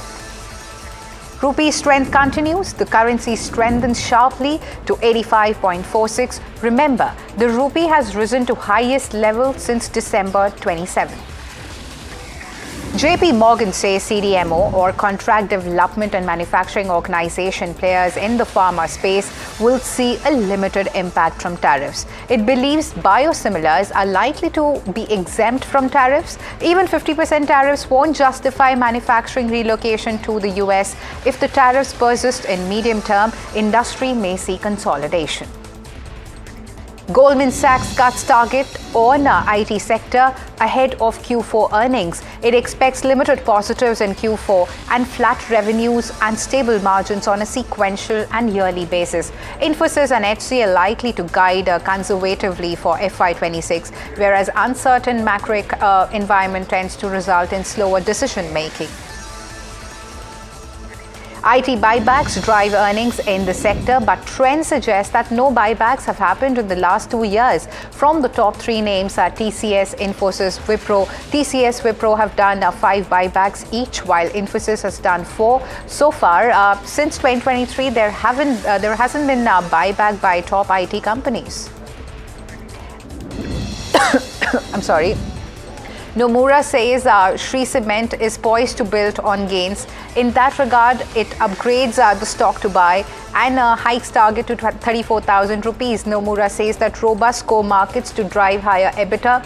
Additionally, highest asset sweating to result in above industry average volume growth. The National Stock Exchange could face a potential delay of up to 2 years in launching its much anticipated initial public offering following a detailed letter from the Securities and Exchange Board of India flagged shortcomings. Now, this is according to a senior official familiar with the matter. The markets regulator has advised the NSE to pause the IPO process until it addresses several concerns, recommending a waiting period of 2 years to resolve the issues, the senior official told NDTV Profit. Now, the letter was sent at the end of February, coinciding with the conclusion of Madhvi Puri Board's tenure as SEBI chairperson. The National Stock Exchange has deferred implementation of Monday expiries until further notice. The move comes after SEBI consultation paper on Tuesday and Thursday as expiries. Now, Monday expiries on equity derivatives were to be implemented after April 3. Jefferies maintain hold on the BSE stock with a target of 5,250 rupees. Clarity on open interest limit is awaited, but impact is lower for BSE. Jefferies thinks that the stock has retracted majority of its fall, but lower registration risk and better markets can aid re-rating. CLSA is bullish on Avenue Supermart stock and sees an upside of 32% on the company. It maintains outperform on the stock with a target of 5,360 rupees. D-Mart added 15 stores in Q4, taking FY25 total to 37. Expects to add 10 more stores in last 4 days of the year. The company is well positioned to accelerate store additions, whereas the store addition in line with cash generated in previous year. Jefferies maintains buy on ONGC with a target of 375 rupees. The company expects 10 to 12% reduction compounding growth over FY26 to FY30. Now, this says BP's success in Rumela anchors ONGC's outlook.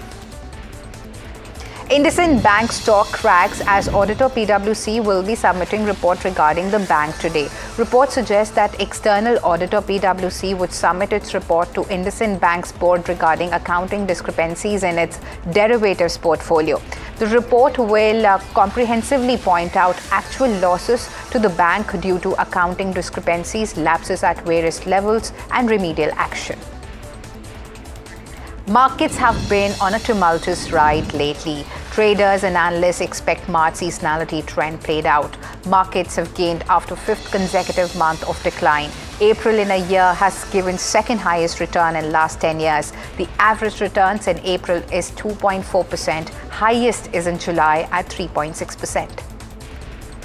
Goldman Sachs cuts target price for Container Corp to 670 rupees, maintains sell on the stock. It believes Concor's earnings have further downside risk and weak growth for rail container traffic. Rising competition has given a rise to market share concerns.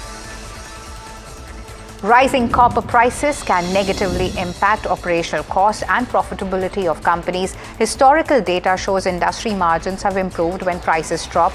But can companies mitigate the cost impact? NDTV Profit's research says that it's possible. Companies can do hedging against copper price volatility and seek alternative raw materials and increase product prices. However, hedging strategies are not foolproof and aluminium can replace copper only in certain cables. Now, passing on cost to customers is subject to market conditions.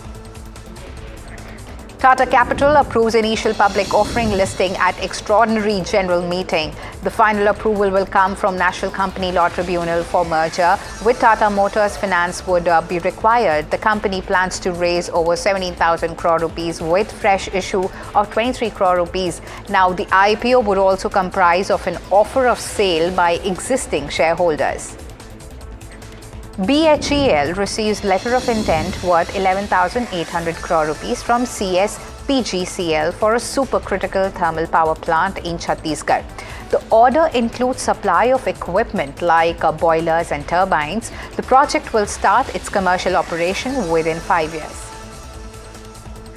BEML secures a contract worth 405 crore from Bengaluru Metro Rail Corporation. The contract involves the supply of standard gauge metro cars. BEML gained 2% in trade today. BEL receives additional orders worth 1,385 crore rupees. The orders include radar spares and upgrades. EVM or electronic voting machines are also part of the order. With this, the company's total order for FY25 is at 18,415 crore rupees.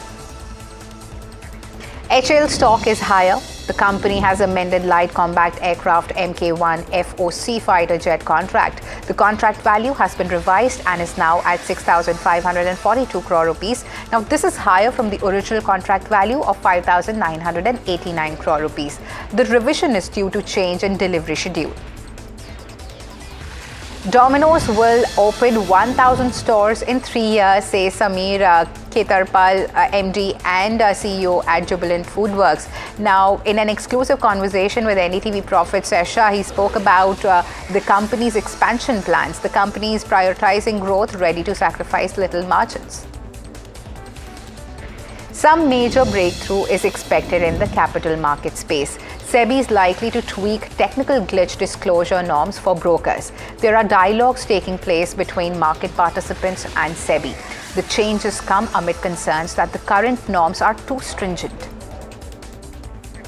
MTR Foods parent is ready to IPO. The company's parent, Okla, is preparing for IPO with major board restructuring, appoints 4 non-executive independent directors. The appointment is may result in a comprehensive 8-member board. Now, the company is currently working with advisors on the potential share sale. Expects to raise as much as $400 million. May also file an IPO in Q1 FY26 as per sources. Sales weakness is likely to persist in the auto sector in March. Passenger vehicles, including cars and SUVs, are expected to drop by 16%. Two-wheelers such as motorcycles and scooters may see a 13% decline. Medium and heavy commercial vehicles, which are large trucks for transporting goods, are also likely to experience a 5% sales drop. The Food Ministry allocates 2.35 metric tons of monthly sugar quota for April 2025. This is lesser than last year's figure of 2.3 metric tons. The Board of Housing and Urban Development Corporation will meet on 4th of April 2025 to consider and approve annual resource plan or borrowing program for raising of funds. Additionally, it advises for increase in overall borrowing limit to 2.5 lakh crore rupees from existing limit of 1.5 lakh crore rupees as earlier approved by shareholders. Aurobindo Pharma announces acquisition of 26% stake in Swarnasku solar project to be completed on or before June 30th. SpiceJet announces the renewal of its International Air Transport Association's operational safety audit certification, a globally recognized benchmark airline safety management, marking yet another milestone in its remarkable turnaround journey. Delhi HC states restaurants can't levy service charge mandatorily with food bills. Now, court upholds the validity of Central Consumer Protection Authority guideline asking restaurants not to impose service charge with the bill. Now, Delhi High Court imposes a cost of 1 lakh rupees of the restaurant associations that challenge the guideline. Federation of Hotels and Restaurant Associations of India and National Restaurant Association of India moved court in 2022 by filing 2 separate petitions. Ashok Leyland bags orders worth over 700 crore rupees from defence forces with delivery set to commence in the next financial year. The vehicles to be supplied under these orders are to fulfill defence sector needs to troop transportation, logistics and other specialised mobility requirements under the Close-in Weapon Systems program. Now, with this new orders, Ashok Leyland further solidifies its position as a leader in advanced land mobility solutions for the armed and paramilitary forces, it added. Allied Blenders appoints CRISIL to strengthen governance practices. CRISIL will carry out its governance and value creation assessment, which reviews areas such as governance practices and evaluates sustainable and inclusive value creation paths. Ambuja Cements board approves reappointment of Ajay Kapoor as MD for 2 years effective April 1. The board has also approved appointment of Vinod Bhetty as a whole-time director and CEO for 3 years effective April 1. Additionally, Rakesh Tiwari has been reappointed as the CFO. Adani Green's wholly owned subsidiary Adani Renewable Energy Holding 12 has received a letter of award from Uttar Pradesh Power Corporation. The LOA, which was received by the company on March 27, is for the supply of 400 megawatt solar power from grid-connected solar PV power projects to be developed in Rajasthan at a tariff of 2.57 kilowatt per hour for a period of 25 years. The latest listed car manufacturer Hyundai Motors have now made their way to new Nifty indices. They have now entered Nifty Next 50, Nifty 100, BSE 500 and other key capital market indices. MK upgrades Maruti Suzuki to buy with target of 13,500 rupees versus 12,800 rupees. Now, new launches have historically driven volume growth in passenger vehicles. Maruti's launch cycle is expected to turn positive in FY26 versus muted industry launch pipeline. The new launches coincides with early signs of improvement seen in small cars. The National Company Law Appellate Tribunal on Friday diluted the antitrust fine on Google parent Alphabet from 936 crore rupees to 220 crore rupees for the cases related to Google's Play Store billing. Now, the Competition Commission of India in October 2022 imposed a monetary penalty on the tech giant after a probe concluded that Google abused its dominance concerning its Play Store policy. Prime Minister Narendra Modi will attend the BIMSTEC Bay of Bengal Initiative for Multi-Sectoral Technical and Economic Cooperation Summit in Bangkok during 3rd to 4th of April. The Ministry of External Affairs has announced on Friday. Now, this will be the first post-pandemic summit of BIMSTEC leader and also physical summit of the group since February 1. The Supreme Court today dismissed an FIR lodged against Congress Rajya Sabha MP Imran Pratap Gadi for his Instagram post featuring a poem titled Ek Khoon Ke Pyase Baat Suno, and said that court must be at the forefront to protect freedom of speech and expression. The Supreme Court said that the restrictions on speech must be reasonable, not fanciful. West Bengal Chief Minister Mamata Banerjee, who is on a visit to the United Kingdom, was giving a speech at Kellogg College. Now, there she was met by a group of student protesters who showed her placards which had questions on increasing violence and rape in West Bengal.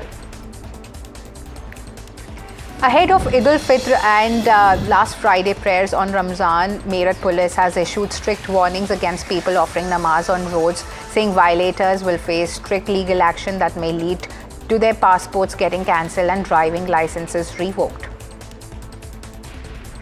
Japan's Prime Minister says that the impact of auto tariffs on Japan's economy will be very big. He says that the country needs to consider cash flow measures on US auto tariffs, says that they are assessing what industries will be impacted by tariffs. They want to avoid tariffs having impact on employment.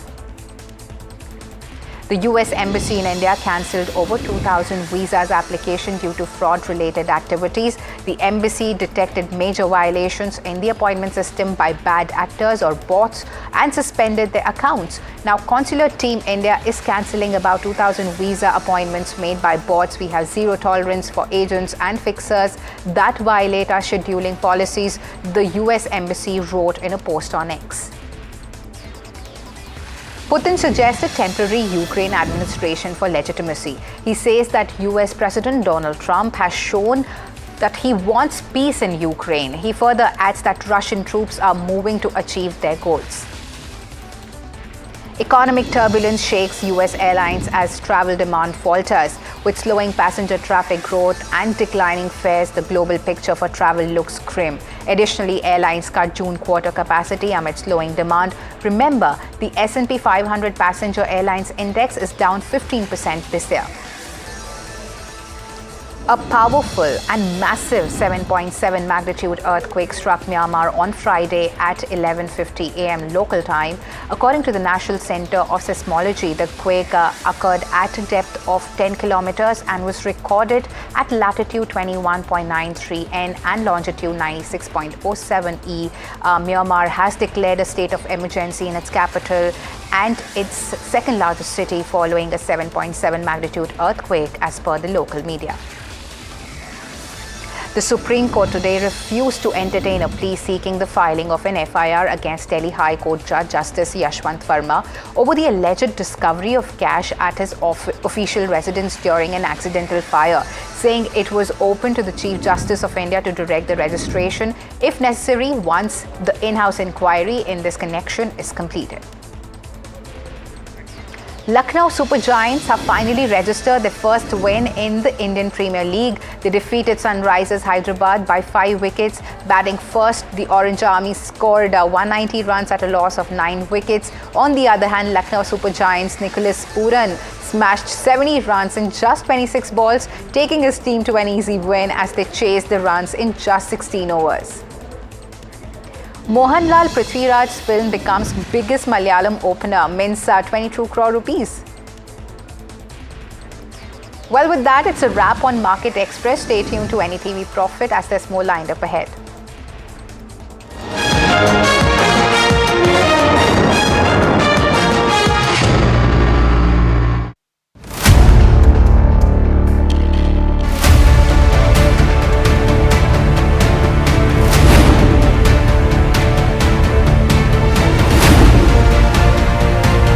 He sold most of his stock, 80%, as on that date. We have requested the management to come and speak to us. They asked us, what questions will you ask? We've sent it to them. They don't want to answer it, so then let's put it to our viewers as well. 7 key questions, right? How is it that 2,000 crore goes unnoticed by all of these auditors? Is seeking more information on the trades and the all the transaction which has happened from the exchanges, both NSE and BSE. The Reserve Bank of India's supervisory officers, they are seeking compliance reports on their foreign currency borrowings by these banks. The DSS is actively engaging with the Reserve Bank of India to sort of ensure the thorough examination of the matter.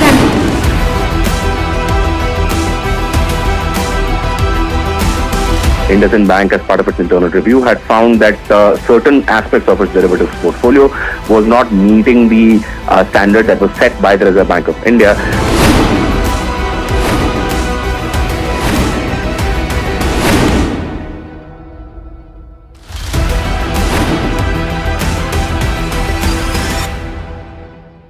You are very upset with brokers. Why in this internet world do you need a physical person to show you houses, and why should I pay 1 month of my hard-earned money of rent to this guy? The way in which it has evolved in India is that even a panwala can become a broker.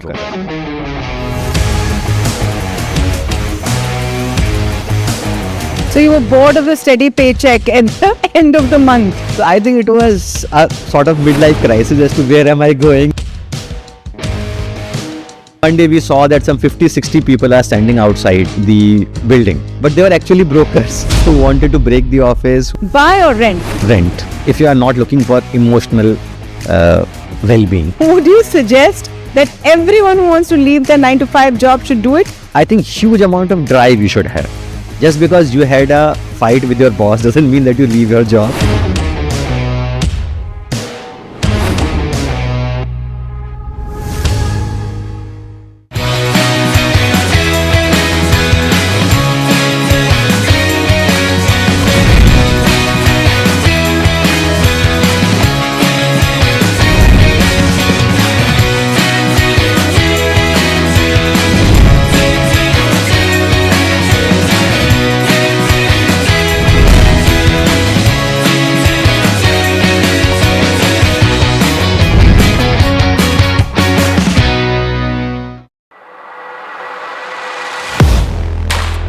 Do you really know the company you invest in? What is the real picture behind presentations and claims. Is the outlook as rosy as the company claims? Know Your Company, powered by NDTV Profit Research, shines a light on the biggest stock market movers.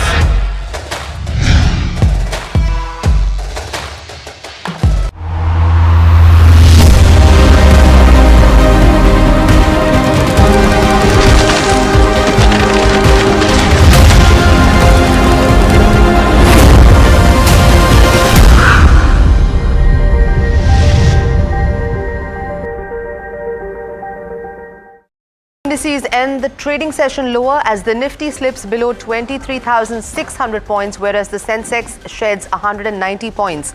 Nifty closed the fiscal year 2025 with gains of 5%, up for the second year in a row. Financial services emerge as the top gainer, jumping 19% in FY25. In a major breakthrough, the market's regulator, SEBI, is likely to tweak norms for the technical glitch disclosure that are followed by brokerage firms. That's an NDTV Profit exclusive. The BSE stock price zooms over 15% as the NSE defers Monday expiry plans amid SEBI's consultation paper.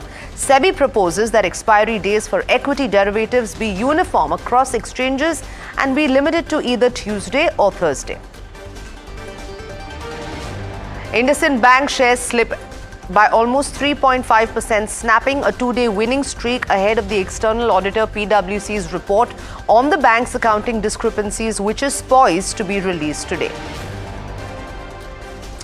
Norway's Orkla ASA restructures its India board subsidiary MTR ahead of its planned IPO, while Tata Capital Limited's extraordinary general meeting approves the company's IPO of equity shares. And shocking news coming in from Myanmar and Thailand. The Stock Exchange of Thailand suspends all trading activities for the afternoon session after a strong earthquake strikes neighboring Myanmar, the tremors of which were felt in Bangkok.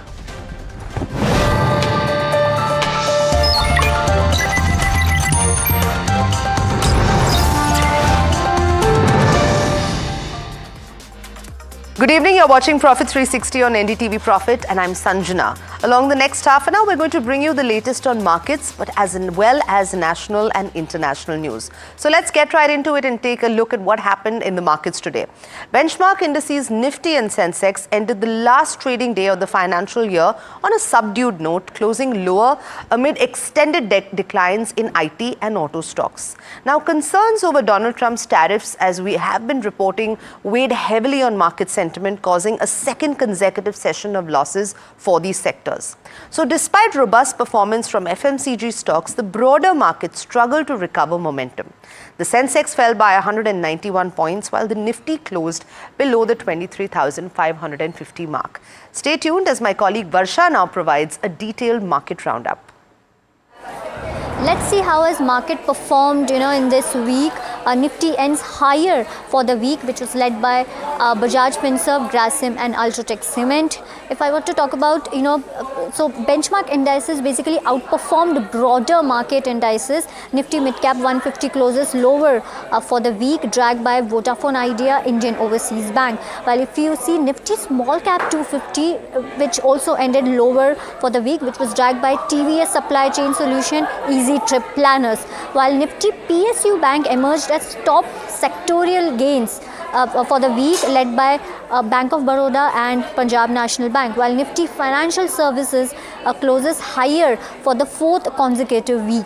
Now, if you see Nifty Bank, Nifty IT, Nifty FMCG closes higher for the second consecutive week, while Nifty Pharma, well, that the concerns about tariffs is actually going on, which will effectively come on April 2nd. So Nifty Pharma has snapped 3-week losing streak, while Nifty Sensex ended higher for the second consecutive week. We'll come back to Varsha, but now let's quickly cut across to the cabinet briefing that's taking place. Over to that.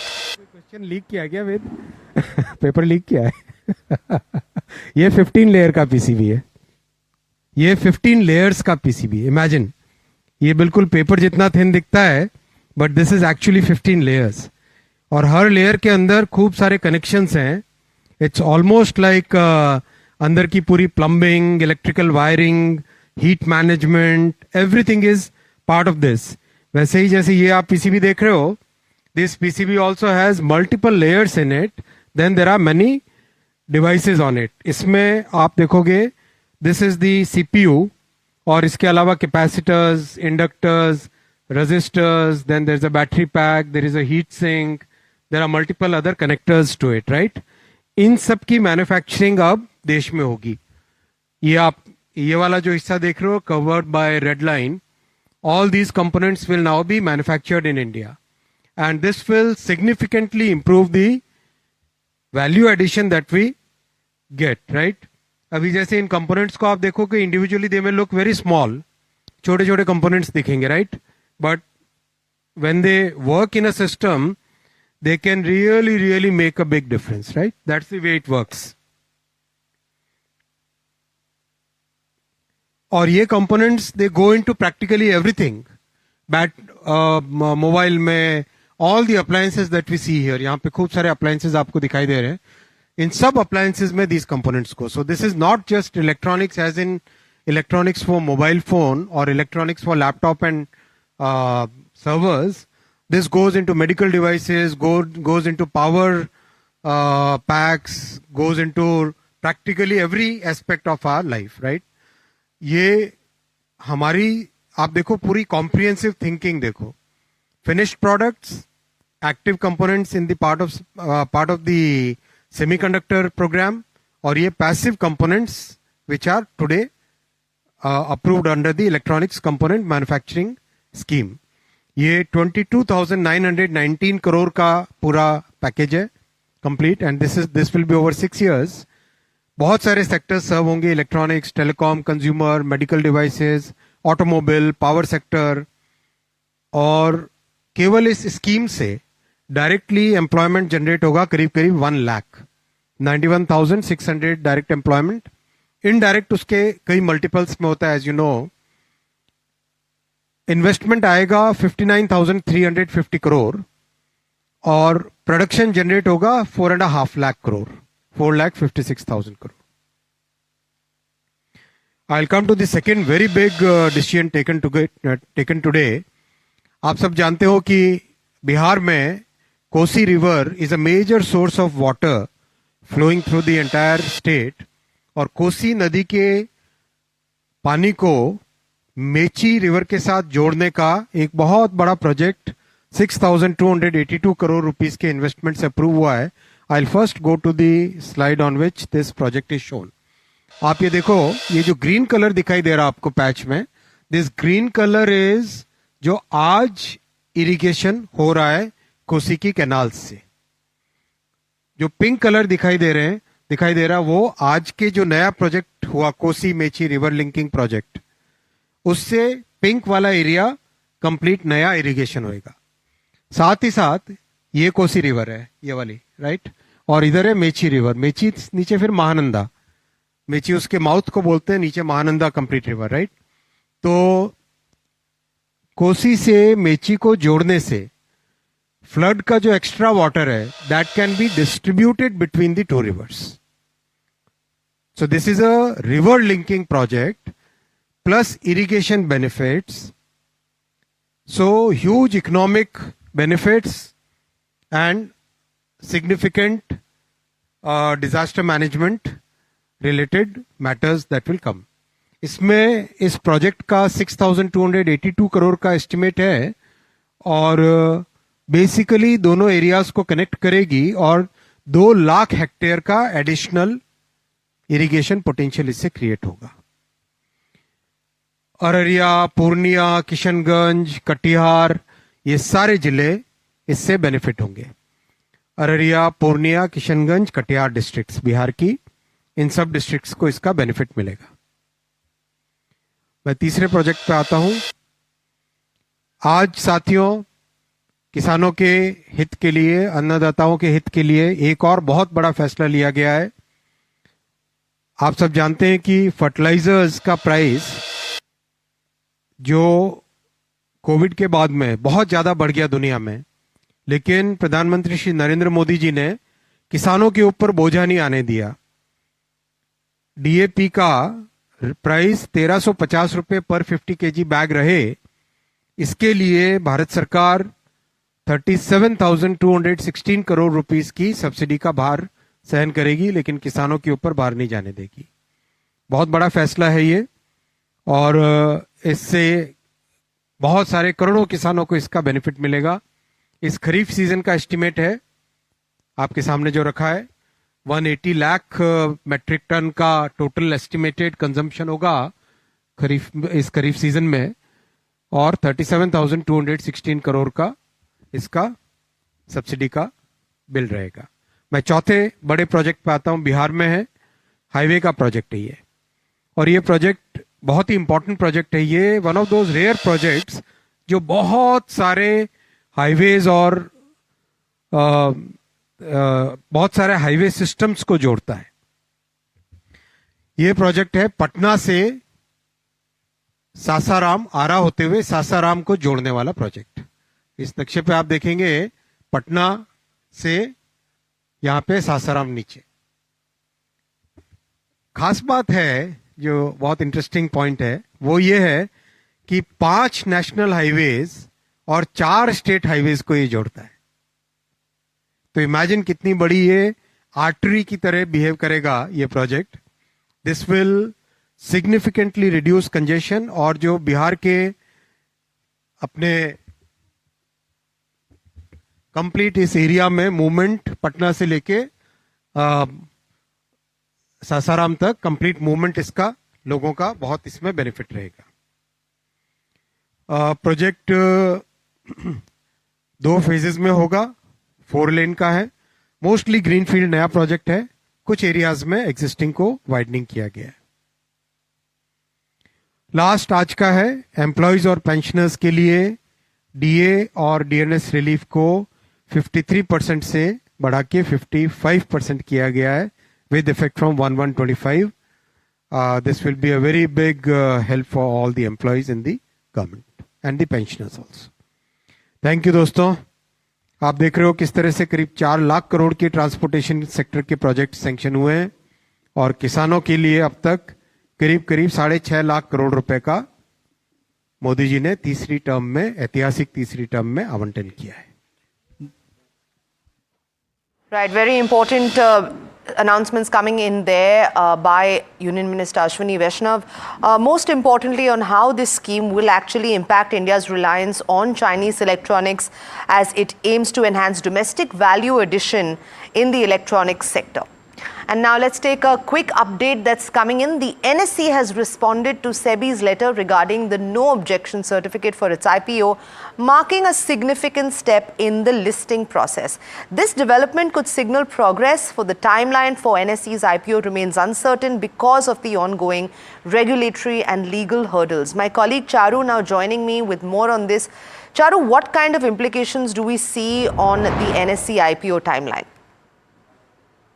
Hi, so yesterday it was widely reported that the NSE IPO may see some delays because SEBI at the end of the month of February had come out with a letter saying that they had to comply with a lot of requirements before the NOC for the IPO could be granted. Now, 24 months were given to NSE to comply with these things. However, it is important to note that if NSE is able to comply with all these things before that period, the timeline could be affected even more towards a favorable, thing for NSE, getting a favorable timeline. Now, what has happened today is that NSE has responded to the letter that was sent by Securities and Exchange Board of India. It went ahead to the regulator and said that it is going to consider, the advice and the guidelines that SEBI has given to the exchange regarding approvals for its IPO. It has said that it is committed to collaborate in a very stable and a long manner with the regulator forever in a step-to-step manner. It has also said that regarding the divestment of the ownership on clearing corporation, which is also one of the things that regulator had highlighted,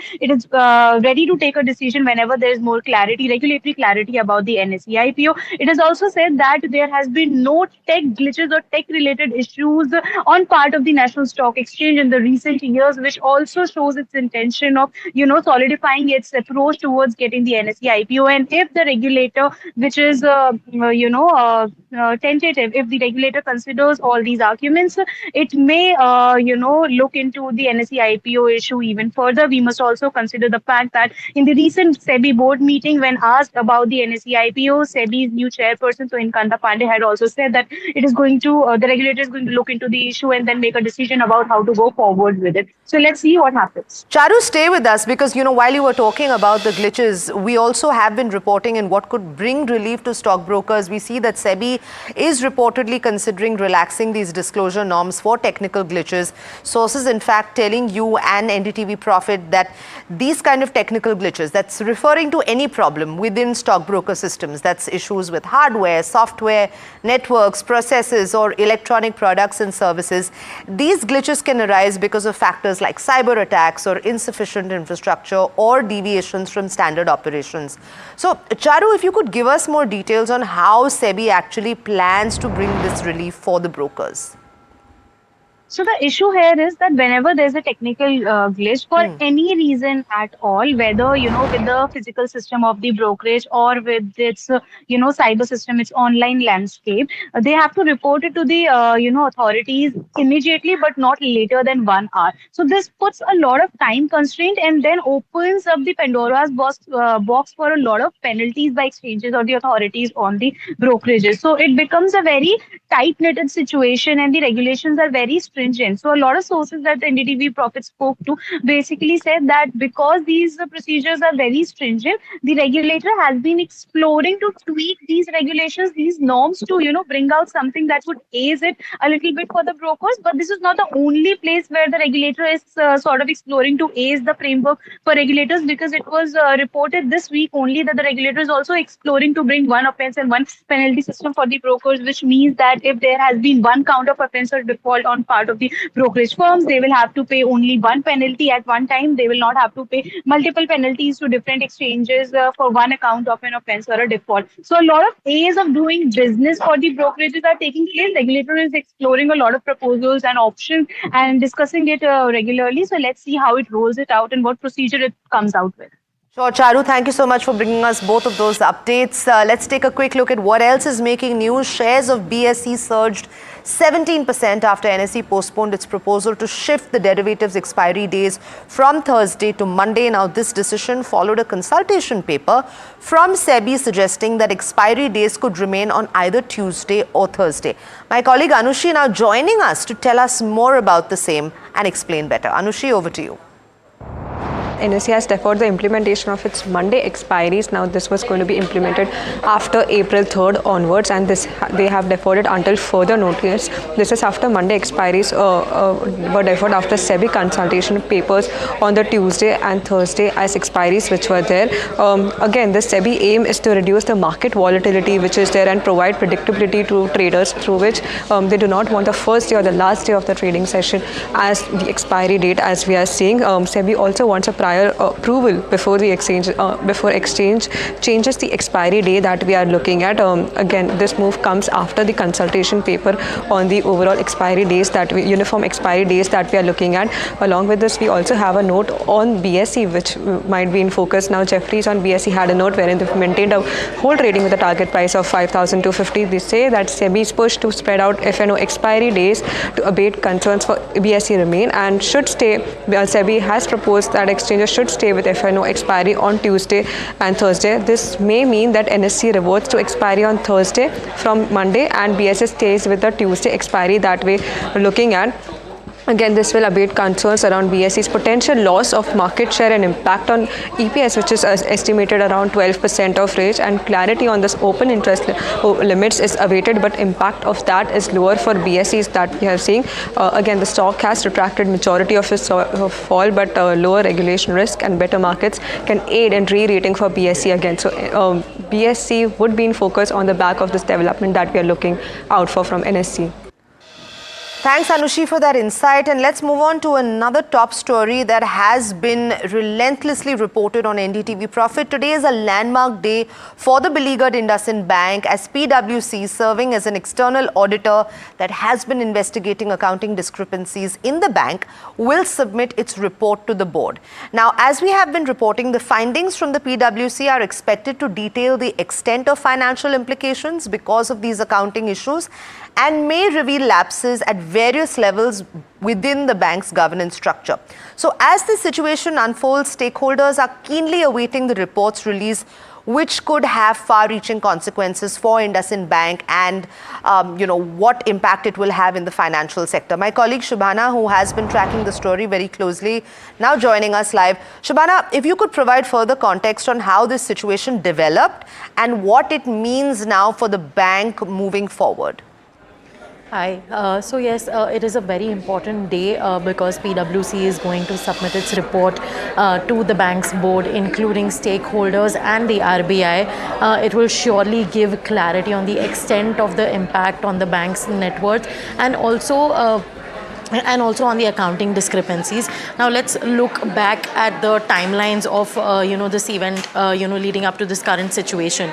On March 7th, basically the bank, the RBI had given the MD and CEO Sumant Katpalia only 1 year of extension, which was as against the 3-year extension that the board was seeking. Now after this, 3 days after, on March 10th, IndusInd Bank disclosed to exchanges that it has found accounting discrepancies in its derivative portfolio, which could have an impact of 2.35% on its net worth. Now, after these gaps were found, IndusInd Bank had basically done an internal review, and after that internal review, they had appointed an external agency, which NDTV Profit exclusively reported that it is going to be PwC, and this was appointed in October. Now, after this, on March 12th, NDTV Profit exclusively reported again that the RBI is actually talking to a lot of banks and been seeking compliance report on several banks' foreign currency positions. And after that, the stock of IndusInd Bank had tanked a lot. And since this development, shares of IndusInd Bank have tanked actually 40%. Again, on March 15, given that there was so much hue and cry about IndusInd Bank, RBI had come out with a press release and had, in order to calm depositors, they said that, the bank is well capitalized and its financial position remains satisfactory. The RBI also said that they're monitoring the bank situation closely, and the report will come out by the end of this quarter. Right. Thank you so much, Shubhana, for that. We'll come back to you for more on that. But questions arising about what lies ahead for IndusInd Bank.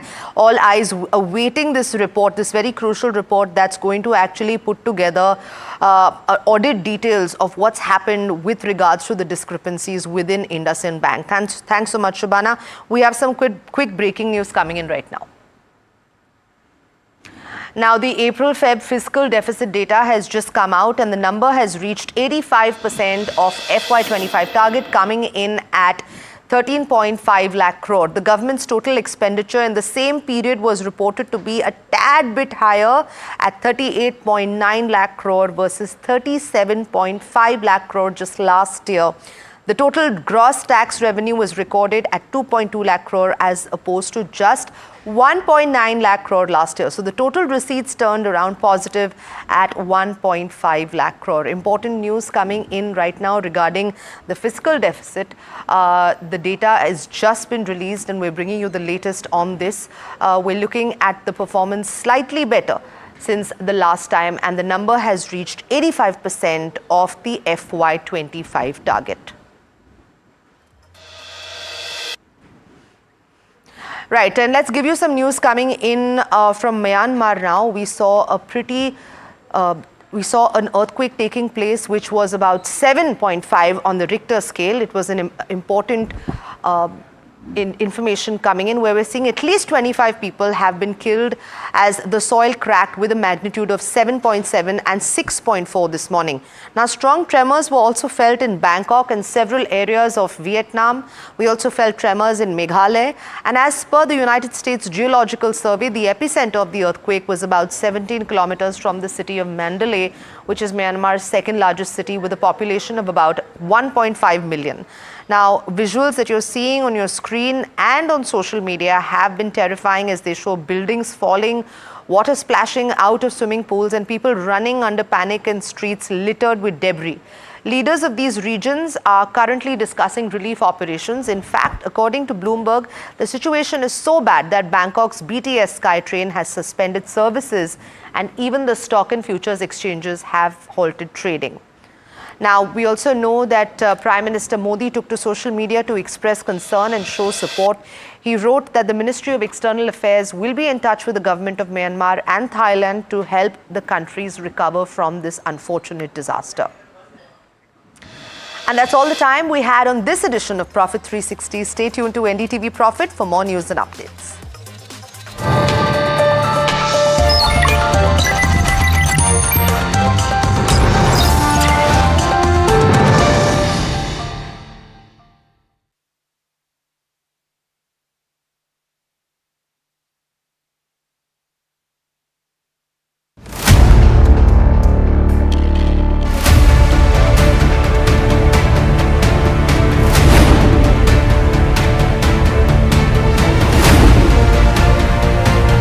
He sold most of his stock, 80%, as on that date. We have requested the management to come and speak to us. They asked us, what questions will you ask? We've sent it to them. They don't want to answer it, so then let's put it to our viewers as well. 7 key questions, right? How is it that 2,000 crore goes unnoticed by all of these auditors?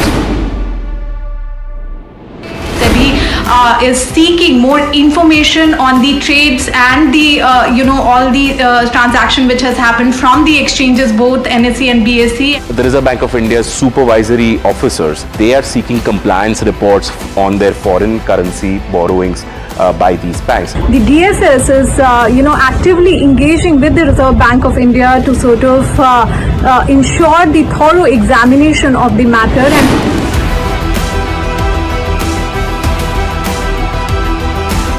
And IndusInd Bank, as part of its internal review, had found that certain aspects of its derivatives portfolio was not meeting the standard that was set by the Reserve Bank of India.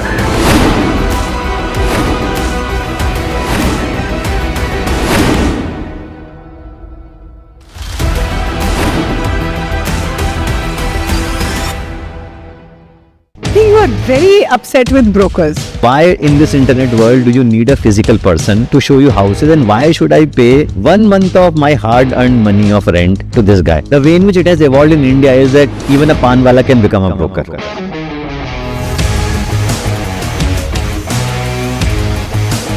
So you were bored of the steady paycheck at the end of the month. So I think it was a sort of midlife crisis as to where am I going. One day we saw that some 50-60 people are standing outside the building, but they were actually brokers who wanted to break the office. Buy or rent? Rent, if you are not looking for emotional well-being. Would you suggest that everyone who wants to leave their 9-to-5 job should do it? I think huge amount of drive you should have. Just because you had a fight with your boss doesn't mean that you leave your job.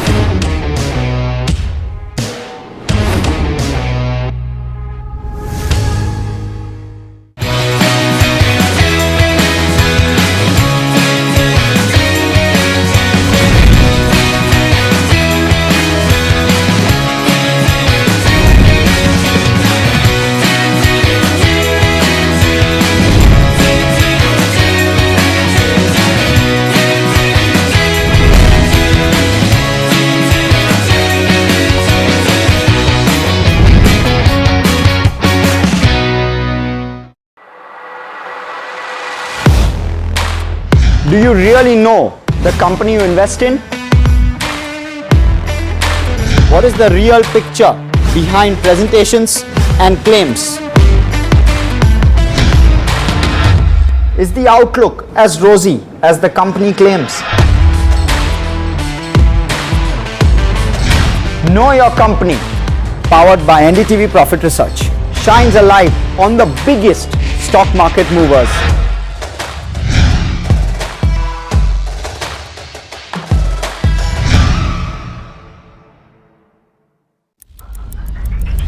Headlines you start your day with. What matters worldwide is now in the palm of your hands. Get ready to seize the day and maximize your financial potential. Stay ahead of the curve with all you need to know on NDTV Profit.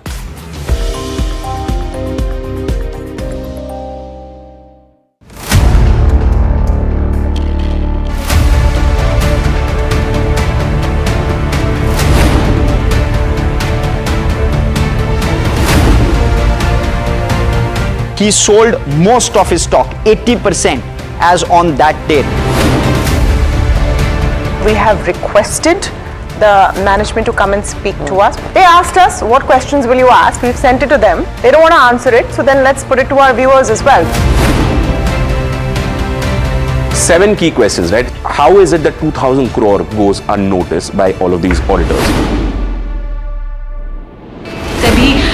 Is seeking more information on the trades and the all the transaction which has happened from the exchanges, both NSE and BSE.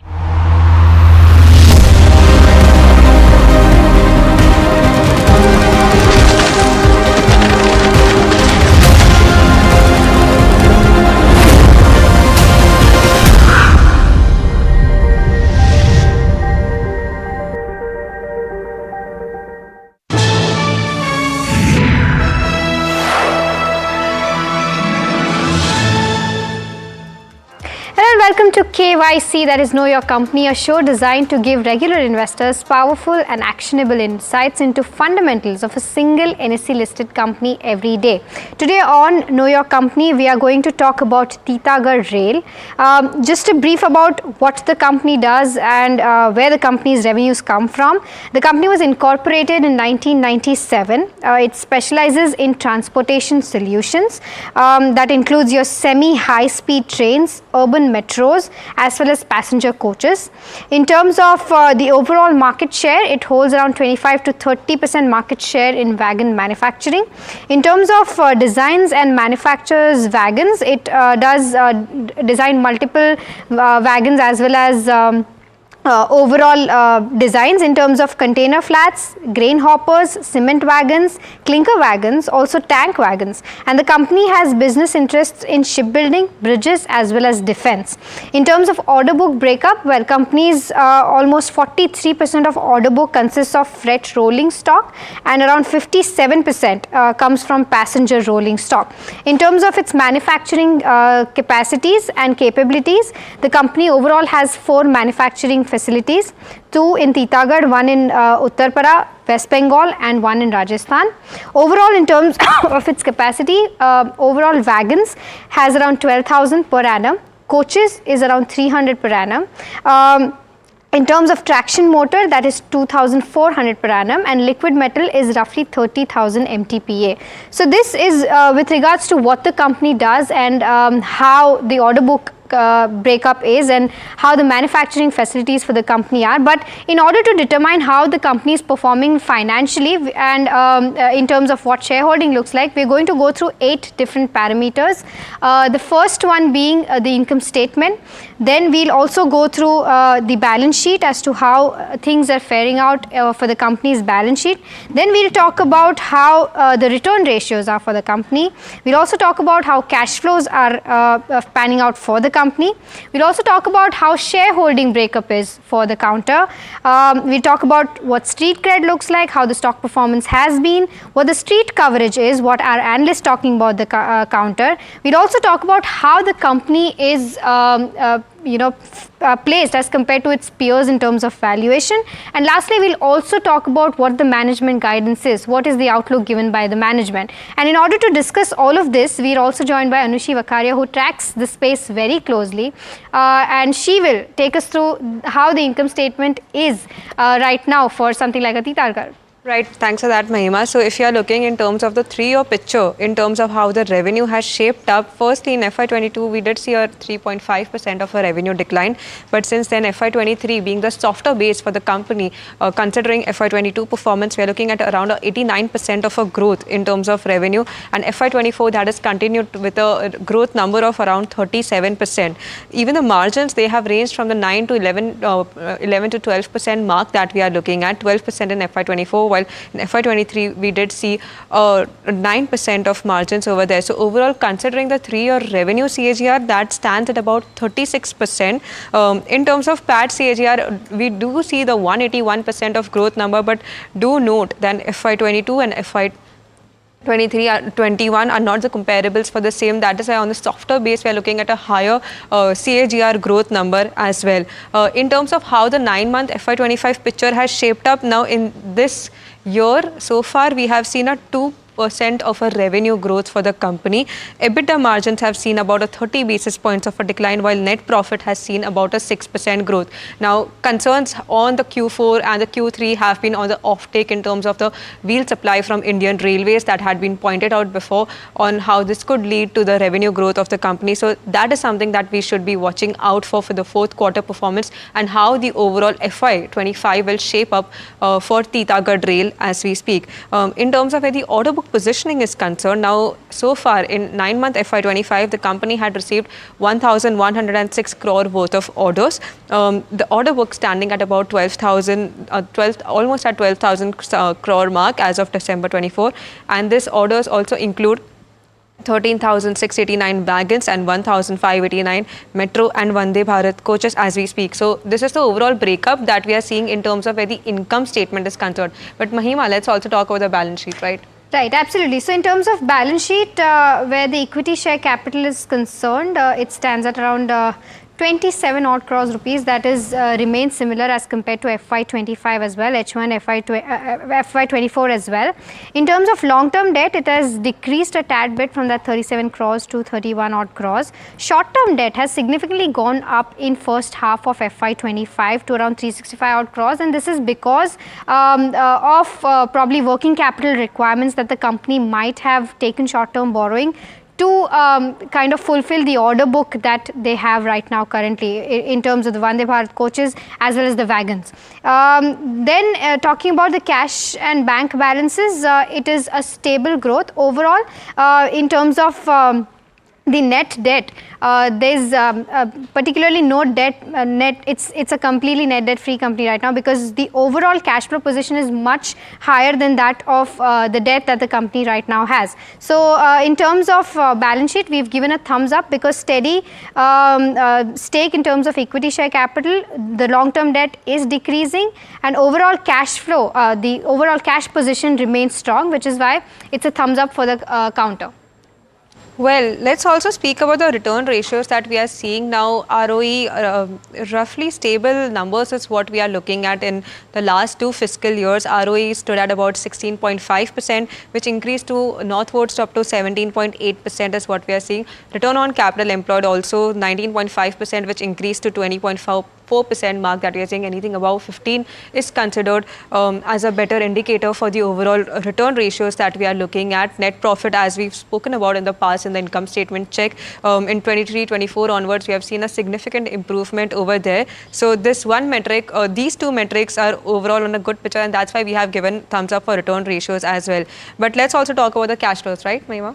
Right. So cash flow position for FY24 in terms of cash flow from operation, it stood at around 92 odd crores, which has gone to a negative 235 crore in first half of FY25. In terms of net cash flow, it stood at 286 crores in FY24, but it's come to around negative 260 crore in first half of FY25. But overall, if we check the trend of the company, first half of every financial year in the past 3 years, they have recorded a negative cash flow, but that turns into a positive cash flow by the year end. So we'll have to wait and watch out for as to how numbers pan out by the end of FY25. So taking a conservative approach, we've given a neutral rating to cash flow right now because overall net cash flow position as of FY24 ending stood at steady levels, but H1 FY25 right now the numbers are negative. That is why we've taken a neutral approach and given a neutral rating to the cash flows right now. Right. But what is the shareholding pattern looking like? Okay, so here we have considered the